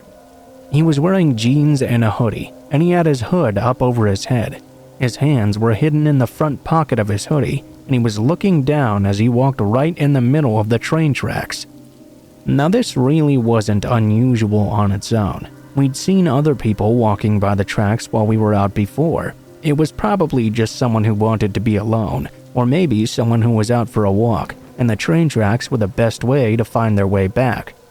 Anyhow, the guy was still a bit away from us now. It was then, though, that we heard it. There was a train coming, and we heard it approaching from behind us. Josh and I looked back, seeing the train was at a very safe distance away behind us still. And the two of us jumped off the rail, and we walked a couple of yards away from the tracks. So the sound wouldn't deafen us. We looked over at the guy who was still walking towards us, but he didn't get off the track, or react at all even. I recall feeling very uneasy in that moment. Josh thought it was just a guy that was going to play a game of chicken with the train. That was an activity I'd always thought was dumb as what? I screamed at the man that a train was coming, which in a way seemed somewhat pointless. There was no way he didn't hear the train, but he still didn't move at all. He just kept walking forward in the middle of the track, right in the direction of the train. As the train quickly passed us by, I began to run forward a bit. I was really scared that this guy wasn't moving at all. I screamed at him more, but there was no way he could even hear me over the sound of the train approaching now. The rest happened so fast that my brain had trouble processing it. It was like time slowed down as the guy looked up and directly into my eyes.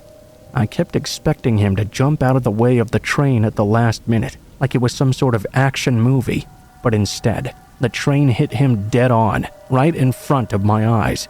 He didn't even try to move. I immediately collapsed on the ground and started vomiting. Josh did too. I won't describe what we saw in full detail. It's too awful to even remember. The train stopped, of course. The policemen and the fire department rushed in as well. We waited there in case they needed to talk to us. Came to find out later that the guy was a student at a nearby high school. He left a suicide note to his parents and let the train hit him dead on. Words can never describe how awful that experience was. I had nightmares about it for years afterward. Often, in those very same nightmares, I would once again see him looking into my eyes.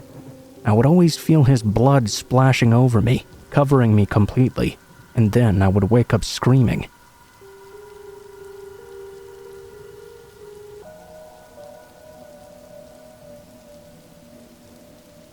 This incident happened not all that long ago, actually.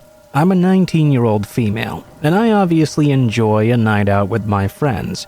This particular night, a girlfriend and I had headed down to our local club/pub. We were dancing, drinking, and having a great time when I noticed it was around 2 a.m. or so. It was coming up on the closing time of 3 a.m.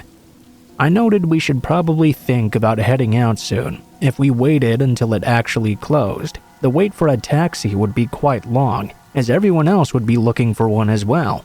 I let my friend in on my plans, and she insisted she wanted to stay. She then walked me out the front while I waited for a taxi. As we got to the top of the stairs, she saw me off at the door and headed back inside.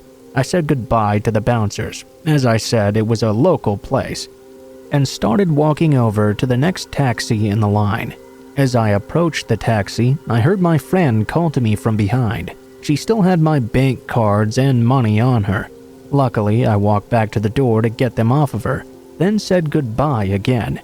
This time, as I turned to leave though, the bouncer stopped me. "Hey, you may want to take this second taxi in the line." Upon me questioning him, he didn't seem to have a reason behind this sudden advice and just insisted I trust him.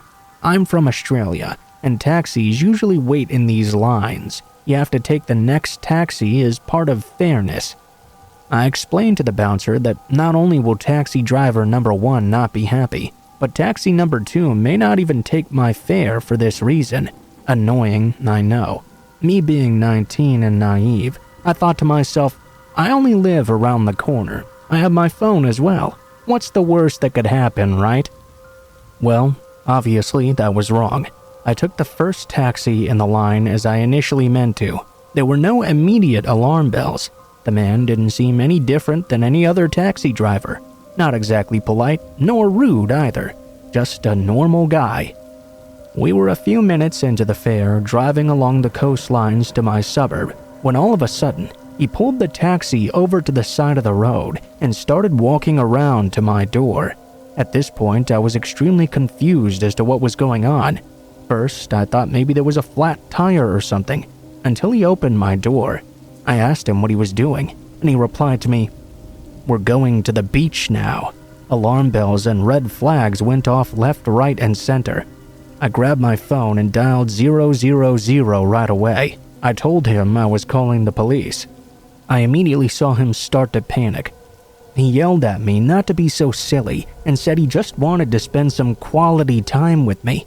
He reached for my arm and grabbed me to try to pull me out of the car. I pushed him away though, grabbed the door and slammed it closed. I waited to be connected.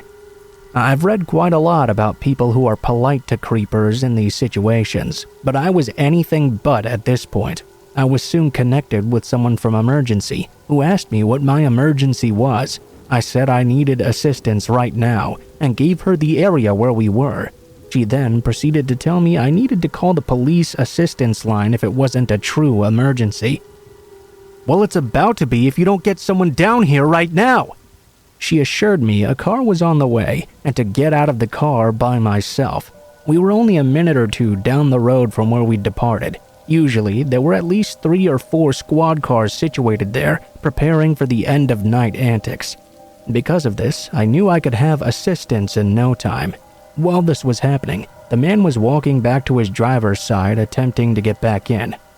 I don't know what he would have done if he'd gotten in with me in the car still, kicked me out or what, but I jumped out of the car as he got in, and he sped off without looking back.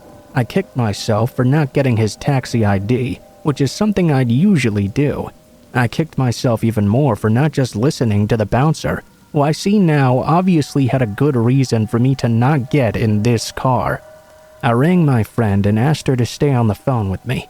I told her I was still outside waiting for the taxi and had gotten bored. She offered to come and wait, but I insisted I was fine. Once the police came, they took me home and asked me what happened. They took a statement from me as well, but there wasn't much they could do, as I hadn't gotten any information on the taxi. The most I could provide was the driver's appearance and the company he worked for. I didn't tell anyone about the situation except for my then friend, who's now my boyfriend. He was shaken up by this. I hate thinking about what might have happened that night, and how lucky I am that it didn't. About 2 months on, my boyfriend, his housemate, and my sister arranged a cab to pick us up at my boyfriend's place and take us to the same venue this initially happened at. Guess which driver showed up? Yeah, that very same guy. I didn't say anything at the time to anyone because I knew it wouldn't have turned out well in the moment, but this time I made sure to get his ID and plate number and reported it to the police the very next day. Apparently, this wasn't even the first time he'd done something like this. It was the furthest he'd ever gotten, though. Most of the other complaints were similar. From what I know, the police made contact with the taxi company and informed them of the situation. I think he might have been let go after, but I'm not sure. I've definitely learned a lesson from this, though.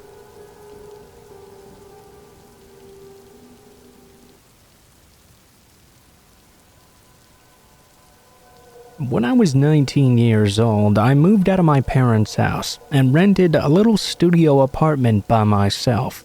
At the time, I was going to school full-time and working at least 30 hours a week as well. I had a job in a small sub-sandwich shop. Because school was so expensive and I really needed the money, I agreed to work on Thanksgiving night. My family was a bit upset that I wouldn't be coming over, but they understood that I really needed this. I knew going into that workday that I would be by myself after 5 p.m.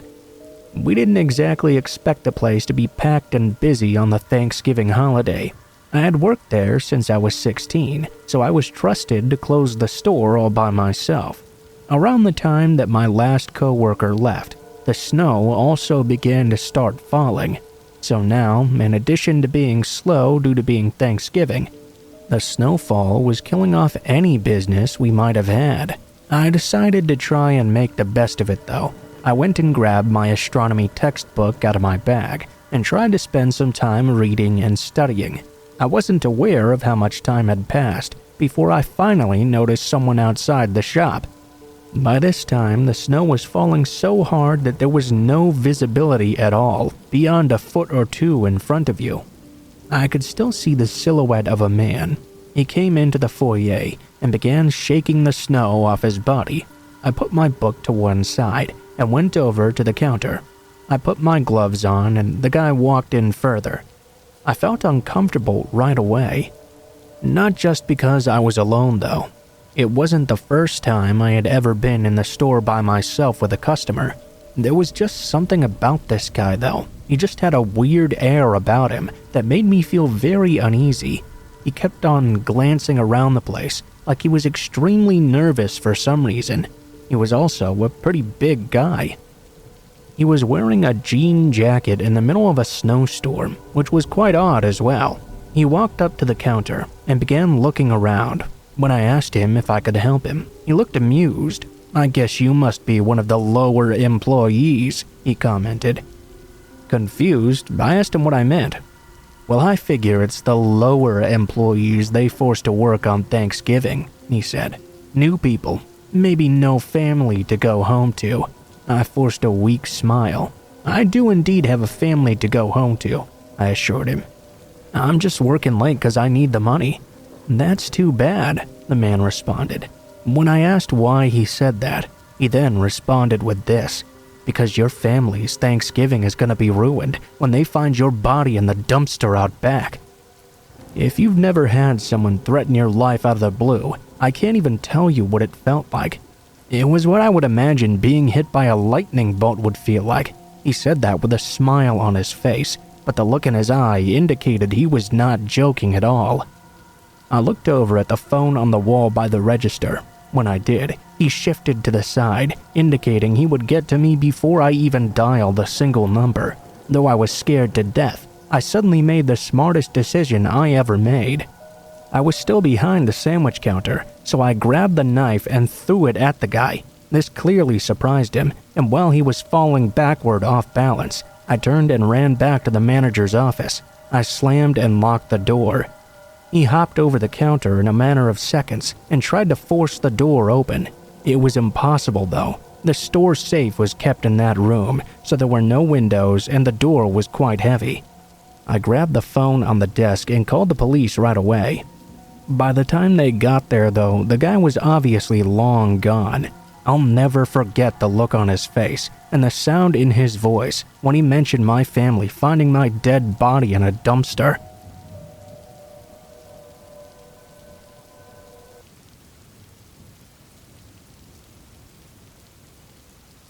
I had this really weird experience that haunts me to this day. I had a great uncle who was around 80 years old. At the time, his wife had passed away a few months earlier. They had been together since they were in high school, so he was of course very devastated by the sudden loss. It's hard to say that my uncle withdrew from the world because he was already sort of withdrawn. He lived out in the hills in this beautiful old house he had built by himself. He was very handy and very rarely came down off the hill for any reason, at least after my aunt passed away. He spent about 5 months without even driving down into town or contacting anyone. My family was very concerned about him. My mother told me that when she went to see him, he specifically asked if I could come and stay with him for a while. I always enjoyed spending time with my uncle, so I readily agreed to the drive. His house was a long ways away. When I say he lived way out in the hills, he was really way far out there. I got to his house eventually though, and went in to see him. I was shocked to see just how much the man had aged. Not only that, but he also acted much differently now. He was extremely paranoid and refused to be left alone in the house. Literally, when he was ready to go to sleep, he would beg me to stay in the room with him. He was afraid to be alone. This was a big surprise to me because I had never known this man to be scared in his entire life. My uncle told me that ever since his wife had passed away though, he'd been seeing a man dressed in black. The man would usually wait outside the house. He would always step out from behind a tree for a moment. Then, as soon as my uncle spotted him, he would move away again. He even told me that once or twice, he'd caught the man watching him through one of his windows, but whenever the man was caught watching, he would step away. Obviously, I thought my uncle was just losing it. He was understandably distraught about losing his wife, and clearly the stress was making him see things. However, whether the problem was real or not, I was more than willing to stay with him to make him feel better. About 2 weeks after I'd arrived, my uncle was in bed. I'd come into the room with him and waited on the chair while he slept. I decided I really needed to get up and stretch my legs a bit in that moment. My uncle was a really deep sleeper anyway, so the chances of him waking up at all and noticing I was gone were pretty damn slim. I got up and went to the kitchen. I decided to work quickly on making myself something to eat. While I was just finishing cooking something though, I suddenly heard this horrendous noise coming from my uncle's room. At first, it sounded like a scream, accompanied by a loud shattering sound. Completely freaked out, I dropped my food and sprinted to my uncle's bedroom as fast as I could. I'll never get the image of what I saw that night out of my head. My uncle was still laying down in bed, as white as a sheet. His eyes were open wide, and for a moment I almost thought he was dead. That's how still he was being. Even stranger still, though, was what he was staring at. He was staring at the window facing his bed. As I observed closer, I saw it had been completely shattered. There was glass all over the floor, and it was very evident that whatever destroyed this window had done so from the outside. I checked around the outside and inside of the house. I not only found nothing, I found no trace of anything being there at all. My uncle was terrified to be alone while I was checking the premises, but there was nothing I could do about it. I had to make sure no one was there still. After a thorough check, I still found nothing. I hated to do this to him, but I had to take my uncle off that hill. He was so scared, but whatever had happened to him made it even worse. I took him to the hospital to check up, but unfortunately his mental state had deteriorated from the attack so badly that he wouldn't be allowed to go back to the house. My mom arranged for him to be put into a home, and I repaired the damage to the window. Nothing was stolen when I got back. I stayed there for a while, but I never saw the man my uncle talked about. And no further vandalism ever happened there again.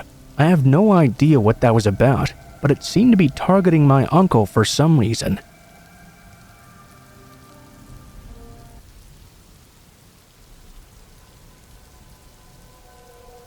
I work at a bar in a suburb of Melbourne that is safe during the day but has become sort of notorious for a high rate of thefts and abductions during the nighttime. Specifically along the main street that my work is on. I often work night shifts or late shifts even. Tonight I even finished at 11 p.m. for some context. I'm an uppity 19-year-old girl. I got out of work at 11 p.m. and started to walk down the street. It's quite well lit in some parts, but extremely dark in others. I began looking to hail a taxi.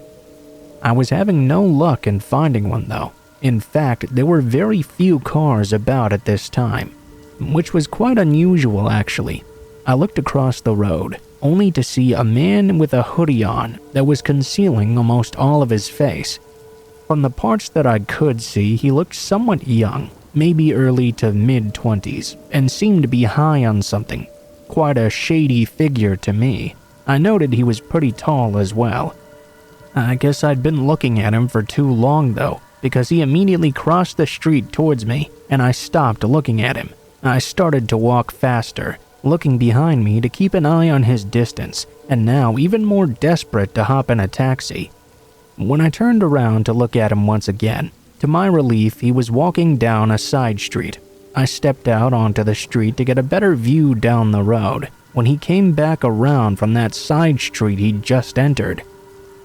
My stomach dropped as I saw he now had 2 more people accompanying him. I started to walk really fast now, and they began to walk after me. I was going as fast as I could without jogging and was getting really panicked, thinking of hailing down just any car to ask someone for help. The 3 men were quickly gaining on me and were all screaming and shouting at me. My anxiety had started to sink in though, and I couldn't hear a word that they said. It was all only white noise basically. A taxi with its lights off drove past, and I ran out into the middle of the road. The driver stopped and said he was finished for the day and wasn't taking any more customers. I told him I was being followed and asked if I could sit in his car for a second just to feel safe. He let me into his taxi, drove 20 meters away, and told me to get out. The men were still there though. I begged him to take me out of sight at least a little further down the road. When he noticed how genuinely scared I was at that moment, I guess he got concerned and adopted a more fatherly tone. The taxi driver was actually extremely kind afterward and refused to let me get out of his car until he found me another taxi to get me home safely. He drove around with me for a few minutes until we found another empty one. He beeped the other cab down and explained the situation to him. I thanked both drivers profusely, and we swapped cars without incident. The next driver was also incredibly nice as well.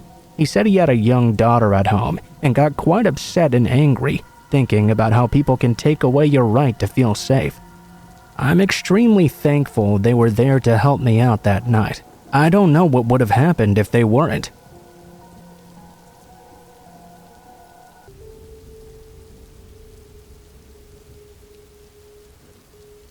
My husband and I were stopping over in New York before heading to our temporary home of Poland.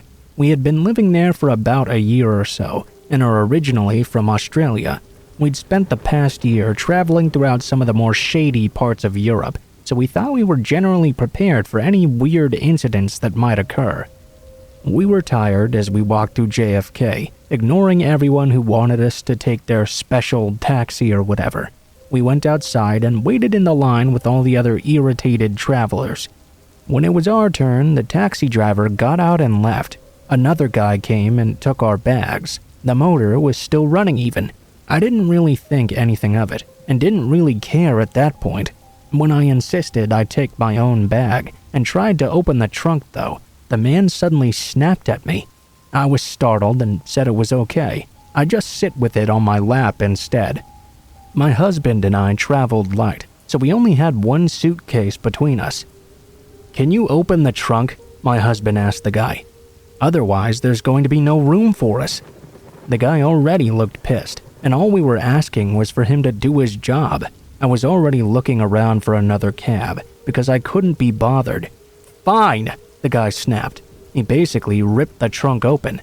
I hadn't even gotten into the car yet. It was kind of a paranoid thing that I never got into the taxi alone, as a result of some kidnapping stories in Greece of a similar nature. I waited, and then I saw what was in the trunk as the man quickly tried to close it once more. It wasn't all over the flooring or anything, just on one side, but it instantly made me feel ill. I could see what looked a lot like blood. The spot was visibly wet, and I stared at it blankly. Even with the dim light, I could just about make out various other stains of similar darker colors. I had barely begun to process what I'd seen before he slipped my suitcase in and the trunk door was slammed. I was now wide awake and did not want to get in this taxi. Everything was wrong, and this was clearly a mistake. "Come on, what's the holdup? Get in!" the taxi stand dude urged us. as equally pissed off passengers behind us were waiting for their own rides. I tried to get my husband's attention, but he was already in the back seat. If this were a horror movie and I was watching, I would be screaming at the screen, "Don't get in that cab!" I got in the taxi anyway, with my bag on my lap. I clutched it as we spun around the corners, went forward sharply, and had brakes slamming constantly. I felt sick and couldn't stop thinking about what I'd just seen. Was that real? Halfway through my haze, though, I realized we were not going the right way. I mean, far be it for me to tell taxi drivers in their own city where the hell they're going. I like to be prepared, though, and I like to know where I am. If we're not taking the tourist scenic route where they charge you a lot of dough, this guy was clearly going the wrong way. "Hey, where are you going?" The words just fell out of my mouth. The man didn't say anything, though. He didn't flinch, didn't move, didn't even respond. "What?" My husband asked me if we were really going the wrong way. I shouted that we were. My husband, not one to take this from anyone, then turned to the man. "Hey man, don't think you can screw with us. We're not paying more than we agreed upon, so stop fucking around and take us where we're going, or I'm gonna call the cops." He had no idea why I was freaking out, though. I didn't care about the extra money. I thought we were just a pawn in whatever this guy's master plan was. We were going to be swimming with the fishes in the Hudson or something. I was going crazy. My mind was wandering. Maybe that actually was blood in the trunk. This guy was going to kill us with his driving either way. Maybe some plans for later in some warehouse with all his serial killer friends or something. The driver immediately slammed on the brakes at a set of lights. "I'm pretty sure this is not a real taxi," I muttered to myself. The cab driver immediately spoke up. "Do you see the sign up there? It's a nickel taxi, you moron," he snapped. "Well then do your job," my husband snapped back at him without a second thought. Perhaps the guy thought this was too much trouble when loudmouth Ozzy Bogan and his crazy wife started snapping at him, because the driver suddenly turned around and we were going the right way to get to the hotel now. I made sure to check the trunk again when we got out, but it was much darker now, and I couldn't see anything clearly, except for a lot of shredded rags for some reason, with a deep rust color staining them all.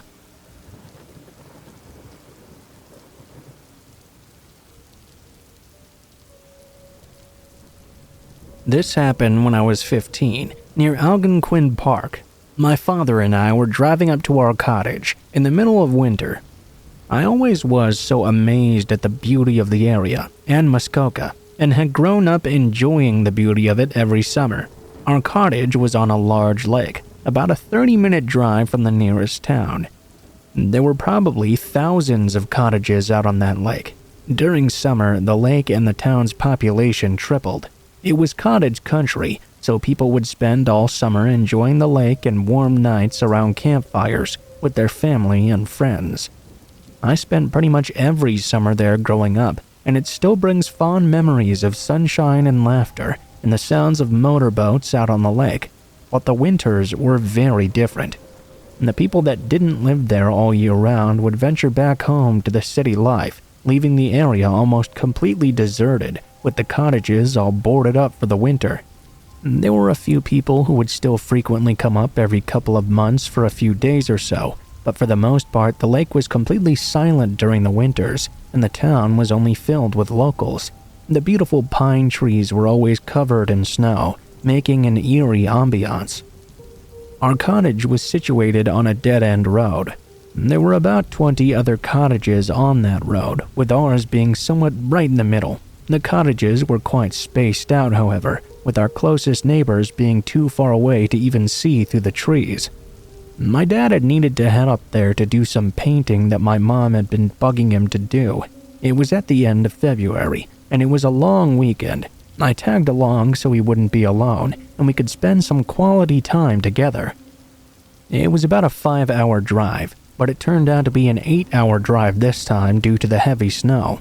It had gotten dark out quite early, and it was around midnight as we drove through the park. It was deadly quiet and pitch black except for the headlights of our car. We finally passed through with only about 30 minutes left to arrive to our destination. It had finally stopped snowing, and we were both just eager to get there. As we turned down a familiar road, I remember my dad cursing a storm. It hadn't been plowed yet. This wasn't surprising, however. It probably wouldn't even be until later the next day that we would even see a snowplow. As we drove down the snowy road, we noticed there seemed to be a fresh set of tire tracks. "The Smiths must be up for the weekend," my dad said. All of a sudden, though, as we drove around the bend following the tire tracks, the headlights of the car shone on a white van that was parked on the side of the road. It was almost completely hidden by the vast trees that were covered in snow, hiding in the darkness. "What the?" my dad mumbled. As we drove past this van, I remember looking back through the back window and very clearly seeing two figures in the front seat, illuminated by our retreating taillights. As I told my dad this, he simply shrugged. "I don't know, maybe they're lost or something." I nodded, but I couldn't help but think about how this was a dead-end road, so why would they feel the need to park there of all places? As we pulled into our driveway and started bringing in all our stuff, I couldn't shake the feeling that something was not right here. I couldn't stop thinking about that van. Why was it there with two people just sitting in the dark in the middle of a snowing night? It spooked me so much that I begged my dad to let me sleep upstairs with him. I didn't want to sleep alone downstairs in the room my sister and I usually shared. It had big windows with no blinds that looked out into the blackness of the forest. My 15-year-old self was already scared enough of the dark. I didn't need to see the white van creeping around. It wasn't a big deal when my sister was there, but not alone, and not tonight. As my dad got ready for bed, I sat in the living room reading a book. My dad had turned all the lights off already, so I was using a small lamp next to the couch to try and get through one last chapter before bed. It was so quiet I could almost hear my own ears ringing. Suddenly, I started to get the feeling that I was now being watched. The living room also had large windows with no curtains that overlooked the lake. It was completely black outside, except for a single light from some cottages across the lake. I shut off the lamp and got up. Now, the cottage was completely dark. The moon was shining brightly, illuminating the snow. It was quite a beautiful sight, actually. I walked toward the window a bit to get a better look. As I did so, movement caught the corner of my eye. I remember my heart dropping as I saw two figures down by the back porch, crouched below the window, barely hidden by the surrounding trees. I dropped to the floor and crawled toward the bedroom where my dad was sleeping, my heart in my throat. I couldn't be sure if they had seen me or not. I hurriedly woke my dad up, and by the time he got to the window, the two figures were long gone. Where I had seen the figures, though, were two sets of footprints in the snow, which led back around to the front of the cottage and back down the driveway. I begged my dad not to go outside. He double-checked the locks and turned on the porch lights, hopefully to scare the intruders off. My dad wasn't as freaked out as I was, but he still set the alarm before he headed back to bed. I was extremely freaked out, though. I lay there all night next to my dad, terrified I'd look out the window and see someone staring back at me. The next morning, we went outside and confirmed there were two sets of footprints leading from the road to behind our cottage, then back around to the front and back up the road. There were also tire marks that showed a vehicle had turned around and then gone back up to the main road. My dad guessed they were probably looking to break in and steal stuff, as it was in the middle of winter and not too many people were at the lake. Thing is, though, these guys knew we were there. They would have seen our tire tracks leading up to the cottage and my dad's car parked up front. They would also have seen the lamp I'd turned on to read, or at least seen it go off. My dad didn't have an answer to that, and after much back and forth, he called the non-emergency line and reported it. Apparently, there had been some break-ins in the area, and some stuff had been stolen from some cottages that were boarded up for the winter. I still wonder to this day, though, why would they be interested in stealing from the only house that clearly had people still inside it?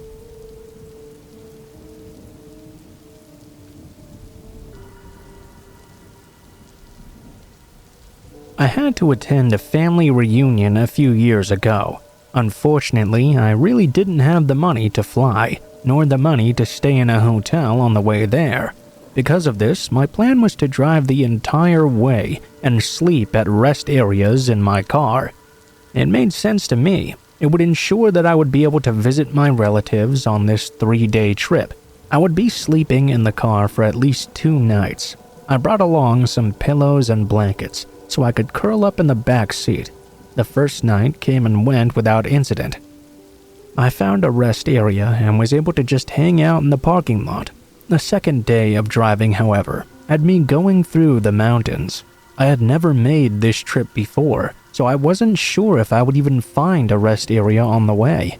I drove for a very long time, and when my eyes were beginning to close by themselves, I figured I would have to pull out on the side of the road to get a little rest. It was obviously much harder to go to sleep this time, but at least it was quiet and dark. Very few cars actually came across that road. I'm not sure how long I'd been asleep before I felt something wake me up. I thought I felt my car moving a bit. Then I assumed it was probably just something I'd felt when I was sleeping. I closed my eyes, and then I felt it again. My car bobbed up and down a bit. I was afraid, peeking out from under the blankets.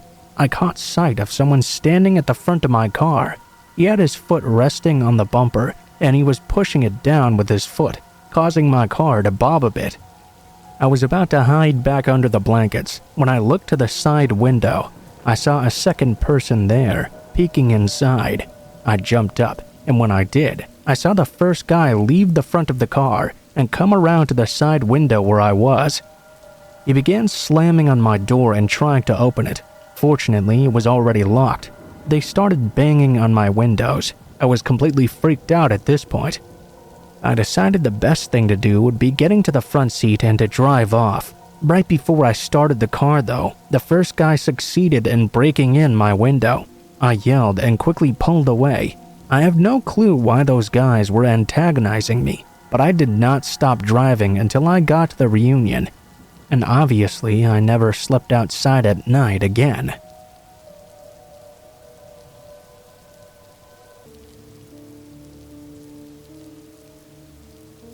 Now this happened a very long time ago. It was in 1976. To indicate how disturbing it was for me, it's taken me this long to really talk about it. My best friend in high school was a guy named Bryant. When we graduated, we ended up going to different colleges, so we didn't get to see each other that much. Communication in the 70s wasn't quite as easy as it is nowadays. There was no email, and expensive long-distance communication meant we could only really communicate with postcards or letters. We had an agreement, though, that in the beginning of every single summer vacation, the two of us would go camping together for a week. I won't mention where we went camping. Just know that it was in a large forested area. We had a map, of course, and we tried to see how far we could go in our half a week before turning and making it back. We slept in different tents. The morning after the third night of hiking, Bryant told me he hadn't slept all that great. He said he kept hearing a rustling sound in the leaves outside his tent. He actually thought there was a human being out there, walking around our camping area. I didn't really believe him though. I told him it was probably just an animal. I couldn't think of any reason why a person would be circling our camp in the middle of the night, out this far into the wilderness. The following morning, Bryant once again looked like he hadn't slept very much at all. When I asked him, he told me he'd again heard the same rustling around our camp as he had the night before. He insisted again it really was a person. I wasn't really sure what I could tell him. I mean, if it was a person, there wasn't a whole lot we could do about it. We were already beginning to head back anyway, so I couldn't just say, hey, let's turn around right now and leave. We were already in the middle of doing that. The next night, usually I would fall asleep pretty quickly. However, I decided I would try and stay up to see if I could hear what Bryant had been hearing. I tried to stay up, but I kept feeling my eyes trying to close up on their own. I kept catching myself and jerking my head up to stay awake. I think it was when I was just beginning to drift off that something fully pulled me out of my sleep. There was some noise, some rustling coming from around the camp. That immediately woke me up. I listened in closely.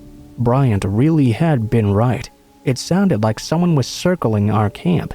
I mean, I had no way of knowing if it was a person instead of an animal, as Bryant had claimed. But I guess I didn't know why an animal would be circling us all night for days, rather than actually doing something. Needless to say, I did not sleep very well that night either.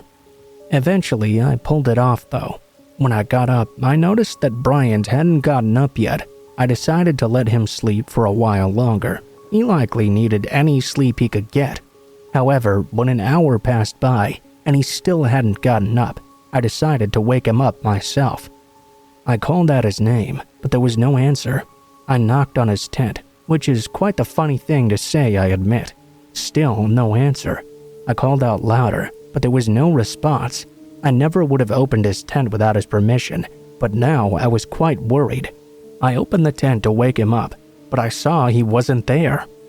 I was still a bit worried, but now I figured he'd probably just woken up early and went out on his own.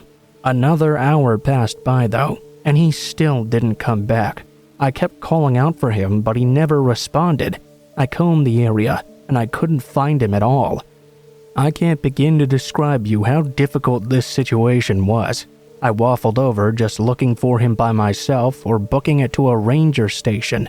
When I'd spent a significant amount of time trying to find him and failing, I finally went to a ranger station. A search was organized. The search had no better luck than I had though. They didn't find a single trace of him. That was 41 years ago, and I haven't seen nor heard hide or hair of him since that day. They never found a body, living or dead, but I never saw my best friend again. I have no idea what really happened to him, but my view was pretty much that whatever happened to my buddy, it had something to do with whoever was circling our tents in the night.